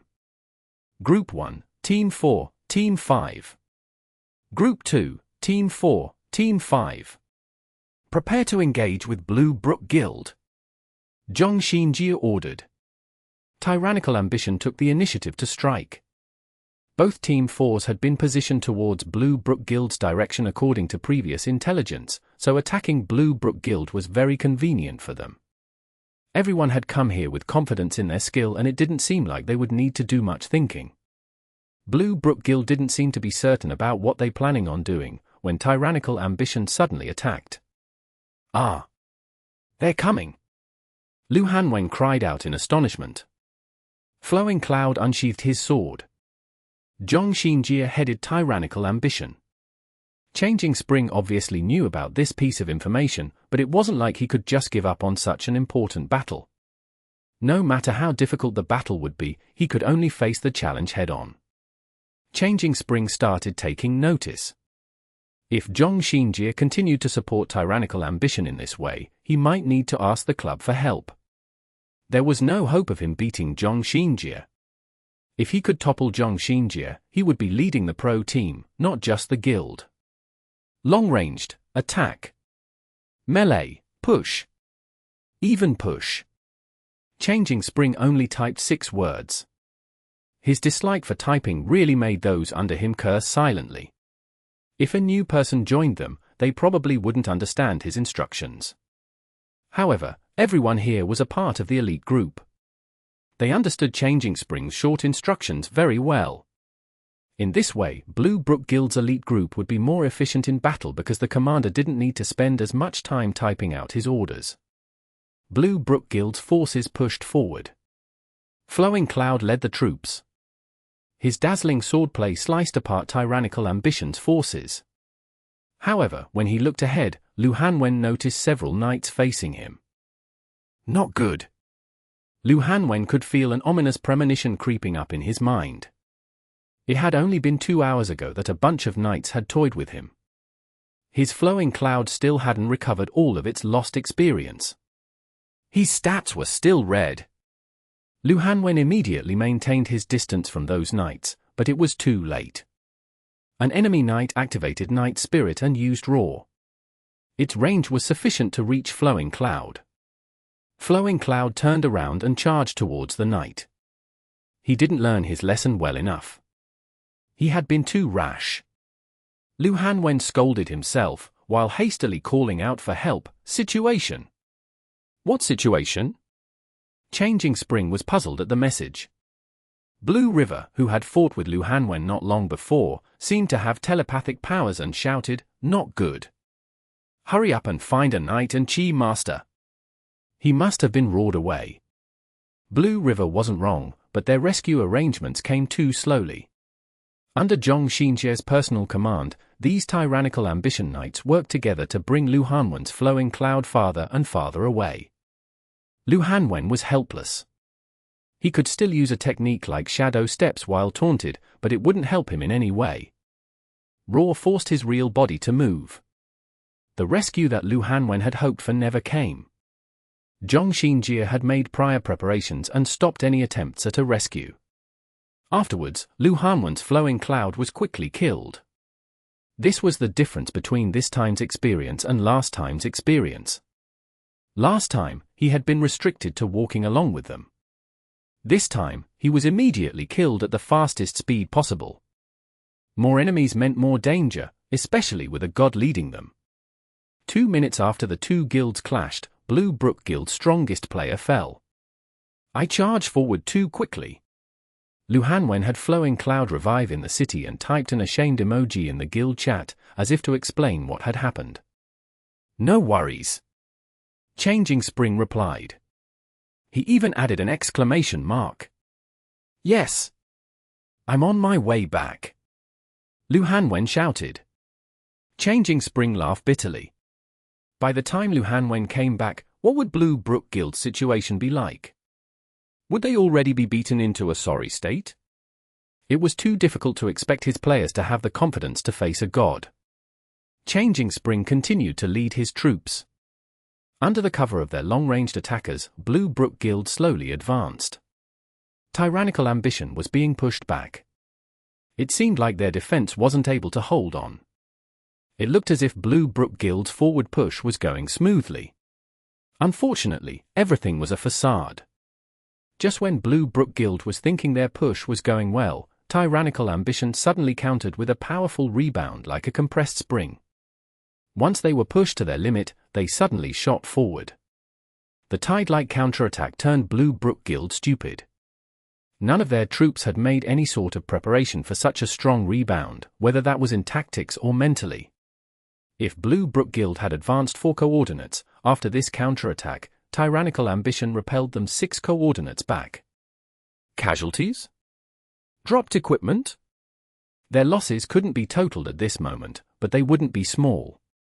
Changing Spring sighed.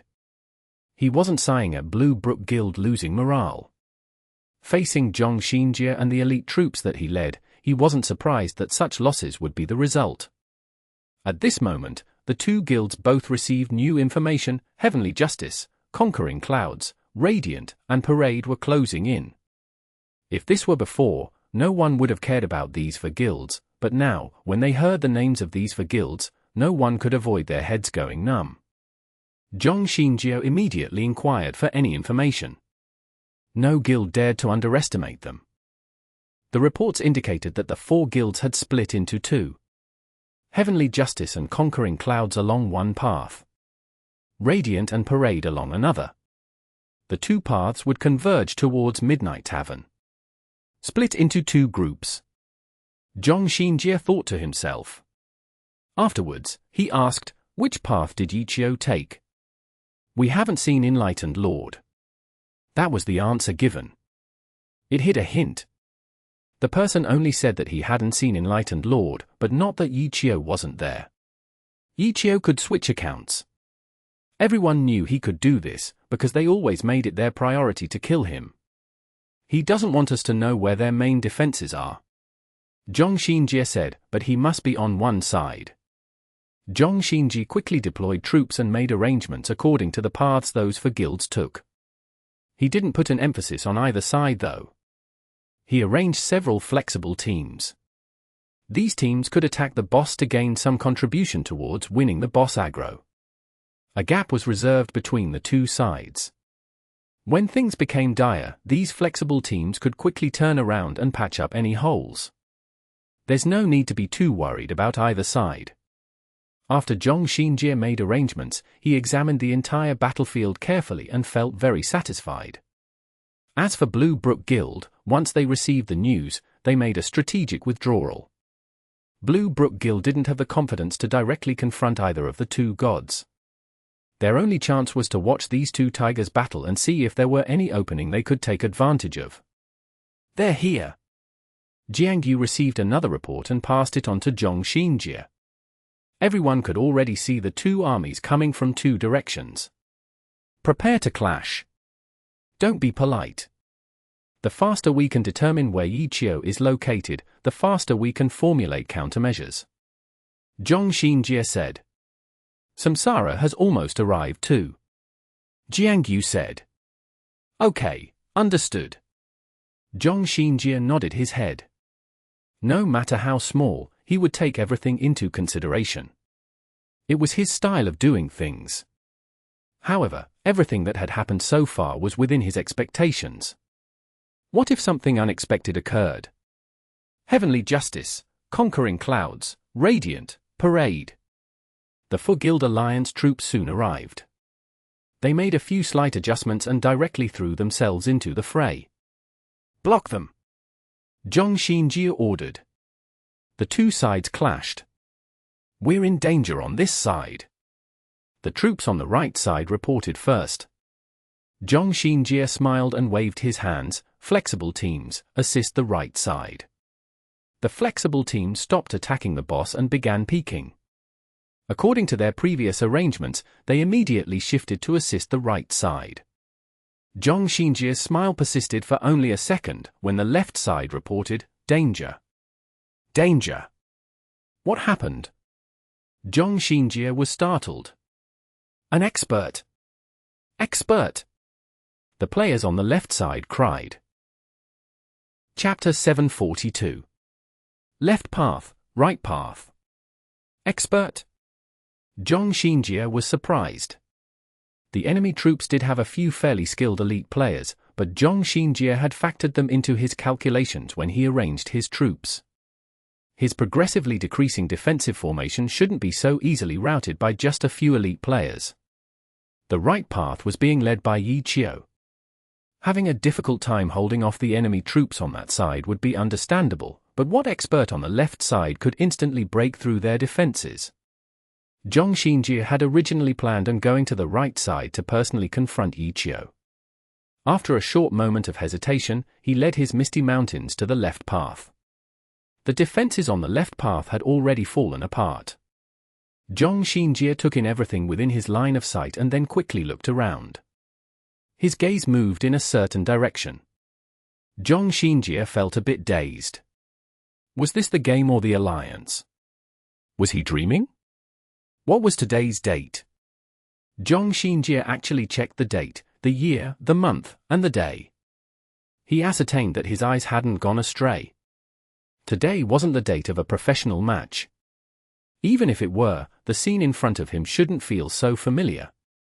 The two characters in front of him had unfamiliar names and different equipment, but their two figures matched up with the image in Zhong Xinjie's mind.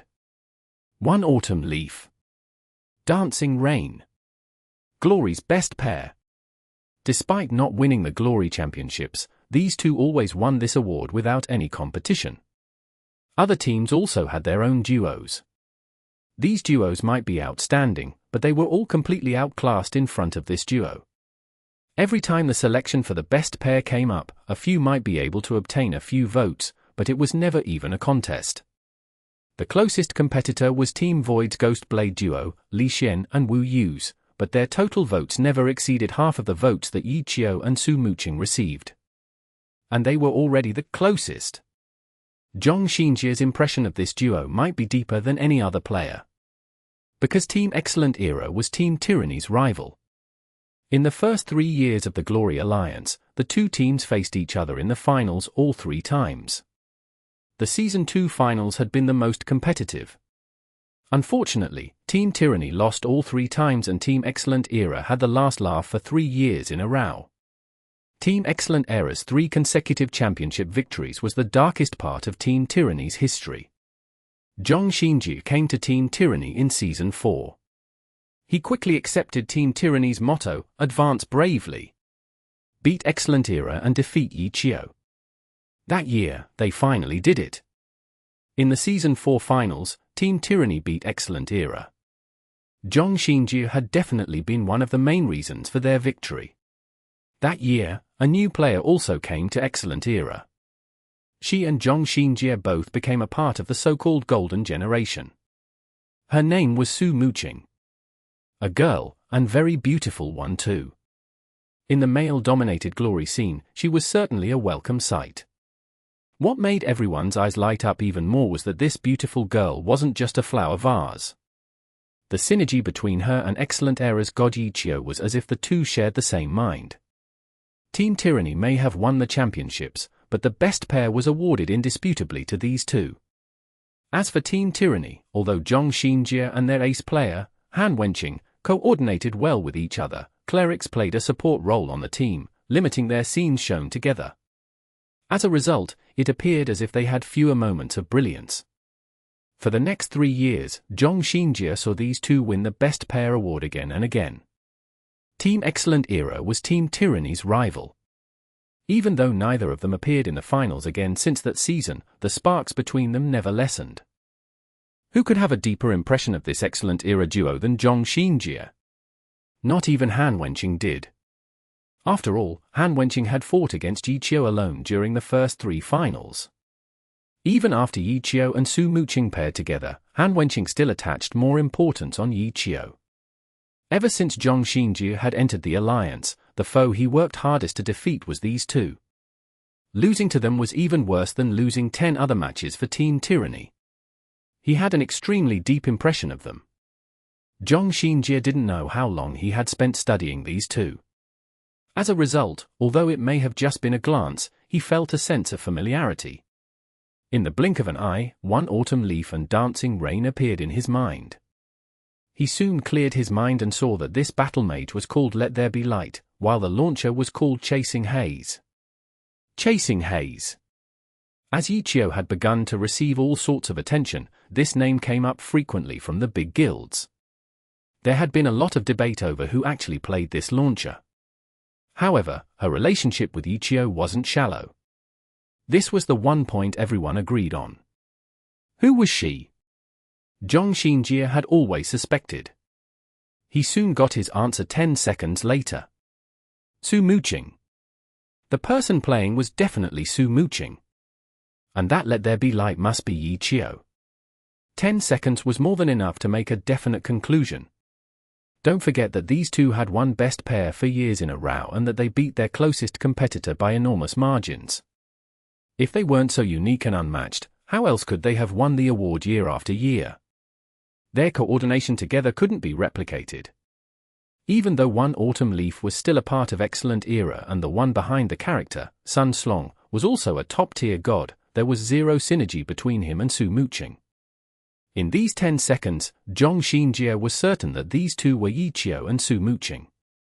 There was no mistake. The battle mage charged forward while the launcher provided support. The coordination between these two was the same as ever. No matter how bad Excellent Era's records may be, these two had never changed.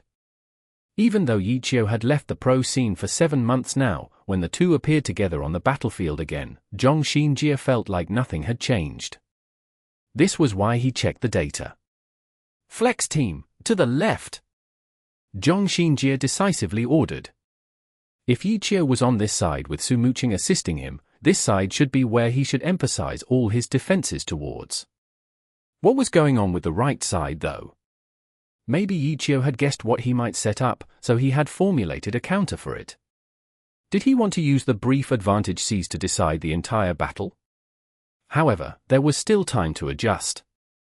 Zhong Xinjie was confident. He had come with tyrannical ambitions elite troops this time. Their coordination and strength were better than the temporary team that he had come with last time. When he switched which side the flex teams would support, he had explained his actions to the right side. He believed that these in-game players wouldn't make any huge mistakes. Pull back, Zhang Xinjie ordered. Even though he found which side he should prioritize, he couldn't just ignore the right side. To what extent had Xiao planned ahead? Zhang Xinjie couldn't wait to see. He decided that both sides should pull back, so he could get a better picture of the situation and command both sides at the same time. Clerics, focus. Knights, forward. Use provoke and roar to CC let there be light and chasing haze. Troops, go between these two and attack. Try and split them up. Focus your attacks on chasing haze for now. Chi Masters, use Cloud Grasping Fist whenever you find an opportunity. Zhang Xinjie gave a string of orders, completely towards these two. He had to admit that this best pair was scary, but Zhang Xinjie was sure that he could deal with this pair, which he understood well. If it wasn't for the enemy side having a lot of troops as well, Zhang Xinjie wouldn't feel like this best pair would be a threat. Right side, continue pulling back a bit more. Flex Team 1, Team 2 provide assistance on this side. Disrupt their attacks from the side. Zhang Xinjie paid attention to the left side, while also taking note of the right side. Flex Team 1 and 2 faithfully completed his instructions and struck from the side. The effects were outstanding. A tear instantly formed in the enemy troops. It looked as if they would break. The two team leaders were excited. They planned on penetrating deeper and completely splitting apart their troops. Zhang Xinjie saw the positions of their troops after being split apart and suddenly felt his heart leap. Team 1, Team 2, retreat! Don't go any farther! Zhang Xinjie hastily shouted. But he was too late. The two team leaders impatiently charged in. When they received Zhang Xinjie's warning, they didn't dare to hesitate and immediately retreated, but the other side's ruptured formation suddenly snapped back like a pair of scissors, pincering them. The players, who had been scattered, returned to attack, giving the two teams a difficult time. Fortunately, Zhang Xinjie's warning had put them into a retreat already. If they had gone any deeper, they would have certainly been wiped out. Even so, Team 2 lost 6 players and Team 1 was practically destroyed. How did things turn out like this? Zhang Xinjie was astonished. His move to attack from the side had been a decision based on the current situation of the battle. No matter how great Xiao might be, there was no way he could have predicted so precisely that this battle would turn out this way. The other side had clearly lured them in deep.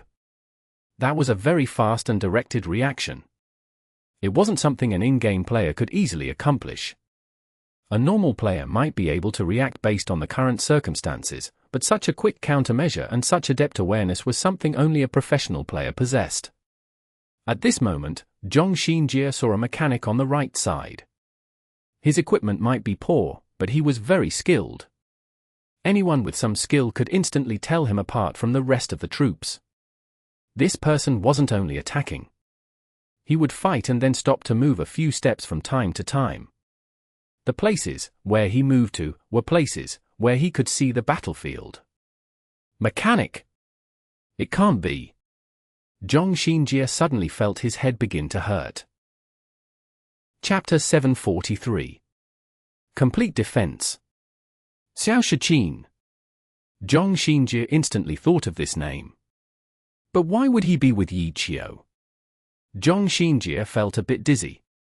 No one could have anticipated this. Zhang Xinjie didn't want to believe his suspicion, but as he continued to watch the mechanic and command his troops on this side, he couldn't help but become more certain. His countermeasures were being casually dissolved by the other side. Their defenses were being scattered. Xiao Shiqin wasn't better than Zhang Xinjie, but Zhang Xinjie had prioritized his defenses towards the left path, where Xiao and Su Muqing were located. Zhang Xinjie now understood why the enemy split their troops. The enemy wasn't trying to play any tricks. Both paths were solid and required his full attention to answer to. However, he was either emphasizing the defenses on the left path and not taking care of the right path, or emphasizing the defenses on the right path and not taking care of the left path. Retreat! Everyone on the left and right sides, retreat! Zhong Xinjie could only retreat. He needed to be able to see both sides at the same time. Xiao and Xiao Shiqin weren't opponents that he could contend against by running back and forth between the left and right side. As his troops withdrew, he had the team attacking the boss move away, so the enemy troops would move in a desired direction. By moving everyone together to the same place, he could give out orders to his troops in one go. The situation was stabilized. Zhong Xinjie let out a short sigh of relief. He wasn't glad that his commands were on point, but rather that the troops being led weren't just temporary troops. Tyrannical Ambition's elite troops were superior to the Four Guild Alliance's troops. Relying on this advantage, Zhong Xinjie temporarily stabilized the situation. However, this didn't mean the situation was in his favor. In reality, Tyrannical Ambition was in a terrible spot. Zhong Xinjie's original plans had been completely disrupted. The rearranging of his troops was proof of that. They actually stopped us. Xiao Shiqin was very surprised. The enemy guild seemed to know exactly when to retreat and when to advance. Wasn't their enemy commander a bit too skilled? Could it be? Who's leading Tyrannical Ambition?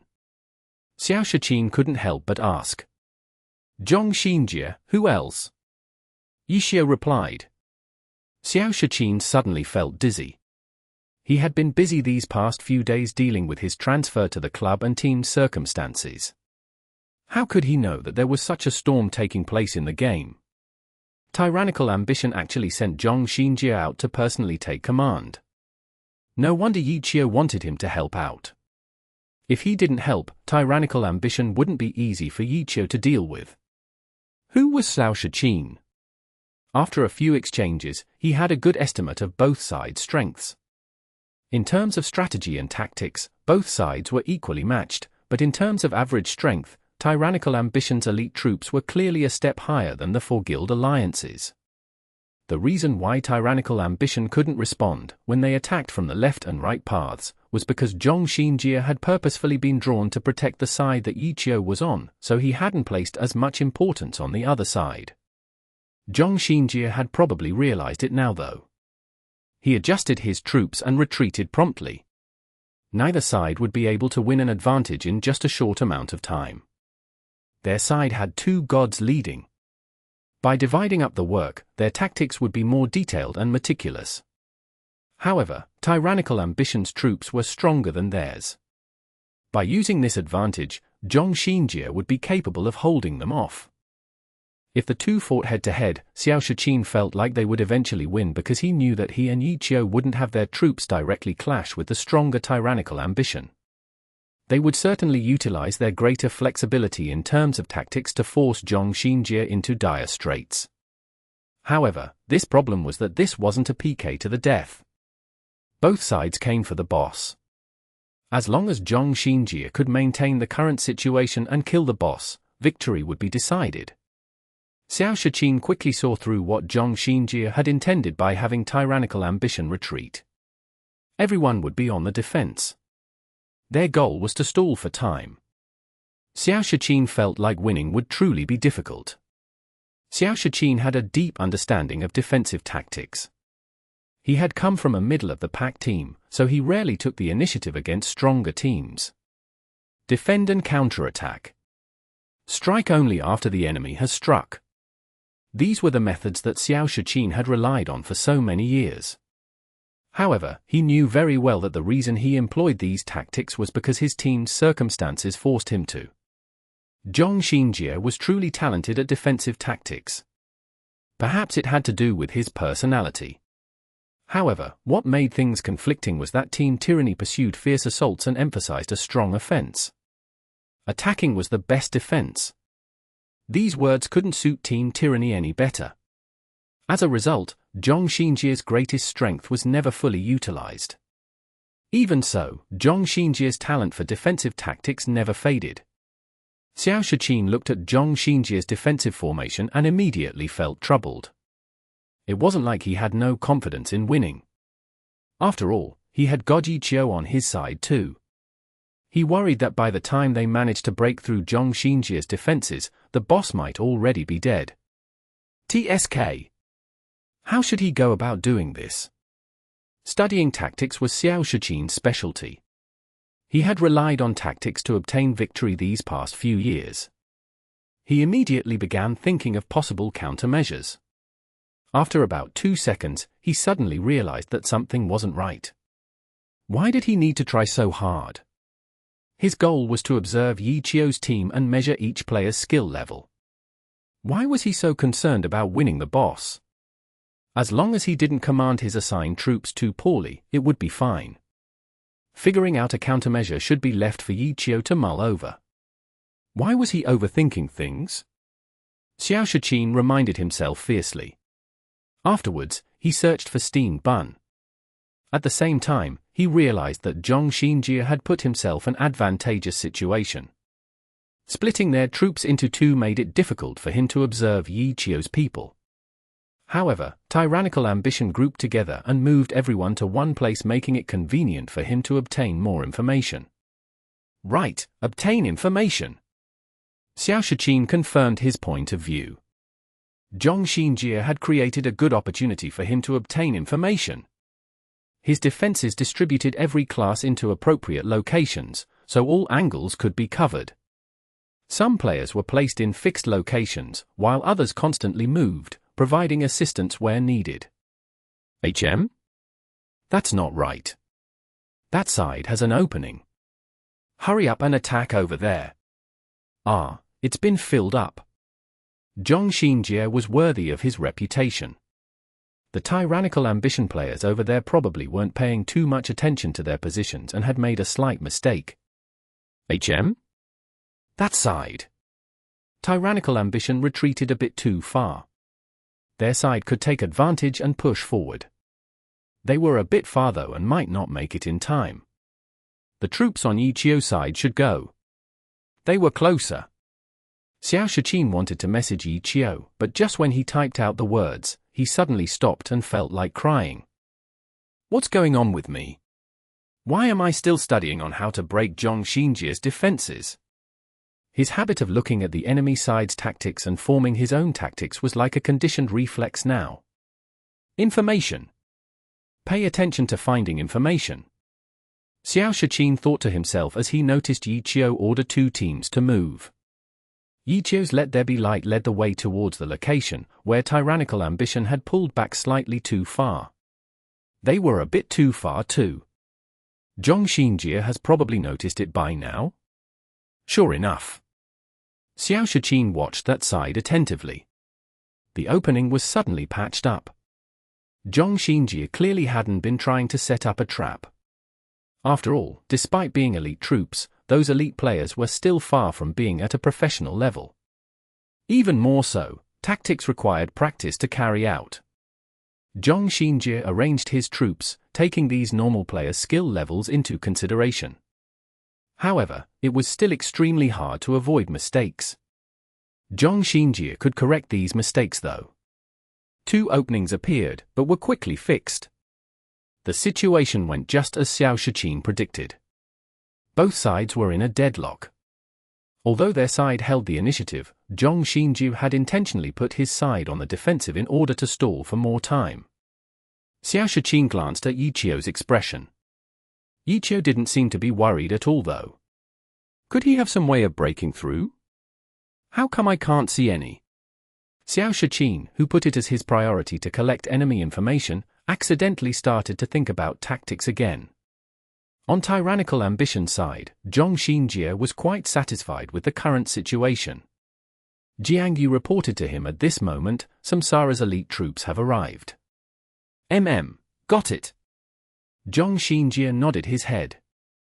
Another guild joining the struggle for the boss was within his expectations and he had already prepared for it. This wouldn't break their deadlock.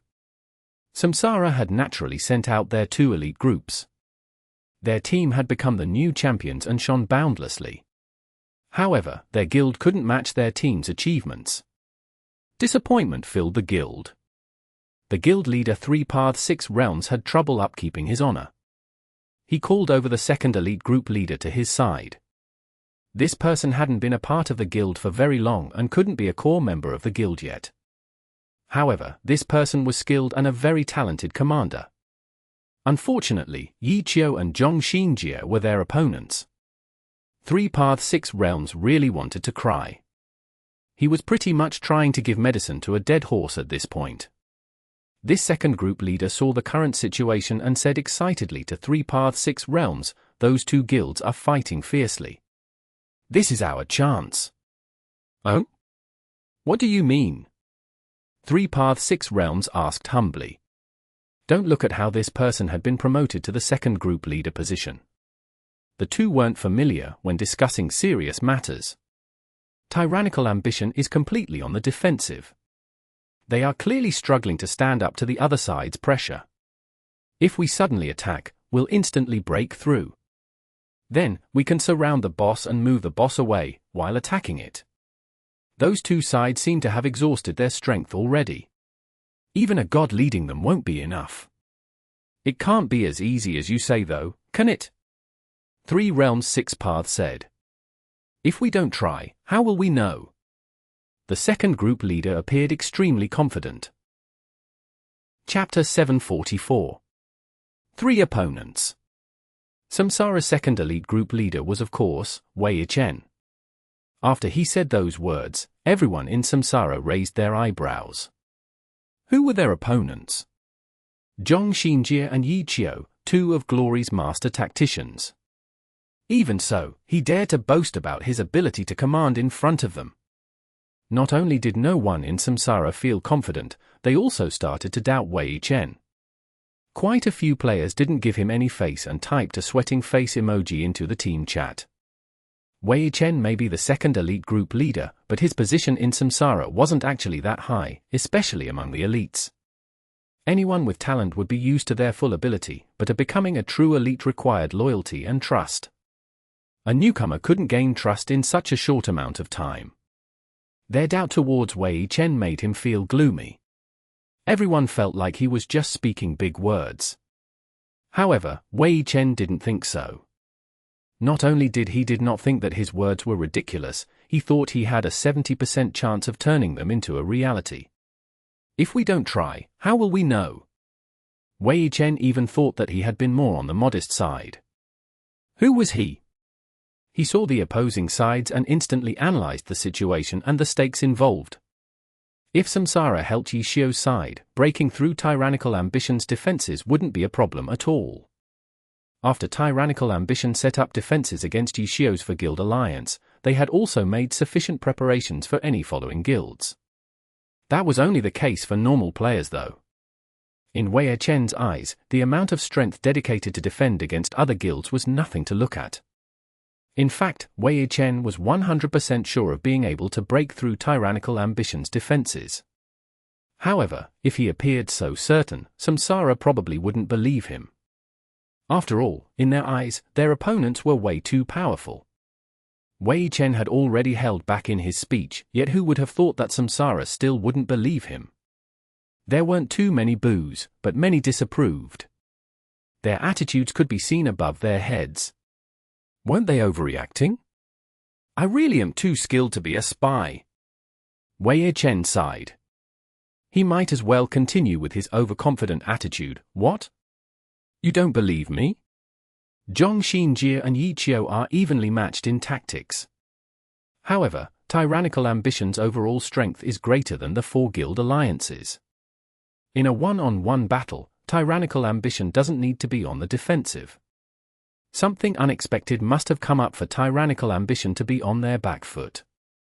Right now is the perfect time to fish in troubled waters.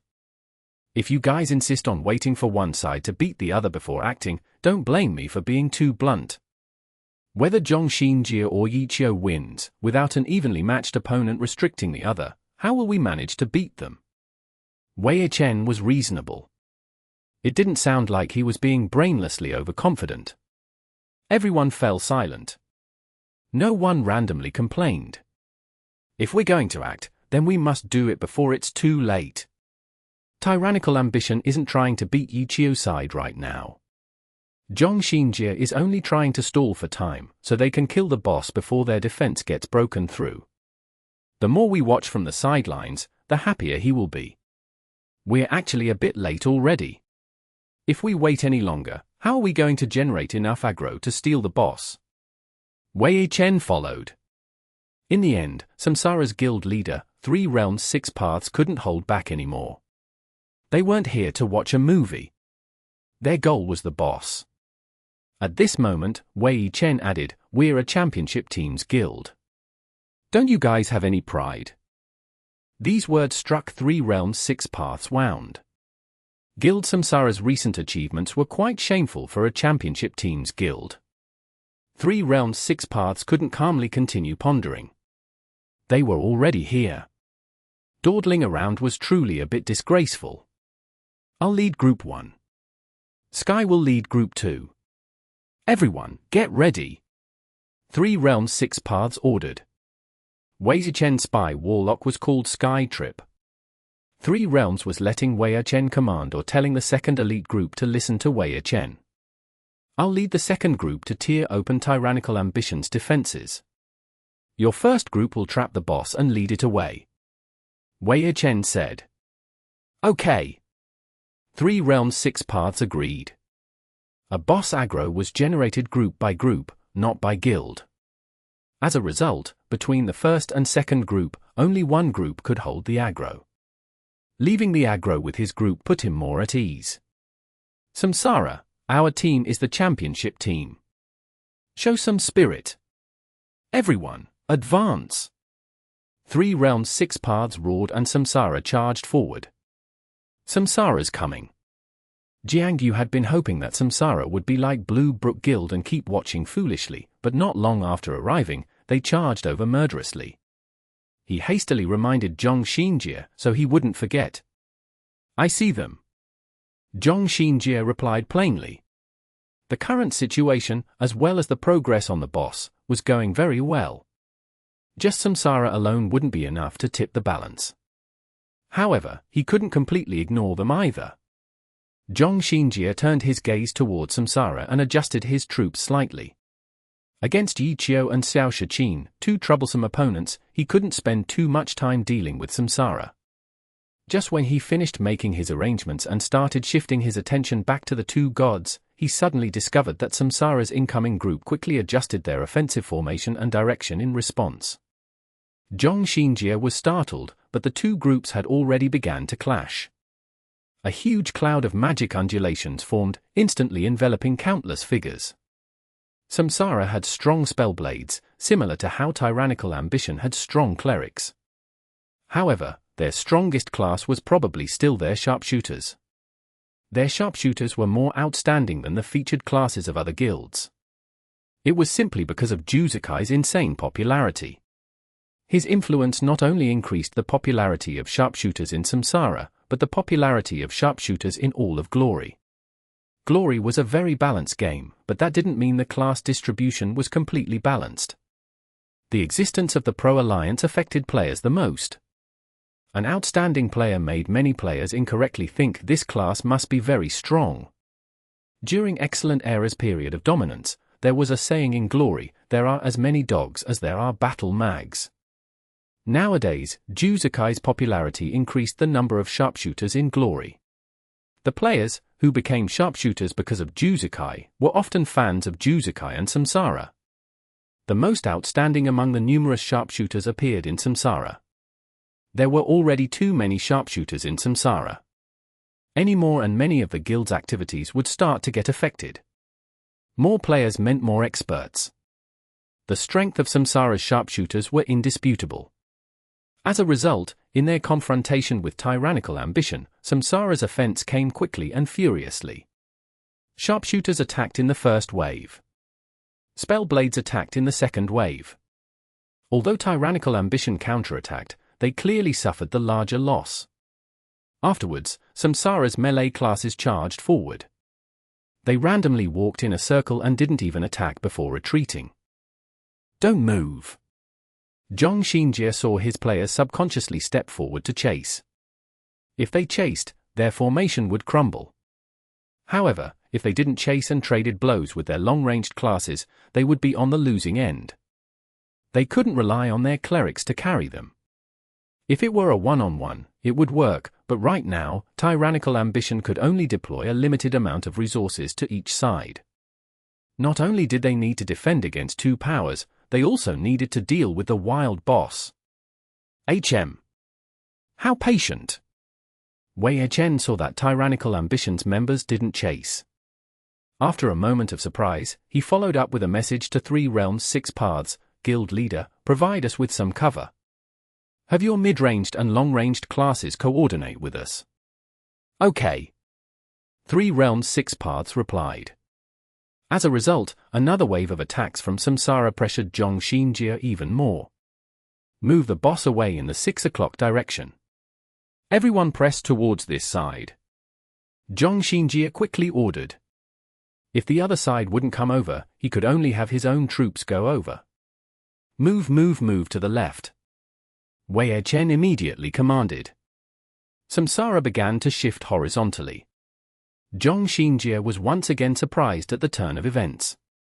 If he wanted to respond, his team would need to move in addition to rotate. However, his defenses for each side were arranged differently. Moving and rotating was too difficult for so many people. Many would certainly make mistakes in trying to maintain the formation while moving. One too many mistakes and his opponents would instantly find an opportunity to break through. After all, his opponents were Xiao and Xiao Shiqin. No. There was one more. Who was the person leading Samsara? Zhong Xinjie didn't regard Samsara's tactics as mere coincidences. He was more willing to regard Samsara's movements as intentional and began to create countermeasures accordingly. But if this enemy commander was making these decisions intentionally, this commander was truly quite skilled. Baiting the enemy into making a mistake and then seizing that opportunity. Zhong Xinjie suddenly felt his heart go cold. Baiting the enemy into a mistake and seizing that opportunity was the style that Team Blue Rain's Yu Wenju was most proficient in. It was this style which created Glory's greatest opportunist, Huang Xiaoqian. What was going on today? The other 3 master tacticians had allied together to teach him a lesson? Zhong Xinjie felt dizzy. He started looking for any conspicuous warlocks among Samsara's troops, but when he looked at all the guild tags above their heads, he suddenly felt like something wasn't right. Wasn't Blue Brook Guild over there? Yu Wenju ran over to help Samsara? Did he finish eating and have nothing left to do? Could it be? Yu Wenju was using the strength of another to do his dirty work? He would first borrow Samsara's strength to break through tyrannical ambition's defenses? The more Zhong Xinjie thought about it, the more convoluted his thoughts became. Chapter 745. The difference in treatment. Zhong Xinjie hadn't finished dealing with the opponents before him when he began pondering over what to do with Blue Brook Guild. No matter how capable he may be, he truly didn't have the ability to cope with every side simultaneously. Let alone Blue Brook Guild. When he shifted his attention towards Samsara's movements, he no longer commanded the tyrannical ambition players behind him, resulting in them being unable to hold their own against the assault led by Xiao and Xiao Shiqin. Zhong Xinjie was unable to personally check Blue Brook Guild's movements, so he gave the task to Jiangyu. Following afterwards, he immediately turned around to organize the troops behind him. Jiangyu suddenly felt terrified when he heard that Blue Brook Guild might attack as well. Even he could tell that their formation was whirling around rapidly. After Samsara attacked, their complete and sturdy formation immediately started to fall apart, especially when Samsara started shifting to the side. Samsara began attacking their sides, while their defenses were unable to keep up. Even worse, Zhong Xinjie needed to urgently deal with Xiao's troops at the same time. Jiangyu's face dripped with sweat as he took over Zhong Xinjie's position to lead this side. As the guild leader, he naturally had some skill of his own. He had a good understanding of Zhong Xinjie's system. Zhong Xinjie gave a few orders on that side and turned his head to organize this side. Not bad. Zhong Xinjie approved of Jiangyu's actions.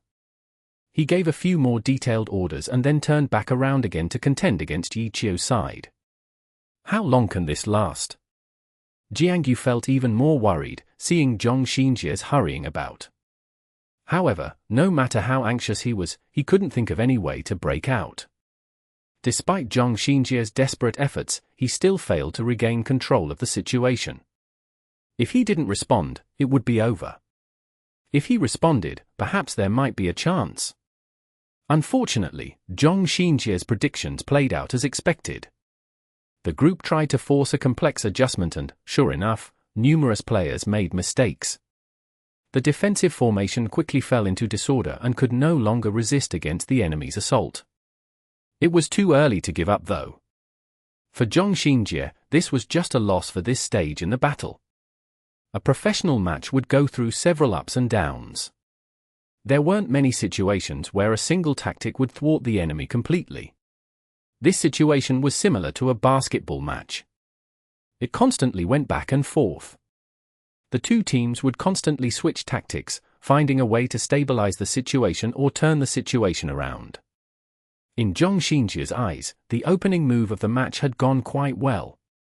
The unexpected appearance of Xiao Shiqin forced him to go on the defensive. After Zhong Xinjie switched tactics, he steadied the situation. However, Samsara appeared, completely messing everything up.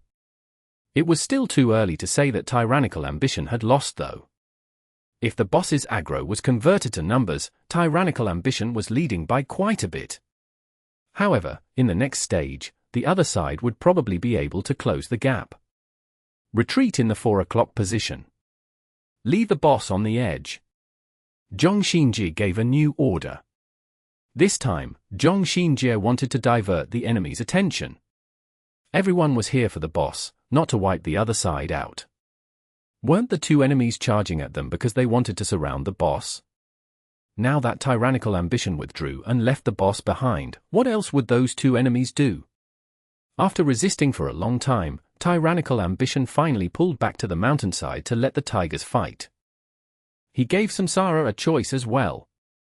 Samsara clearly knew that they could break through Tyrannical Ambition's defenses, so they did so, but now? The leaders of the two enemy sides would see that Tyrannical Ambition was letting them fight each other, but what else could they do? Let the boss sit there and not take it? Ally together and annihilate Tyrannical Ambition? The latter choice sounded good, but it was unlikely to happen because of their relationships with each other and their frequent fights for bosses. It went just as Zhong Xinjie predicted. The boss was left at the edges and the two sides set their eyes on the boss instead.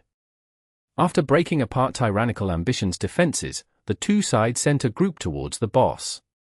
Fight! Let me have a good look at how you two fight each other. Zhong Xinjie relaxed and spent some more time paying attention to Blue Brook Guild. It looked like Blue Brook Guild still didn't plan on making a move yet. For now, Samsara's enemy commander was still a mystery. That previous strategic decision conformed with Yu Wenchu's expertise, but making a conclusion based off of a single move was too hasty. After all, such a tactic wasn't impossible to replicate as the synergy of the best duo. But even if Samsara's enemy commander wasn't Yu Wenju, he was certainly an expert. On Samsara's side, Vice Captain Jiang Butao was quite accomplished in tactics. That was something that he was completely capable of doing. Under Zhong Xinjie's eyes, the two sides clashed with the boss at their intersection. Such a chaotic fight between so many made it difficult for even Zhong Xinjie to see every detail clearly. Moreover, he quickly discovered that he didn't need to analyze the situation because Samsara had already lost. Samsara clearly had better elite troops and an outstanding commander, but when the two sides clashed, Heavenly Justice quickly swarmed the boss away. Samsara tried their hardest to snatch it back, but all of their efforts seemed meaningless. The other side easily neutralized all attacks and the boss was moved farther and farther away. Why is it like this? Zhong Xinjie was having a hard time understanding. Samsara appeared way too weak in that moment. Where was the Samsara that thoroughly thwarted his defenses? How come they suddenly turned into jello when facing Yi Qiu's troops? Why was there a huge difference in treatment? Could Samsara's performance previously have been coincidental? Zhong Xinjie felt gloomy at this point. They couldn't keep waiting any longer. Tyrannical Ambition needed to attack at full force. Their current situation was different from before. Whichever side held the boss would be attacked on both sides. The pressure from two enemy sides, which tyrannical ambition had to resist before, would now shift over to Xiao's alliance. Tyrannical ambition chased after them, but were blocked by Radiant and Parade shortly after. After fighting for a while, Zhong Xinjie already knew that Shiqin was commanding. For a moment, he felt his head hurt. Shiqin was a defense-oriented tactician. Breaking through his defenses wouldn't be an easy feat. What about Samsara? We can help each other. Zhong Xinjie looked for them and saw Samsara rushing over. Shiqin's troops didn't seem to be planning on blocking Samsara. Why would Samsara waste time here then? They happily chased after the boss. For a moment, Zhong Xinjie felt like he believed in his guess. He was afraid that he had truly made a mistake. Samsara didn't actually have any expert commander on their side. Perhaps the sudden appearance of Su Muqing or Shiqin caused his mind to lean toward such thoughts. He had been wary because of Samsara's flexible tactics, when in reality, there was actually nothing to be afraid. As a result, he had misunderstood, but Xiao hadn't. That was why he let Samsara go, because he believed that he could hold the boss while resisting Samsara's attacks.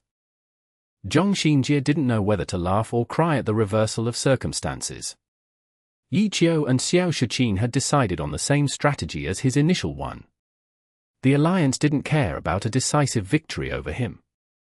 Shiqin focused on leading the defense.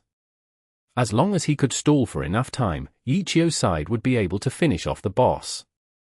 Although he could see through the other side's intentions, Zhong Xinjie didn't dare to completely forego their defense and pour everything into attacking because his opponent was Shiqin, who only cared about dragging out the battle. Shiqin didn't need to care about doing anything else. However, Shiqin didn't tend to be solely on defense. He was most adept at defending before counter-attacking. Zhong Xinjie couldn't neglect to take precautions, especially against Shiqin. Behind the confrontation between Zhong Xinjie and Shiqin, Xiao led the other two guilds to defend against Samsara's attacks, while dealing with the boss. Xiao was at the forefront. His Let There Be Light and Su Muqing's Chasing Haze created the spearhead of their team's attacks. Yes, they were completely on the offensive. They didn't bother defending and attacked instead. Their troops were slightly weaker than Samsara's, but their troops also had pro-level players, specifically the best pair. Samsara couldn't hold on. Samsara's guild leader, 3 Realms 6 Paths, was blaming himself deeply. Wei Chen consoled him on the side, "Don't take it to heart. This is just like a pro match. No one can ever be sure of the final outcome.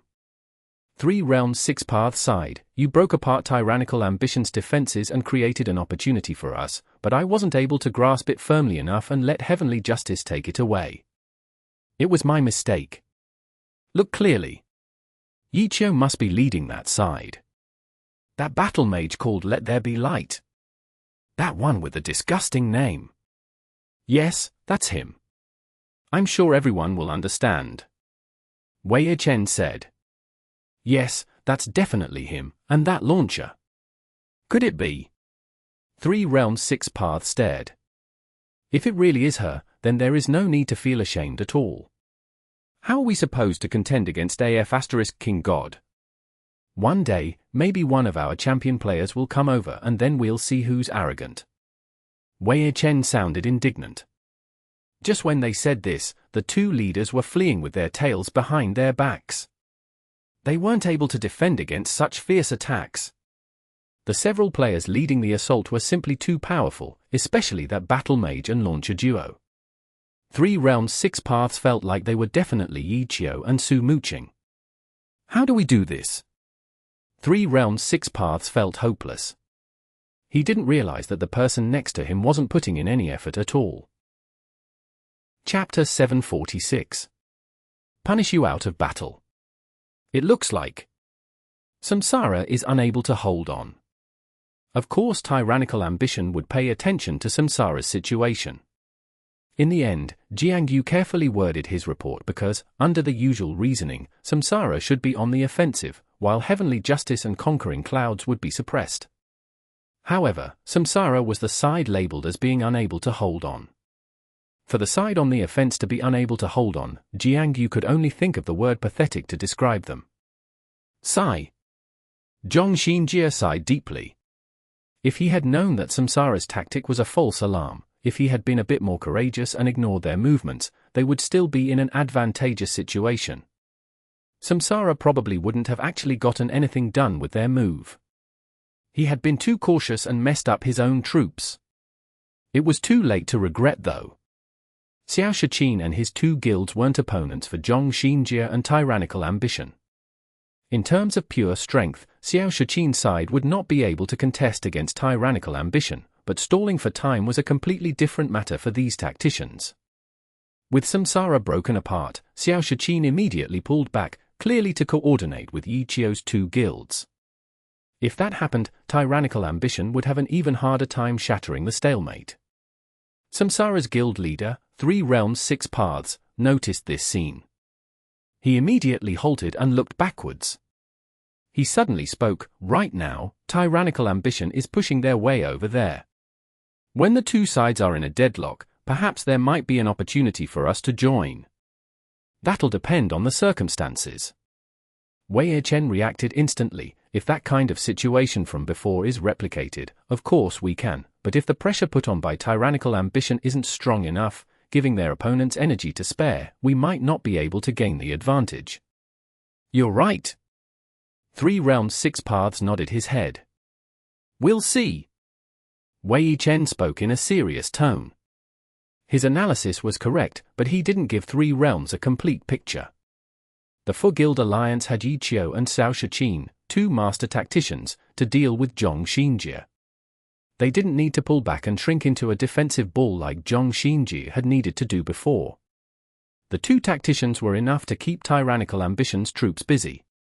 The alliance also had 2 powerful attackers, Xiao and Su Muqing. 3 Realms 6 Paths anxiously waited for an opportunity to appear. Wei Chen's thoughts wandered elsewhere. He was already lusting for his level 70 Death's Hand. A long-desired wish of his was on the verge of being fulfilled. Wei Chen was starting to get emotional. "Hurry up and kill the boss." Wei Chen couldn't bear it anymore. He took off his headphones and urged Xiao to pick up the pace. "What are you getting impatient for? It's just a matter of time." Xiao's confidence put Wei Chen's heart at ease. He was still determined to give him a helping hand. He didn't bother listening to 3 Realms 6 Paths observations. He needed to guard against any unexpected occurrences. If there were, he could still remind Xiao, even if it wasn't convenient for him to stop it from happening. Wei Chen's warlock, Sky Travel, began to turn. Wei Chen was being wary of any surrounding movements. Blue Brook Guild had arrived quite early, but Tyrannical Ambition had forced them into a submissive state. It seemed like they were beginning to move again.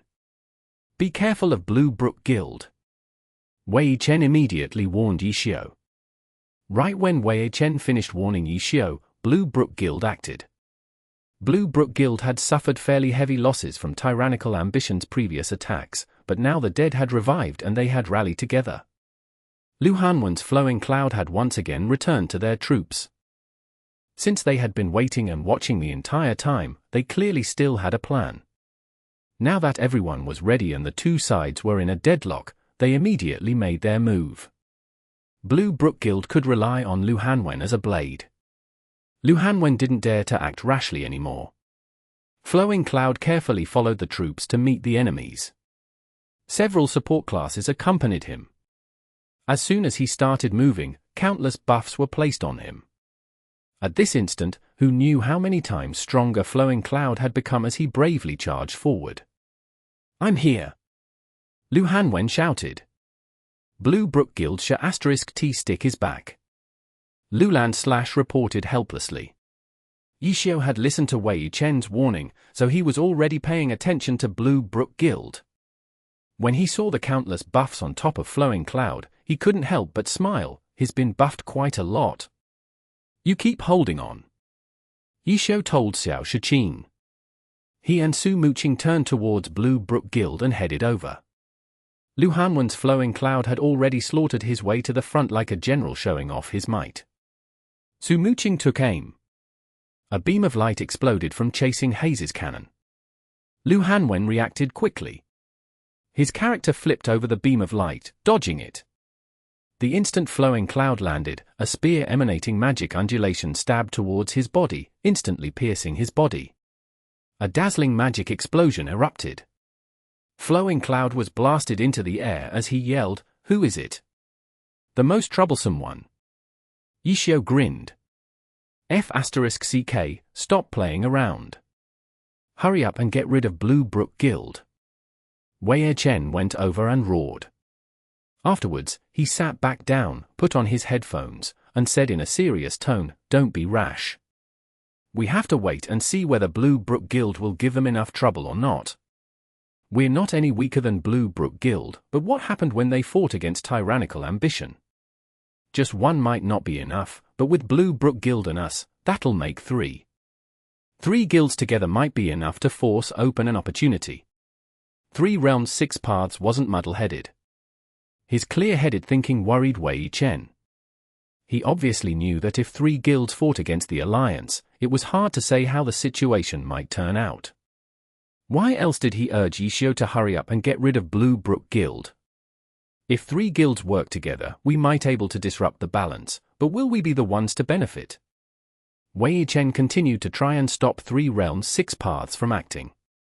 Under normal circumstances, this is still a good opportunity, but with those 2 gods fighting it out evenly matched, I feel like if we act too hastily, we'll only be helping tyrannical ambition. Wei Chen slowly said. He wasn't speaking slowly to show his careful thinking, but to stall for more time. 3 Realms 6 Paths didn't say anything and carefully pondered. Wei Chen hastily racked his brains to search for more excuses. Tricking the person in front of him wouldn't work. 3 Realms 6 Paths was the guild leader of a large club. He was probably more experienced in the game and boss hunts than even Wei Chen was. His greatest flaw was experience dealing with gods, so Wei Chen felt like exaggerating the strength of a god would work. Think of before. Why did we fail to get the boss? Because when we broke through their defenses, tyrannical ambition shrunk back, intentionally throwing the boss in front of Xiao and us. They wanted us to compete against Xiao. How could we be Xiao's opponents? These gods are too crafty. The current situation is still the same. If we join the fray, even if we break apart Xiao's defenses, Xiao would probably be as crafty as Zhong Xinjie and throw the boss in front of us. I feel like this isn't an opportunity for us. Wei Chen continued to analyze. Then what do you think we should do? 3 Realms 6 Paths asked. Wait and see the situation more clearly. Wei Chen said solemnly. Sigh. 3 Realms 6 Paths sighed. Wei Chen wasn't speaking nonsense. 3 Realms 6 Paths felt that it was reasonable enough. If they pushed Xiao away, they had to fight against Zhong Xinjie. If they pushed away Zhong Xinjie, they had to fight Xiao. Those 2 gods could be half dead and would still crush them easily. Wei Chen saw that 3 Realms 6 Paths couldn't come to a decision and finally let out a sigh of relief. He immediately checked the situation on Xiao's screen. The situation was a carbon copy of the previous one. The only difference was that it was Blue Brook Guild instead of Samsara. Blue Brook Guild may have a powerful expert like Lu Hanwen, but a sharp blade without a good swordsman couldn't be utilized to its full potential. Against a normal guild, it was a huge advantage, but against gods like Xiao and Zhong Xinjie, Lu Hanwen's blows tickled. This time, Xiao personally fought him. By coordinating the troops to support him, even the buffed Flowing Cloud could only survive for a few short breaths before dying. Flowing Cloud's death dealt a huge blow to Blue Brook Guild's morale. Their strongest expert kept dying instantly again and again. Not matter who they were up against, their expert just died with a flop. How were they supposed to battle against these gods? After fighting messily for a while, Blue Brook Guild could find any opportunities. Their guild leader, Changing Spring, was straightforward and simply typed retreat. Blue Brook Guild once again withdrew dejectedly. See. Wei Chen saw this scene and immediately started discussing with 3 realms 6 paths. Blue Brook Guild couldn't hold on at all. They only started fighting for a bit and had to run away. They're even worse than us. Sigh, it's completely out of our control. 3 realms 6 paths empathized with Blue Brook Guild. Xiao didn't go back to defend after forcing Blue Brook Guild to retreat. He directly led his team to attack Tyrannical Ambition from the side to counterattack in the passing. Zhong Xinjie reacted quickly and immediately sent troops out to defend. However, as soon as his offense towards Xiao Shiqin weakened, Xiao Shiqin immediately seized the opportunity. He deserved to be reputed for defending before counterattacking. As if an attack had been brewing the entire time, it instantly burst forth. Xiao Shiqin's change in tactics was as smooth and powerful as a river. He seemed to attack and defend at the same time, flustering Zhong Xinjie. The defense placed on the side failed to be of any use. Xiao didn't command his troops in this flank, but personally led the way as the main attacker. His battle mage tore through their ranks with Su Muqing's launcher freely opened his left and right sides. This familiar scene once again appeared in Zhong Xinjie's eyes, except it was all happening close to him as if they were in a match. You really are too troublesome. I'm going to need to punish you out of battle. Xiao swiped his mouse and let there be light spear stab towards Misty Mountains. Chapter 747. Huge success. How familiar. Zhong Xinjie thought to himself, as the spear close in on him. The name Let There Be Light only sounded mighty. In reality, who knew how much of a difference there was in strength between it and One Autumn Leaf?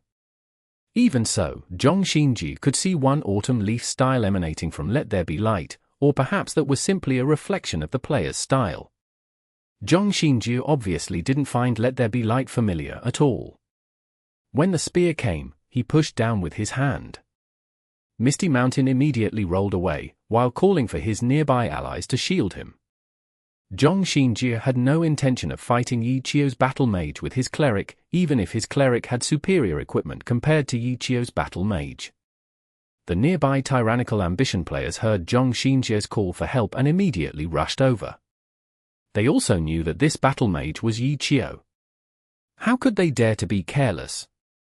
Although they clearly had the advantage in numbers, they were actually mostly on the defensive, but before they could gather together, a satellite beam descended from the sky. The pillar of light split into several smaller pillars and began to expand. Satellite beam was being manually controlled by Su Muqing to strike these nearby players. Several characters were enveloped by the light. They could barely protect themselves, so how would they have any time to block Xiao? Xiao seemed to have already known that this would happen. Let There Be Light completely ignored these Tyrannical Ambition players and dashed between them. His battle mage thrust his spear towards Misty Mountains once more. Zhong Xinjie didn't think the assistance he called for wouldn't be of any use. It was as if they weren't even there. Xiao and Su Muqing hadn't been secretly practicing, right? How else could their synergy still be so perfect? His astonishment wouldn't help him dodge this strike though. Let There Be Light struck Misty Mountains with a circle swing. He then shook his sleeves and sent out a witch's shadow cloak. Level 20 and below mage skills could also be learned by battle mage. Let There Be Light had clearly added a point to this skill. Shadow cloak wasn't used on Misty Mountains, but rather the several players struck by satellite beam. After wrapping them into a bundle, he followed it up with a falling flower palm to send them all flying away. When he turned back, Zhong Xinjie's Misty Mountains had just gotten up. Let There Be Light stabbed at him once more. A normal player definitely wouldn't be able to dodge this strike, but Zhong Xinjie wasn't a normal player. Even though he wasn't using a combat class, how could a pro player not practice dodging basic moves like a simple spear thrust? As the spear approached, Misty Mountains rolled to the side. Zhong Xinjie suddenly heard a bang. Smoke and fire erupted, and Misty Mountains was knocked back. Su Muqing. Su Muqing again. A perfectly timed and coordinated attack rendered Zhong Xinjie's predictions completely helpless. The best pair was a 1+1 is greater than 2 existence. Fighting against the two of them alone was much too difficult. Misty Mountains was naturally blown back into Let There Be Light Spear and Yi Xiao's attack. Zhong Xinjie was always skilled enough to survive on his own for a while. However, he had to split his attention to lead Tyrannical Ambition's troops, while facing the coordinated attacks from the best pair. It was equivalent to sacrificing himself. Zhong Xinjie tried his hardest to survive while searching for reinforcements, but before anyone could rescue him, Tyrannical Ambition's frontline collapsed. Xiao Shiqin's agile counterattack, along with Yi Qiu's sudden flank, completely destroyed Tyrannical Ambition's push. Zhong Xinjie's Misty Mountain hadn't lost much health. Zhong Xinjie instantly understood. Yi Qiu's attack towards him hadn't been to kill him, but rather to distract him. Yi Qiu didn't allow Zhong Xinjie to concentrate on commanding his troops. Instead, Tyrannical Ambition was thrown into disorder while trying to protect their god. And the result? The result was what had just happened. A complete collapse. Zhong Xinjie hadn't been able to escape from their attacks either. Perhaps he could hurry and switch accounts in order to reorganize his troops. Zhong Xinjie looked left and right. In Tyrannical Ambition's game studio, there were several core elite members participating in this battle. Zhong Xinjie could switch places with any of them to break free from his predicament and return to leading his troops. But would that work? Zhong Xinjie glanced at their screens. The battlefield had already turned into chaos. They were practically fighting with no strategy and just joined the fray. Zhong Xinjie sighed. He felt like switching accounts wouldn't make that much of a difference at this point. Look, it's a good thing that we didn't join. Wei Chen joyfully told Samsara's guild leader, 3 Realms 6 Paths. Blue Brook Guild joined and had been forced to retreat. Shortly afterwards, Tyrannical Ambition was utterly defeated. This scene seemed as if Samsara not joining was a wise decision, but 3 Realms 6 Paths kept feeling like something wasn't right. What wasn't right? He couldn't figure out what though, but the scene in front of him showed that despite having God Zhong Xinjie leading, Tyrannical Ambition's elite forces were still defeated. It seemed as if there really had been no point in Samsara joining the battle. Even if they had gone over carrying their pride as the champions, they would only be smearing their own name. After routing Tyrannical Ambition, the Four-Guild Alliance quickly contracted and widened their defensive line. As for Tyrannical Ambition? After being defeated, they reorganized and left without a pause. There were a few guilds left who tried to break through, not understanding the situation. All of them were met with bleeding heads. In the end, the system announced that Yi Xiao's Four-Guild Alliance had killed Red Mage. D***minute. Wei Chen roared loudly. Samsara's players quickly consoled him, forget about it. We were already expecting this to happen. Were you hoping for some sort of miracle? Wouldn't it have been nice if the server had suddenly gone down? Wei Chen hatefully said. Glory servers hadn't gone down for many years now. The game company maintained their servers exceptionally well. Wei Chen grumbled and complained to Samsara's players in-game. Outside of the game, he was beaming with joy as he walked over to Yi Xiao's screen. He was anxiously waiting to see what the boss had dropped. Wild bosses dropped several different kinds of materials, but not all of them would drop. Wei Chen only needed 2 materials. It was possible that these 2 materials hadn't dropped this week. The boss belonged to Heavenly Justice. As Lulan Slash picked the items up from the ground, the materials were displayed in the group chat. Yi Xiao's Let There Be Light belonged to this group, so he naturally saw all of the drops. Beautiful! Wei Chen suddenly shouted. One of the materials needed for Death's Hand, Heart of Desire, had dropped. One more. Wei Chen waited anxiously for it to show up. At the same time, he estimated how many had been picked up and calculated the probability of it happening. When the words Lulan Slash picked up Red Mage Staff appeared, Wei Chen suddenly couldn't utter a word. His body completely relaxed and he slumped into his chair. He was silent for a good while. Right afterwards, it was time to distribute the goods. Yi Xiao obviously requested these 2 materials. He looked back at Wei Chen, who wasn't suspicious at all because he trusted that Yi Xiao wouldn't fail at this stage. Are you going to do it now? Xiao asked Wei Chen. In a bit. I'm going to go out for a smoke first. Wei Chen stood up and quietly stepped out of the practice room. Wei Chen wasn't usually so well-mannered. He rarely went outside to smoke. With his shamelessness, standing by the window to smoke was already giving Chen a face. The current Wei Chen had succeeded at the final step. He had finally fulfilled a long-cherished wish of his. In these past few years, who knew how many times he had dreamed of Death's Hand reaching its level 70 form, becoming the only weapon in the game that could rival a pro player's silver weapon. Reality had been cruel though. Gathering the materials just by relying on his own strength was too difficult. After Xiao had appeared, even the most difficult to obtain materials had been acquired. What had Xiao relied on? He didn't have the backing of a strong guild. He mixed in with these guilds and succeeded. When he reached the final step, Wei Chen suddenly thought of many things. Why had he clung to this silver weapon? Could it actually help him in the game? With just his skill alone, he didn't need a silver weapon to strut around in the game. And would he sell this silver weapon? Probably not. After thinking about it, this Death's Hand didn't seem to mean anything to him, yet he had spent so much effort on it. Was this love? Wei Chen felt disgusted at his own train of thought. But no matter how disgusted he felt, he couldn't help but admit that even if this wasn't love, it comprised of his many years of unwillingness to leave the pro scene. He had funneled all of his unwillingness into this silver weapon.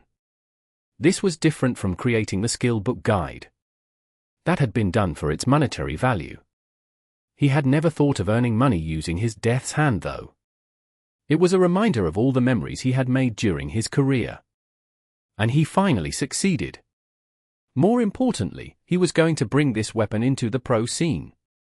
At this moment, Wei Chen's emotions could truly be described as fluctuating up and down. He had thought about his many years of perseverance and his struggle during his 2 years as a pro player.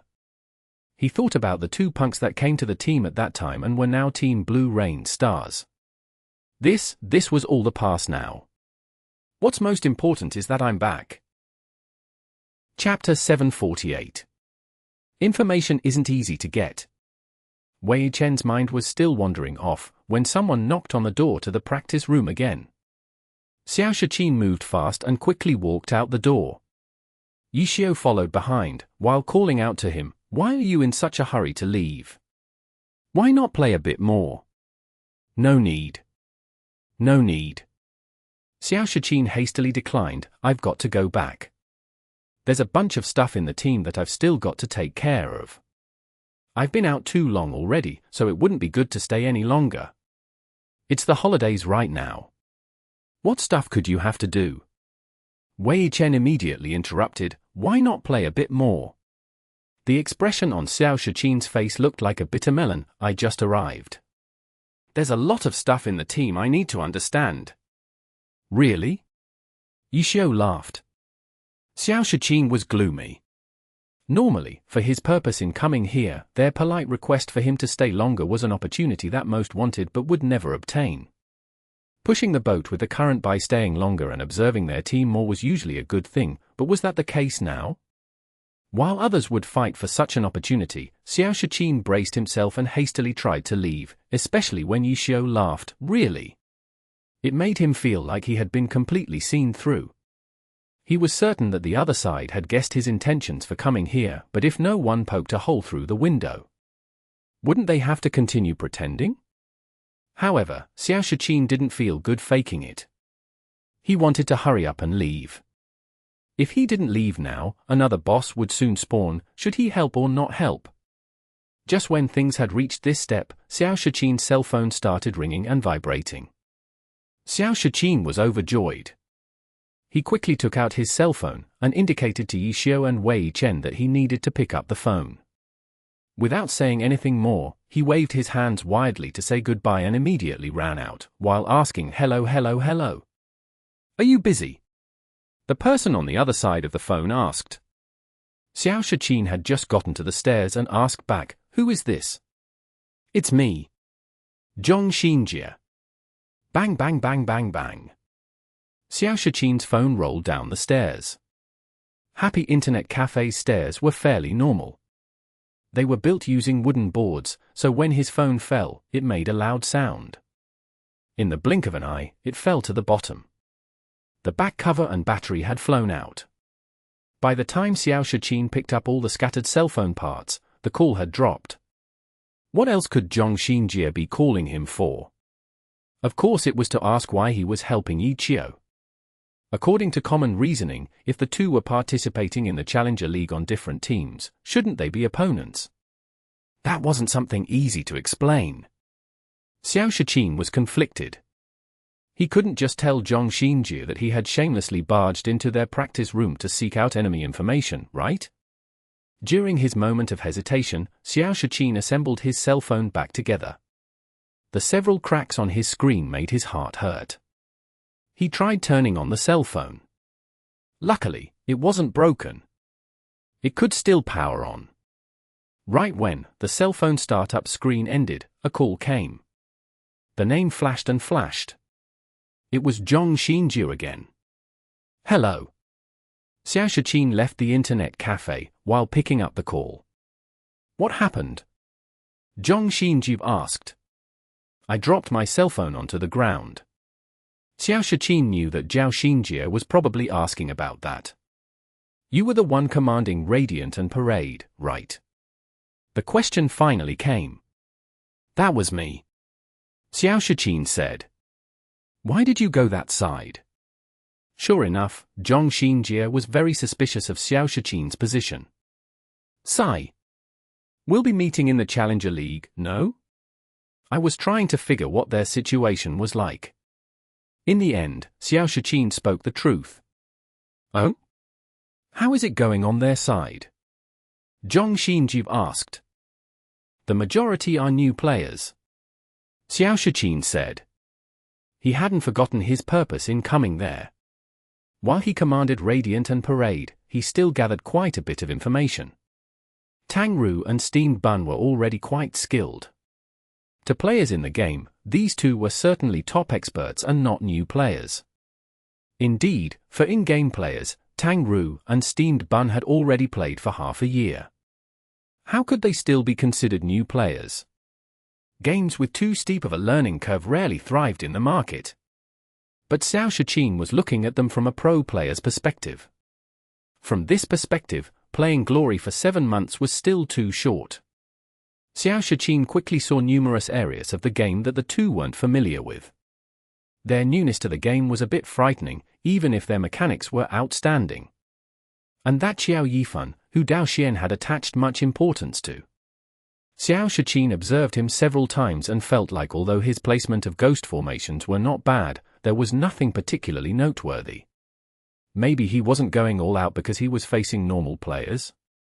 Xiao Shiqin had carefully observed each person on Team Happy and these were the conclusions he more or less reached. Tang Ru and Steamed Bun were fairly easy. He quickly saw through them. It was Xiao Yifan, who Xiao Shiqin had to repeatedly observe. In the end, he couldn't make any definite verdicts. When Zhong Xinjie heard Xiao Shiqin say that they were mostly novices, he casually commented, new players aren't easy to grasp. Xiao Shiqin agreed. In fact, he didn't continue staying in Happy's practice room for this reason. If he could have found any more information on them, he wouldn't mind helping them snatch another wild boss. But how could 1 or 2 wild bosses be any deadly threat to Excellent Era? Xiao Shiqin doubted it. After observing the 3 players' performances, Xiao Shiqin didn't feel like there was any need to stay. Xiao Shiqin understood why Zhong Xinjie said that new players were difficult to understand, especially Tang Ru and Steamed Bun. These two were the most difficult kinds of new players to grasp because not only were they new to the pro scene, but new to Glory as well. Such a degree of newness implied having a lot of room to grow. Everyone had different personalities and different levels of talent. Who knew how one would improve after so long? For new players, grasping their present strength was meaningless. It would require long-term shadowing of their growth to truly understand them. As for Xiao Yifan, his foundation in Glory was sturdy. He deserved to be a player from Team Tiny Herb. However, his performance also showed that he had a lot of room to grow, or perhaps he was a master displaying a small part of his skill. In any case, Shiqin wouldn't be able to get anything more out of him by staying. But it looks like Xiao is doing quite well. His team has made you worried enough to personally pay them a visit. Zhong Xinjie said. It's never bad to be careful. After all, he is Xiao. Shiqin said. Yeah. Zhong Xinjie added. The two then started chatting about other things before hanging up. Zhong Xinjie mainly called to figure out why Shiqin had been helping Xiao. Once he knew that it was just a temporary alliance, he relaxed. If he needed to face these two master tacticians in future confrontations, Zhong Xinjie would need to completely redraw his plans. After they got the information they wanted, the two hung up. Meanwhile, an atmosphere of nervousness could be felt in Happy's practice room all, yet Wei Chen wasn't there. Do you think it'll be successful? Chen Guo was playing, but her mind wasn't there. She stared with fixed eyes at her screen when she suddenly asked Xiao.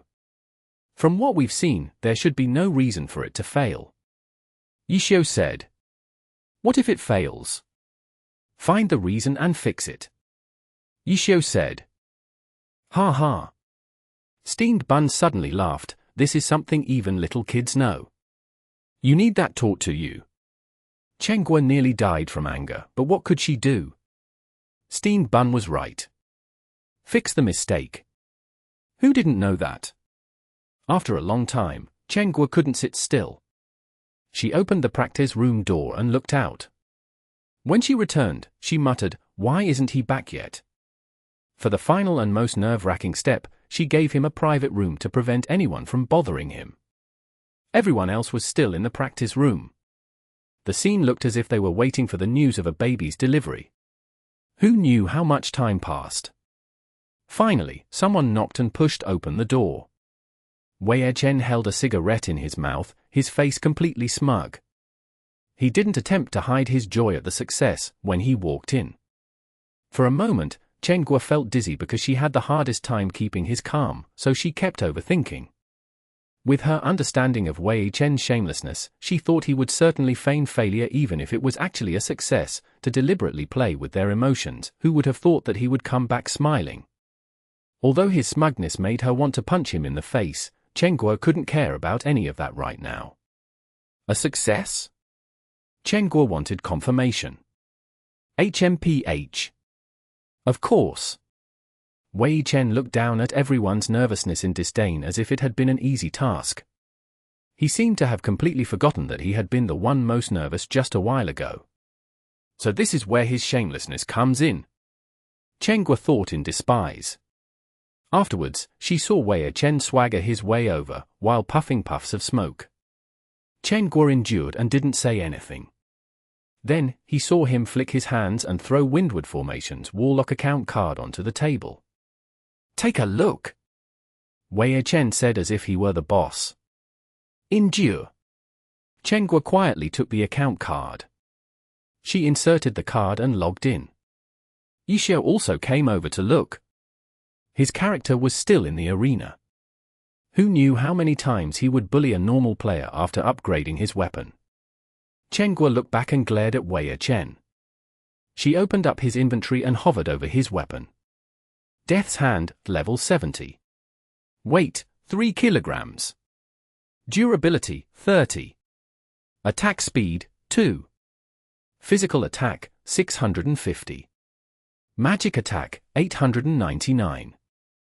Intelligence plus 66. Darkness affinity plus 30. Darkness resistance plus 30.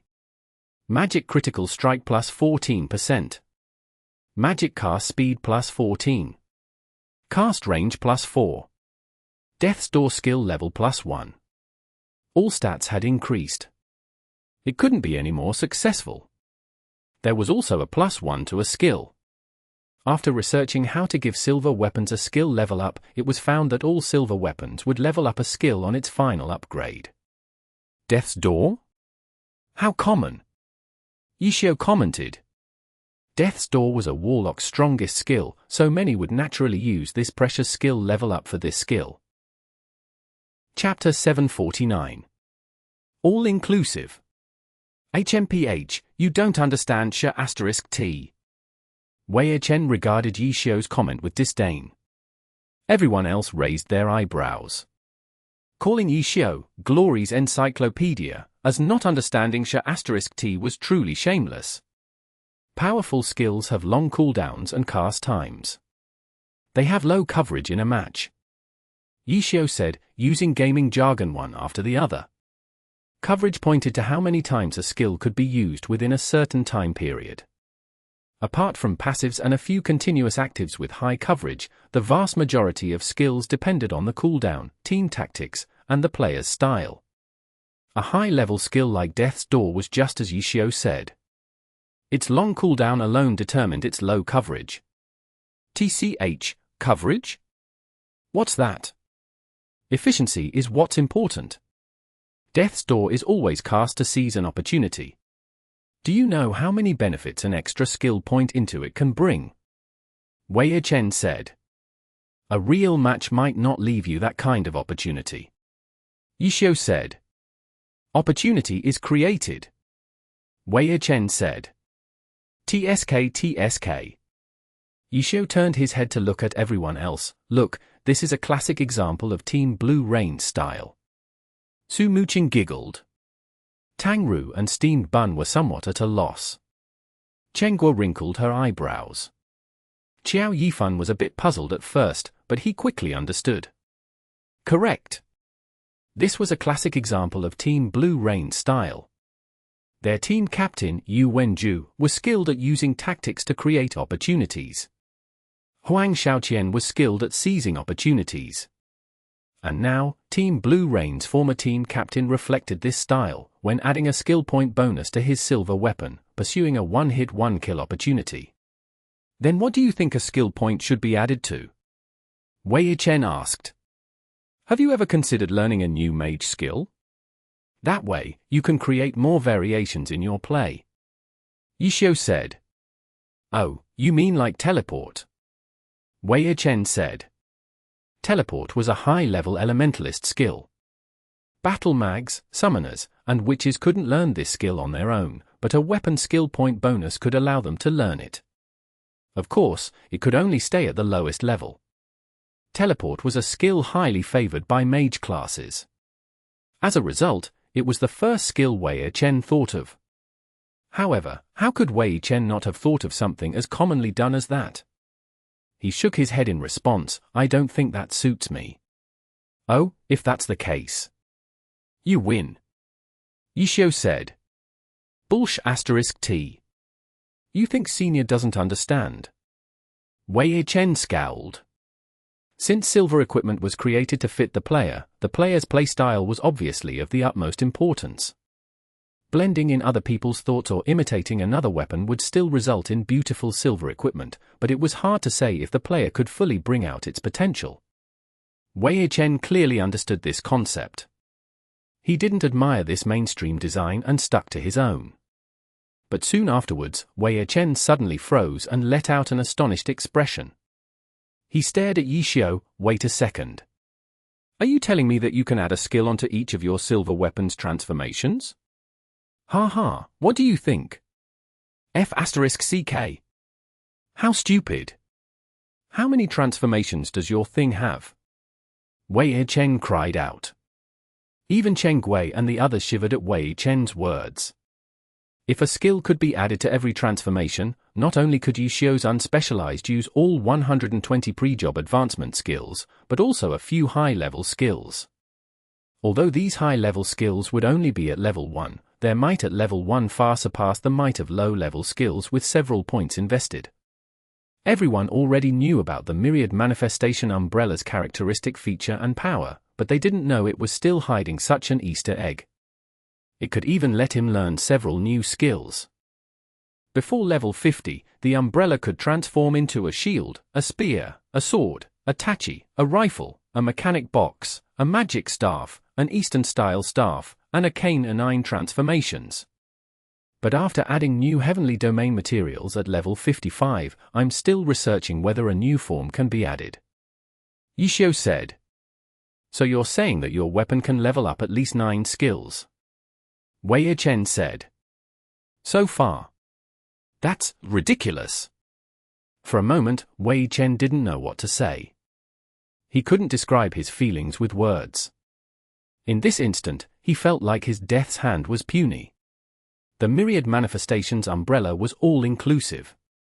What type of person could think of such an idea and actually create it? I'll take my time. Xiao was quite calm. Research it well and have several hundred transformations. Wouldn't you be able to learn all the skills then? That's a true all-class unspecialized. Wei Chen said. Are you dreaming? Xiao obviously regarded it as a joke. At that time, Su Muqiu had put in all his efforts to get the Myriad manifestation's umbrella to possess 9 transformations. His original design comprised 6 classes, but he was able to add in another 3 transformations. Additional transformations weren't just for more skills. Different weapons of the same class had different characteristics. Every weapon had both physical and magic attack stats. For example, Death's Hand was a staff. It had 200 more points in magic attack than physical attack. It was clearly suited for mage classes. For Nightwalker classes, the mage class would be a warlock. Warlock skills mainly dealt magic damage, so a staff would obviously be more powerful. If he used dual swords, he could still use warlock skills, but dual swords emphasized physical damage. His spells would be significantly less effective. Not only did the many transformations of the Myriad manifestation umbrella provide new skills, it also increased the strength of certain skills. When dealing physical damage, a physical weapon should be used. When dealing magic damage, a magic weapon should be used. That was Su Muqiu's original intention for creating more transformations. However, his conditions back then were limited. In the end, he was only able to design 3 more transformations. Strictly speaking, only the spear and staff represented 2 mage weapons with physical or magic emphases. 2 of the other forms, the shield and mechanic box, weren't even weapons. Nowadays, the heavenly domain had more options for materials. Xiao naturally began researching how to complete Su Muqiu's original aspirations, which had been restricted by his circumstances. The Myriad manifestation umbrella's evolution was still far from the end. After taking a look at the completed level 70 Death's Hand, Xiao and the others logged out of the game. Wei Chen took back his windward formation and began showing off his might in the arena. When he saw everyone get up, he didn't understand. Where are you guys going? Sleep. In the future, we'll start work at night. Xiao said. Today was the 2nd day of the new week. Zhong Xinjie once again ran to the game early in the morning to hunt bosses. Xiao reckoned that this guy would be doing this the entire summer. He called out to Lulan Slash and the other guild leaders. They would start employing the time difference strategy. Those in the troops, who could freely arrange their time, went to sleep. They would start work once Zhong Xinjie went to bed at night. They would be able to avoid Zhong Xinjie for at least 8 hours in this way.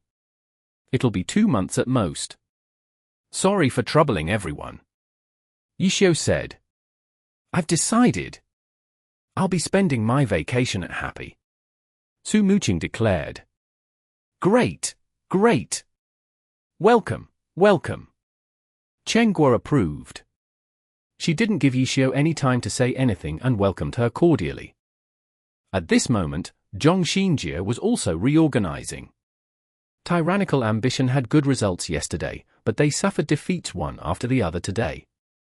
The previous battle in particular frightened everyone. All-star players kept popping up. Fortunately, he confirmed with Xiao Shiqin that it was just by chance. In the end, for group battles, people like Xiao Shiqin worried Zhong Xinjie the most. With knowledge that Xiao Shiqin wouldn't appear again, Zhong Xinjie felt much more at ease. He didn't need to do anything to placate the guild members.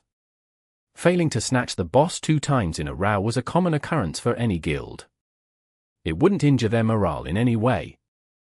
They were actually the ones concerned about Vice Captain Zhong. A few of them had seen Zhong Xinjie make a phone call and noticed his calm expression return. They were secretly guessing if he was calling someone from the team to come over. That wasn't the case though. After news of another boss spawning came, Zhong Xinjie gathered everyone together and set out like usual. He didn't introduce any new person or plan. However, this time, the boss hunt went smoothly. Zhong Xinjie's most troublesome opponent, Xiao, and the Four-Guild Alliance, never appeared. It made Zhong Xinjie feel like there might some sort of hidden scheme being plotted, so he kept his vigilance up. However, Xiao never came. Soon afterwards, he received a notification from the guild, reporting that most of Xiao's forces weren't online, including the four guild leaders. Zhong Xinjie didn't understand at first, up until night came. Right when Zhong Xinjie was about to go to bed, reports came about movements from the Four-Guild Alliance. Zhong Xinjie stared blankly for a bit, but immediately felt at ease. The other side was putting knowledge of his private habits to use. Only someone like Xiao, who understood Zhong Xinjie well, could accomplish it. Normal players might not be able to utilize such a method. After clearing up the other side's plans, Zhong Xinjie dismissed it with a laugh. He would rest when he needed to rest, and log off when he needed to log off. He quite liked Xiao's plan. Xiao found him troublesome and wanted to avoid him. He wanted to avoid Xiao if possible too. The other side took the initiative to avoid him. Zhong Xinjie wasn't going to chase after Xiao and compete. There was only so much time in one day. Both needed to rest. A time difference was quite nice. Chapter 750. For the championships. When it was about time for Zhong Xinjie to go to bed, Xiao and the others logged on. As a result, they ruled over the boss hunting that night. Their troops had never had such bountiful harvests from wild bosses before. Now they finally had a sweet taste of it. The alliance was currently in its honeymoon period. Everyone was in high spirits. Moreover, their day-to-day schedules being reversed would only last 2 months at most, so many were quite willing to adjust their biological clocks. They would fight for the boss, when a boss appeared. If there was no boss, everyone was free to do whatever they wished to do. By the time the sun came up, a total of 4 bosses had spawned and all of them were won by the Four-Guild Alliance. Everyone split the materials joyfully and felt unwilling, when dawn broke. Let's stay for a bit longer. In any case, that guy hasn't come on yet. We can leave when he appears. Lulan said. I agree. Me too. Same. The other 3 guild leaders expressed their approval. Xiao saw their indomitable will, he could only nod his head and stop once Zhong Xinjie came on. In any case, he also knew how Zhong Xinjie lived like a robot. He went to bed at the exact same time every night and woke up at the exact same time every morning. When he would log on today would be the exact same time as when he logged on yesterday. Right now was still fine. It would be best if a boss would spawn just before he logged on. The boss spawns first. Zhong Xinjie spawns second. The boss spawns first. Zhong Xinjie spawns second. Quite a few muttered these words repeatedly. It was hard to know whether to laugh or cry in response to their prayers. To their surprise, noon came and Zhong Xinjie had yet to appear. After staying up all night, everyone was getting tired. But Zhong Xinjie still hadn't spawned yet, so they weren't willing to leave just yet. Xiao felt that it was a bit strange. Why wasn't he coming? Could he have seen through their intentions and wanted to deliberately give them trouble? It didn't seem like it. Xiao shook his head. This wasn't Zhong Xinjie's style. Perhaps he had some other business to take care of today? Or maybe today was his designated break day. The first person to find out the truth was unexpectedly Chen Guo. Not in the game, but outside the game. Chen Guo had been browsing the internet out of boredom and discovered a piece of news. Tyranny was holding a press conference right now to welcome a new player, Lin Jing'an. Lin Jing'an has gone to Tyranny. Chen Guo was looking at the headlines on the official website for Glory News. She opened up the stream for Tyranny's press conference. Therefore, this information wasn't merely rumors. When she saw the news, she immediately told everyone. Lin Jingyan, Xiao and Wei Chen were surprised. Lin Jingyan was a rare pro player who was still in the scene, yet had played against the both of them before. Lin Jingyan joined the Glory Alliance in Season 2. He wasn't like the gods, who had become famous starting from their rookie years. Lin Jingyan was a player who slowly made a name for himself step by step until he became considered as Glory's #1 brawler. That was just the class he played though. Lin Jingyan himself was a meek person. He was always very polite towards anyone he met. Unfortunately, nothing could stop the onslaught of age. As his condition fell, Lin Jingyan's reputation as the #1 brawler was constantly challenged until this season, when the rising star from Team 100 Blossoms, Tang Hao, challenged him at All Stars. Lin Jingyan lost that match. It was that battle which lost him the title as the #1 brawler, even if he still held the strongest brawler character, 3 hits. People were already discussing how Tang Hao would rise if 3 hits fell into his hands. Rumors of Team 100 Blossoms buying 3 hits never stopped. It was quite disrespectful to the person who currently used the character. The competitive scene was merciless though. People wished to enjoy a new star than empathize with the departure of an old general. When the playoffs came, Lin Jingyan's days only became worse. Team Wind Howl failed to enter the playoffs. As the team captain and ace player, Lin Jingyan couldn't escape the blame. Team Wind Howl wasn't a weak team. They had 2 all-star players and all-star characters as well as this season's best rookie, Xiao Yuja. The other players on the team weren't weak either. Their final results didn't match up with their strength on paper. Scorching mock and ridicule assaulted him, many of which were from Team Wind Howl's fans. Even the fans felt like their team captain had held the team back. The more rational fans hoped Lin Jingyan would abdicate from his position and continue contributing to the team with his status as an old general. The more extreme fans described him as a malignant tumor. They vilified him wantonly through all sorts of means, telling him to beat it. Lin Jingyan was put in a difficult position. He didn't want to leave. He felt like he could still fight on. He had played competitively for 7 years, yet he had never been in a single finals. Although there were many other players like this, others were others. Lin Jingyan truly wasn't willing. Abdicate his position and continue persevering, not even part of the main roster? Lin Jingyan wasn't unwilling. He only felt that it was a pity that the club didn't seem to have any intentions of doing so. Whether it was in the club or outside of the club never gave a clear response towards his stance. They neither supported nor opposed it. Lin Jingyan had been in the competitive scene for 7 years. He obviously knew what the club was hinting at. If the club supported him, the club would have announced their support a long time ago. Not saying anything didn't mean the club was still pondering over what to do or hesitating on the decision. In reality, the club had already come to a decision. They just didn't want to make things too hard on him. Lin Jingyan expressed his devotion to the team. If the club coldly rejected him, it would hurt him and their fans. The club answered with silence to tactfully tell Lin Jingyan not to make any statements that would leave both sides in an awkward position. Helpless, Lin Jingyan could only stay silent. It wasn't a tactical decision. He just didn't know what he could say. Retire? Or perhaps find a random small team to join.